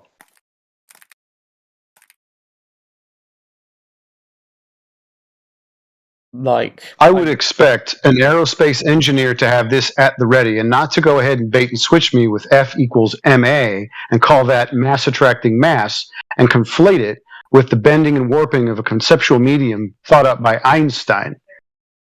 See, if you'd listened to me when I first entered, I said I didn't have any sources at hand, and I didn't have any citations ready at hand. So, actually, I told you, I gave you all the warnings that I'm here for a chilled chat, and also, if you knew what aerospace engineering was, you knew that it would have nothing to do with Einstein's relativity, not in the foggiest. Wait, didn't you just... Right, so in your aerospace engineering, you've decided... Hello? Go ahead. So what you're telling me is an aerospace engineer that's here for a chill chat that came in and told us that he doesn't have anything at the ready, but should have most of this on his mind, unless he's just using simple equations or drop rates, 9.8 meters per second squared, right, which is not gravity, it's just a rate of acceleration on average in a vacuum chamber, which has nothing to do with mass attracting mass or the warping and bending of space and time. A chill chat would be somebody coming in here being a little bit more honest with us and not conflating ideas. I mean, I want to have a chill chat with you too, but don't tell me because I'm not at the ready, because I don't have any of this stuff at hand, citations or whatever, I can't actually back up what it is that I'm saying. I never said that. Well, who said that I should have like Einstein's relativity at the hand at the ready? You are speaking as if you don't have to have it at the ready. You actually have to know what you're talking about. And you can't just make claims and not support them. And you can't conflate one thing with the other, bait and switch, and be dishonest. Chill chats are honesty. This is not honesty. Why are you here doing this? If you're the one deciding honesty, then that's not a really fair judgment of honesty, is it? But to be fair, says who? Rocket Man never said... Making claims and not supporting them or conflating terms? I find that to be quite dishonest. If you're the one that's deciding I'm conflating terms, then of course it's going to appear dishonest, isn't it? Yeah, I suppose so. Does anybody else in here think that maybe conflating terms is dishonest? Baiting and switching? I think saying that if you...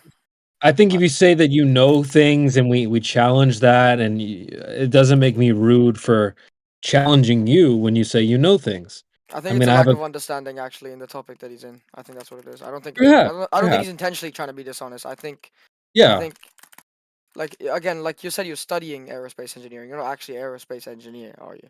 Right? No, I'm in my second year. Yeah, so it's second year university, right? So it's not like he's a 40-year-old who's an aerospace engineer who's been doing this for 15 years. It's more still new. So you can't really assume he's being dishonest. But I feel like you are trying to say that you have all this knowledge in the topic. Yeah. You don't actually have full knowledge. Well, let me play this clip, guys. I have a quick clip. It's not that long. Only like maybe a minute or less. Where this person's basically, and I really don't mean to do this to like kind of like grill you, but I just want to highlight the nature of like people will be like, well, I do think I know these things, and then when we kind of push back and test that, we kind of reveal that like maybe there isn't as much there as we thought. And then like, well, in the clip, the person's gonna go, well, I mean, it's like kind of 1 a.m. and stuff like that, which I find funny. I don't mean to say this to mock you or anything, because you've been a really good sport, Rocket Man, but I'm gonna go ahead and play the clip now.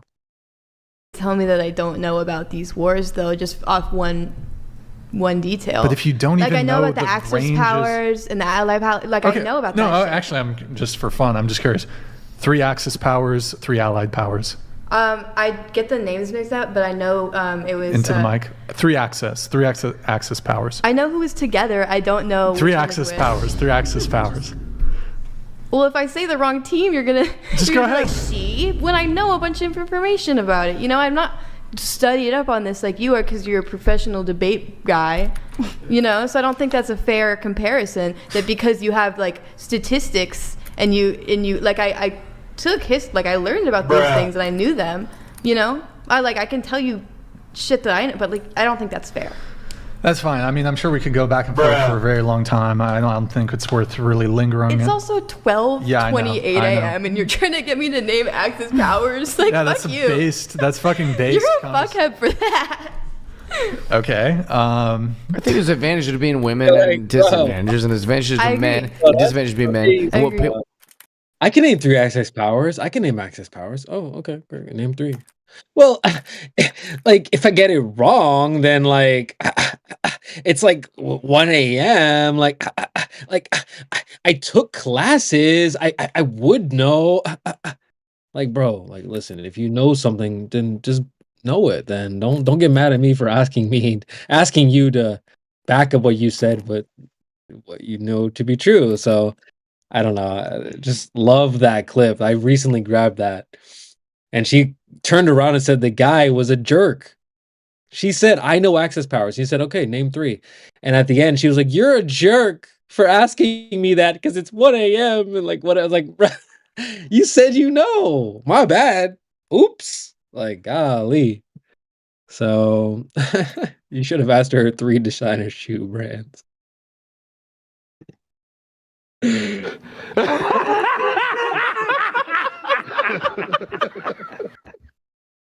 I'm just saying, guys, like stick to things that you know. Then that way you don't ever get into trouble, right? If someone's like, "All right, well, how you know that?" You'll be ready to go. Oh, I know it because of this. 2 + 2 is 4. Oh, well, great. If I have 2 forks, add 2 more forks. That's 4 forks. Easy. If you don't go out and make these extraordinary claims that you can't back up, and people challenge you on that, like you've already set yourself up for failure. So just like Christian, yeah. like I said to Rocket Man earlier, like that's what I meant by these equations don't really back up anything. These are equations like you better like even he's studying aerospace engineering. He's in the 2nd year. He still doesn't even fully understand the concept itself. And so that really goes to show you like these concepts are literally just I think complete bullshit. That's what I think, honestly. If someone who's been studying it for that long doesn't even understand basic concepts within its system.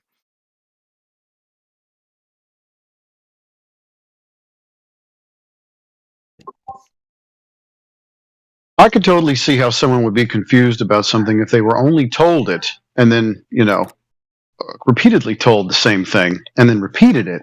I totally get that. And I will give you a pass on that. However, if you do speak to any of your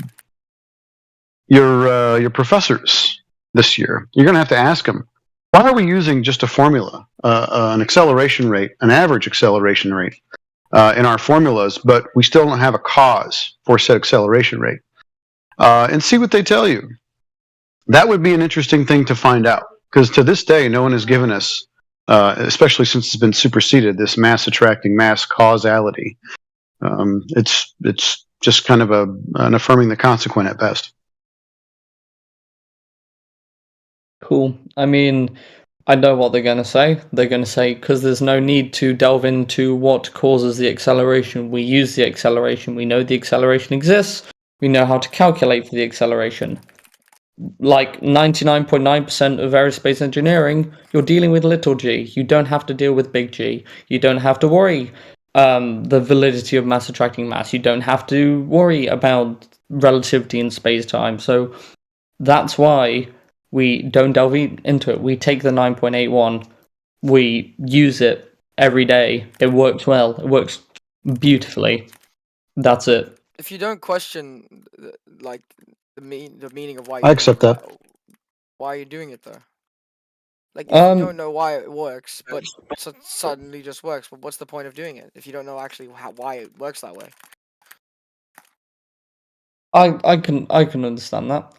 You see what I mean? It's just like it's kind of just like numbers on a paper, and it just magically works together, and boom, I've solved something. Well, I've seen That's how engineering. Sorry. No worries. I've seen how the actual acceleration has been derived, where the numbers actually come from mathematically, not just we've seen a ball drop, we've measured the acceleration. I've seen how that's been shown through calculations, through equations, how we get that number.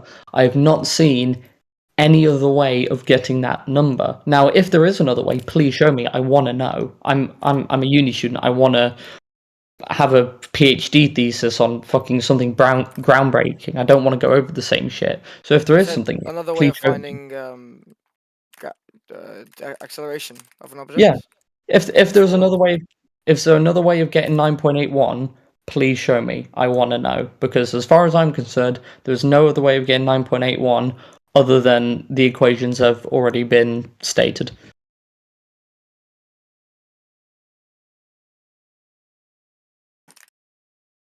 Like I'm not. You know, Galileo came up with that, right? You know that number, right? You know, at the Tower of Pisa, he said, if we could do this experiment in a vacuum big enough, right? You know, that's where that came from, right? Hello? Yeah, I mean, I've never heard anyone claim that before. If you have anything to back that, I'd be more than happy to read into it. I'm not saying you're lying. I've not heard of it. Look up Galileo, Tower of Pisa, gravity. Just it should be on YouTube. Yes. Okay. But what is dropping, right? What is dropping something in a vacuum and measuring its speed? Like, what does it have to do with anything? You know, with this thing with the mass attracting mass. Like, what does it have to do with that, or with the curvature of space time, right? Like, what does that number say to you? Like, what does it mean? Other than that things fall at that rate in a vacuum, depending on the density of the object and the strength of the vacuum. But it's completely independent of the density of the object. Says who? Tests that have been done dropping a bowling ball and a feather at the same time. It's not logical. You're saying that if I drop something that's less dense, right, and something that's way more denser than it, right? You're saying that the medium it's falling through, like the density, has nothing to do with the speed that it's going to fall. Is that what you're saying? If it's in a vacuum, they fall at the exact same rate. That's not even logical. Like, is there can you give me like an example of in the real world where we observe this? You don't. There's no case that this happens, right? It is always dependent on the density of the medium and relative to the density of the object in that medium. And no matter how much air you take out, right, that relationship is not going to change, is it?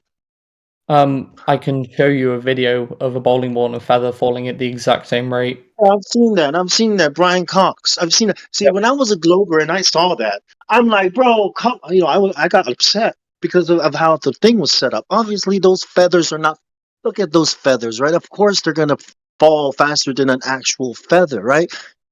There's the there's the surface area of the object, right? There's all these things to consider, and that video, the Brian Cox, it doesn't even look like it's being done properly, right? Honestly, it looks like it's just cutting it, a lot of camera tricks. It's, for me as a Glober, when I saw that was not satisfactory at all. It's like, nah, I'll do this myself when I grow up, when I get smarter, Like, it doesn't even make sense. That's the only evidence we have. Brian Cox? No. Yeah? People have done it. Okay. In what vacuum? What people have a vacuum that's better, that can do it better than Brian Cox and NASA? What people? Oh, no. People did it without a vacuum chamber, and it works pretty well. It's not perfect exactly, but it works. Didn't Brian Cox do it in a NASA facility? Or am I tripping? It has nothing to do with it. It's a vacuum chamber. I'm just wondering. I'm not sure actually, but yeah. It just seems like we're doing way too much, putting way too much effort in trying to prove something that should be easy. Look what I posted in the chat. Yeah, it was NASA. Yeah, this is NASA. Yeah, this is their chamber, of course. Yeah, it was the chamber. So they can't do it. There are no other people. These are the people. I'm just saying that because of this number. I think this number doesn't mean anything, when we're talking about, what we're talking about. It's just a number somebody gave you. Oh, if you do this here, oh, look, we got some video. NASA has videos, or so-called videos of the globe from space, and we all know those aren't real. We all know those are they're trying to deceive people to think a certain thing. So how can this be real when they're not even showing it properly? I mean, people have conducted the air density feathered bowling ball, whatever, experiment before. I mean, you can make a vacuum chamber at home for pretty cheap. Yeah. With supplies from But Home Depot. what does that number have to do with, say, what it's supposed to be showing, right? Gravity. What does that have to do with mass attracting mass, if you want to go that route, or the curvature of space time? There's no correlation, corresponding anything between. There's no relationship between these things. Besides the equations that can perfectly predict the acceleration you would get at any altitude between any two bodies of mass. Yeah, but that's good. That's good, right? But it doesn't have anything to do with gravity or the curvature of the Earth or whatever they're trying to use this number for. Well, that is what we call gravity. Well, okay. So, but when I put a piece of wood in the water, what do you call that? What is it called then? Buoyancy. Buoyancy. All of a sudden, it's buoyancy, right? And then when I put a brick in that same water and it sinks to the ground, what do we call that? Gravity again? Still buoyancy. It can't be. Still right, buoyancy. It has to be buoyancy. Whether the medium is water, air, soil, right? The density of the object and the medium it's in always determines the behavior of that object, right? Wherever That's wherever there's gravity, there's also buoyancy in a fluid. Well, we don't know what gravity is. We know what buoyancy is. We gravity, what's that? Like we're still trying to figure out. Is it mass attracting mass? Is it the curvature of space time? Yeah. Is it a force? You have no idea. I mean, Einstein said it wasn't a force, right? What it is? It induces a force. I don't know. You don't know. It causes forces. What you know as forces. Most of them are basically illusions. From my understanding, it's not a force. However, for the mathematical equations, they consider it a force. So they pretend it's a force. It induces an acceleration, which then produces a force on the object. So it causes the force. It's not the force itself. Yeah. Yes. Not a force, but you can think of it as a force. Yeah. We must think of gravity as Newtonian gravity as a force. What the? What did I just hear? Gravity is not a force, but you can think of it as a force. Yeah, it works perfectly well as a force. Do you see how that's contradicting, though? Well, when has it ever worked? Okay, never mind it working perfectly well, right? When has it ever worked? When have we ever used gravity? Like, which gravity are we talking about, though? Are we talking about Newtonian gravity? Are we talking about, Einstein's gravity? And when has it ever worked on what? Doing what? When we do what?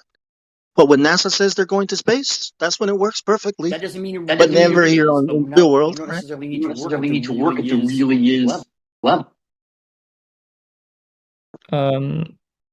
Okay. I mean, for 99.9% of applications, you use little g. You don't worry about the cause of gravity. The cause of gravity, specifically, is still in scientific discussion. The fact So that if it's still in discussion, then it's not perfect. Then no, it's not. No one claims gravity is perfect. you just said it works perfect. I never said it was perfect. I think you mean perfectly well when it comes to calculations and talking about things not really real. Like, Yeah. oh my god, this is so confusing. That's right. No, look. Using using little g is perfectly acceptable. Gravity as a whole isn't perfect. What's the point of saying that then? It has no meaning for you to say it works perfect. There's no point of saying that. Okay, It's not even relevant to like any conversation. Like I could make some numbers up and I could say it works perfect.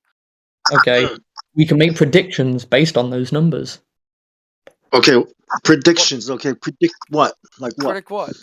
You can predict the rate of angular deflection between a smaller mass and a larger mass, depending on the mass of the two objects and the distance between them. Okay. Can you? What? What was it? The reflection. The rate of deflection, so how quickly it's going to be attracted. Okay, what is it? What do you mean deflection of what? The So rate of deflection of what? In you space.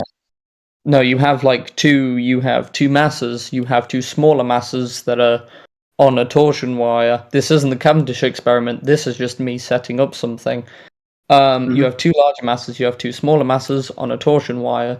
You want to know how quickly the smaller masses are going to be attracted to the larger masses. You can predict that and calculate for it. Have you predicted that? Yes. Okay, what did you do? So we took the masses of the larger objects, you got the masses of the small objects, we calculated the torsion forces in the wire that's suspending the smaller masses. We then calculated the distance between the masses, and we managed to get accurate within about 0.5% the rate of traction between the two masses. How do you know, like, what attraction? What happened? Like, what actually happened to the balls? The smaller What did masses. you predict, and what actually happened? Like, did it move? Did the small ball move towards the big ball? Like, what do you Yeah. mean? The smaller masses were attracted to the larger masses. They deflected towards them. Okay, is there a simpler way to? Can we simplify this experiment? Right? Can we do something like, I don't know, take a Does it work feather? everywhere? Is what you're saying? Like, does it work out? No, like, is it? Yeah. Does it Right. work Yeah. naturally? Yeah. Yeah. So if I put a feather next to, say, an aircraft carrier, right? Is the aircraft carrier gonna start pulling the feather towards it? No, because the coefficient of static friction between the feather and the surface it's on is going to be greater than the force of the aircraft carrier acting on the feather. Okay, let's say we put the aircraft carrier and the feather on your torsion bar thingy. Okay, hypothetically speaking, let's say we can do that. So Yep. you're saying the feather is going to fly towards the aircraft carrier It's going because of how to mass? it's going to slowly move towards it. Yeah. Well, that's if you angle it. If you angle it. What if you? Do you see what I mean? Like, you can make it where it goes to each other. Well, Okay, well, what's the difference between that Like, and electro and you know how electricity has this pull effect? You know what I mean? How magnets have that same effect. Like, how do you know the difference between what gravity is doing and what electromagnetism is doing? Because there's absolutely no, like, interaction between these forces. So how are you able to just say, oh, it's gravity, it's not electromagnetism or any other force that's real, right? It's gravity. Like, how can you tell the difference? You use objects that aren't ferromagnetic. So if you use objects, can an object go from magnetic to non-magnetic? Some Is that objects possible? can, some objects can't. Okay, now how do you isolate them? If objects can still be magnetized and demagnetized, well, how are you going to isolate this gravity, this force that you're talking about? Because you use objects that can't be magnetized and demagnetized. Okay, such as Copper. lead, copper. Did Yeah. you use those? Did you? Is Yeah. that, yeah. Mhm. Okay. So it's not electromagnetism or any other force that we actually use on Earth, right? Because there's only four fundamental forces, right? There's the electromagnetic force, right? There's gravity, which we don't really do anything with, right? And then there's the weak and the strong and weak nuclear force, which to me it's all electricity, right? It's all electromagnetism. But how can you say, right, that it's gravity, right, when the only thing we really work with in this world is electromagnetism? How can you say it's gravity, right, when gravity does not interact with any of these other forces?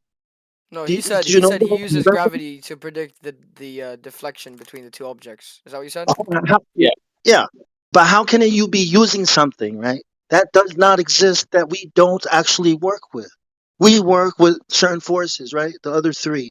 That's what we definitely work with. I don't know about nuclear, stuff, to me, that's still electricity. So to me, there's only one force left: electromagnetic force. So you know what I mean? What I'm saying is, it's so obvious that this is the main thing that we're dealing with: electromagnetism. But how can you point out gravity when everyone is saying we don't know what gravity is? This, that, this about gravity. It could be this, it could be that. Like, how can you be sure? How can you make a statement like that? Then? You know what I mean? It's based off our observation of what we see from the experiments. I'll tell you another observation that we saw. What happened was, as the torsion bar wound up, it builds up a bit of torque, and it wanted to unwind. So as the ball got attracted, at some point, the wire started untwisting, and the ball started moving away from the larger mass. However, it stopped and went back to the larger mass. We also exerted a small force on the ball to move it away from the larger mass. There you go. You've already moved. You've already ruined the thing, right? First, you've already have a force that's acting on them, your torsion bar, and then you're introducing a force. Like you know what I mean? It's a mess. You can't isolate gravity if this is what you've done. We changed the position of the two larger masses about 5 or 6 different times to random positions, independent of whether the bar was twisting, and every single time it went towards the larger masses, even if the bar was initially twisting in the opposite direction. It stopped and went back to the larger masses. We then rotated the masses. It goes towards the larger masses. Wherever we put the larger masses, the smaller balls get attracted to.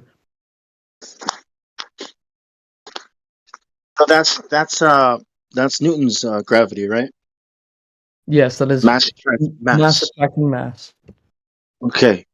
So and what about? Couldn't you use general relativity to predict the deflection between two objects?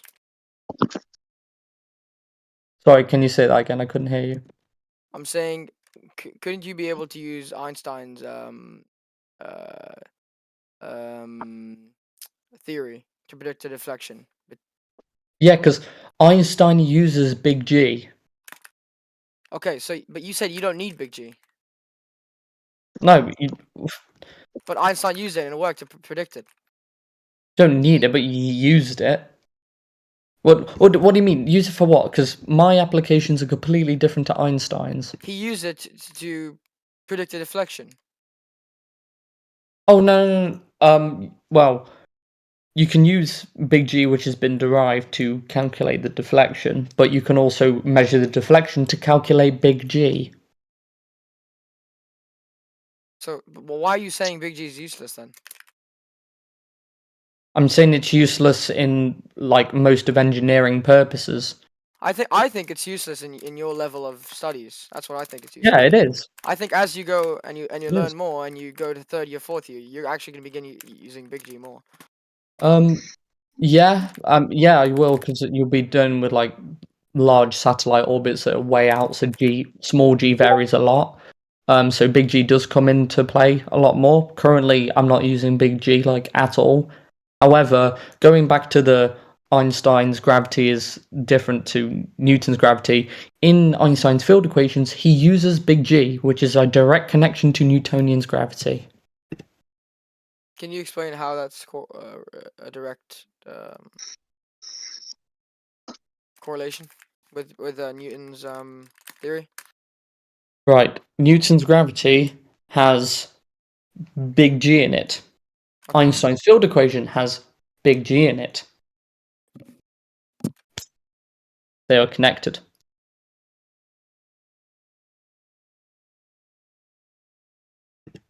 But you said Newton's does not require anything related to big G.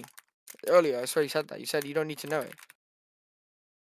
No, I said that when using like Newton's definition of gravity, 9.81, you don't need to use big G in your equation. You just take 9.81. Exactly. So it's just a number. It's been derived from the Cavendish experiment. But what we're trying to say is that experiment is a single experiment. We can find different numbers in different mediums and different ways. We can find a different number. So how is this consistent in any way or shape or form? Because we can derive it from experiments with different masses, different distances. We can repeatedly use different variables, different values to these variables, and still get the same number.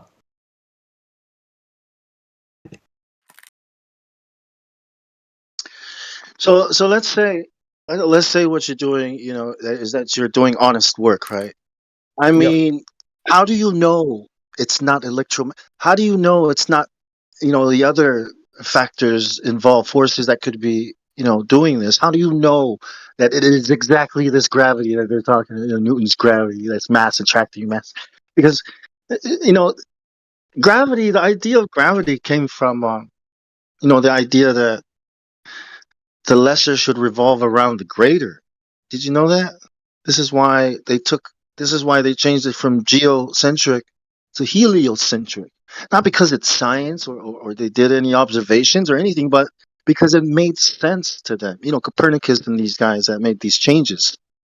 So, by the time you get to gravity, it's like, wait, this is it's not. It doesn't even work out with the way the model developed. So You know what I mean? Bongso, so you're Yeah. saying basically you think that they define it differently than what it's actually supposed to be defined as? Well- Like well- the number should be used, but the number represents something else. Is that what you're saying?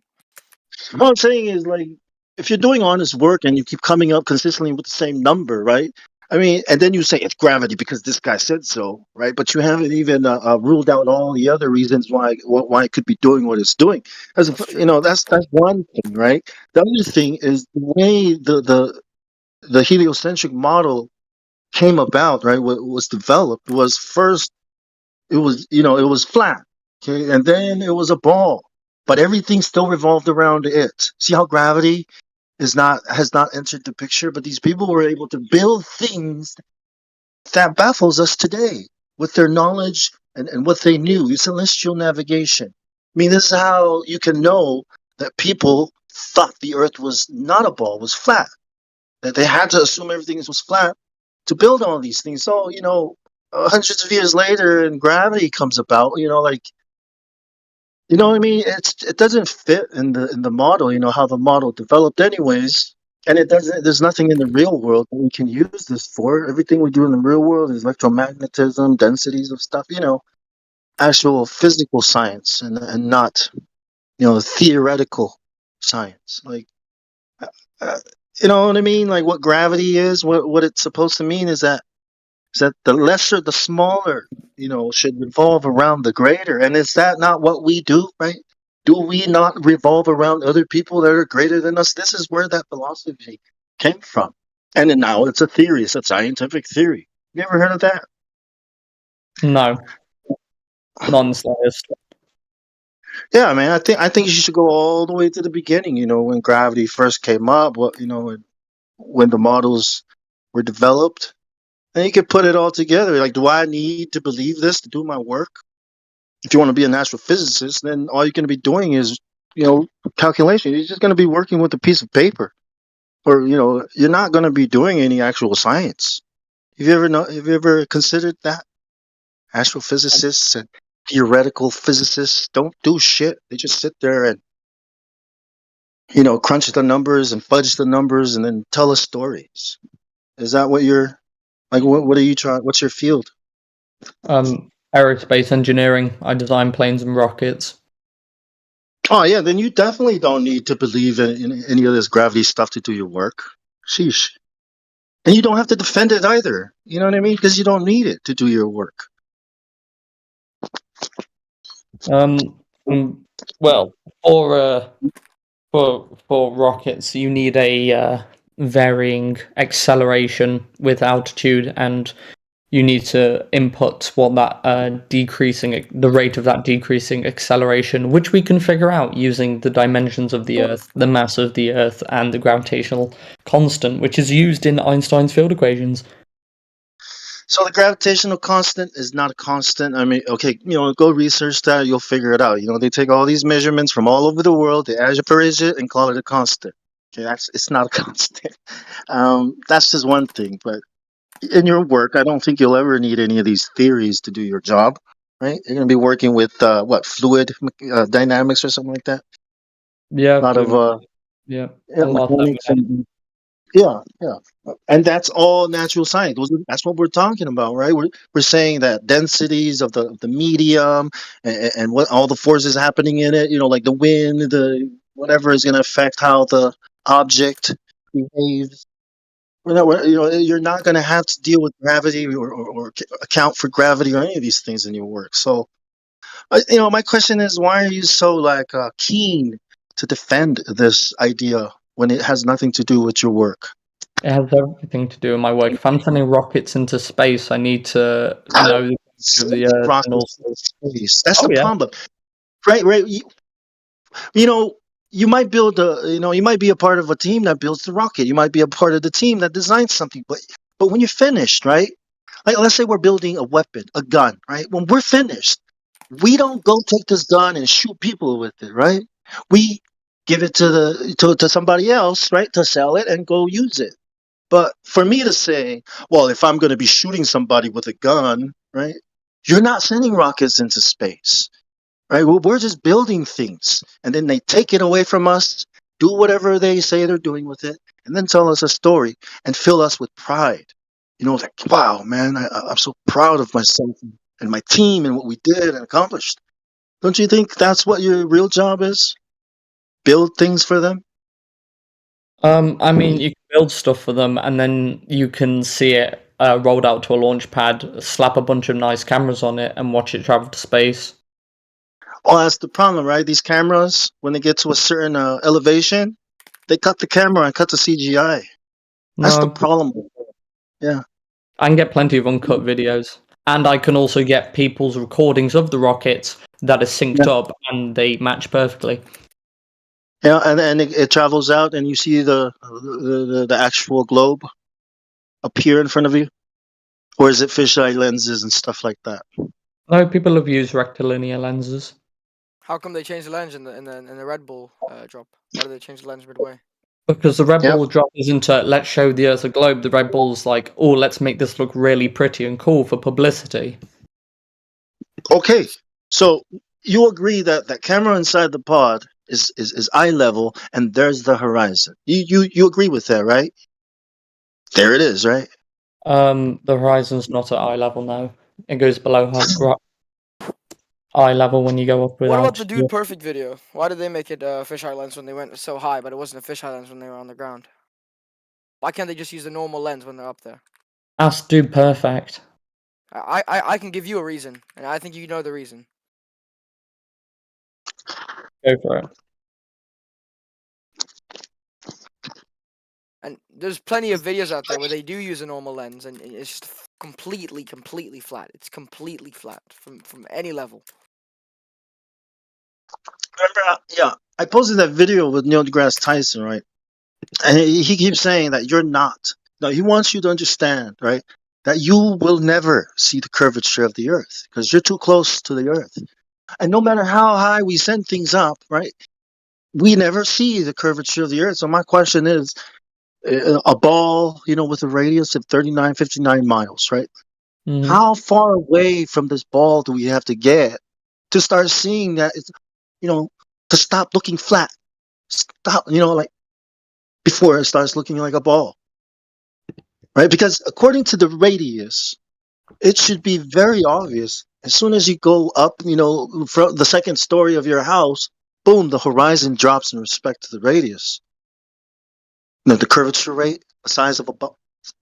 No matter what size a ball is, no matter how big it is or how small it is curving, right? Do you agree? Yep.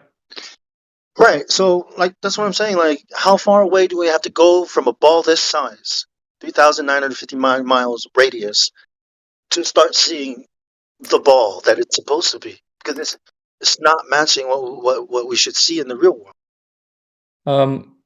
Depends what equipment you have and how easily you want to be able to see it. If you just want to use your eyes, I would suggest if you want to see it easily, you get pretty damn high. But if you have good equipment, then Oh, okay. Let's say we got a basketball, man. Okay, let's say we got a beach ball, right? And we got a camera on, right? A tiny little camera. Try to scale it down as much as we can. Okay. When we pull that camera off of that ball, right? The distance that the distance is what determines when we start seeing ball. And like as we pull the camera away, we have to start looking down because the ball is beneath our feet. In other words, the horizon all around us should be dropping down into a ball. You get it? But we don't see that. We don't see anything that looks like it could be a ball. Like even if you thought about a ball that's the size of the sun, right? Let's say the Earth really is the size of the sun. We should still be able to see curvature in respect to its radius as we go on. But we don't see that. So how do you know the difference between a flat surface and a curved surface, right? I will say that. Degrees, right? 180 degrees versus a constantly changing slope, right? Constantly changing versus flat. Like, if you can't, there's a definite difference between those two things in geometry and in the real world. How do we know the difference when it comes to the globe? Yeah. Because based off our globe math, we can make predictions with our understanding of the world as we think we know it. We can make predictions at this altitude, with these atmospheric conditions. What is the horizon going to look at? Like, we can make a prediction, we can make an image, we can then go test that. We can go to that altitude, try and replicate the conditions as accurately as possible, and see if the two predictions match. And it turns out they match every single time pretty fucking perfectly. So I posted a thing. Have you heard of this? Have you ever seen this before? What, the black swan? Yeah. So yeah, don't worry. Don't focus on any of those things, right? I just want to explain it my way. Okay. So according to the radius, right? If we take this radius and we calculate the curvature rate, right? We're gonna come up with something like 8 miles per square, 8 miles per squared miles. Yeah. The surface area. Okay. So 8 inches per. Yeah. So we got a curvature rate. Okay, we got this curvature rate, and then when we go make an observation in the real world, okay, it's telling us. That's what the black swan is telling us. If the ball is this big, right, then and it's curving at this rate, then if we're standing 1 foot off of this ball, looking out into the ocean, that horizon, where the ball ends, it should be 1.22 miles away. In other words, if you see the horizon farther than 1.22 miles away when you're 1 foot off sea level, right? If it's farther than 0.22 miles, then it's either a way bigger ball, or it's not a ball. And in here, in this photo, right, we can see that these platforms, hey, how far they are, 6.21 miles, 9.41 miles. And we see that the camera, see where the camera is? It's 1 foot sea level, right? So these platforms are way, way past where the horizon should be. And the horizon is way behind these oil rigs. So the math does not add up at all. You know what I'm saying? Well, the explanation for that is. But because firstly, the 1.22 miles is the minimum distance, not the maximum. That's been a issue for ages. The only thing that is evidence for is refraction. What? Wait, check it out. That can't be right, because if we took an actual ball, right, and we made these observations on it, that's not going to change. Okay, it's not going to change at all. Like, it's always going to be there at that same distance because of the radius of the ball. Now, if you want to talk about tides, that's not even going to cover it. There's hundreds and friggin' feet missing. So tides are not going to do anything. Refraction, that's not a thing. Somebody made that shit up. You're not going to pass. You're not going to get your PhD if you claim this refraction that they made up. Can you explain the image I posted? What that is? And what about a triangular prism? It's clear that the matter that light interacts with does affect its wavelength, direction. Yeah, refraction is a thing. The black swan proves it. Now, the image that I posted should also be explainable on the flat Earth, but it's not. Well, let's get some more data here, right? What you How just far posted off? is part of our whole argument, though. Like, it's like it doesn't explain a flat Earth, but it's exact. What you posted is part of our presentation. The horizon is an optical phenomenon, not a geometric location. Right? If there's a hill in your front yard, and you go out on Monday and it's there, front yard. You go out on Tuesday, now it's in the neighbor's yard. You go out on Wednesday, it's in the backyard.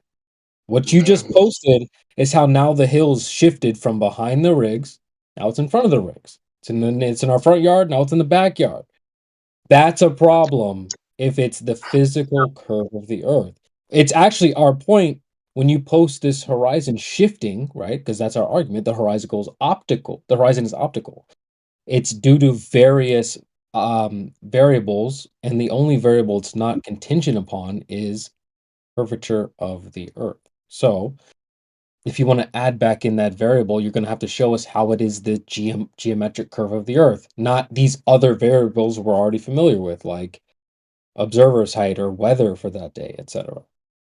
See, the issue is we have an atmosphere, so we're always going to see a apparent position because we have an atmosphere. As the Black Swan beautifully shows us, refraction exists, and in that current day is an insane. Yeah, nobody's denying refraction. Okay, How do you address this, though? What you're only talking variable we should be concerned with is curvature of the Earth, not refraction, not any of these extra variables which are explaining why there is no curvature there. So we understand, there's no curvature. So if you want to add that back in, you're welcome to try, but refraction isn't where the curvature is. I mean, Yeah, if you don't want and to about use... let me Sorry, just go real back. quick. Yeah. Yeah, about the photo you posted, right? Like I can give it an explanation. Okay, it's like this. Like the camera's been moved down, right, close to the ground. That's why it appears like it's buried. You know, the back, or it's high tide. Okay, it's high tide. But the thing about this picture, if you say this is the ball, right, and that's the curvature, that's the edge of the curve right there, where the horizon is. You look at the oil rig all the way at the back, right? Is that oil rig level with this oil rig and with my camera? The answer is yes, it's level, right? If this was a ball, if this really was the ball, then that oil rig back there should not be level with this oil rig and my camera. It should be facing away in respect to the curve, right? We don't see any of these things. And I can explain how this photo has been, why it looks like this and the top looks like that. Obviously, it's either high tide or the distance from the ground, right? You got to go closer to the ground. It's a very weak argument, especially when you throw in refraction. It's like, oh, it's over. You know what I mean? No, I mean, the issue is whenever these images are posted, everyone just likes to hand wave refraction like it doesn't exist, even though the Black Swan proves refraction, which is beautiful because last time I checked... We got to stop the show.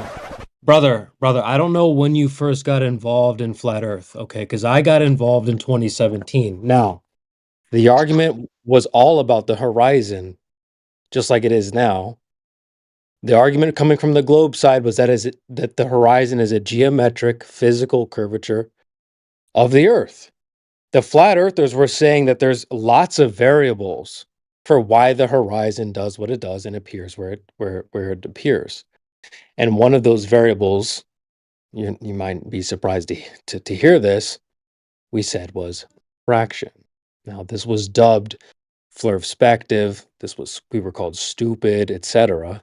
Right? None of those variables were considered when the claim that boats go over the curve. This is the physical curve of the Earth. None of those extra variables mattered, right? It was the curve and nothing else.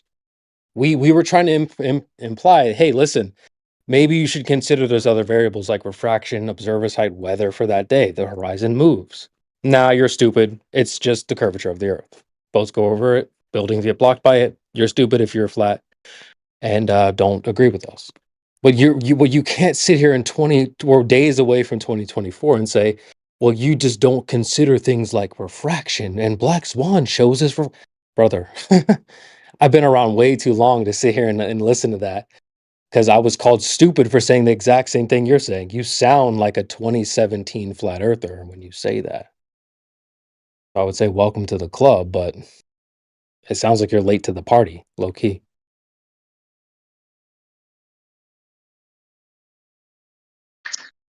Yeah, I don't think How you're does going to it get prove your. refraction? No. How?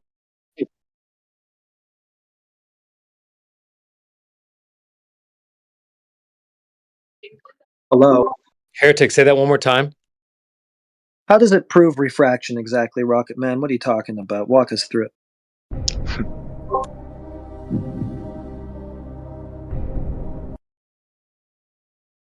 Because you don't see a Oh, globe, and it has to be a globe. Duh, Heretic. It looks like he is he dropped out. gone? He's gone. He did say his battery was really low, but it looks like he dropped out.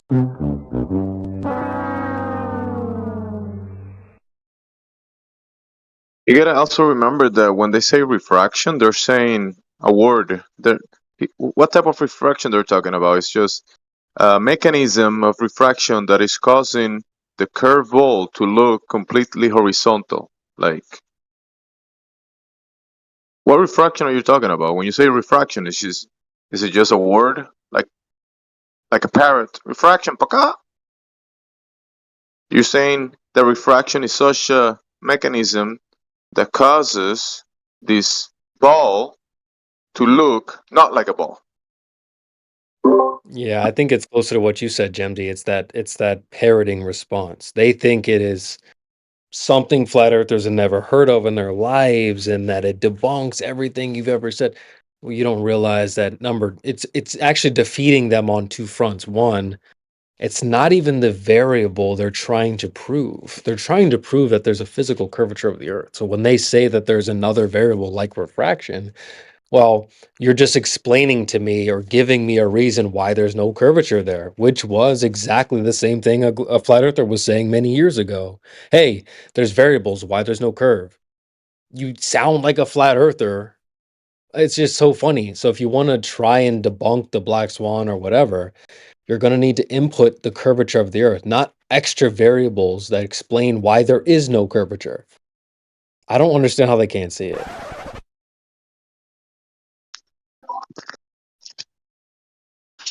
Oh, he's trying to go for his. He's in school, yeah, something like that. Yeah, I think he's really. I think he's bias. I think he's probably more biased, and I really want to succeed at this. Yeah, and I think it's less of like, I think that the globe is right and here's why. It's more of like, I think the flat earth is just wrong and it can't be flat because of these reasons that I'll probably just make up here on the fly. It's like what majority of the people do is they imagine how it could be flat in their minds and then tell us why that doesn't make sense to them. Well, thanks, bro. I guess we no one thinks that. So, congrats, you figured out that your imagination isn't reality. Good job, bro. It's more than that to me because they come across these stupid videos of these anti-flat earthers because they're so pushed in the algorithm, and then they want to come in here immediately after that. It seems, anyways. They don't ever look into our position or even their position. Yeah, it's what they get heavily gassed up, Kim. That's what it's called. They got gassed up by those videos. And I'll put a meme in the chat. I have to edit it.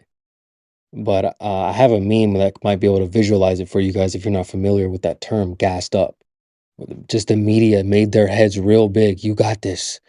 You'll smash a flat earther. Just go in there. You'll crush them. It's easy.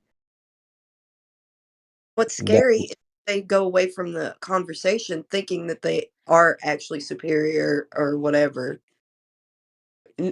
Even if you poke a hole, and as gas pressure would do if they are gassed up, gas will fill the available volume outside of them. That was lame. Sorry. No, I like it. I like it. The effort, A for effort. But yeah, I mean, I don't know what I never got the chance to go against you flat earthers. When I was presented with the flat earth, I was open. I was like, okay, all right. Well, I mean, I don't know what that is, but I'm gonna check it out. I didn't rage against it. And so I never got the chance to like debate against an Indio or a Kim or a Bong Sao or any of these types of characters that we see come in here and hold it down in the live stream. I sat in the back of the class like a smart person and took notes. But these guys come in and they start raging against something they don't understand. That's the biggest L, man. You're fighting a ghost. And Yeah, what's even like trying to yeah. throw a punch in a dream. Yeah, right, exactly. Dream punching. You ain't heard nothing. Yeah, it's just it's super embarrassing, right? Because the media portrays this sloppy flat earth pizza pancake in space. They think we fell for that. Newsflash. It's them who fell for it. Not that they believe it to their core, like they believe it's true. They believe that we believe it, right? They believe that we fell for it. Meaning, like, because we didn't fall for that. No one here fell for the space disc pizza planet. They did.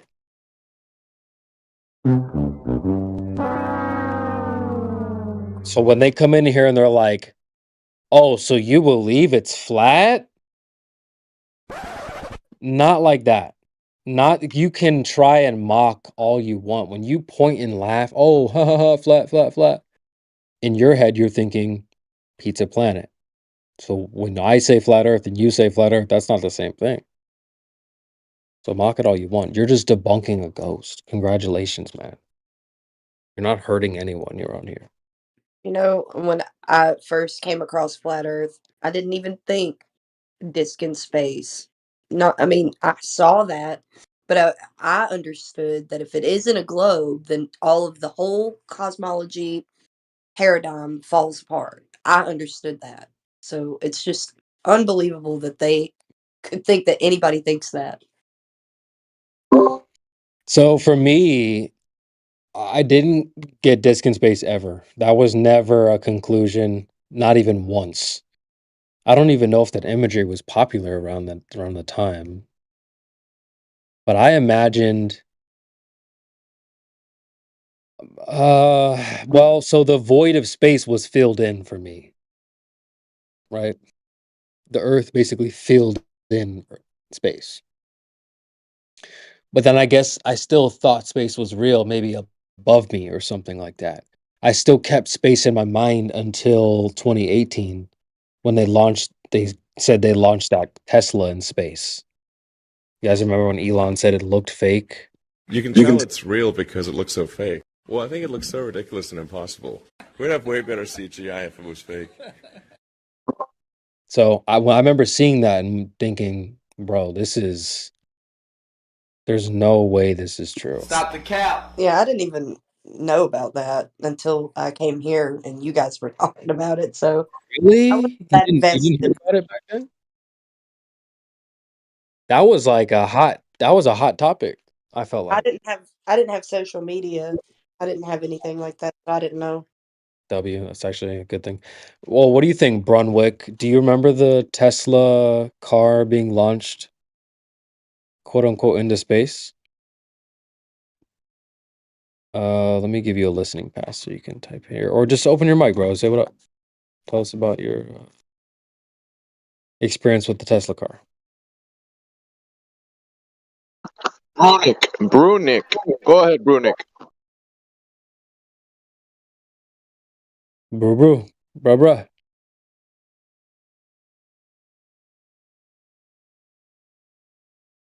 Don't be shy, man. You can chime in anytime. So yeah. You there?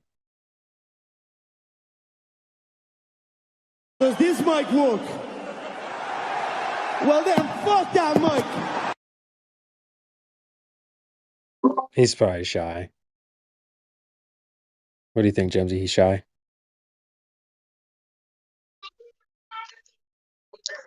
Maybe he's just putting his thoughts together to speak. It's a possibility. That's good. I server muted him. I don't know if if he's spoken before, but just checking. Yeah. Oh yeah, Brunnick or Brunick or Brunwick or whatever. Yeah, just chime in, bro. If you want to say what up. If you say hi, I'll trade you for a VC pass, which will give you a permission to come and go as you please, and you'll be able to unmute on your own. If you leave the call, it'll just put you back on a server mute. So just a little fair trade there for you. But Roadkill in the chat says, to me, it's obvious that Musk is trolling the Globers with the space stuff and the technology stuff in general. Yeah, I mean, they praise him like he's some sort of, I don't know, medium or something. You go to his Joe Rogan podcast, and the comment section, they're like, the way he speaks, even though he's awkward, that means he's a genius. I don't know, people they cuck for him real bad. One thing that Flat Earth has done for me, anybody that I've thought in the past that was a genius, I've had the rude awakening of finding out how stupid most of the people are. Yeah. Yeah. Well, if you can't figure this stuff out, I'm no genius, folks. I'm no genius. I don't portray myself as the smartest person in the room. I always say I'm like the layman's layman. I'm the common guy. I'm not the technical dude. So if I can figure this stuff out, I mean, and then like, so we go out and there's people who are doctors and all these other high up positions. Oh, I'm an expert. Well, how have you not figured this out? It's really not that hard. Yeah, even somebody that's super well versed in a field like surgery, which I think is one of the best in the medical field. If I had to choose what is the best, I would say surgery. But even they are baltards, so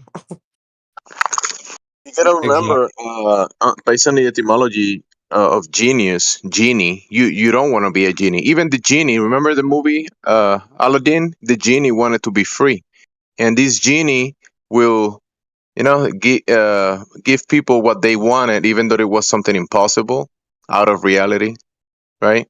So these geniuses, these genies, are giving people what they want, right? Elon Musk is taking people to space, fantasy.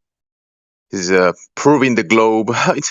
Elon proved the globe to me. You see? Thank you, genie. Thank you, genius. You see the problem there?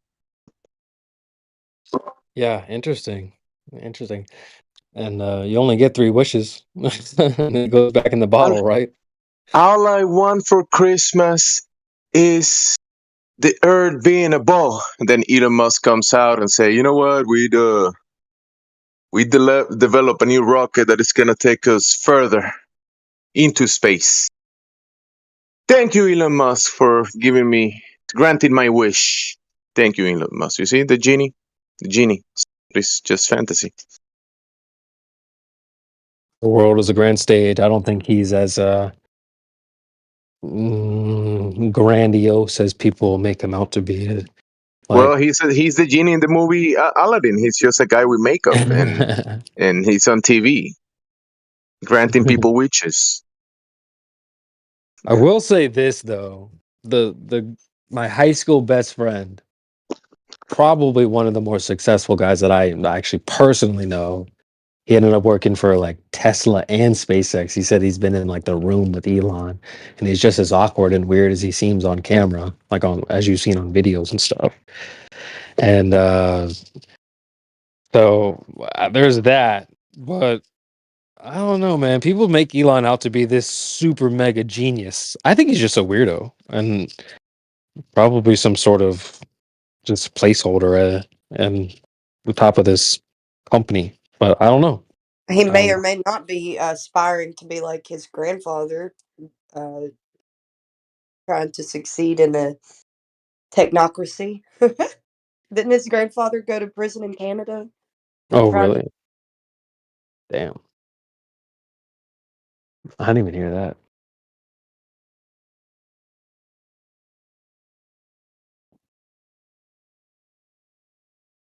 It could be faulty information, Yeah, but they just bowing down and kiss his feet. circumstance of him, getting Twitter and making it X and all of that I heard that he was going to do that and make X like WeChat or something, but I don't know. Mm. I don't know too much about WeChat. I've heard things. It's what China uses or something, right? Yes, it's Chinese. Yeah, I've heard. I think it's been a while,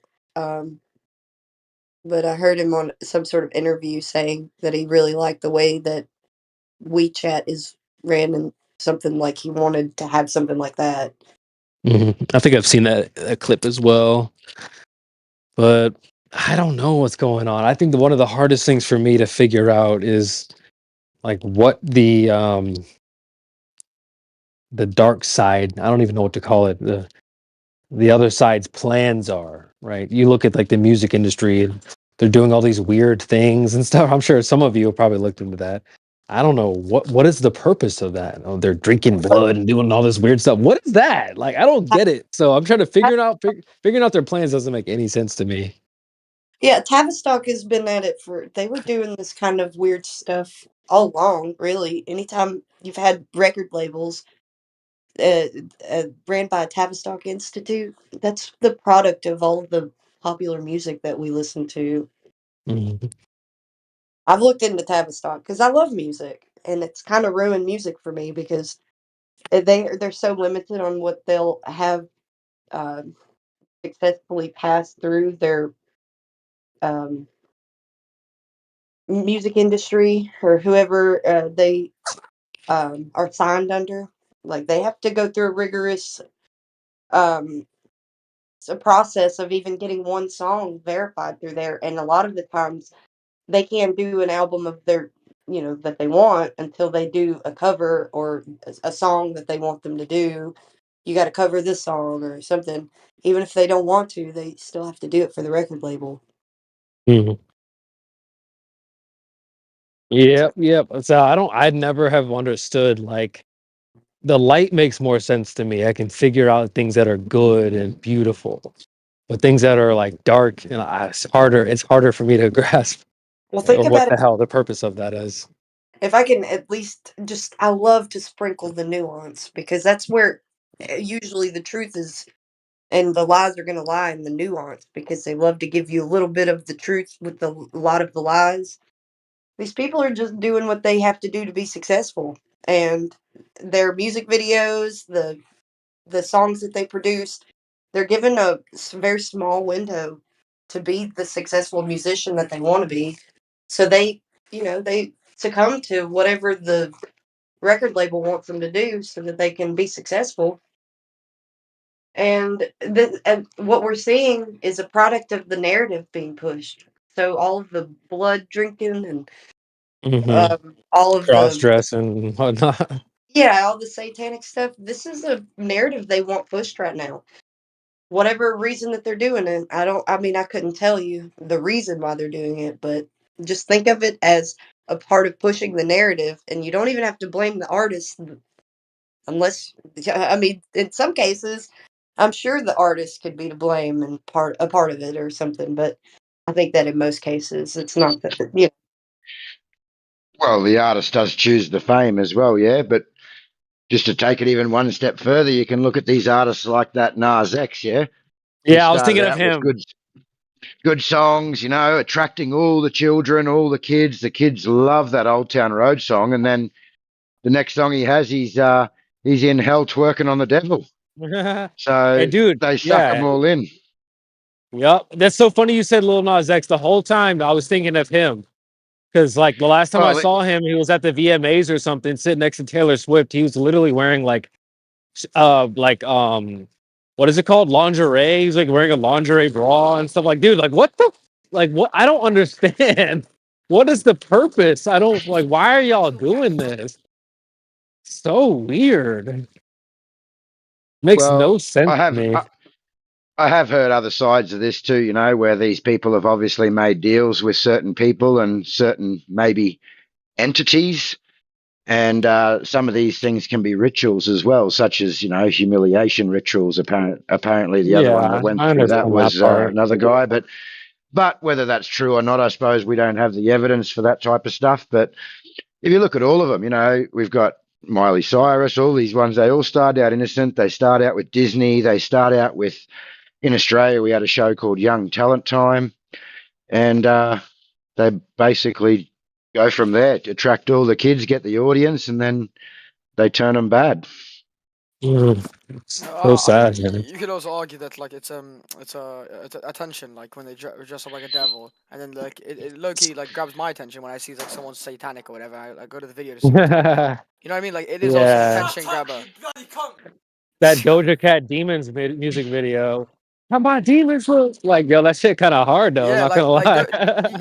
like Doja Cat, I feel like she does it for the attention. You know what I mean? Well, I don't think she's in full control of her whole projects. Seems like there's something going on with her. That's overarching, but I don't know. I think it's something that's more hidden than in front of us. I think it's something to do with frequencies, maybe with the song itself. And Maybe, yeah. you know what I mean? But, yeah. Dude, there was like a episode of Drake and Josh or one of those types of shows where they like went to a music studio and tried to get like get like on a record label and stuff like that, but like the record label put like what is it called behind the music, hypnotic words behind the songs and stuff. I forget what the word is, but and they were like, nah, we're out of here, we're not doing this and stuff. And what is it? Subliminal messaging. Subliminal, yeah, exactly. And like they were like, nah, we don't want to do this. And so they left the company, they didn't take the deal. And it's just even like kid shows hint at stuff like that, you know what I mean? So yeah. And you know how you said like sometimes you can blame the artist, sometimes you can't. Really just depends on if the artist knows what he's making or not.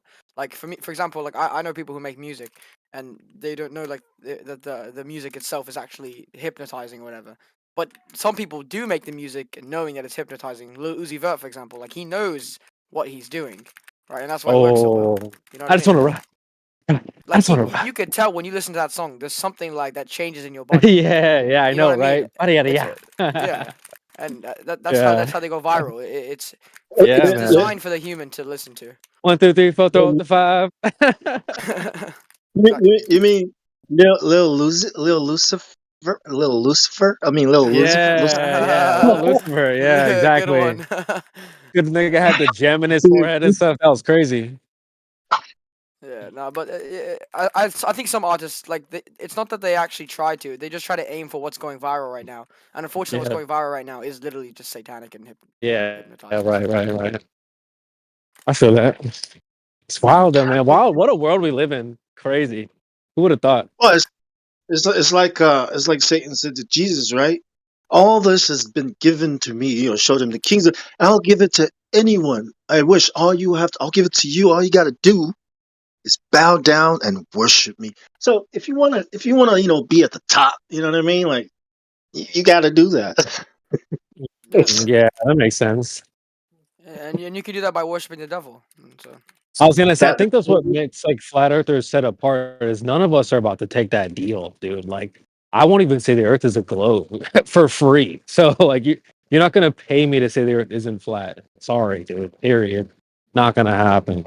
Yeah, I mean, Like- you give me $1 million. Would you really though? Would you even for a milli? You'd be like, yeah, fuck it. I mean, Thank you. there will come a point where I don't know. It depends. Like, it depends on in my situation. If I really need to support my family or whatever, you know what I mean? It depends. That's crazy. You have to lie though. Like, imagine you're like start getting ugly and shit. Like, start getting wrinkles because you start telling lies and stuff. I don't know, man. It's not for me, bro. That's the thing though. Like, yeah, sometimes you gotta do some bad things to get some things. So. Yeah.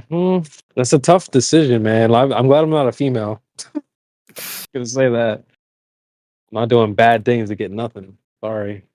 I mean, it's not really bad saying that it is kind of bad. Just lying. I think lying. Why do you think people are called? Why do you think people are called truthers? Right. Anyone who's not telling the truth is a liar. Period. It's literally that simple. Yeah, but then you get an argument of like what's true and what's not. So I suppose. Well, just don't tell lies. I think you should just don't tell lies. And it's probably a good try start. to say what's closest to the truth. No matter how big or small. Yeah. But that's hard to do for some people. I've heard some people say that we are the devil. Like that's what I've heard. I can give an Yeah, example on a I different. heard that I can too. give an example on a different level. Yeah, I used to own a big company, and I used to go for big contracts with governments, councils over here in Australia, and basically what it was who could pay the best kickbacks to the councillors or to those in charge out of that contract, and who you knew and who you took to lunch and who you played golf with. And I never participated in any of that because I'm not going to shell out my money to go and take this guy for golf so he's going to give me some work. Yeah, I want to win my work off of my merit, out of what I can provide, not by crawling up someone's ass. It is cheating. Or I could lie to myself. Or I could lie to myself and make out that I won this contract and pay the kickbacks. Yeah. But we live in a world of karma, so eventually, it'll all get taken away from you. I'm good, bro. Thank you.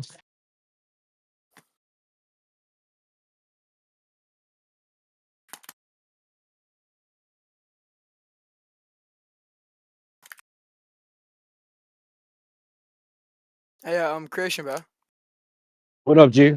Like, do you know what else gets like discussed in the server other than flat Earth? Like, is it like Well, other sections? Because I haven't. yeah. There's a lot of sections. There's a chill section where you can go in and kind of go into some other stuff. There's religion stuff. There's nutrition, fitness, and all that kind of good stuff. Seems to be the main panel. Like to get into, if you want to talk to other people, this is where we kind of all coagulate. This is where we're live on Rumble. We're live on YouTube. This is the jumping spot. You can talk about stuff, but I think it's just best to try and like. Flat Earth has a lot of branches that it branches off in many directions. So you can make analogies. I talk about anime, but I just try to like tie it in to Flat Earth somehow, some way. As long as you can buckle it back to Flat Earth, you can talk about whatever you want. You just have to be good about analogies and making parallels and stuff like that. Yep. So just be careful. Since when we're on YouTube, you have to be careful about certain subjects. But if we're on Rumble, I'm just saying, you like, know. I've learned a lot about like what I'm gonna say is like when you get into flat Earth, right? What you see is that you get into other things, and eventually, basically, your life your life gets better. That's what I don't like noticed. It's just like your life actually gets better, like, and so that's what I'm saying. Like you first you become a flat earther, and then you get, then you find God, right? A lot of people who become flat earthers, they find that there's a creator to the universe, right? Because in flat Earth, we're the center. We are the most important. So that's what I like about flat Earth. That's smart that you figured that out. I think if someone's thinking about it, if someone comes up to you and they're like, "Hey, man, flat Earth," at least in your next 10 questions should be somewhere in there should be, okay, well, how did it get here? Yeah. And that leads to well, in my opinion, cakes don't just bake themselves. So you should come to that sort of conclusion like you have. There's some sort of, if this is the creation, there's some sort of creator. I do think that if you're presented with a flat Earth, that is that's a logical implication for me at least. So if you're smart, you'll get there. But for some people, 99% of the time, like at least the people that I know that like convert to flat Earth, literally all of them go on like a little spiritual journey. Like it's almost 99% guaranteed. Yeah. I've only met a few people, like one or two people that said that they were flat earthers and didn't believe in a creator. But they also said that they thought the earth was always here too. I was like, that's really interesting. I've never heard that before. The earth is always what? It was always here, they said. Instead of being created, it was just always around. That's what they said. Oh. Like, interesting. Okay, well that's like saying I was always around. I wasn't created. I was always around. That's like saying this tree outside. See this orange tree I have in my backyard. That was always there. It wasn't created. It didn't. Nobody created it. You know what I mean? It's like I didn't really rock with it. I'm not gonna lie, but I just want to throw it out there. I've never heard it before, but it wasn't jiving with me. I mean, I don't know how I would actually like refute to it. Like some of those claims is like you can't really have evidence. Right. Or, you know what I mean? Yeah. But at the end of the day, for me, like if the analogy is cakes don't bake themselves, they're saying that the cake was just always there. It's like, well, Uh, I don't know about that. I mean, yeah. I don't think so. But then you go to Where's like, this? Take me to this cake that's always been there. I'm hungry. I don't think So it how works do you- like that. infinite cake, yeah. Like if it really goes back to like if there's information, there has to be an informer. It's really that simple. So That's true. if there's Yeah, I if agree with there's a that. if there's a design, there's a designer. You And know, math, It's like not- I said earlier about the math things, it's like there's math that like we are still discovering that's already there. So Mhm. like could it be that, you know, math is the language of the universe and that's in a way God has made the universe or the earth? I think it's a little bit. I know there's a lot of weirdos that say like, "Oh, it's all math," but I think there's a little bit more than that. There's a Oh lot yeah, more no, magic. of course. I'm just saying When you're when you're like with your girl or whatever, like intimate, like you're not like yeah math, like there's nothing. no, There's no yeah. math But there. that's like the like- language in which like basically everything's designed with math if you think about it. Like even Lord, I think you can just extract math out of some things, Yeah, but math is just it's not the other way around though. maybe, yeah. it's a construct. It's an abstract concept that we it's made just the to reason I explain. think because it's made in our brain. That's why the math Yeah. is a It's like mental. language, yeah. Exactly, I that's what I'm mean, trying to say. like It's like, and that's already in tree. our brain. It's So yeah, like, it's just another way of but looking at reality. Yeah. It's yeah, like that's true. Yeah, but like yeah, like I was saying, after I got into flat Earth, I got into things like chakras and stuff like that, and like, things about like our body, and you know, it's crazy. Like It's deep, man. I mean, Yeah, I it is think the problem with Globies is, and I might be reaching here, but when I was young, I was sold a certain world. I was told that I could be the president and stuff like that, right? yeah, I think that most of us have realized that those types of things are not true. Like you're not going to be the president for certain reasons, right? until I was 15 years old, I actually thought I could become the president. Until I realized every single president's related. Yeah, bro. So it's like that world. I think Globies are still in that world that they were sold. This is this good world, and everyone's good, and you can do it. Like you can be that guy. You can like. So I don't think. I think if you realize, I don't know if it's black pill, but at least it's some sort of a red pill. Have you Where seen you're that like, Vivek okay, guy that's not who's true. going like viral? He's trying to become president. He's from me and him are from the same Cincinnati. We're from both from Cincinnati. Yeah, dude, Yeah. Vivek is dope. I will. If there was a way I can bet on him to not be the president or not become the president, I will put all my money on that. It's either him or Trump, bro. Let's go. No, but it's just impossible. It's impossible for him to become the president. It's impossible. Yeah, they're not gonna let him. Did you hear what he was saying? Like about like yeah, like I don't know. Dude is sharp as hell. I really like him. Yeah. Or at least he's just like he's exactly very what they sharp. don't want. He's exactly what the elites don't want. Trust me. Mhm. He grew up like not too far from me Really. here. So Is he, yeah, how yeah. old is he? He looks young. 30s. He's like mid-30s. He's like really young for a presidential candidate. Yeah. He's trying to go for the method. He thinks the voting system is actually like real. Like he thinks it's like you can actually get in like that. I don't know. Yeah, we'll see. We'll see how it goes. I mean, at least he'll have a good campaign. It'll be fun. Yeah. So It'll be fun to watch. yep. So anyway. But yeah, I just don't think it's the world that we were sold. And so if you're a flat earther and you've got to this point, you probably realize like things ain't what they seem. And then there's some really cool shows out here that really hit the nail on the head in this regard. Recommendation would be Hell's Paradise if you're into anime. That show is so good and it points exactly at this nature where we're sold a world. Oh, it's paradise, it's beautiful, it's great. And then you like go out and it's like, oh, okay,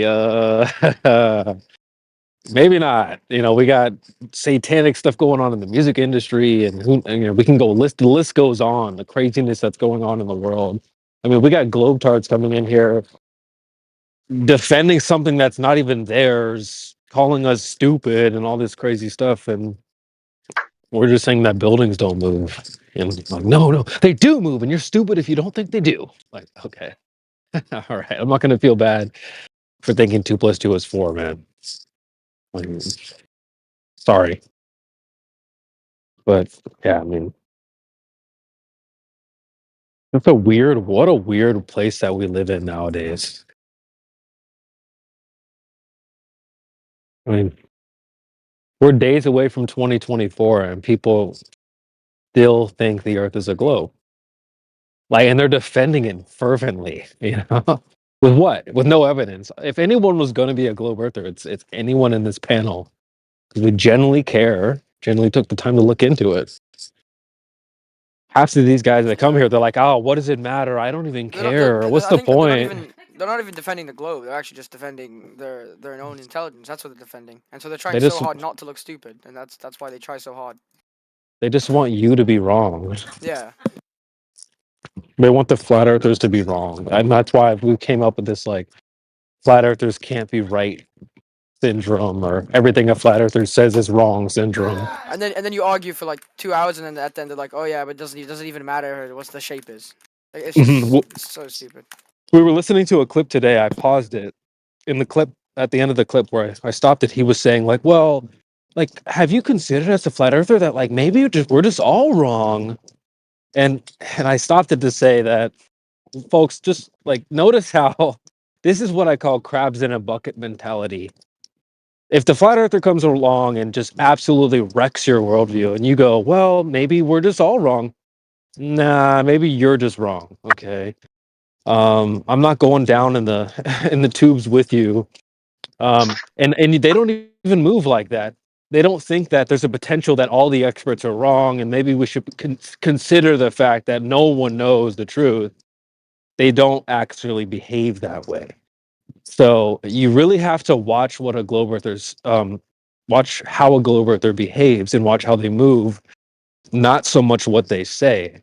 I mean, if you've, I don't know if you guys are into like red pill or like, you know, the dating scene, stuff like that, but it's the same thing.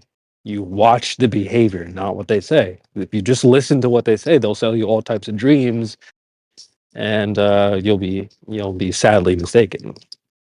So when he said like, oh well, I mean, globies do this all the time, man. Nowadays they're doing this thing where they say, well, I need to see a container, because we've been harping on this gas pressure argument. Where's the evidence of gas pressure without a container? So now, since they've been so absolutely wrecked on this whole argument, now they're saying, okay, fine. Where's the container? Where's the container? Where's the container? Well, what does that sound like? Who does that sound like? A flat earther. Where's the curvature? Where's the curvature? Where's the curvature? Oh, so they got that out of the flat earther's notebook. Well, here's the thing, folks. Just like I was saying, you don't listen to what they say. You watch how they move. Does a globe earther move based off of believing things and having to see them first? Hell no. In fact, they're gonna mock you for you moving that way. Oh, flat earther, do you really need to just see things to believe it? I mean, I've heard multiple globe earthers come in here and mock me for that type of thinking. Number two, do they see curvature? Hell no. Do they believe it's there? Yes. So we know that globe earthers don't move in the way that they need to see X to believe X. They don't see gravity. They believe gravity. They don't see curvature. They believe curvature. Oh, but I need to see container. No, you don't. And maybe we do, in fact.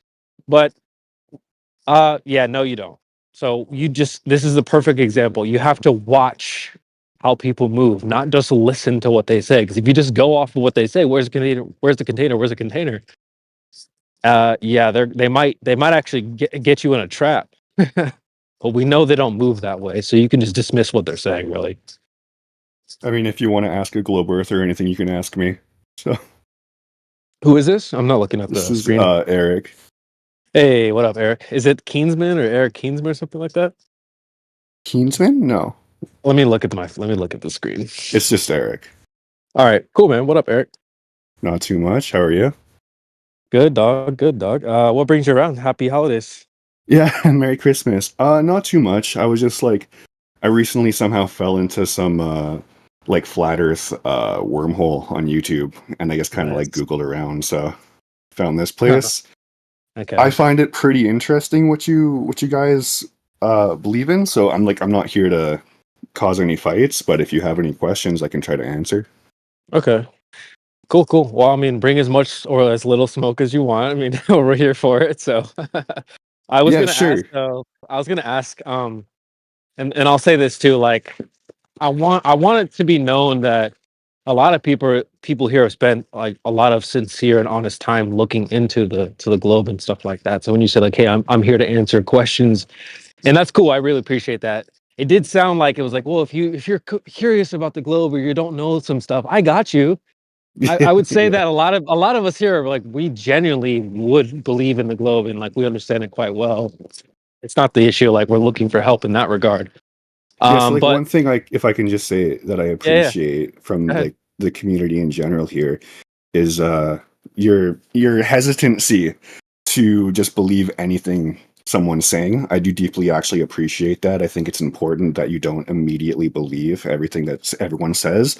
Mhm. But I do think that at the same time that once you have a big enough chunk of evidence, that Yeah, it's important to not let that um or it's important to not let your own maybe biases yeah, overshadow what might be a larger chunk of evidence. You know what I mean?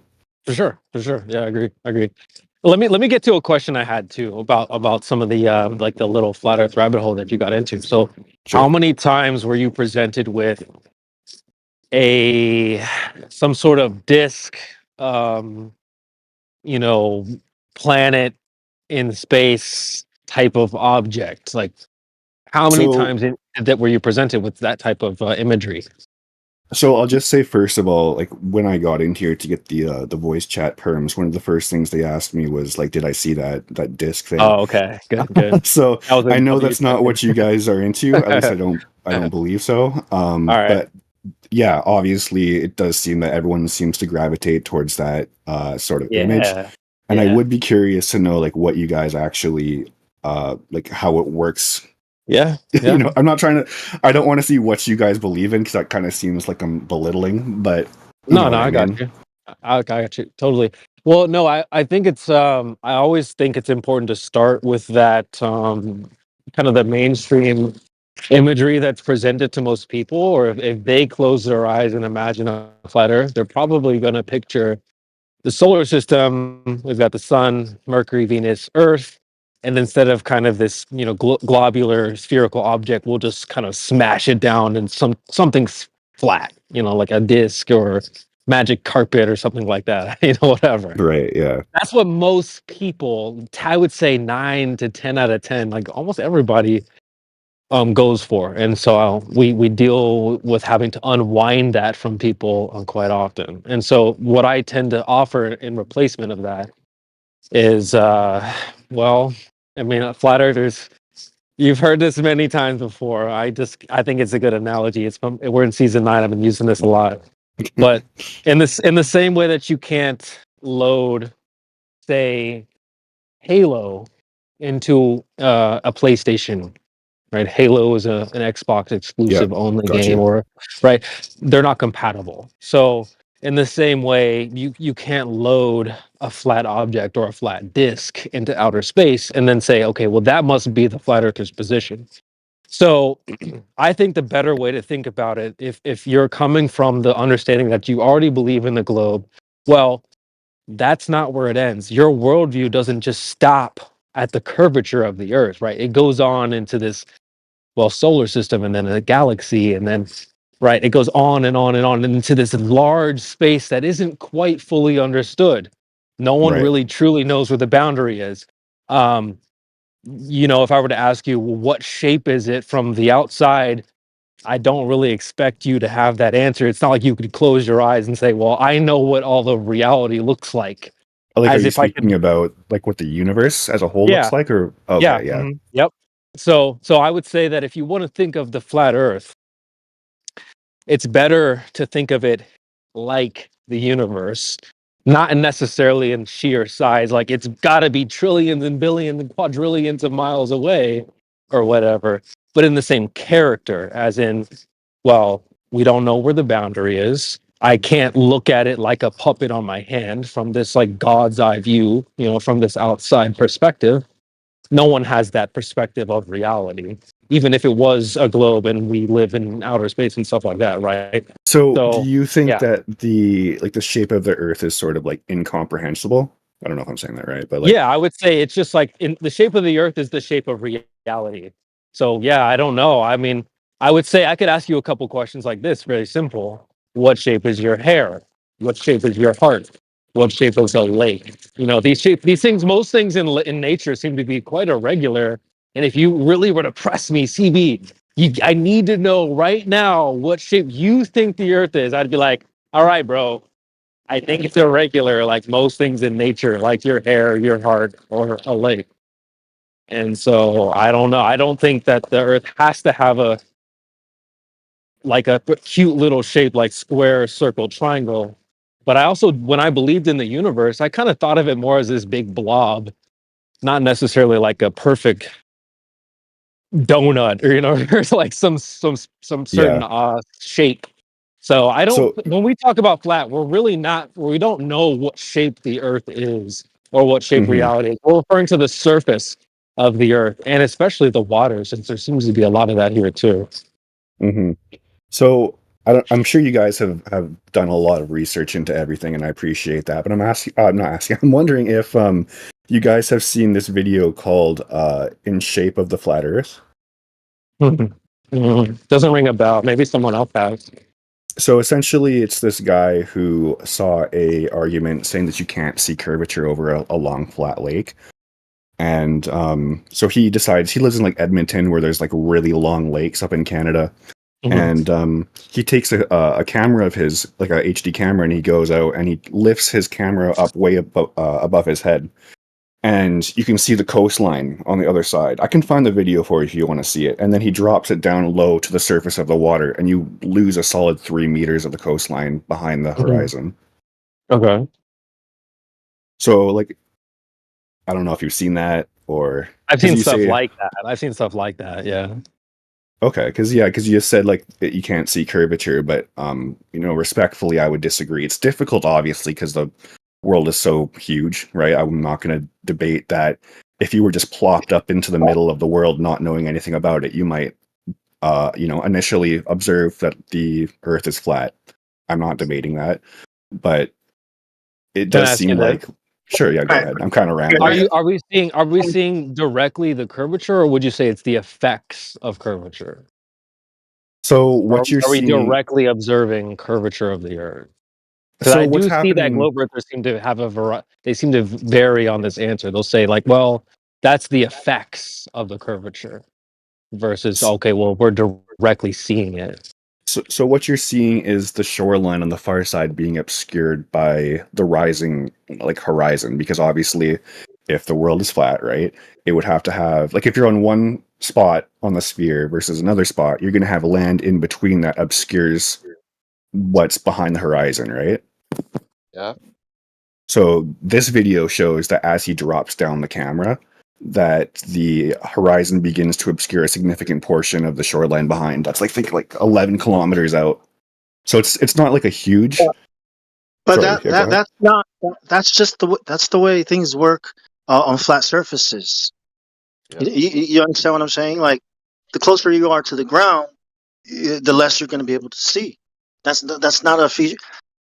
Those are features of a flat surface. Okay, we Can don't I see features show you guys the video? Yeah, sure. If Yeah. you wanna, I don't know if you don't have perms, you're welcome to Alright, now. DM it to somebody, and we can post A it little for bit, you. yeah.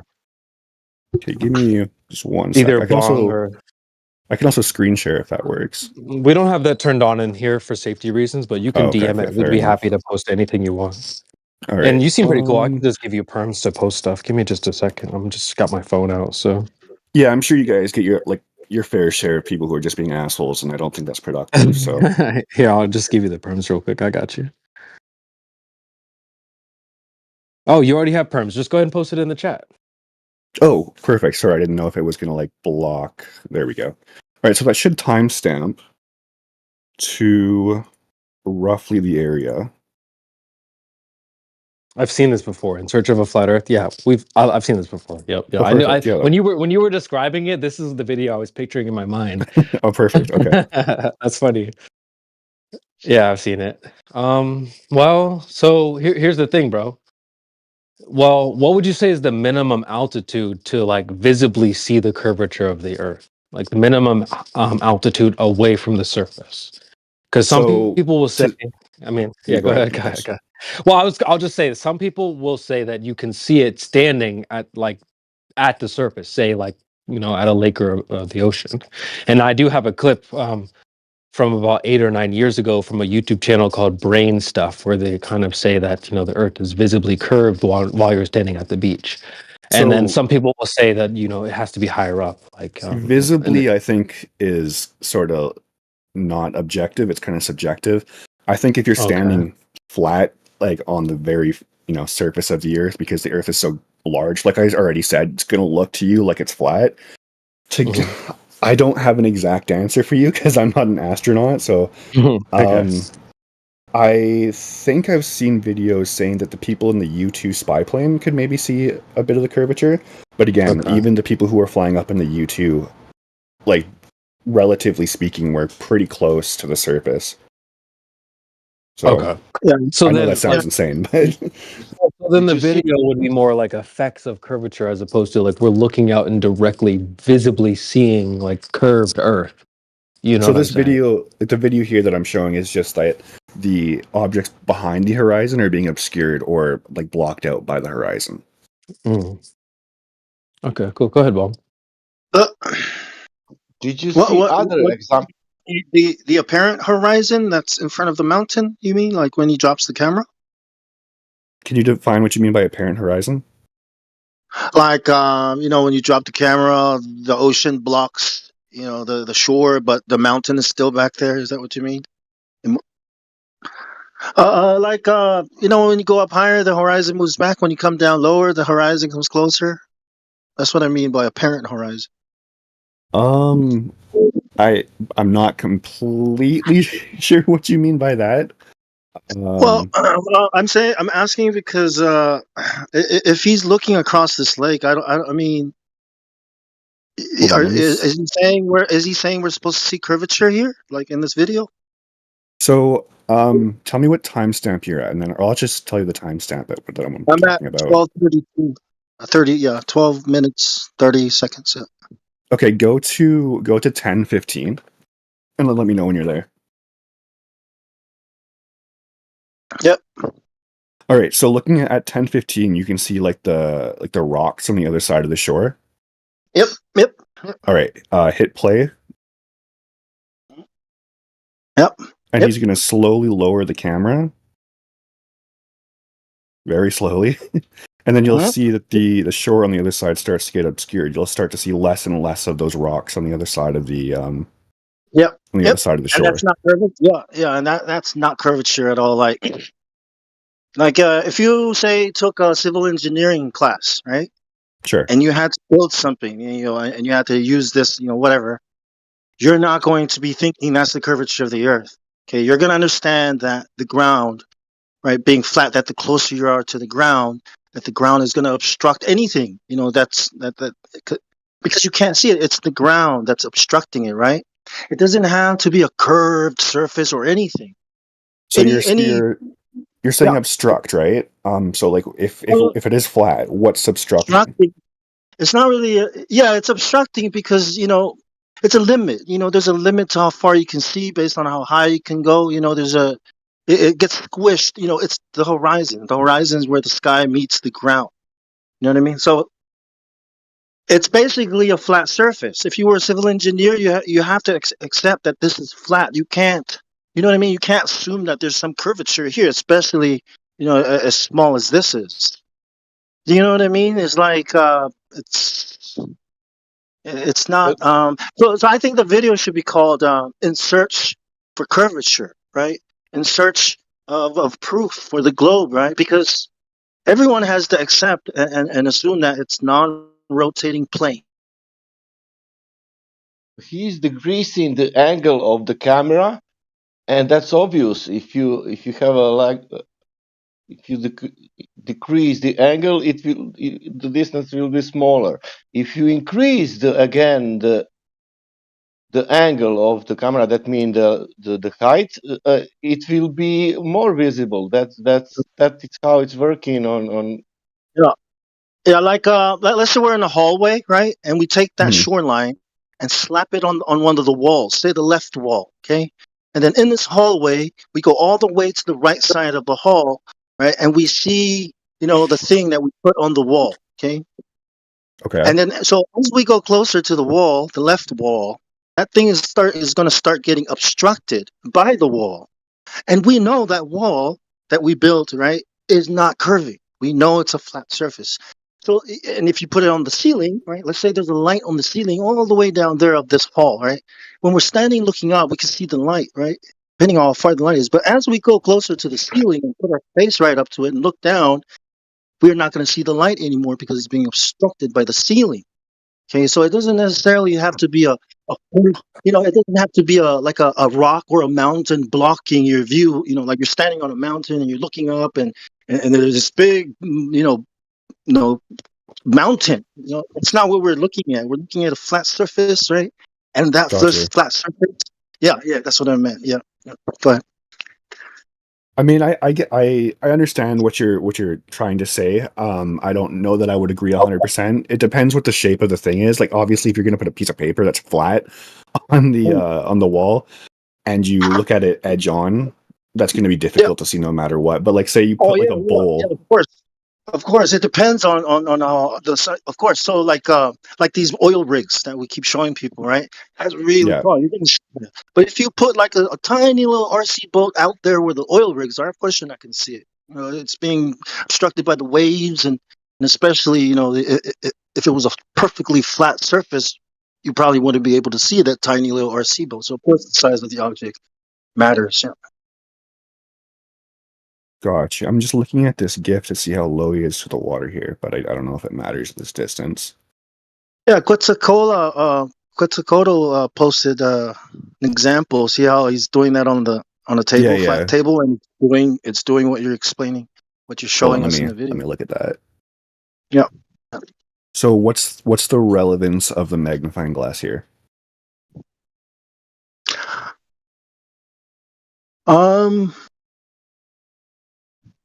Atmospheric, I don't know, but you can do it without the magnifying glass. Oh, it's to simulate distance, I think. Zoom to give you, I guess, a horizon. But you could do it without the magnifying glass. You just got to be right down at the.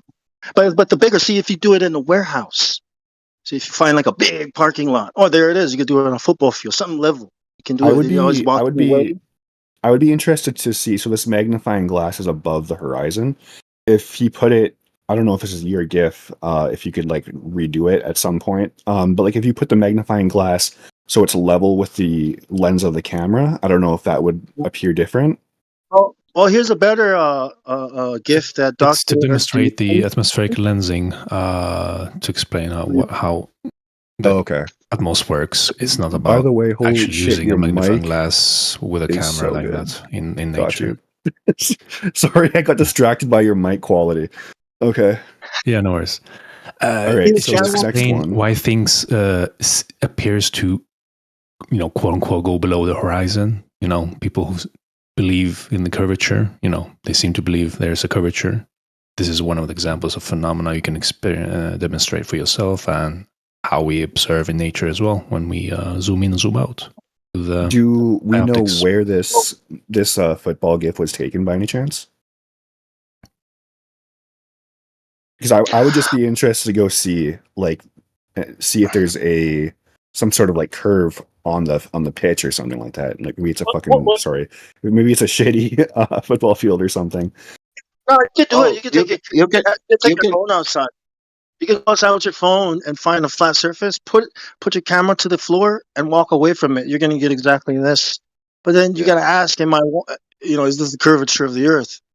Right? Like, yeah, go ahead. If it's level and flat and this still happens, then that's not the curvature of the Earth, right? And that when things disappear bottom first over the horizon, that's not because this is the reason why. Because when you go up, you see the whole thing again.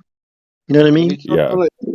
It's not only that I show you with the camera. Look, I show down, I show up. There is a curvature. It must be every time on the specific place. Every time on that place, it cannot change.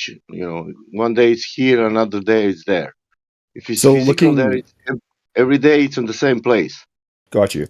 So just looking at the football GIF and then looking back up at the ship GIF is like, so obviously the guy on the football GIF disappears, but then we can see the ship GIF.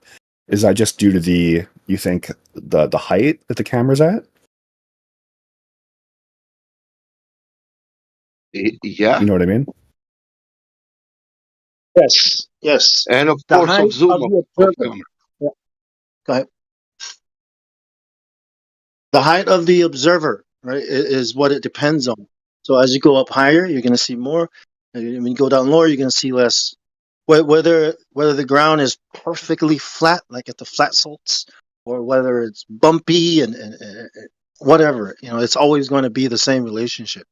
Right. And one thing, what is written in every book, it's saying that if you put camera on 1 foot observer height, that obstruction will start on 1.22 miles.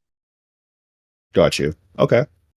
But we have observation on 1 foot observation height showing 10 miles and further.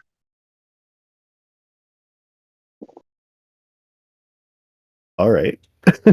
Got you. I would definitely be interested. That's why we are skeptic, because of that. Yeah. All these observations showing not showing curvature, not showing because at the end you need to call it flat surface because it doesn't show the curved surface. Right. It is not about flat earth, or it's a flat surface.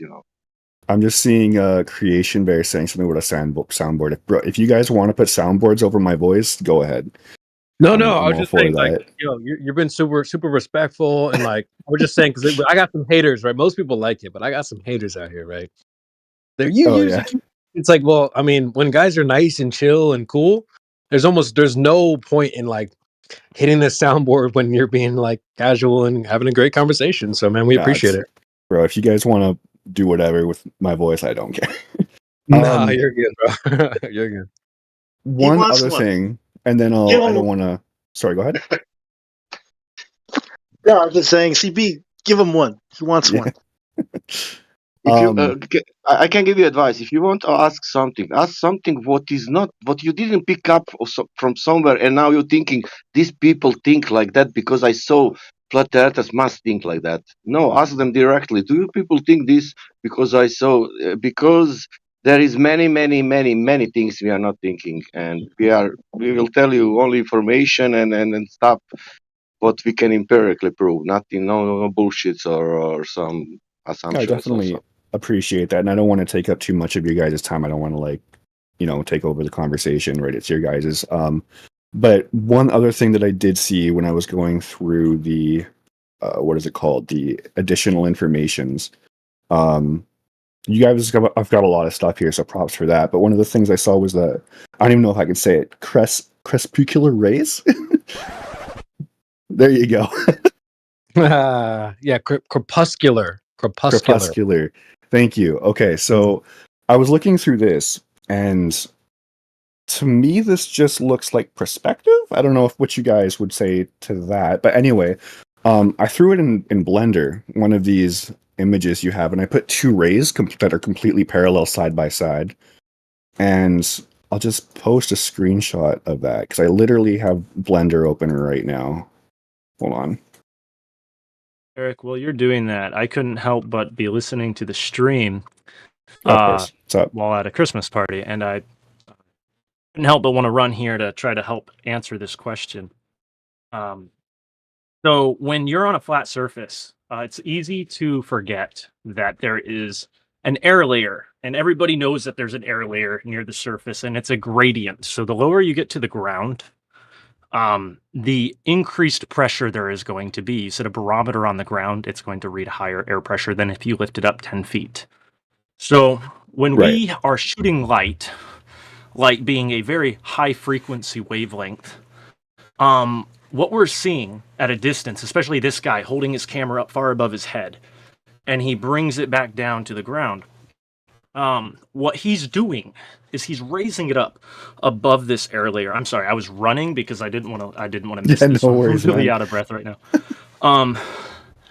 So he's raising this up above his head, very high, and you'll find that it's a very exponential increase were you to do small scale observations, not just doing long scale, but just doing it within your home on a known flat surface where there's no curvature to be present. If you just put a camera next to a door and you open the door, cold air spills in, you'll see that there's a gradient of air that comes down, high pressure. So you're looking through physically dense air, which is not completely opaque. And the further that distance is, depending on the air quality, it's going to change your You're completely right. view distance. Now, Yep. this also has to do with angular perspective as well, but you can't take let's say a 3,000 millimeter focal length and expect to see perfectly what you really should see were at a flat plane, because we're looking through increasingly dense air, and it's a linear increase, but the effects start to compound. Yeah, I think you're talking even about though, refraction, right? now, I'm not speaking about refraction. I'm speaking about obfuscation, particularly because it is refraction, but there is something to know about refraction because I do my own experiments. I did one on Lake Tustamina, Alaska, just this last winter, and I shot a laser 10.3 miles across the lake. Now, Oh wow. it was frozen, completely frozen below freezing, and we could see this snow machine headlight 10.3 miles away very clearly. I could see it with my naked eye, actually.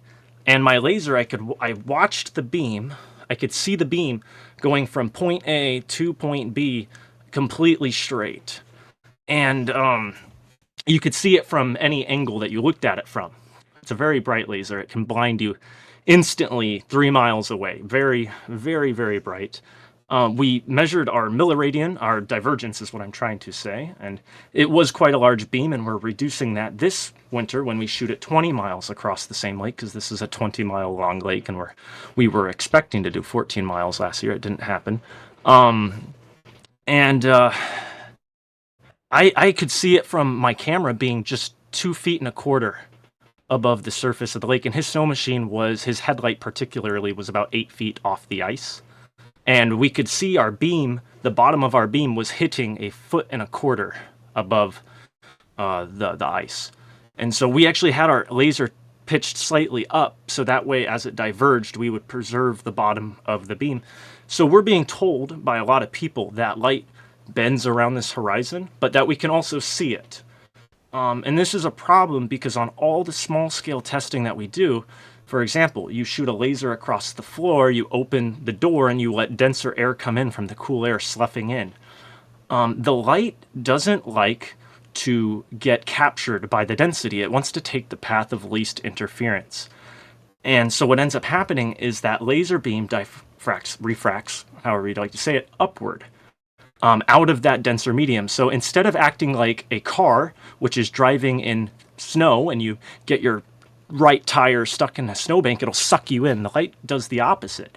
Instead of hitting the snowbank and sucking you into the ditch, it will deflect into the lower medium. And so as this surface gradient curves around the Earth, which we're told it's doing, this would suggest that our laser, which doesn't want to go into a path of higher interference, is actually constantly accelerating in an arc, because an arc is a path of constant acceleration. The light is actually speeding up as it goes around this curve into a gradient which is thicker than what it actually is, what it can go to. That gradient is always going to be less above the laser than it is below the laser. And so this thing has to willingly be choosing to enter a medium which it doesn't want to go into. It's the complete opposite of what all light tests in air, in the air environment. You can likely get different results using different gases which we don't breathe and which aren't part of our air layer, such as like maybe propane might be able to give you a different result and cause things to lift. But it's very difficult to explain this to people who have little experience with it, because when we think of flat Earth, sometimes we often think of, we could see Mount Everest from here. Well, now the globe proponents saying that we can see lasers because they go over the curvature of the Earth and bend down. All of a sudden on the globe, we're saying we should see Everest from here because it just doesn't work. I don't know who's been saying that a laser will follow the curve of the Earth. That seems absolutely insane to me. It is. I will say that I do believe that light is distorted by gravity, but Earth's gravity is not nearly enough to curve it around the curvature of the Earth. Right. I don't know Even what you they're guys claiming is. it's not. Yeah, I mean, how May how I link this can video to you? Yeah, By the yeah, way, of course, I have go it. ahead. It's a very. It's already been put together and presented, and I think it's important to see. And I'm second. I'll have it in the which channel is this? The live stream voice text channel. Here Yeah. we go.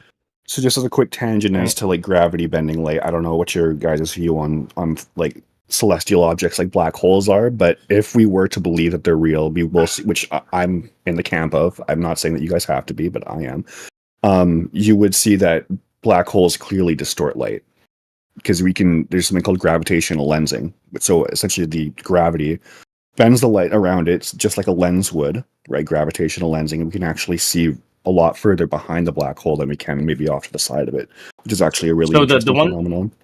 the one that was posted, the one from me, is that 10-mile Earth measurement and survey at Lake Tustamina. This other guy, he's a Canadian known as Grata1.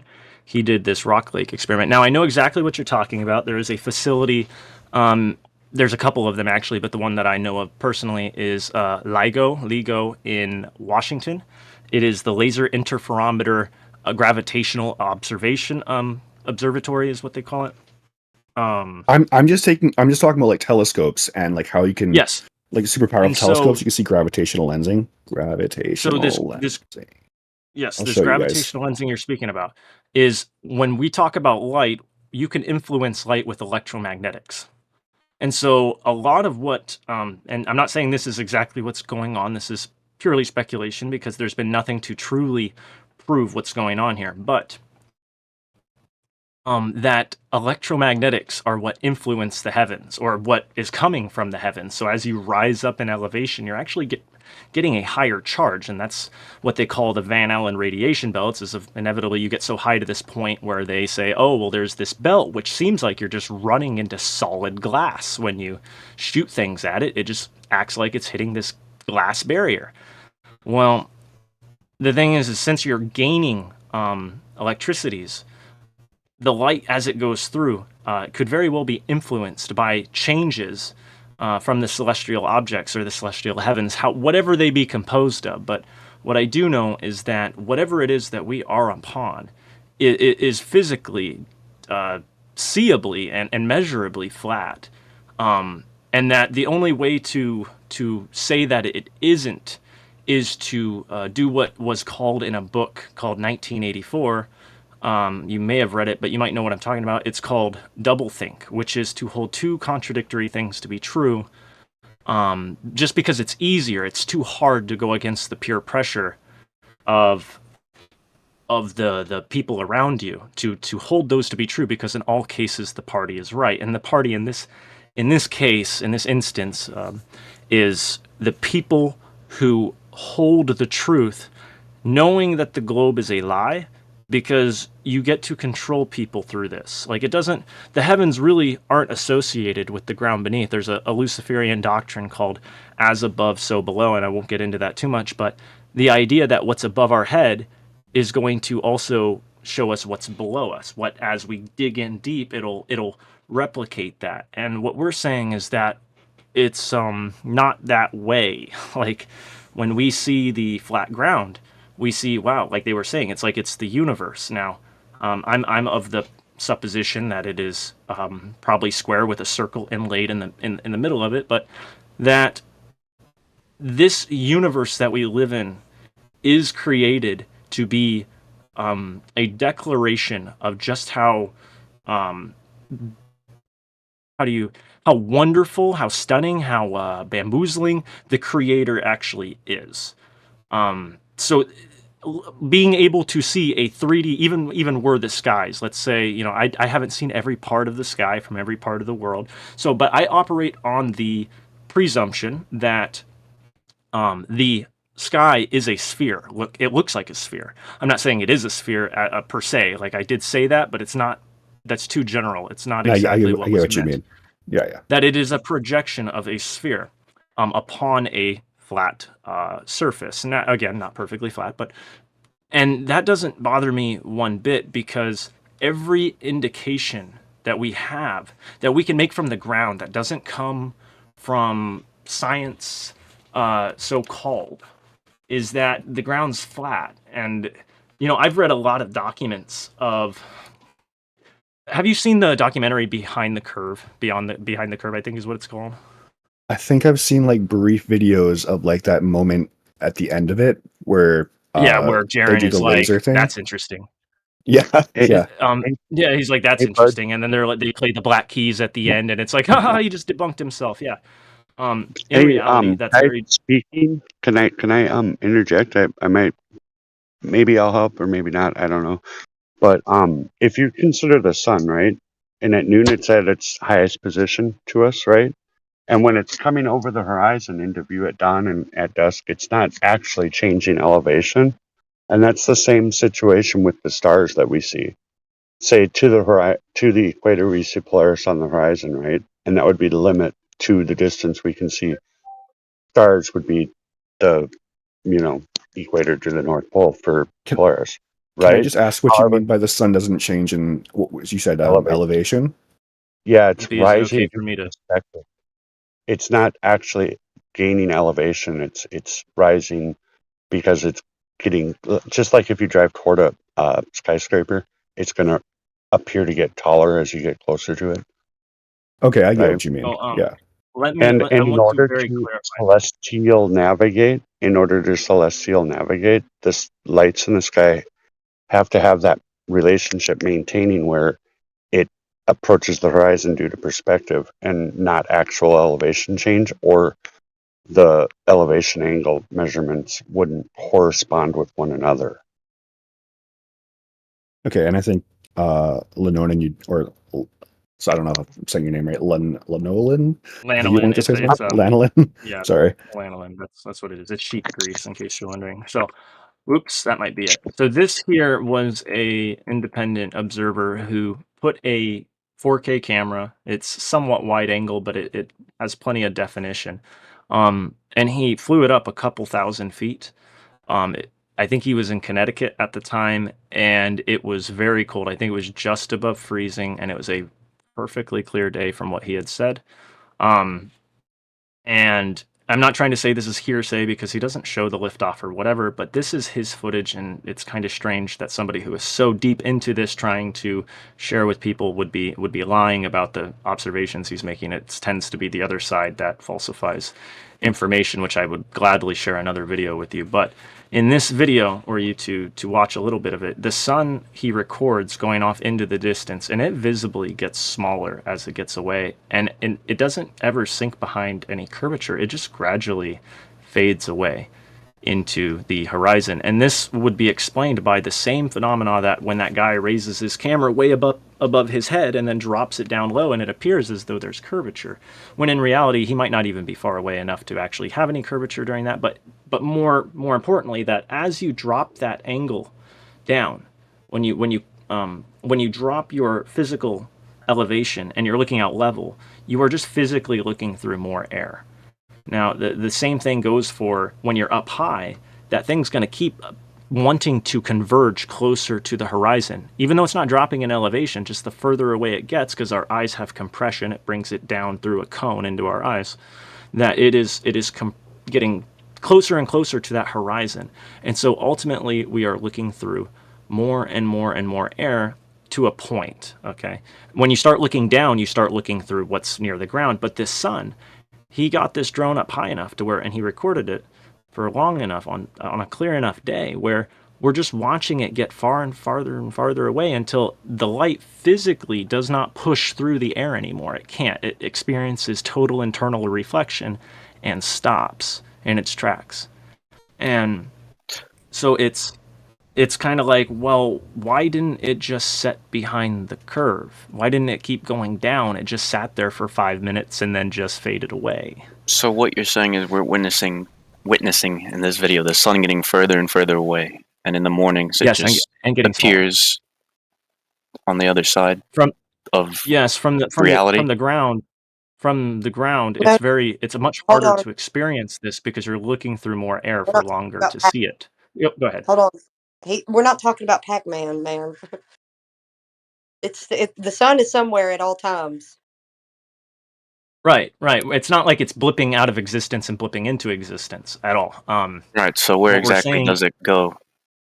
so what's happening is the light physically ceases to reach your eyes at that point, kind of like a point light above a table. This has been something that people have pointed out, that the throw of the light is only so far. Well, the difference between using an observation of a point light on a table is that you're not looking through a sufficient amount of air for that air to get blocked. So from all points in the darkness of that table, you can still see that point light. But the difference is we're down on a table that is so big and we're looking through so much air between it, which we can't simulate on a table, that air begins to block. It's acting as opaqueness or a increasing alpha channel, or its transparency decreases is what we're saying. And that causes that sun to set. Now, when you're on the ground, the sun doesn't have to go down. It does not go down, but go further away. It doesn't have to get lower in your perspective before it starts to just erase, because when you're on the ground and you start I just want to ask looking something up, once you're done here. go ahead. I'll finish this thought real quick. So when you're on the ground and you're looking out straight, you only have to look up about 1 degree to experience an immense amount of less air that you're looking through. And when you get above about 5 degrees off the horizon, you're looking through a whole lot less. And so in just that final 5 degrees above the horizon that you're looking, the amount of air that you start to look through is so exponential. Like for each milliradian of a degree that I get you. Yeah. come down, you're looking through just so much more. You're talking miles and miles with each 1/10 of a degree. And so that is the sun, quote unquote, set that we are experiencing, is that we see so much air building up right there that now we can no longer see. And that's what was so significant about this guy sending this drone up, is he got much higher than the most of that air, that it just got to where it just faded away. It didn't distort. It didn't all disappear at once. It just inevitably couldn't reach him anymore. Just got reflected straight backwards.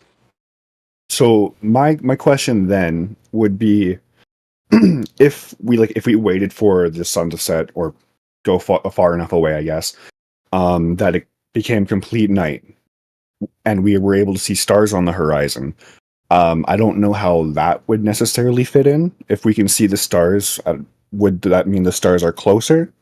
Or actually, this is a study. This is actually how. This was a study done by. It's referenced actually in that video I sent of my 10-mile Earth measurement and survey at Lake Testamina, Alaska. There's a link in there to a paper. I think that was done in. I want to tell you the year, but I cannot remember, and I cannot remember the author of it. But they were doing observations from that Hawaiian observatory that I cannot remember the name of. And they were looking out over, and they noticed that at the horizon, the stars start doing all kinds of weird things. Right? They start not being where they should be, and then they just completely, vanish. And the vanishing, to me, what they're saying is, oh, this is how much it would have to refract before they completely disappear, and that disappearance is the curvature. But in reality, it's that they're getting closer to the horizon. They're refracting a little bit. They go to the left and to the right, and then they disappear into that band because of that exponential increase at that final 5 degrees that you start to experience. And so it looks like a very sudden stop when the light finally gets taken away. And this sudden stop isn't as sudden. If you zoom in as much as you possibly can, it actually makes it a lot clearer. There's been some really good observations about this where you can very much see the band we're talking about, where it appears that there's curvature, but then there is very clearly nah, this isn't curvature, because if this was curvature, then it wouldn't disappear here, it'd disappear below it. And so it's it's kind of difficult to put this into a visualization for you. But I do I think not have I all think I the understand what you're trying I got one. to kind of I've convey. got one in the live stream voice text. I've got a visualization, a simulation of it. Lanolin, I wanted to ask. Imagine you could chase the sun, right? Like you're in the Concorde, for example. Jet lag and all that. Where would you end up? You could chase the sun, and you chased it in the Concorde. That's a good question. I don't know, but this is my answer. I believe you're going to end up wherever it leads you, but specifically, were you following a map that was tracing you to follow the sun? I believe if you just followed it long enough, you'd end up right back where you came. I mean, honestly. And what shape does that make sense on? Well, it makes sense were the Earth a circle as well as if it were a sphere, and that's because we tend to believe that, and I just say this because I don't believe there's any way for us to empirically prove this other than we know that the sun will return to where it is, that when you travel in a circle in a disk with the North Pole being at the center of that disk, meaning when I say pole, I don't mean like a pole that goes through a sphere, I mean like a ring magnet where the north is the center and the south is the poles. I also believe that this lens we are looking through cannot be fathomed. Like what I say the firmament is, that giant, what some people refer to as a dome, and I'm sure you've seen very many depictions of it. I don't believe it looks like that at all. Here, I'll actually link a picture to you what is my best conception of it, but I do not think it is correct. I just clear. Let me clear something up. The sun doesn't travel in a perfect circuit of day to day. It has a path throughout the year, and that it can be seen in the analemma. You can see this in the sky. If you track the sun throughout the year, it makes an analemma, and so does the moon. The moon makes an analemma, and some of the stars even do. I want to be able to comment on that 5-degree and adjusted air pressure change.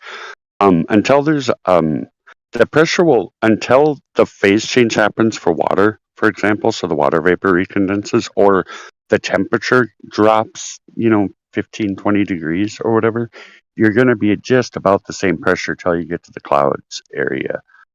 And so that's going to be, up there. But yeah, so for the first, I don't know, probably 1,000 feet, it's going to be almost the same pressure, and I mean, if you're looking toward the horizon, yeah, I whatever, but I don't think there's going to be a big change in the air pressure over say 2,000 feet span or whatever. Now this right? is something that you can test for yourself. I'm not asking you to believe me. Just very simply put a camera on the floor and look at the air pressure down there, and you can physically see it that low to the ground and how much it's increased. And as you go up, it does begin to won't change. less. It doesn't drop just because because of temperature change. It's kinetically driven. So like when it's hotter out, you're right, or like at the top of a mountain, you're gonna have snow all the time. It's gonna be winter all the time. And the water vapor would have recondensed, and it's going to be, lower pressure at that point. But up until you start getting to an extent, temperature change, and that takes about it starts to get cooler at about 1,000 feet up and 2,000, but it's not real. Anyway, whatever. It's going to be just. So I have a weather station right outside my house. I have 3 independent weather stations. It's about the elevation. And I'm at about 200 feet, okay? I'm about 200 feet above sea level right now. And what happens is it's about 20 degrees outside right now, Fahrenheit. And I've noticed that there are times when the barometric pressure is about 975 millibars outside at that temperature, and I've noticed that sometimes at that temperature it's almost standard air pressure at 1018 millibars. And so I've seen that this doesn't necessarily have to do with temperature, although I know temperature tends to have more dense density to it. It just so happens where are the winds blowing necessarily at that time, and that's what I believe causes the winds, is that there's a drop in pressure in this area and the wind seeks to fill that area. And it fills that area, but it's leaving this other area with less pressure. And so it's this constantly moving thing stimulated by the electromagnetics of our universe, being the Earth that we live within. Temperature doing it. Electromagnetics has no effect on gas. Well, you can say that, but everything is electromagnetically influenced. I mean, everything has a charge. Okay, if we're going to talk to new globers in here, I'd rather not speculate in front of them. I'd rather talk the facts. My apologies. Yeah, it's definitely temperature driven. It's kinetic. I've Gas just is heard kinetic. Okay. I've heard the word believe too much on our side, so we don't have to worry about beliefs. We can talk about the evidence. Just like the angle of incidence with reflection, because all surfaces are reflective. So if you're on a flat surface, like let's say the ocean or a salt lake, whatever, the angle of incidence and where you can see a reflection in the distance also distorts where you see the horizon, the apparent horizon. So you've got a lot of different factors. So yes, the density of, or if that's even the right word for it, but how much, how dense the air is closer to the ground, because that's where the gases come from, or in, or near, or well, at or near the surface of the earth is where all the gases come from that are in the air. So yeah, so that would be where most of the gases are, closest to the earth. So yes, you're having to look through a lot more at the surface. But even then, when you're on some very well-known flat surface like a salt flat or the ocean, it's even more reflective, than most surfaces out in nature. So you're having to also resolve a reflection from the surface out in the distance because of the angle of incidence. Just like when you put an object behind a piece of paper up close to a mirror and you get to that angle of incidence, you can see the object that should be hidden from your mirror. It's called the angle of incidence. This is the way we see the world too, And again, like, to say that the air pressure isn't increasing is it's just wrong, because that small distance, like I said, it's an exponential. It's going to be it's going to be slight at the top of that 5 degrees, and it could be more or less than 5 degrees. That was an approximation. Though it will start very slow at the top of that. So like where you see the clouds going away. But as you get down closer and closer and closer, it becomes so much more with every degree. Like all of a sudden it goes from you're looking through 10 miles of air before you're above the majority of it, to you're looking through 20 miles, to now you're looking through 100 miles, and then so on and so forth. And to be able to look through 100 miles of sea level air density is quite the task. It's actually something, well, anyway, I'll leave it at that. I have another question. Sorry, go ahead. Go ahead. Yep. I was just. I was just going to move the conversation along to something else. Well, if you want to just keep talking about this for a second, go ahead. Well, I would just make an example. Say Polaris from the equator would be about 3,900 miles, and that would be a distance of a light that we can see on Earth with a given distance when it's on the horizon. At the equator, you're looking at Polaris. We can validate that distance when the Polaris is on the horizon, you're at the equator, and that distance is roughly 3,900. So it depends how high the ceiling is. But I'm not claiming Before we move along, this is something, it's just that, we're talking about, since we're talking about light at the horizon, talking about these sorts of things, whether or not we should be able to see so far or whatnot. I did want to share this video. Were you willing to have time? It's called The Science of Counterintelligence, because what we're saying is that this is science you can do for yourself, and that it's something you can test empirically, measurably. You can see it, and there's no belief involved. It's just raw facts that the surface is measurably flat, and that it's pretty disheartening that this video in particular is for people who aren't necessarily familiar with the fact that it's not that us flat earthers are just fighting to win the hearts of men because we want them to know the truth, but because we actually have enemies in very high places that actively suppress what we're saying. When you type in on YouTube only supporting arguments for flat Earth, you should get only supporting arguments for flat Earth, no matter how stupid you might think it is. That would be a genuine and honest way of running the site. Whereas if you type in only supporting arguments for flat Earth, because a lot of you have never even heard anything we're mentioning today, likely, or were you to have, it wouldn't, it's just very unlikely. So please do watch that, because that will show you in the first 7.5 minutes, what people are willing to do. In the first 7 minutes, you make it through that'll show you people just telling you the opposite of what we are saying, which you don't have to take us at our word or trust our videos. They will show you the complete opposite of what we're saying. And the people involved are of such a high caliber that it should really make you question, why are people of such a high caliber in such high positions doing this in front of tens of millions of people? So please watch that in your own time. Try not to skim, please. Were you wanting to experience that firsthand? Because it's not something that we're just spouting off nonsense. We are actively attacked by people that we don't even know, but are in very high places of power.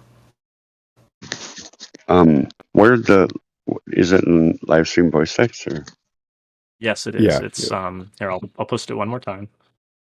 Okay. There you go. It should be one of the most recent things in there. Let me see if I'm in live stream voice text. Platter just. Let's see, make sure I'm. So one of the Too things much. that you said that I think is really important is going out and verifying things for yourself, not immediately trusting everything everyone says. And I think that goes both ways. I think obviously it's not healthy to believe everything an authority figure in the government tells you.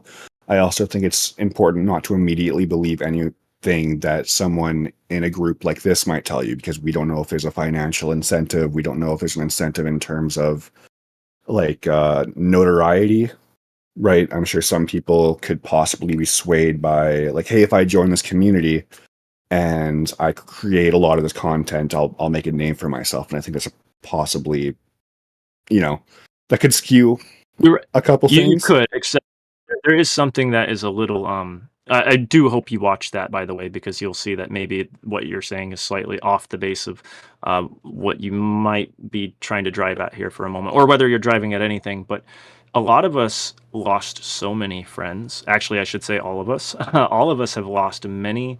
I've lost jobs. I've literally lost financial jobs for my beliefs.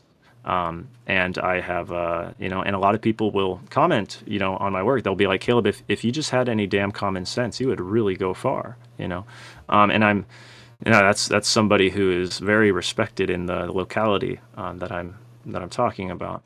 So to me, this is not financial. In fact, my Tustamina Lake experiment, that was completely sponsored by somebody who is getting nothing in return. In fact, they didn't even get their name mentioned in the video. It was completely out of just, we want to know the truth. And so we're talking about going out to a place in the wilderness where we had to haul all of the snow machines out there with the tow behinds to where we could load out our telescope, we could load out our cameras. We had to keep our cameras warm because the batteries, there's a lot of factors involved here that cost tons of money. We had to haul out a generator, gallons of gas. We had to have a guy willing to actually ride the snow machine who was capable enough to do it. And unfortunately, he was a little in over his head a little bit, and thought things would be so much easier than they would be, even though he had very clearly been told just how difficult this endeavor was going to be. Right. And so we didn't get to accomplish all the goals that we had set out to do. But that being said, this is an immense amount of time, and a lot of people forget about the time that's involved in doing these, not just in doing the experiments, but also making the videos from them. It's easy to shoot raw footage that nobody will ever watch because it's so damn boring.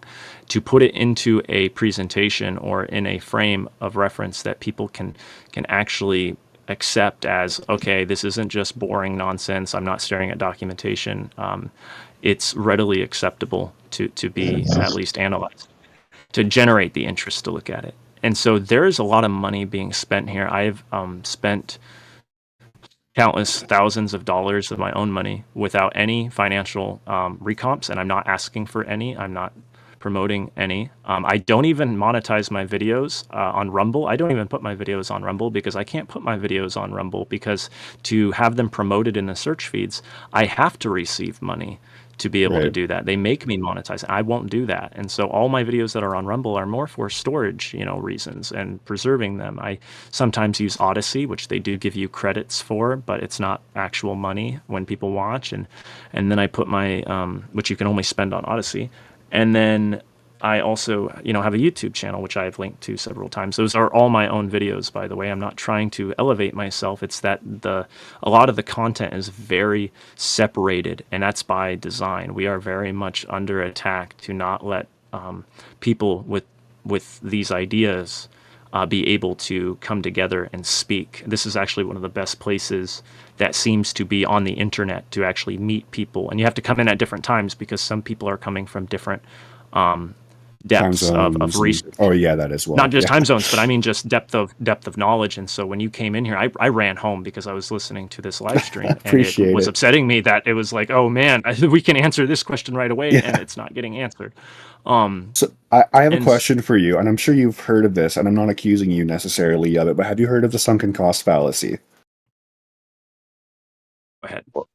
What? So the sunken cost fallacy is essentially if you invest enough money into something, you're predisposed to essentially look for things that verify that opinion. I don't know if that's making sense, but Okay, this makes perfect sense what you're saying. my thing is, I'm wondering if you think it's possible, and I'm not necessarily saying that you're guilty of this, but do you think that it's possible that because you've invested so much money into this, that you have a vested interest in reaching the conclusion that you want to reach?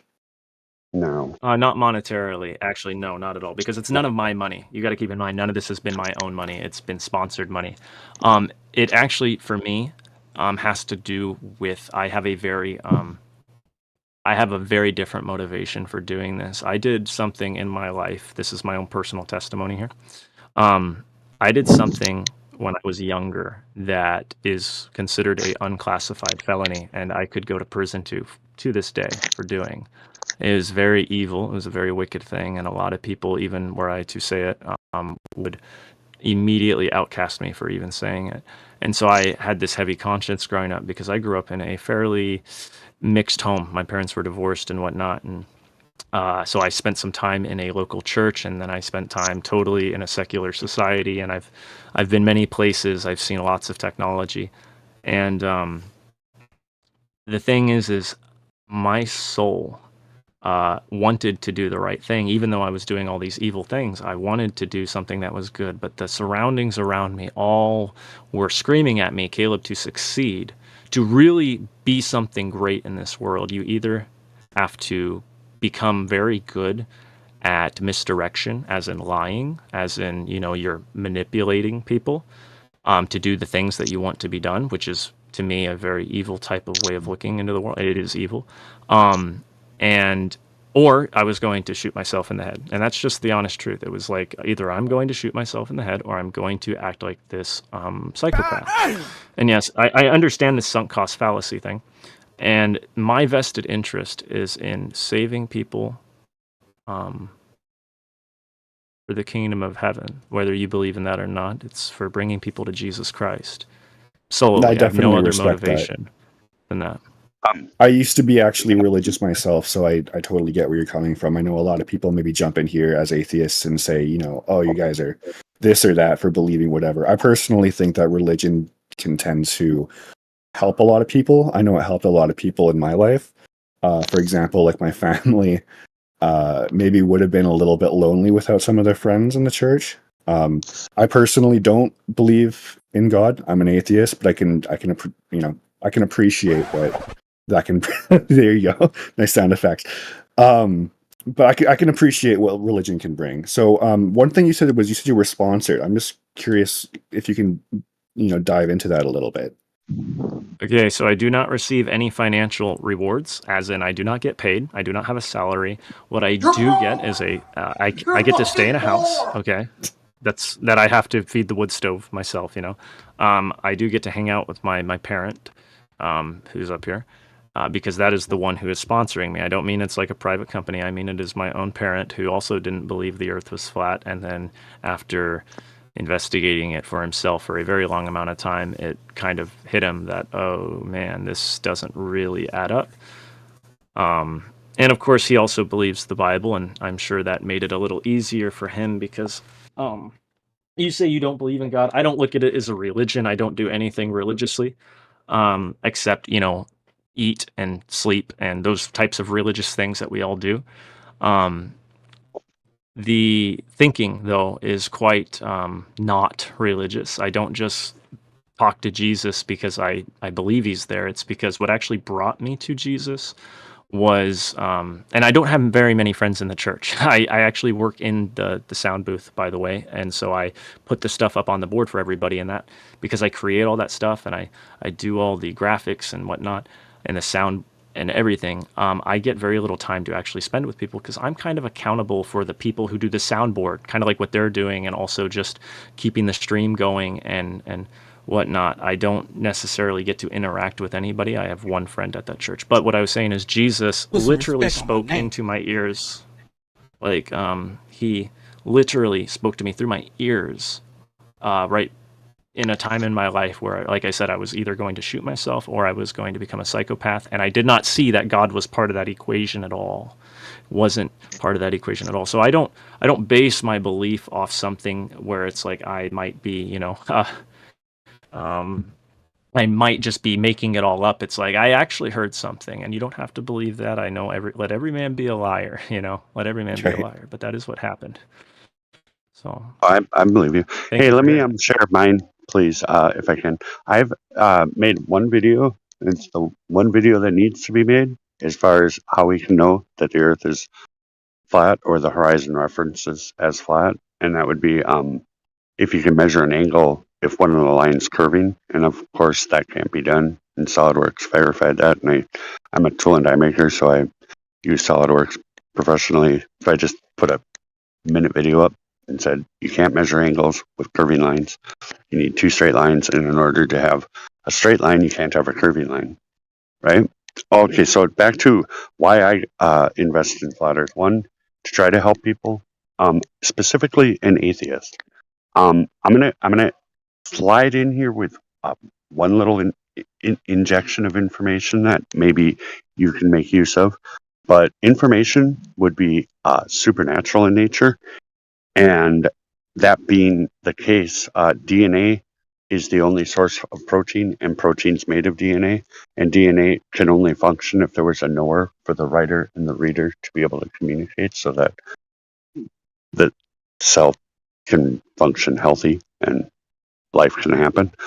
And without a knower, you would have there wouldn't be any organization of the information, and definitely not a situation where you could have a sender sending to a knower. And especially when the DNA code is so diverse. I mean, everything alive. I mean, I'm sure there's stuff we don't even know that's living here on Earth. However, that would be evidence, my favorite evidence of God. Now, back to flat Earth and why I resonate with truth. There's got to be something to that, because when I hear something that rings true, like the first time I heard air pressure without a container, immediately space was gone, toast. It couldn't exist. It can't. You can't have pressure without a solid boundary for the gas to hit and change direction, or it will just keep going unidirectionally to fill volume. And the volume, according to the heliocentric model, is whatever, huge, a lot bigger than the cubic feet volume of Earth on the globe model. It's a lot more than that, right? Anyway, so I knew immediately, but it's that resonate with truth, and that's got to be a God thing, because I don't know, when you say something as obvious as space can't exist because we wouldn't have air pressure on Earth without a solid boundary container wall to hold the air in, and they say nuh-uh.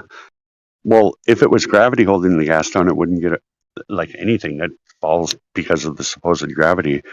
It doesn't. It falls and it hits the ground and it don't get up. It has a unit vector down if it's denser than the medium, which would be almost everything when you're in air, right?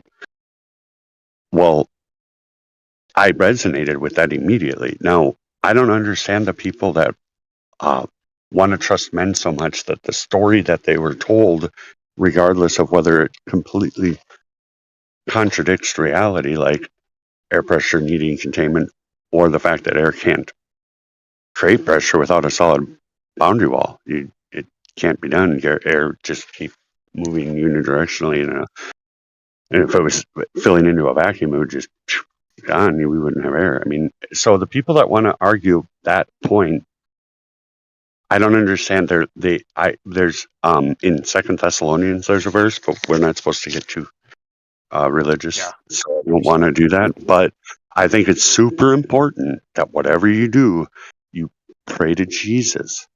Super important. And now, and then be humble, because I mean, like if you could make like it's important because if you're bucking against things needing curvature and air pressure needing containment, and if you're struggling, that's from my assessment after years of this, it's a God thing. It's between Yeah, you. so just to get back to some science. Sure. What's that? Because don't get me wrong, I absolutely. Let me ask you, because this is one of the main things the globe did, is it screwed up people's ability to attain knowledge. So I want to be able to get through this. What is science? What is it? The searching for truth, the empirical search for truth. Okay, how do you arrive at empiricism? How do you arrive there? What would you do? Let me step back. Hold on. Let me step that back, because that is not the right word to use, the word empirical, because that means I'm being empire. I'm serious. Let me step that back, because that was wrong. Well, no, I don't want to say empirically, because it is just the wrong word, and it's bad to say it that way. It is the it's like the word sincere, but I mean something that it is.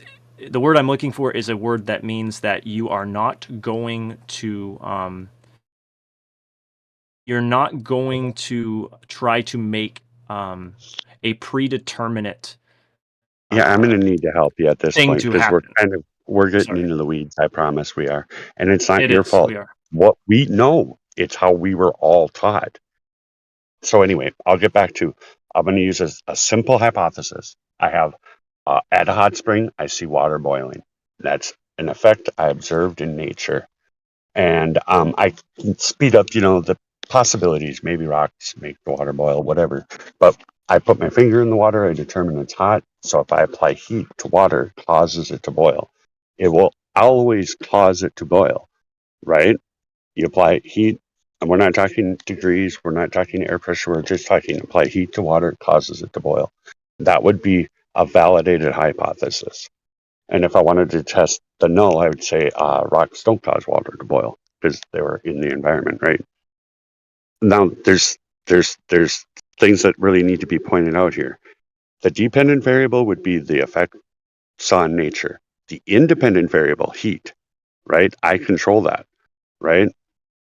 So you need to be able to control the independent variable and cause an effect you saw in nature, not a man-made effect, not a just so story based on a question proof or any other that other stuff. Math isn't involved at all. There's nothing to do with math and science. They're totally not have none. In fact, I'll try and put it like this: you'll never ever find a 7 in nature. Right? It's a communication. It's abstract. It's man-made. It's not physical. Math, numbers, right? So, so that's an important aspect that has been injected into the mind conscience of humanity, basically, with the globe, and it screwed up people's ability to say, I can know this, or I'm speculating here, or there was this interesting paper, but I need to check with somebody because we ended up with nothing but baseless assertions in regard to dates, in regard to earth shape, in regard to space, in regard to all this stuff, right? Just total made up gibberish, and all of their proofs had no empiricism, just like gravity, is not science. There is no graviton. There is no cause to the effect. We can observe, and record and be super accurate about how fast stuff falls and what pressure and all that, but that isn't the cause of the thing falling, right? Because if it were, then it wouldn't have a contradiction like a cloud going up, right? Because that's material. So what's More happened? specifically, Lumpy, let me hop in here. Yeah. The contradiction with gravity is that there's actually experiments that were done in the 70s by I'd like to give you the guy's name, Professor Eric Lathwaite. So Eric Lathwaite. Okay, he did it in one of them's recorded in 83, but he did another one in 75, I believe, in front of a very large audience too, where he was showing the effects of a gimbal.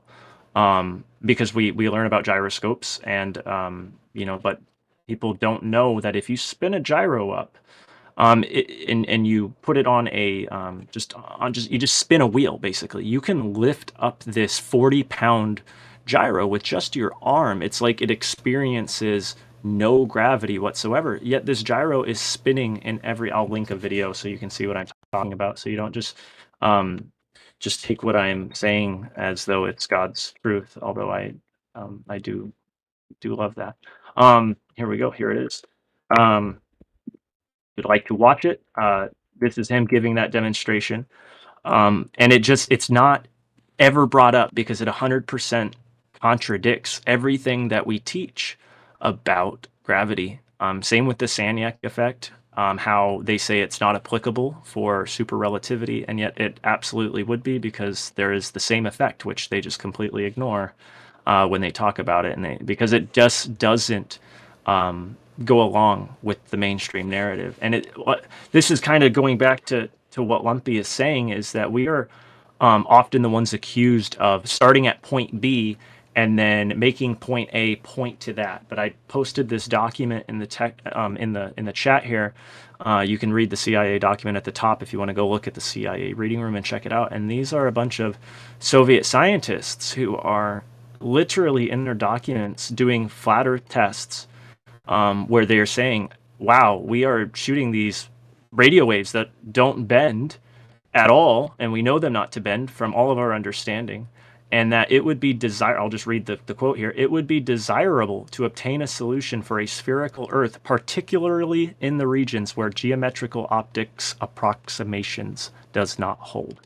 So we're often the ones accused of starting at point B, but in reality, it's them always starting at point B. It has to be the opposite of everything that our forefathers knew, what people believed to be true since the beginning, and now they're saying, no, we are going to make everything to not fit that. When I read documents about them doing ranging experiments, and they're saying things like, well, we had to fit the data, it's like, what do you mean by fit the data? Well, it's exactly what Lumpy's saying, is that there's variables, and if you start smudging those variables, you can make data say just about anything you want it to say and fit just about anything you want it. I make videos, and it's very easy to lie in a video. It's very easy to make things appear a certain way just by being disingenuous, but it is so hard to tell the truth. It's just that videos are the fastest way to tell the truth to somebody. It just so happens they're the fastest way to lie too. So thank you. I would just like to jump through a couple of things, because it's been a while since I've been able to talk, and a lot of things have happened. So looking at this gyroscopic precession thing, I just want to make sure that we're on the same page here. If he dropped it while it was spinning around, we both agree that it would fall down to the ground, right? Correct. The weight of the object has been basically made nil, however, which contradicts that this thing, because it's spinning in every single direction, is ultimately just applying a torque to the bar, and yet he himself can lift it up as though it weighs just about nothing. Okay, meaning that its weight has been put somewhere else, but where did it go? So, which doesn't make. Sorry, like the weight.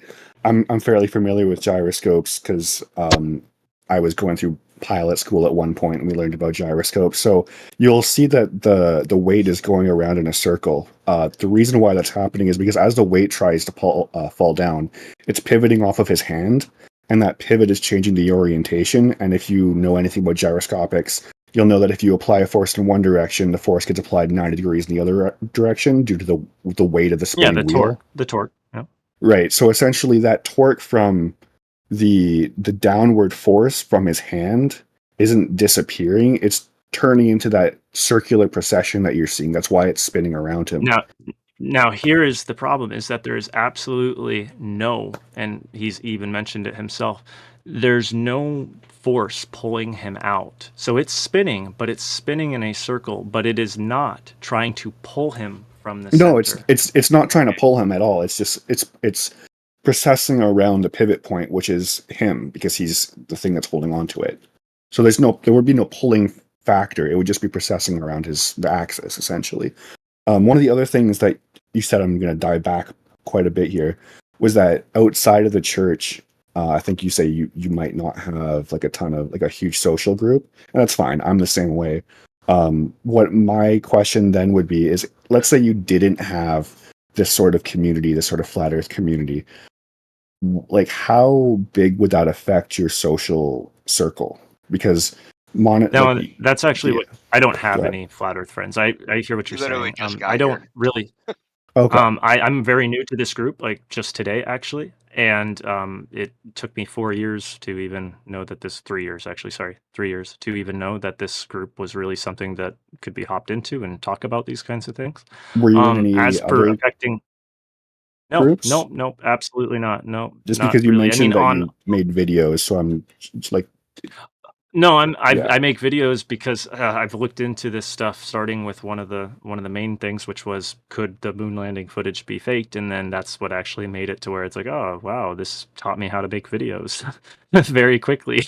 just looking in to see, if the moon landing could be faked, which it is. It's very fakeable. I could actually walk you through that were you wanting to, but a lot of people can't. In fact, that's videos that need to be made because it's very obvious a lot of people have no idea how they were actually done. And it's actually pretty simple, but not totally, but it needs to be made into a simple format that people can understand. Anyway, but no, my friends group would not shrink at all were this to just explode. I mean, there's a lot of people around here who just know the family name. Got you. But more importantly, I didn't lose like I had already walked away from a lot of people, and that's never been something in my life that was hard. Now there's one person in my life that I do look at, who I'm very actively sharing this stuff with, but that's not something that would be affected by this sort of loss, what you might be saying. So no, I have no social impact from this. And like, I guess my significant to next me. question would be, if in your experiments and your adventures you did find something that disproved flat earth and you found something that can't be proved done. globe earth, hold on, just It let me can't finish be my done. point. If you did, let's imagine a world where we are in a globe earth, okay? If you did find something, would you share that? That's the Yeah, problem. Yeah, we've been it can't be asking done. for that That's every day. that Yeah. is the problem. Yeah, But it is a if you problem, not did, for flat Earth, but for the If globe. Yes, if This is it the was problem. doable, yes. Yes, of that was course, we fun. would agree that if it is a globe and it's proven to be a globe, we would be like, "Oh, it's a globe." Our problem is this whole arena is here because we are the negative position to the positive claims of the globe. We don't make any Right. positive claims, so you can't prove a Well, we do negative kind wrong or right. You're not proving a negative wrong or right. It either Now, is a some globe people make or positive it claims. isn't. You know? so like, for It- example, if Elon Musk came up to you and put you on a rocket, or like offered to put you on a rocket up into space, and you could Because visually see space. I What would space? Eric, can I I went over this with you earlier. I said that there can't be space because we have gas pressure. Can you demonstrate gas no. pressure? I'm not debating if space is real or Here, not. Yeah. okay. I understand Let that. Then how me are you going to go to space? Hold on, just let if I can Eric, just finish may what I I'm saying. present something? But you're saying put it on a rocket and you went up. Would you then say it's a globe? You see the curvature. Now, here's the thing. I would like to answer this because it's something that you're talking about one guy, right? Putting me on a rocket to go up, and then what am I supposed to do? Go tell everybody out here that yes, it is a globe, and you can believe me, trust me, because the 8 astronauts before didn't believe me. No, were they really wanting to prove curvature to every flat earther in the world on the Earth? Then in the earth, like what they would do is they would go to one of these laser interferometer, LIGO in Washington places. They would put a water level underneath that vacuum chamber laser, and they would see. And we couldn't trust that they built that laser level. So instead of doing that, we could just measure off this water level, which should take the surface shape of whatever we're on, and they would measure the distance from the laser to the water level. And were it a linear rise, that'd be indicative and proof of a flat Earth.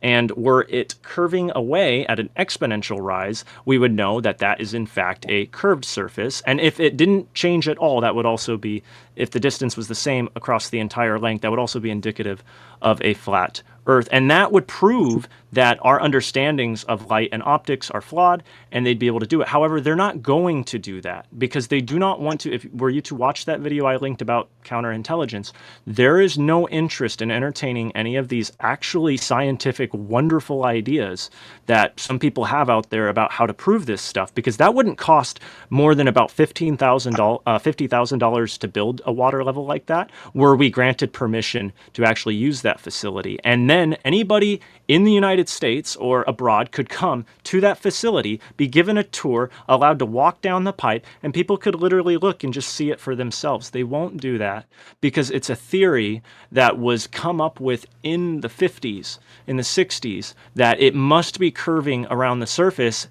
And then, because we want it to, because it's desirable for a spherical Earth solution, just as they had said, and then they never tested that theory, or if they have, it's been completely classified and we're not allowed to see it.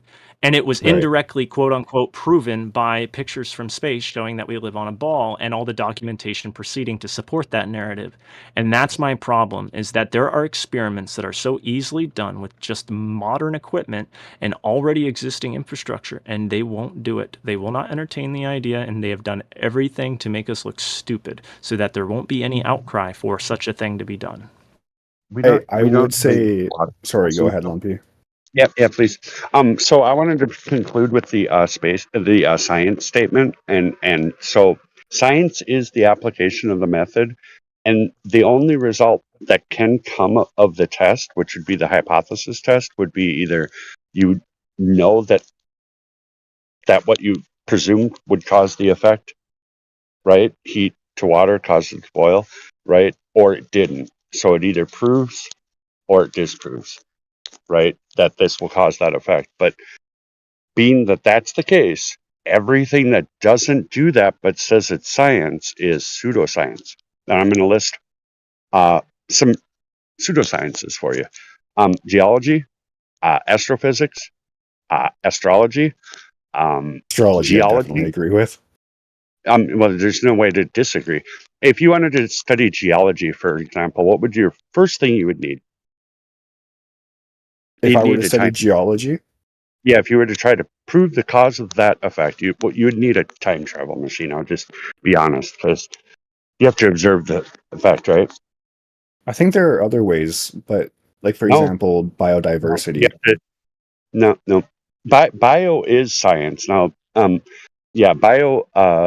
chemistry is science, definitely.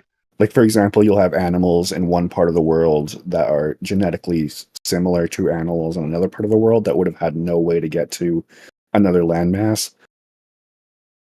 Or, for example, like the study of tectonic plates, like we can predict earthquakes based off of tectonic plates. We know where they'll occur.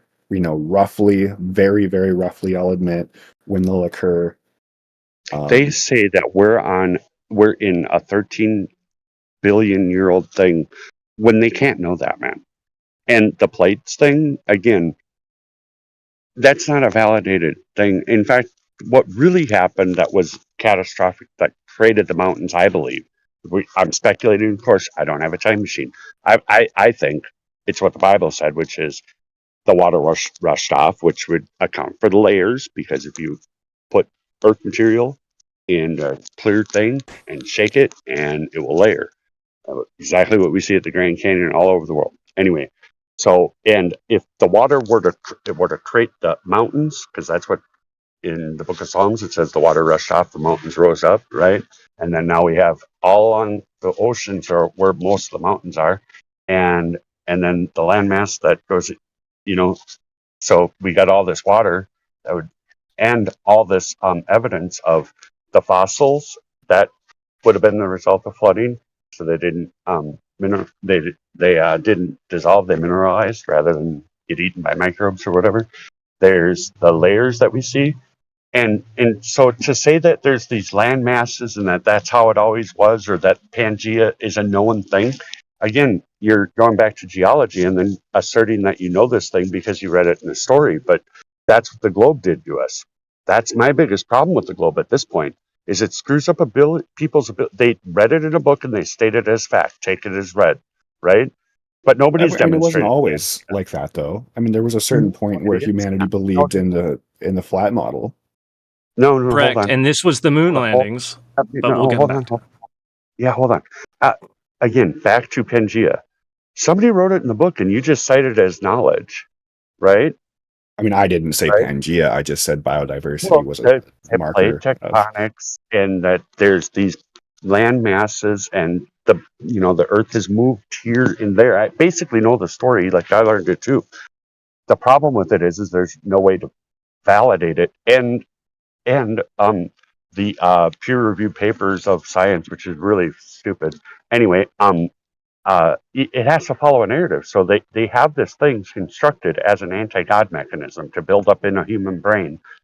I get what you're saying. Like, it's unfalsifiable, you think? I know it is. Absolutely. How would you absolutely is know the unfalsifiable. distance or the size of any light in the sky? How would you determine that unless you measure it? How could you do that? How could you measure? You know how they say they do it? Because I can tell you how they say they do it. Well, they say the lie. Well, yeah, they assume the size of Venus and the transit across the sun, and it involves an assumption of the distance of the sun and an assumption of the sun's actual size. But I'll just say this. Maybe you're even familiar with this. They say that the sun's rays are coming parallel, right? And it's so huge that the light that gets to us is run parallel because the diameter is that much bigger than Earth, and it's not.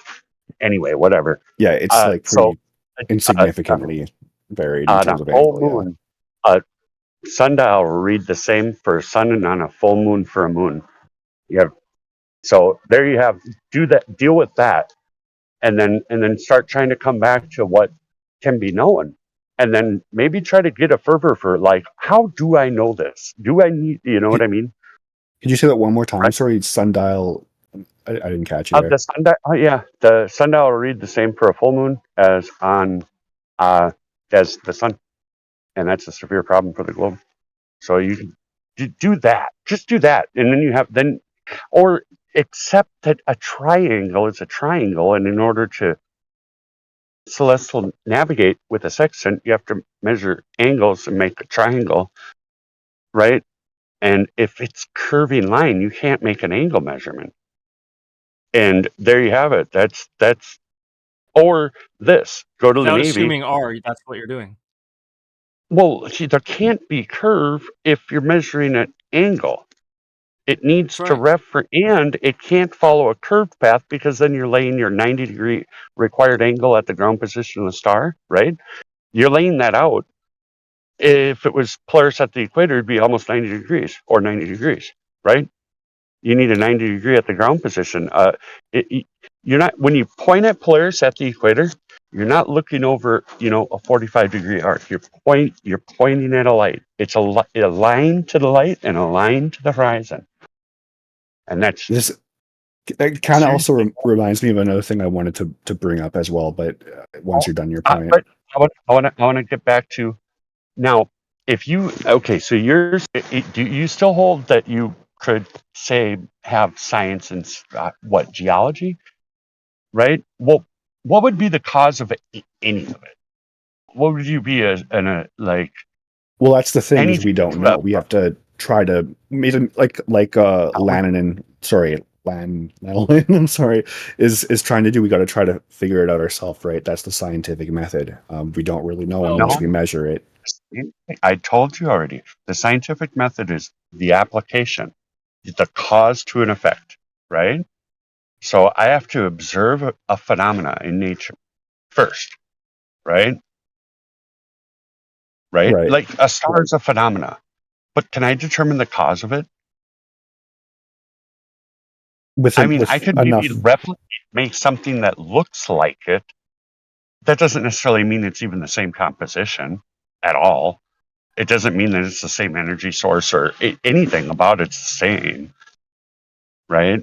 I mean, and then to try to use spectroscopy in, a satellite or whatever their claim is not a controlled environment. The tool wouldn't work. Don't make the tool to do that for real world application. It's another one of these things they did to prop up their story, but that's what they do. And then it gets people you seem reasonable. Hopefully, I really hope you get with Jesus, but you seem reasonable, right? It. You're not kicking hard, right? You're not being like total cognizant mad at us. That's really a pretty admirable thing. But it is, yeah. It is. You're really doing well. But that thanks. I hope I can get it into you that for somebody to tell you something they can't know, and they know better than to do that, right? Because they're trained, right? Because when you go to go to university for science, you're going to get classes that teach you what the method. There'll be professors who say, "Yeah, I know how I'm teaching is essentially brainwashing. It's giving them information with no demonstrations. Typically, that's basically what you get, right?" But trust me, I'm going into political science, so I'm getting ready for that. Yeah. Oh boy. Well, enjoy. I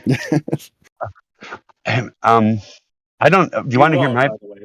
Yeah, it's going to be just. I don't know. Do you and make your life the best you can, but hopefully I can make you want to have a zeal for how to know, so that you don't get hemmed up in these stories about the Earth's magnetic core flipped and we don't really notice it happens, sometimes not. All these stories, they could, like, now it's kind of comical. I can pick it apart, but it took time for me to be able to say, oh, hold on, that's not validated, or that's contradictory to something else we know. And therefore, yeah, and one of the things that I said when I first jumped in here was I have a deep appreciation for your guys' initial skepticism to things.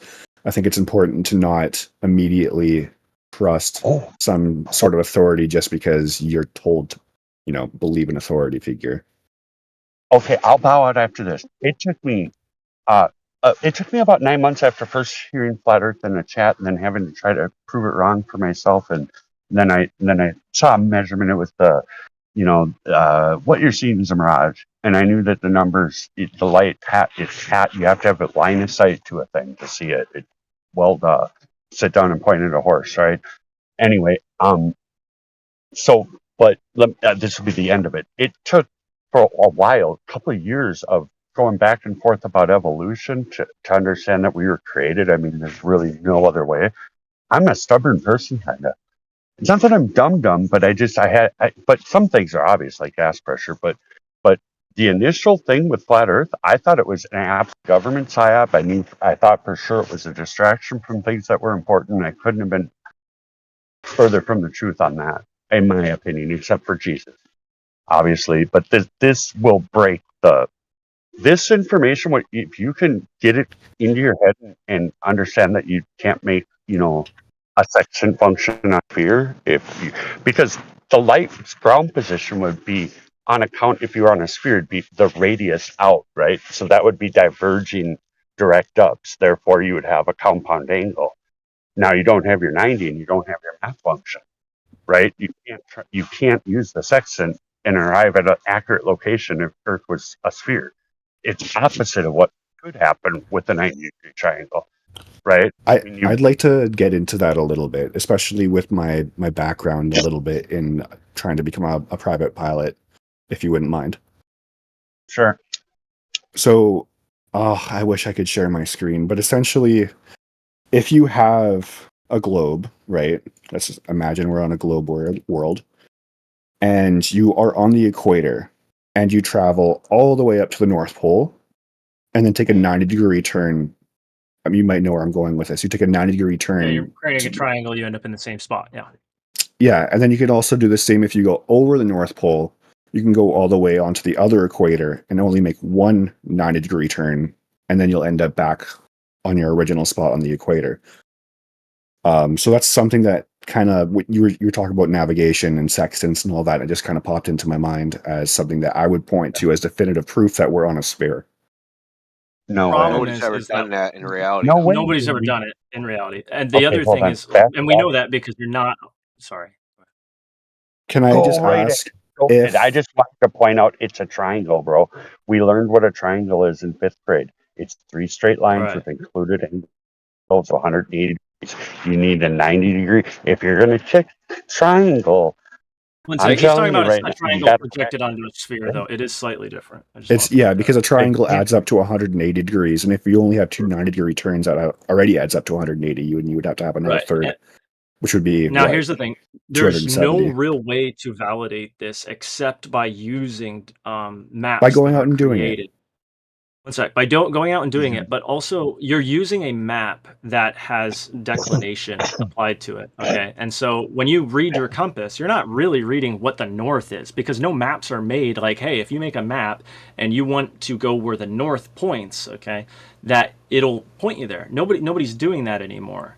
Once upon a time, there's maps from traders who made map projections from where they were based on the compass pointing to the north and them believing that it was true north, but they never were able to actually map this entire plane.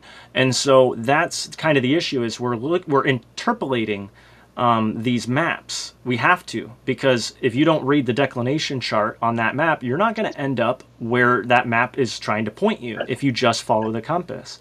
And so it's very easily that we are being misdirected around this plane, very simply just by having people use the maps. It's kind of like, give me the textbooks and I'll control what the people think. Give me the money supply and I care not who makes the laws. There's a very famous quote. This sort of goes back to my original point, where let's make a theoretical world where space is a thing, and I know you guys can argue on that, and the sphere is a thing. If someone put you on a rocket ship and sent you up into this space, and you saw for yourself and you orbited the world, would that be enough to convince you?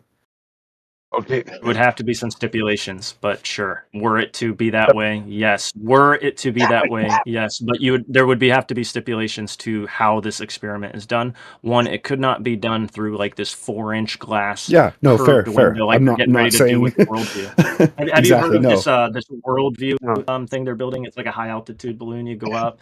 It's for tourism. Well, you look at their Worldview capsules that they're going to send people up, and they are putting them in these convex windows, unlike Augustus Picard, who used a flat window to do his experiment. They're sending them up with these big curved rectangular windows that have this convexity to it, and they're super and it can thick. just store And if you know anything about optics, it can, yes. So you're looking through this curved window, and they're going to send people up and say, look at the curve, empirically. And it's like, no, you're looking through 4 inches of freaking lens.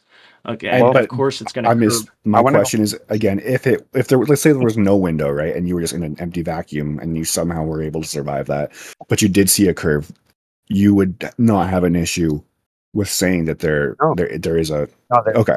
No, not at all. Like, it's not possible. No, it's not. I get what you're saying. That's the thing. It's not but I'm saying in possible. this But theoretical.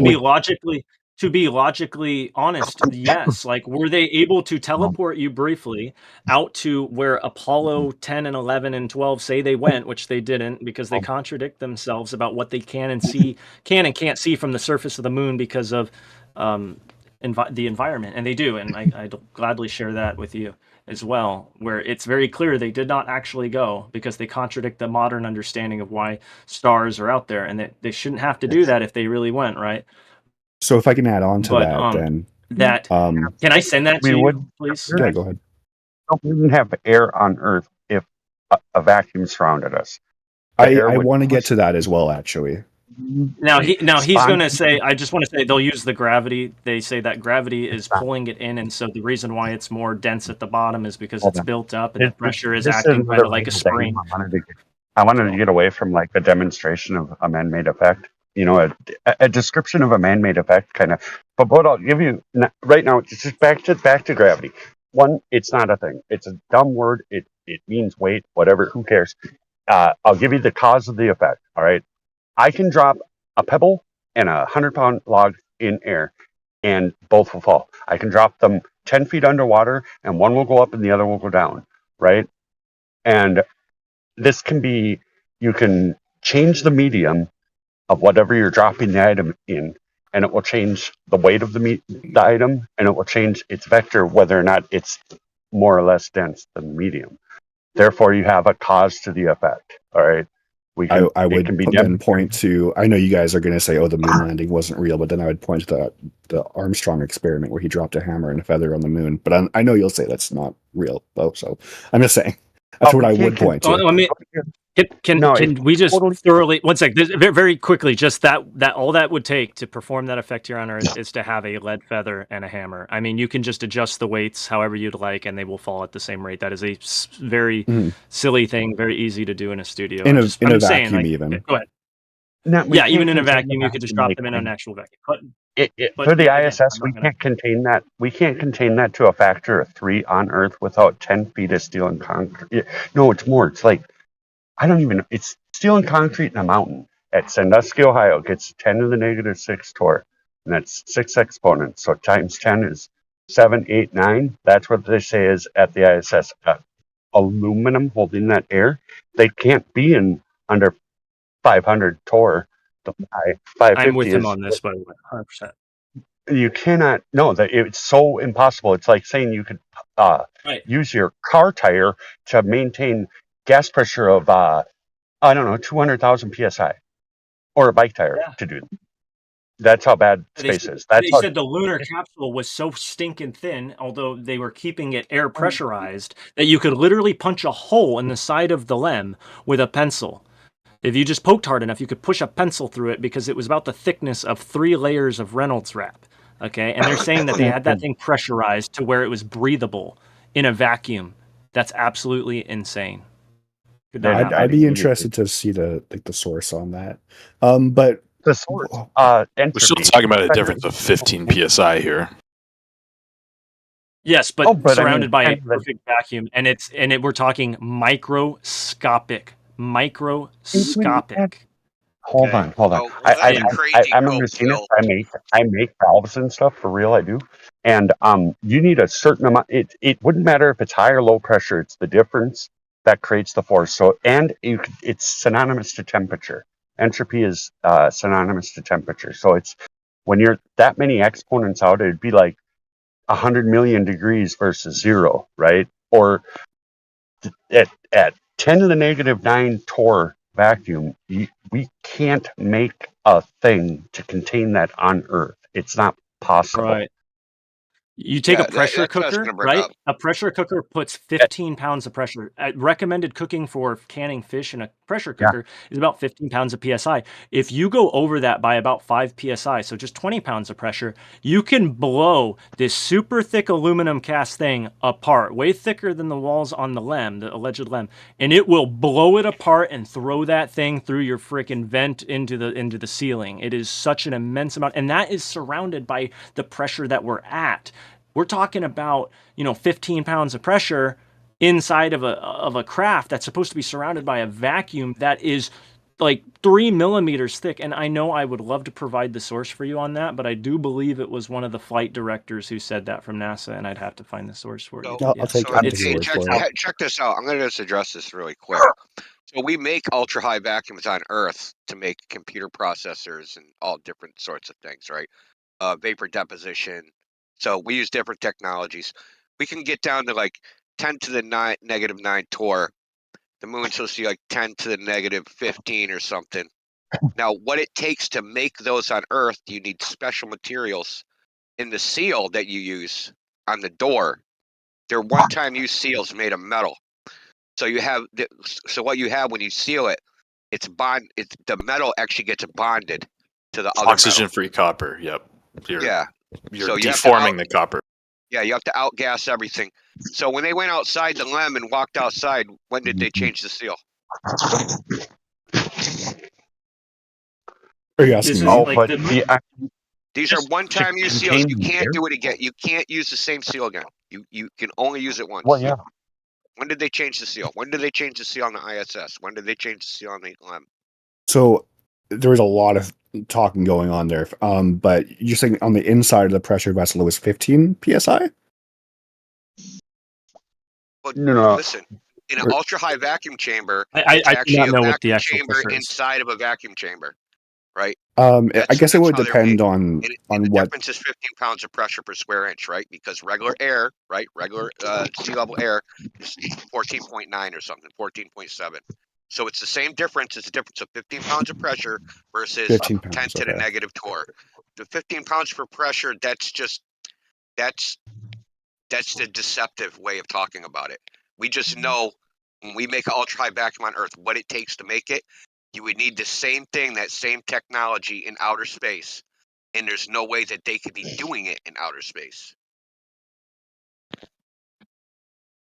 So you're saying that you have some familiarity in regards to computer components and their manufacturing process. Was that correct? I to a Can I degree. try one more time? So space is as dumb as time going backwards because entropy is always increasing, and if you had a low level system and space for the air to fill, it would fill the space, right? Because volume is part of the equation for pressure, right? If we wanted to know the pressure, we need to know the volume and the temperature, right? If we wanted Right. to right? Okay, so, and if it was like forever or whatever, like you could put a little dot, there's Earth, and then put that huge picture you just saw that was millions of light years, and put that in a dot, do that like 12 times. That's what they said space is, right? I saw it on the wall. Did you? Anyway, so that's a huge amount of space, more than we can imagine, and our gas isn't going into it. So literally, it is like the hands of time are going backwards, because that's what you're saying by the entropy is not increasing. There is an area for the gas to fill in, it's not doing it. So all the space stuff it's not what happened. I don't know what happened for sure. I can speculate. I don't know. I wasn't involved. But I know So that I mean, space there's a couple of other things isn't I'd like to the gas. ask about, but we can definitely talk about the gravity, or not the gravity, but we can talk about the pressure thing if you guys would like to. There isn't gravity. No, but a cloud refutes your claim that gas is going down, and so does common sense. If I drop a solid object in the air, it stays on the ground. It doesn't start going up, right? Now, if I'm 100 feet in the air, I can breathe air, right? And it's not like raining from the sky, right? Created at the ground, right? So how to get 100 feet up if it's being pulled down, like everything else? Just drop something. Just drop. Do you have anything in your hand, or can you put your hand and drop it that's denser than air? And will it start going up after it goes down? Well, right? you prefaced that with less dense than air. I think that's important to know. It has. Yeah. So of course, anything Otherwise, it might. that is more Right? dense than air is, yes, it's going to drop down. But anything less dense than air, like helium, for example, will not. Okay. Now back to space being a thing, right? It's not, and it's super obviously not. If you could demonstrate gas pressure without a container, it can't be done. It can't be done on. You can try, but on Earth, it cannot be done in Earth like at all. Sure. So let me actually jump into this then. So pressure is essentially another way to say something is pushing something else, right? So for pressure to happen, you need to have something pushing the air molecules, right? Yeah, so if you have a bunch of air molecules, sorry, go ahead. Yeah, because no, please. Gas pressure. So thermodynamic there gas wouldn't pressure be- is created by the kinetic energy of the molecules and atoms. Yep. They have a thermal velocity. And they would have energy and unless they're at 0 Kelvin. Exactly. And that's theoretical. And if that was what was stopping the gas, how would it get heat? Okay, so but for gas to change direction, it needs to hit either another gas molecule and it would have an elastic collision, but to make the direction down, it needs a container wall to have pressure. And a container wall is not synonymous with gas, so you wouldn't be able to say an ozone because a wall is not gas. You could never define gas as being a wall. You right? don't necessarily need a container to There wouldn't be create no low zero pressure, Kelvin though. gas. It would be a solid You by that need time. a container. So, for example, So the we know Venturi Generally- effect, it creates a low Oh, pressure yes, area. for sure. It's 100% for sure the gas will not come back down spontaneously without encountering a solid wall. It won't do it. It will not happen. The gas would fill volume. It will move in one direction until it encounters up. And if it was gas the way Earth's generated, it would be instantly, everything would be gone anyway. There wouldn't be an Earth. There would be no, the water would triple point. Everything that was living would die. There wouldn't be any gas created because everything would be dead because the water would triple point and then everything would, I don't know. I've never seen what would happen. I know the water and everything would start to boil and freeze but yeah, you can't have pressure without a container. Read Chem Libertex, gas behavior. There's like 9 points to it. You know? So one of the things that you said was, for example, an air molecule can't change direction unless it hits something, right? I want to generalize that a little bit more. So what would a hit? Well, you can. Right, it's a force. No, you can't. Yeah, not unless it has a container. Could you just elaborate on that a little bit? You wouldn't have force without you would have the gas isn't a force on itself. So let's say I want to It's the move my pressure. mouse, right? If I want to move my mouse, I have to apply a force to my mouse, right? Yep. So it's the force, Yeah. not necessarily like we could say that it's my hand that's applying the force, but it's the force that's actually moving the mouse.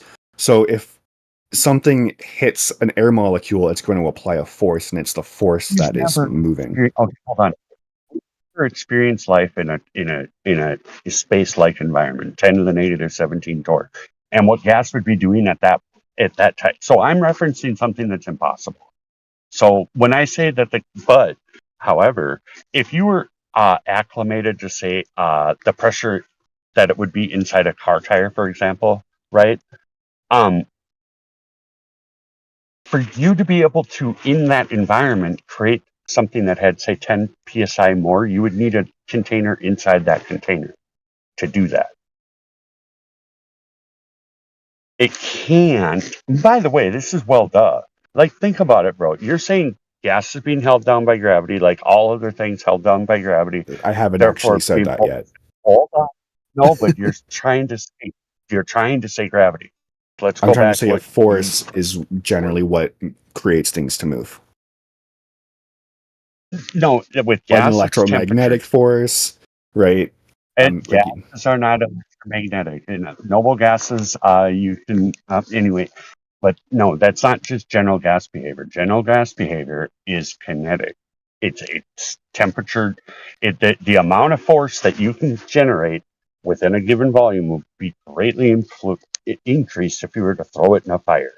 Yeah, Right. exactly. So that's like why if you put a saran wrap over a hot plate or a hot pot, you can see that it starts to expand, right? Because the higher temperature is synonymous with a higher pressure.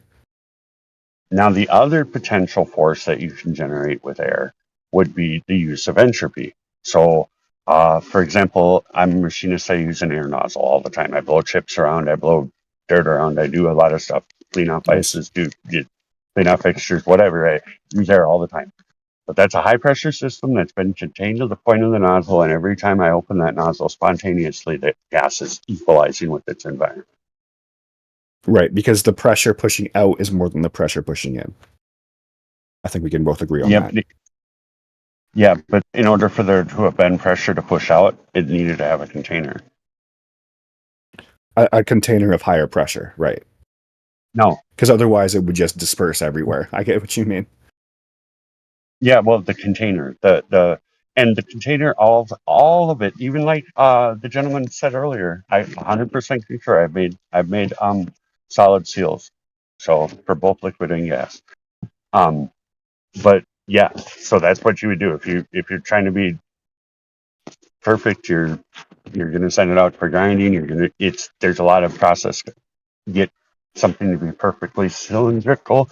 and then to form, and then to run out from side to sides. There's a number of things. Things are six-sided if you ever try to imagine reality. If you're trying to deal with a part that's going to be, 3D part, it's six-sided actually in reality. You got to work with the machine axes, what you have available. So anyway, that's right. Like so that's kind of helpful. I'm talking in geometry terms, but at any rate, yeah. So, God, yeah, but you can't have the pressure without the container, and there's limits. Like you could blow up, but like the gentleman said earlier about the aluminum pressure cooker. Exactly right. It will tear. Have you ever grabbed steel and try to tear it? It will blow up a steel rail car. It'll blow it up. It'll tear the steel and I've never even seen a machine really do that with like 3/8 steel, like to try to tear it. It would be like destructive on the machine itself too, trying to do it. So there's that's a a lot couple of different Yes. ways that you can quantify pressure. For example, do you know how a capacitor works? I'm not. How is okay? How is that? Are you talking electronics? Yes. It would be okay. So gases are not No, electronics. no, no. I'm just talking about like how I believe there's different types of pressure, right? I'm just asking, are you familiar with how a capacitor works? Oh well, okay. So there's a potential that energy and it trying to equalize is how we draw power in a capacitor. Yeah, I understand. Right. So there's like a voltage differential, right? And a lot of people say you can create an analogy between the voltage differential of a capacitor bank or of different leads on a capacitor and pressure. Now, it's not pressure as in Now I like know what you mean. pressure on a fluid, but there is an electromagnetic voltage that is sort of analogous to pressure. Yeah, but you would the stream will go from just like gas, high to low. Yeah. Yeah. So like With there's like different ways that we can sort of create an So analogy say- to pressure. Yeah. So that would be one way I would say that if force is introduced into a capacitor through, I don't know, maybe you have a battery to charge up a capacitor or whatever. That is And- essentially another way to say a force, right? Voltage. So I'm trying to see how I can go with this. But, This is going to be the new hotness. I can tell. sorry. Go ahead. There's going to be a new hotness. Because Einstein stuff is total dumbness, right? Because the one-way speed of light can't be known, and you would have to assume to know the two-way of the distance you're shooting at, right? Well, so therefore it's not known. Mass is unknown. I mean, if you think it's known, you can tell me what all the mass is in the universe, and you're right with the answer. So it is unknown. So Well, let me ask you this: how much do you weigh? Well, maybe that's a personal question. I'll tell you how much I weigh. Okay, I'm a 6'4" fat dude. All right, I'm about You're not- 300 pounds. You're not Okay. synonymous with universe. You're not even synonymous with like a. So, I mean, you just said mass doesn't exist. The only way that we can derive weight is we take the mass. and No, he didn't say mass didn't exist. He said you don't know the mass is what he. Oh, I mean, I can also know the mass by weighing myself. Now, what are you going to put in for m in equals mc squared? So that's what we're finding out. And also, Oh my- mc squared wouldn't have a relevance in this. And it doesn't Because have that's any to relevance at all derive because it's- energy. It's It's- E no, it's- equals mc squared, not F Okay, equals so mc there- squared. What's energy? What is it? MC squared, I guess you could say. No. But no it's, energy. Energy. I mean, I'm Specifically talking about weight right now, though. we're talking words and we're using. I'm trying to say that. Jesus. Okay, gravity is a word that's you should just use weight and get mad at gravity. Say I resent ever learning you because it's one, it's not science, and two, it's not consistent. It's both. Okay, sometimes. Lumpy, I want to hop in here. I'm trying to be a little quiet, and I know Eric's trying to get his words out too. But ultimately, this comes down to we can hop from topic to topic to topic to topic because the whole thing isn't how much evidence do you have, because there's a lot of circumstantial evidence for everything. It's what's the primary evidence. What is the evidence of the actual positive claim being made, and the fact of the matter is that we can't see dude. We So cannot what? see the curvature. I mean that in the most honest way. It's just not there. And so we can go around all the circumstantial evidence, except we're just exercising all the knowledge that doesn't really equate to, is it there? Is it measurable? Is it testable? And ultimately, no one's mind is going to be helped by any of it, because we're just jumping through. Well, what about this? What about that? What about this? What about that? And ultimately, it comes down to we present things, and it should throw up a red flag. It shouldn't throw up a, well, what about this? It should throw up a red flag and say, hey, let's do some. Let's step back. Okay, maybe there's something to this, because it's so easy to make excuses. It's harder to then say, maybe it's time for me to look into it from a objective point of view, not go to the things that men have taught me just because men have taught me them and they seem to be authoritative and they seem to match my perceptions, when there is very clear the biggest elephant in the room, which is this doesn't match the perception. And the only people who can do it, who say that we can go up and see this perception, isn't in the it's not in the grasp of the layman. It's not in the grasp of anybody who doesn't have millions of dollars or hundreds of thousands of dollars. And then when they do it, like with Worldview, they put 4 inches of super thick glass in the way. And it's something we're taking on faith, which is ultimately going to be leading up to people saying, for us to become a more global, unified citizenry, that we need to start thinking globally and acting globally and really putting each other in Hold mind. on, And, globally? one day that, No, I'm just joking. I'm just yeah, joking. they'll say that. Yeah, no, I know, but I'm I'm just speaking with messing your with you. terms, that it's going to come to the point where they're trying to give everybody this quote unquote overview effect, to where it becomes an unquestionable thing. You know, you put on your new Apple Vision Pro, which is coming out in just a few probably months, and you're going to get to experience going to space from the comfort of your living room, you know, in a definition that you can't even not perceive to be true. And just think about how impactful that would be on a child, like growing up, having this display in front of their faces, like we know is going to happen, because it happens with every display.